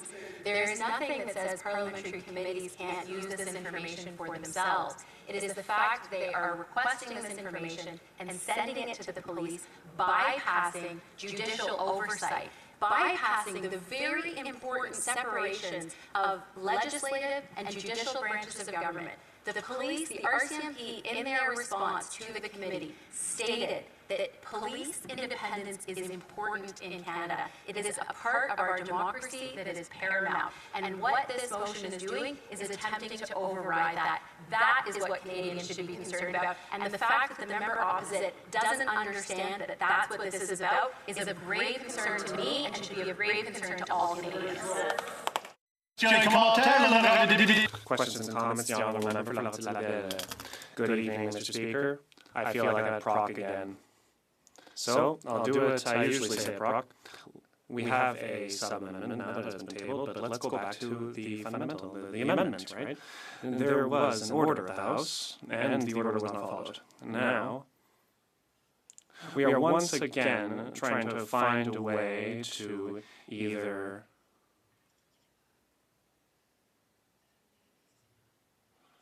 not get the things that we need, and to what end? Well, we need this kind of information. When there is mention of the RCMP, Mr. Speaker, the RCMP will decide what it wants to do with the information it has, and there is a House order, and a House order must be complied with. So for the sub-amendments here, I feel like it's a broken record. I've been on the PROC committee for 2 years, and I think that once again PROC will have to shine a light on this. The Honourable House Leader. Thank you, Mr. Speaker. What's concerning here with this order is that the documents are not being requested for use in this House. The House has asked for these documents in order to give it to a third party, that is, our Federal Police Service. The rights of Canadians, the Charter rights of Canadians, must be followed in the context of the police using these documents. This is the fundamental issue here. I know that my honourable colleague from the Bloc respects the rights of Canadians, but this motion is something that is concerning to me. Just because the House has the power to do something, it doesn't mean that they should be doing it. Thank you, Mr. Speaker. Questions and comments? Thank you, Mr. Speaker. Mr. Speaker, I agree with every single word the government house leader has said. Parliament is supreme. Parliament has got extraordinary powers. These extraordinary powers, in my view, should be used only in case of real emergency, like when the security threat is there for Canada or in case of war, but not here, Mr. Speaker. The Canadian system has been working so well over 150 years only because it respects the division of the responsibilities. The parliamentary officers are independent. The institutions like RCMP, they are independent. The government of the day or even parliament of the day should not dictate what needs to be done, how it needs to be done, and this is very disruptive, Mr. Speaker. And I would like to ask my colleague to explain why the importance of the government or the parliament not interfering in the working of an institution like RCMP is very important. Honourable Government House Leader. Thank you, Mr. Speaker. And while the colleagues on the opposite side laugh about interfering with police work, it's actually a very serious matter, Mr. Speaker. And there is a very good reason why there is a separation between the legislative branch of government and the judicial branch of government. And what the Conservatives are putting forward is absolutely trying to interfere with that separation and that independence. That is extremely concerning to me, and I think all members should be concerned. And I would ask my honourable colleagues, when they go home tonight, to look themselves in the mirror and to ask whether they are comfortable with the fact that they are setting a new precedent in which this chamber has decided that they should override the rights of Canadians. Thank you, Mr. Speaker. Question commentaire, the member for Sarnia-Lambton. Thank you, Mr. Speaker. Mr. Speaker, it's unbelievable to me that the government House Leader got up and is worried about charter rights and freedoms when this government's violated every single charter right there is. Freedom of expression with C11 and C63, the mobility rights of millions of Canadians, life and security of the person. I could go on and on. And then she says she's concerned to make sure there's separation with the RCMP. When has the RCMP been separated from this government in the We Charity scandal, when the Prime Minister took an action that benefited him, his wife, and his brother, and his mother, which is against 119(1) of the Criminal Code? What about SNC-Lavalin? When did they start taking action? 4 years after the event? So how can she look herself in the mirror and not see the problem on that side? Yeah. The Honourable Government House Leader. Mr. Speaker, I'm very concerned about some of the allegations that the member opposite made, and I'm worried that she's spending a lot of time in internet conspiracy theories as opposed to dealing with reality. But what this House is doing... Order. With all the seriousness of this debate, I would ask honourable members to keep their comments to themselves and participate in the questions and comments portion of our debate. That's why it is here. People stand and ask questions. So I appreciate the question that was just asked, and I'll allow the same latitude to the honourable Government House Leader to answer that question.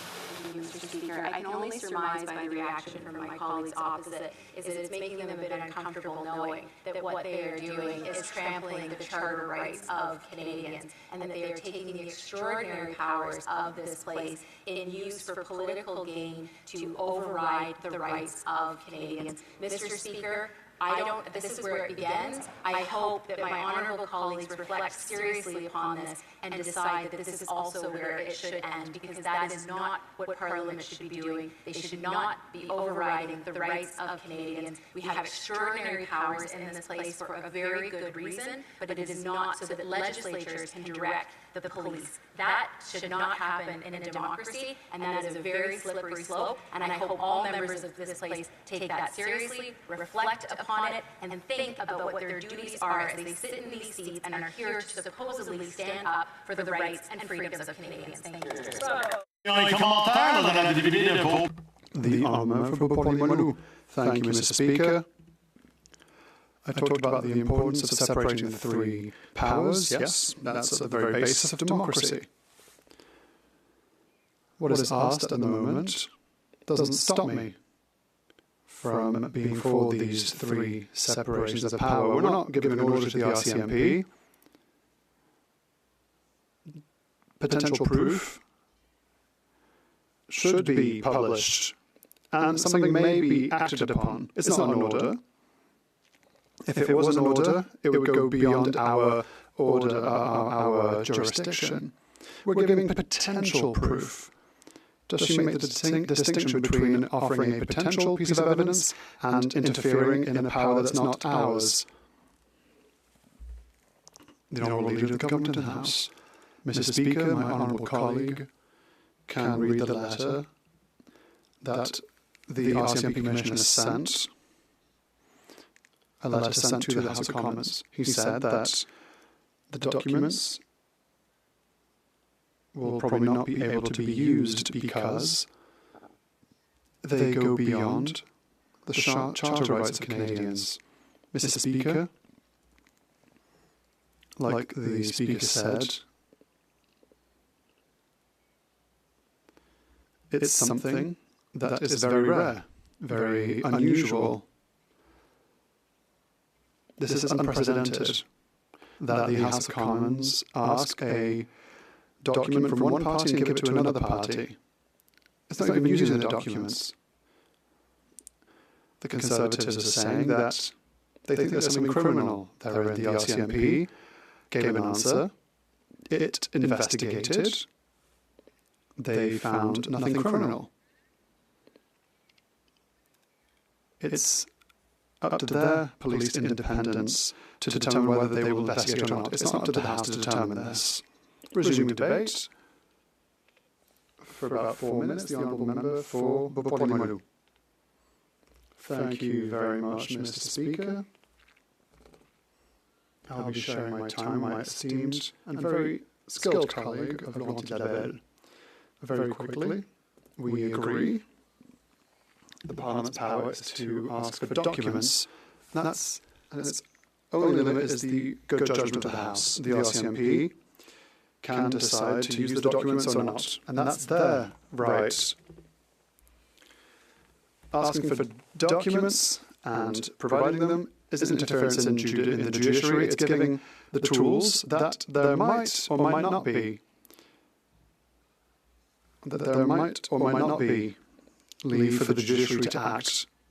If that's interference in the judiciary, anyone who finds a weapon and who gives it to the RCMP might be interfering in the judiciary. If tomorrow morning I find a bloody knife and I give it to the RCMP, as I'm a legislator, do I interfere in the judiciary? It's a very fine line, but that's not where we are.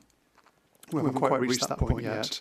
The government wants to limit the powers of this, the power of the members of this House, those who represent Canadians and Quebecers.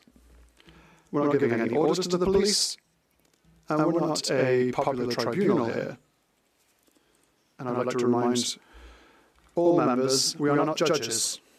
This is not the People's Court, we're not the jury of the People's Court. We're not witnesses, we're not a court. We have to keep this separation. This is an imperative. And I'm convinced that the motion before us as amended respects the judiciary and legislative and executive branches of government. And I would like to hand the rest of my time to my esteemed colleague, the honourable member for Laurentides-Labelle.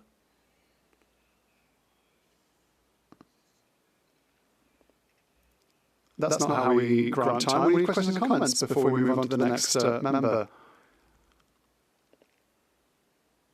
Yes, no, still showing time. The honourable member for Beauport-Limoilou, maybe? I'm going to have questions and comments. All right, bet. Questions and comments? Mr. Speaker, I really and truly believe that one needs to understand that the fact that what we're talking about is blurring the judicial independence versus the extreme powers that Parliament has. And if, as a Parliament, we say we want this information for the purpose of giving it to the RCMP, there's a process that would normally go through of the independence of our judiciary that would deny the opportunity for those that might have that information. And I'm concerned about the blurring of judicial independence. Are the Bloc at all concerned that this might be an overreach of our parliamentary privileges that we have as a parliament, which is ultimately supreme? Is she not concerned about that? In 30 seconds, the honourable member for Beauport-Limoilou. I've always got concerns when it comes to the powers of this House, and I always ask questions, and I always make sure that I don't step beyond the powers that are usual in this House. And I respect the three levels of government as established so that we can have a healthy democracy. Providing documents that are potential evidence and letting the RCMP decide whether to use it or not is the question at hand when it comes to the separation of powers. Pursuant to Standing Order 38, a motion to adjourn the House is deemed to have been made and seconded at this time. Therefore, the question is that this House do now adjourn. The honourable member for Saint Gulf Islands. They came quickly. Monsieur le Président. Thank you, Mr. Speaker. Rising today at the hour of adjournment, I'm sorry, Mr. Speaker, take a sip of water. I'm rising today at the hour of adjournment to pursue a question I asked May 2nd, 2024, the day on which the Minister of Finance tabled a bill called Bill C-69. Now, this is what's called in the vernacular, Mr. Speaker, an omnibus budget bill. Liberals will remember those words because it was in the platform of the Liberal Party they would not introduce such things as omnibus budget bills. Liberals had also promised that they would make sure that legislation brought forward would be have full consultation with Indigenous peoples as required under the United Nations Declaration of Indigenous Peoples. That didn't happen either. And so what we had here was, again, a promise to improve environmental assessment. So what I did on May 2nd, Mr. Speaker, was refer to this as something of a hat trick. 3 times, 3 different platform promises broken in one omnibus budget bill. Now, the part that concerns me the most, Mr. Speaker, although it's hard to say which is worse, I think that what we've had happen here is a gross violation of our responsibility as parliamentarians to respond to the challenges and the need to have environmental assessment legislation that works, and to ensure that it's constitutionally valid and that it's studied in the appropriate committee. Now, I only have, at this point, something less than 3 minutes, but let me try to point out one of the major reasons that it is so deeply offensive that the Minister of Finance brought forward the changes being made to the Environmental Impact Bill. And one of those reasons, I mean, this is huge, this is, as we said, omnibus. Yeah, so over 40 different divisions, just to mention, there's over 300, 400 sections to the bill. We get to the environmental assessment bits by the time we get to Division 43, Part 6, and then you start realizing, oh, wait a minute. No, Division 28, sorry, Part 6. Start reading it and realizing, I think, and this is what I think as an environmental lawyer, and I've consulted some friends who do constitutional law, that they may not have fixed the problem that the Supreme Court had, because the way in which they've defined when something is in federal jurisdiction is to get rid of language they think the court didn't like, which was language around such things as an adverse effect. They say, well, an adverse effect is, and throughout this, it's the same every time. And an adverse effect within federal jurisdiction is a quote-unquote non-negligible adverse change. And then that's repeated multiple times. My point, Mr. Speaker, is you can't come up with a conclusion that an effect is non-negligible before you've studied the project and have some idea what the impact is going to be before you decide ahead of time it's non-negligible. I think this is, it's a tautology. It's hastily drafted. Well, of course, because the court ruled that their last version violated the Constitution by having federal intrusions in provincial jurisdiction. Here's the problem, Mr. Speaker. This bill continues with what Stephen Harper did in wrecking environmental assessment in, yes again, Omnibus Budget Bill C-38 in spring 2012. This was a chance to fix it. The Liberals blew it. Thank you, Mr. Speaker. The Honourable Parliamentary Secretary to the Minister of Justice and Attorney General Canada. Thank you, Mr. Speaker, and I want to thank the member from Saanich Gulf Islands for her intervention and for her ongoing advocacy for environmental causes in Canada. Mr. Speaker, countries around the world are taking decisive action towards combating climate change and protecting the environment, and Canada is no different. Tackling the climate crisis requires many innovative solutions, and one of the tools in the toolbox is achieving a healthy environment, including a strong and effective Impact Assessment Act. Last October, the Supreme Court of Canada issued an opinion regarding the... Interrupt the honourable member, just make sure the phone is not near the microphone there somewhere. Something was vibrating, so just for interpreters. That's okay. The Honourable Parliamentary Secretary. Doing a late show, I guess. Thank you, Mr. Speaker. Last October, the Supreme Court of Canada issued an opinion regarding the constitutionality of the Impact Assessment Act, stating that we need to clearly focus on the areas of federal jurisdiction and underscoring that we work with provinces in the spirit of cooperative federalism. More specifically, the Supreme Court of Canada stated that decisions under the Act must be tied exclusively to adverse effects within federal jurisdiction, and that the definition of effects within federal jurisdiction must be clearly defined. I'm happy to say that last June, the Government of Canada delivered on its promise to quickly and meaningfully amend the Impact Assessment Act to respond to the Supreme Court of Canada, provide regulatory certainty for major project proponents, Indigenous partners, and Canada's investment climate.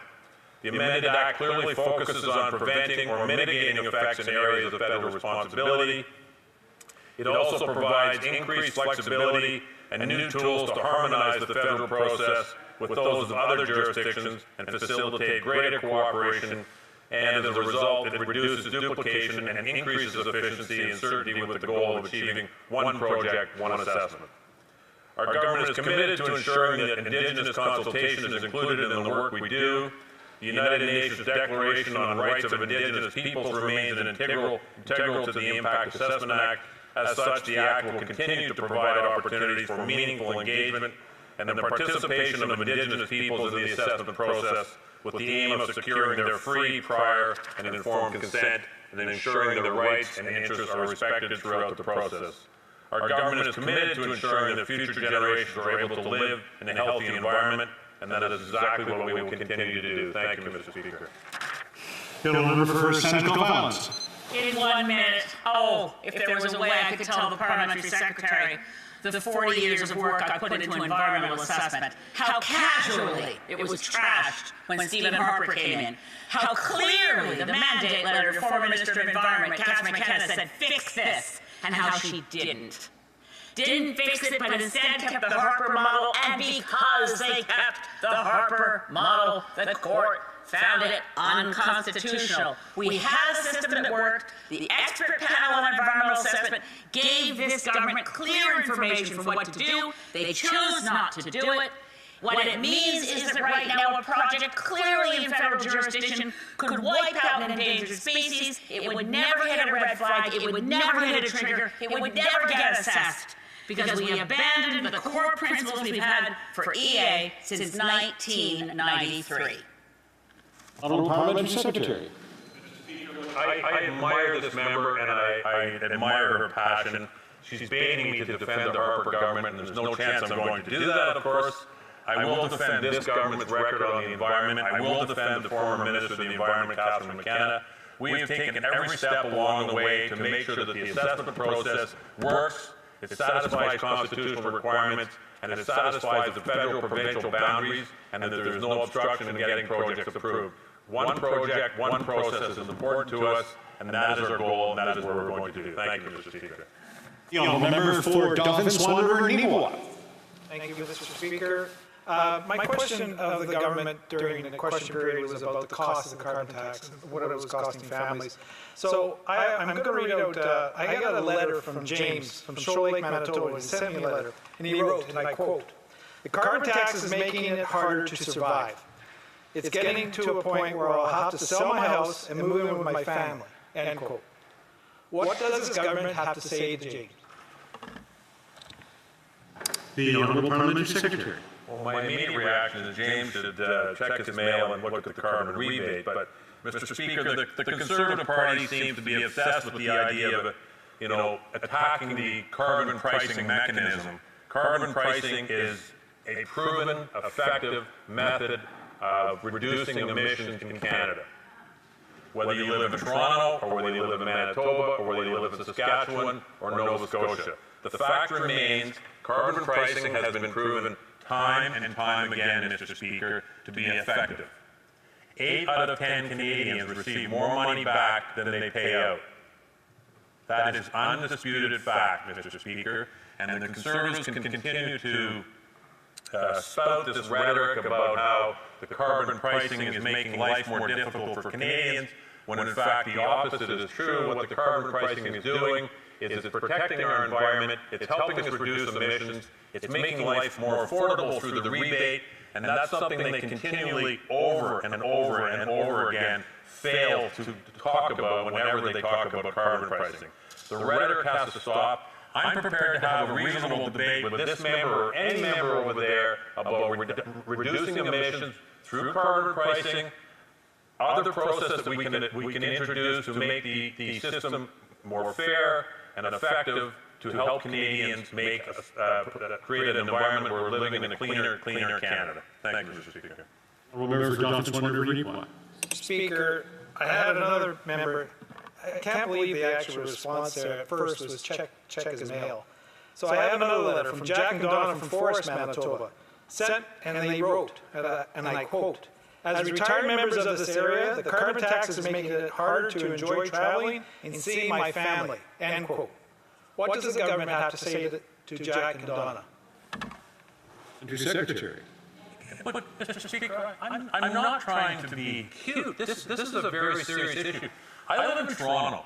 The price of gas at the pumps in Toronto is lower now than it was a year ago. It's about the same price as it was when the carbon pricing was introduced a number of years ago. So this notion that it costs more to get in your car and travel is pure fallacy. It's political rhetoric to score some political points to help them win an election.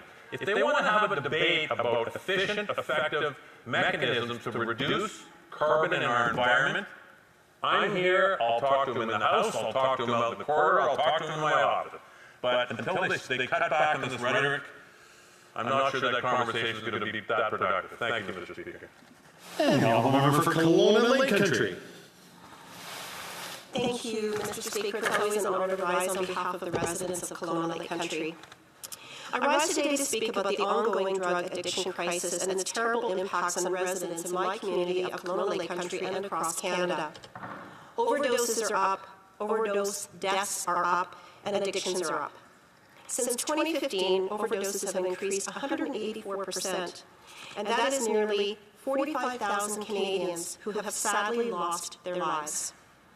The radical NDP Liberal so-called safe supply drug experiment has done nothing to stem the tide of overdose deaths. It has instead flooded our streets, playgrounds, public spaces, and even hospitals with dangerous illicit drugs.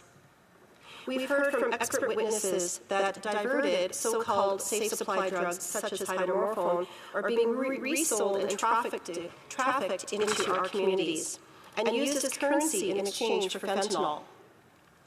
This fuels the drug trade even further. A report commissioned by BC's top doctor actually said that the program was, quote, almost as good as giving drug users cash. I've talked to first responders in my community who are frustratingly seeing the effects of these policies on our streets. The Vancouver Police Department noted that around 50% of all hydromorphone seizures were diverted from government taxpayer-funded drugs. Over 30 criminal charges were just made following a raid in a so-called safe consumption site in Nanaimo. We have heard that drug diversion is specifically targeting children. And we already saw what happened when the federal addictions minister previously approved of an open drug use policy in public spaces, including parks and playgrounds. Open drug use in playgrounds normalizes exposure to deadly drugs to children and was a contributing factor for this reckless policy to be backtracked when it was repeatedly called out. There was drug paraphernalia vending machine in British Columbia distributing crack pipes and syringes, only which, after massive public pressure during a provincial election, did the NDP provincial government stop it. Unfortunately, this ideology-driven minister appears to show no signs of slowing down from implementing radical policies. In July, a memo to the Minister of Addiction was obtained through an Access to Information request. This memo advised the government to, quote, use all tools, unquote, at its disposal to address the crisis, including using national drug decriminalization. This means the Liberal government is considering the legalization of hard drugs like crack, meth, and fentanyl across the whole country, and this reckless expansion cannot happen. We continue to see the disastrous results of the NDP Liberal drug policies in British Columbia. Recently, on Vancouver Island, a tribal council representing 14 First Nations declared a state of emergency over the ongoing opioid crisis. In British Columbia, drug overdoses have become the leading cause of death for children between the ages 10 and 18, and this is absolutely heartbreaking. We cannot afford to continue with these Liberal policies, nor can we afford to entertain the expansion of deadly programs that are flooding our neighborhoods with drugs. The taxpayer funding of dangerous drugs must end now, and as such, common sense Conservatives will end the failed NDP Liberal drug experiment for good. We will instead bring hope and healing through addiction treatment and recovery to bring our loved ones home. Thank you, Mr. Speaker. Honourable Parliamentary Secretary. Thank you, Mr. Speaker. The toxic drug and overdose crisis continues to impact Canadians from coast to coast. People are losing their lives to the ever-changing illegal toxic drug supply, and many are dying because of it. These are preventable deaths. We need to do everything at our disposal to save lives. This crisis is complex, and we need to work together with all orders of government, partners, and stakeholders. We need to listen to our partners and do everything we can to save lives, improve access to healthcare services, and maintain safe communities. A strict law enforcement-only approach, with no acknowledgement that it is a public health crisis, had driven Canada's response to substance use for over a century. It has been proven, time and again, to be ineffective. We owe it to Canadians to work towards solutions. What Canadians suffering from addiction need is health care, not to be in jail. Mr. Speaker, this government's commitment to working with all other government to find local solution is unwavering. Working in partnership is what responsible governments do. Screaming slogans into the void is the only solution conservatives offer. They like to talk about crimes and disorder, but the actual experts, law enforcement, don't agree with them. They have been clear that they support a comprehensive public health approach to addressing substance use harms. Police are looking for better ways to address community concerns around safety in public spaces rather than arresting someone for a health care issue. Cities across Canada are witnessing the compounding effects of the ongoing overdose crisis. People who are managing co-occurring mental health issues, the impacts of the housing shortage, and the need for more affordable housing. If they care so much about public drug use, they wouldn't oppose safe consumption sites, because when these sites don't exist, it's streets and our public spaces that becomes consumption spaces. Monsieur le Président, il n'existe pas de solution. Mr. Speaker, there is no single solution to this crisis. We need innovative measures to save more lives, and we are closely reviewing what can be done to make any necessary adjustments and to ensure that Canadians can access a range of harm reduction treatment and prevention services, as well as the support they need when and where they need it, all while protecting communities. For example, Budget 2024 announced a commitment of $150 million for a support fund for municipalities and Indigenous communities. That funding will enable us to offer a rapid response to affected communities who have urgent and critical needs having to do with the overdose crisis. That is in addition to the billions of dollars that we are already using to fight that crisis. The honourable member for Kelowna Lake Country. Thank you, Mr. Speaker. The numbers speak for themselves. The drug crisis has gotten worse after 9 years of radical liberal, reckless policies, not better. Even the BC NDP requested the federal Liberal government recriminalize illicit drugs after the massive failure of their joint drug experiment. It's no wonder, given BC sadly saw a 400% increase in drug overdose deaths in the first year following the decriminalization experiment.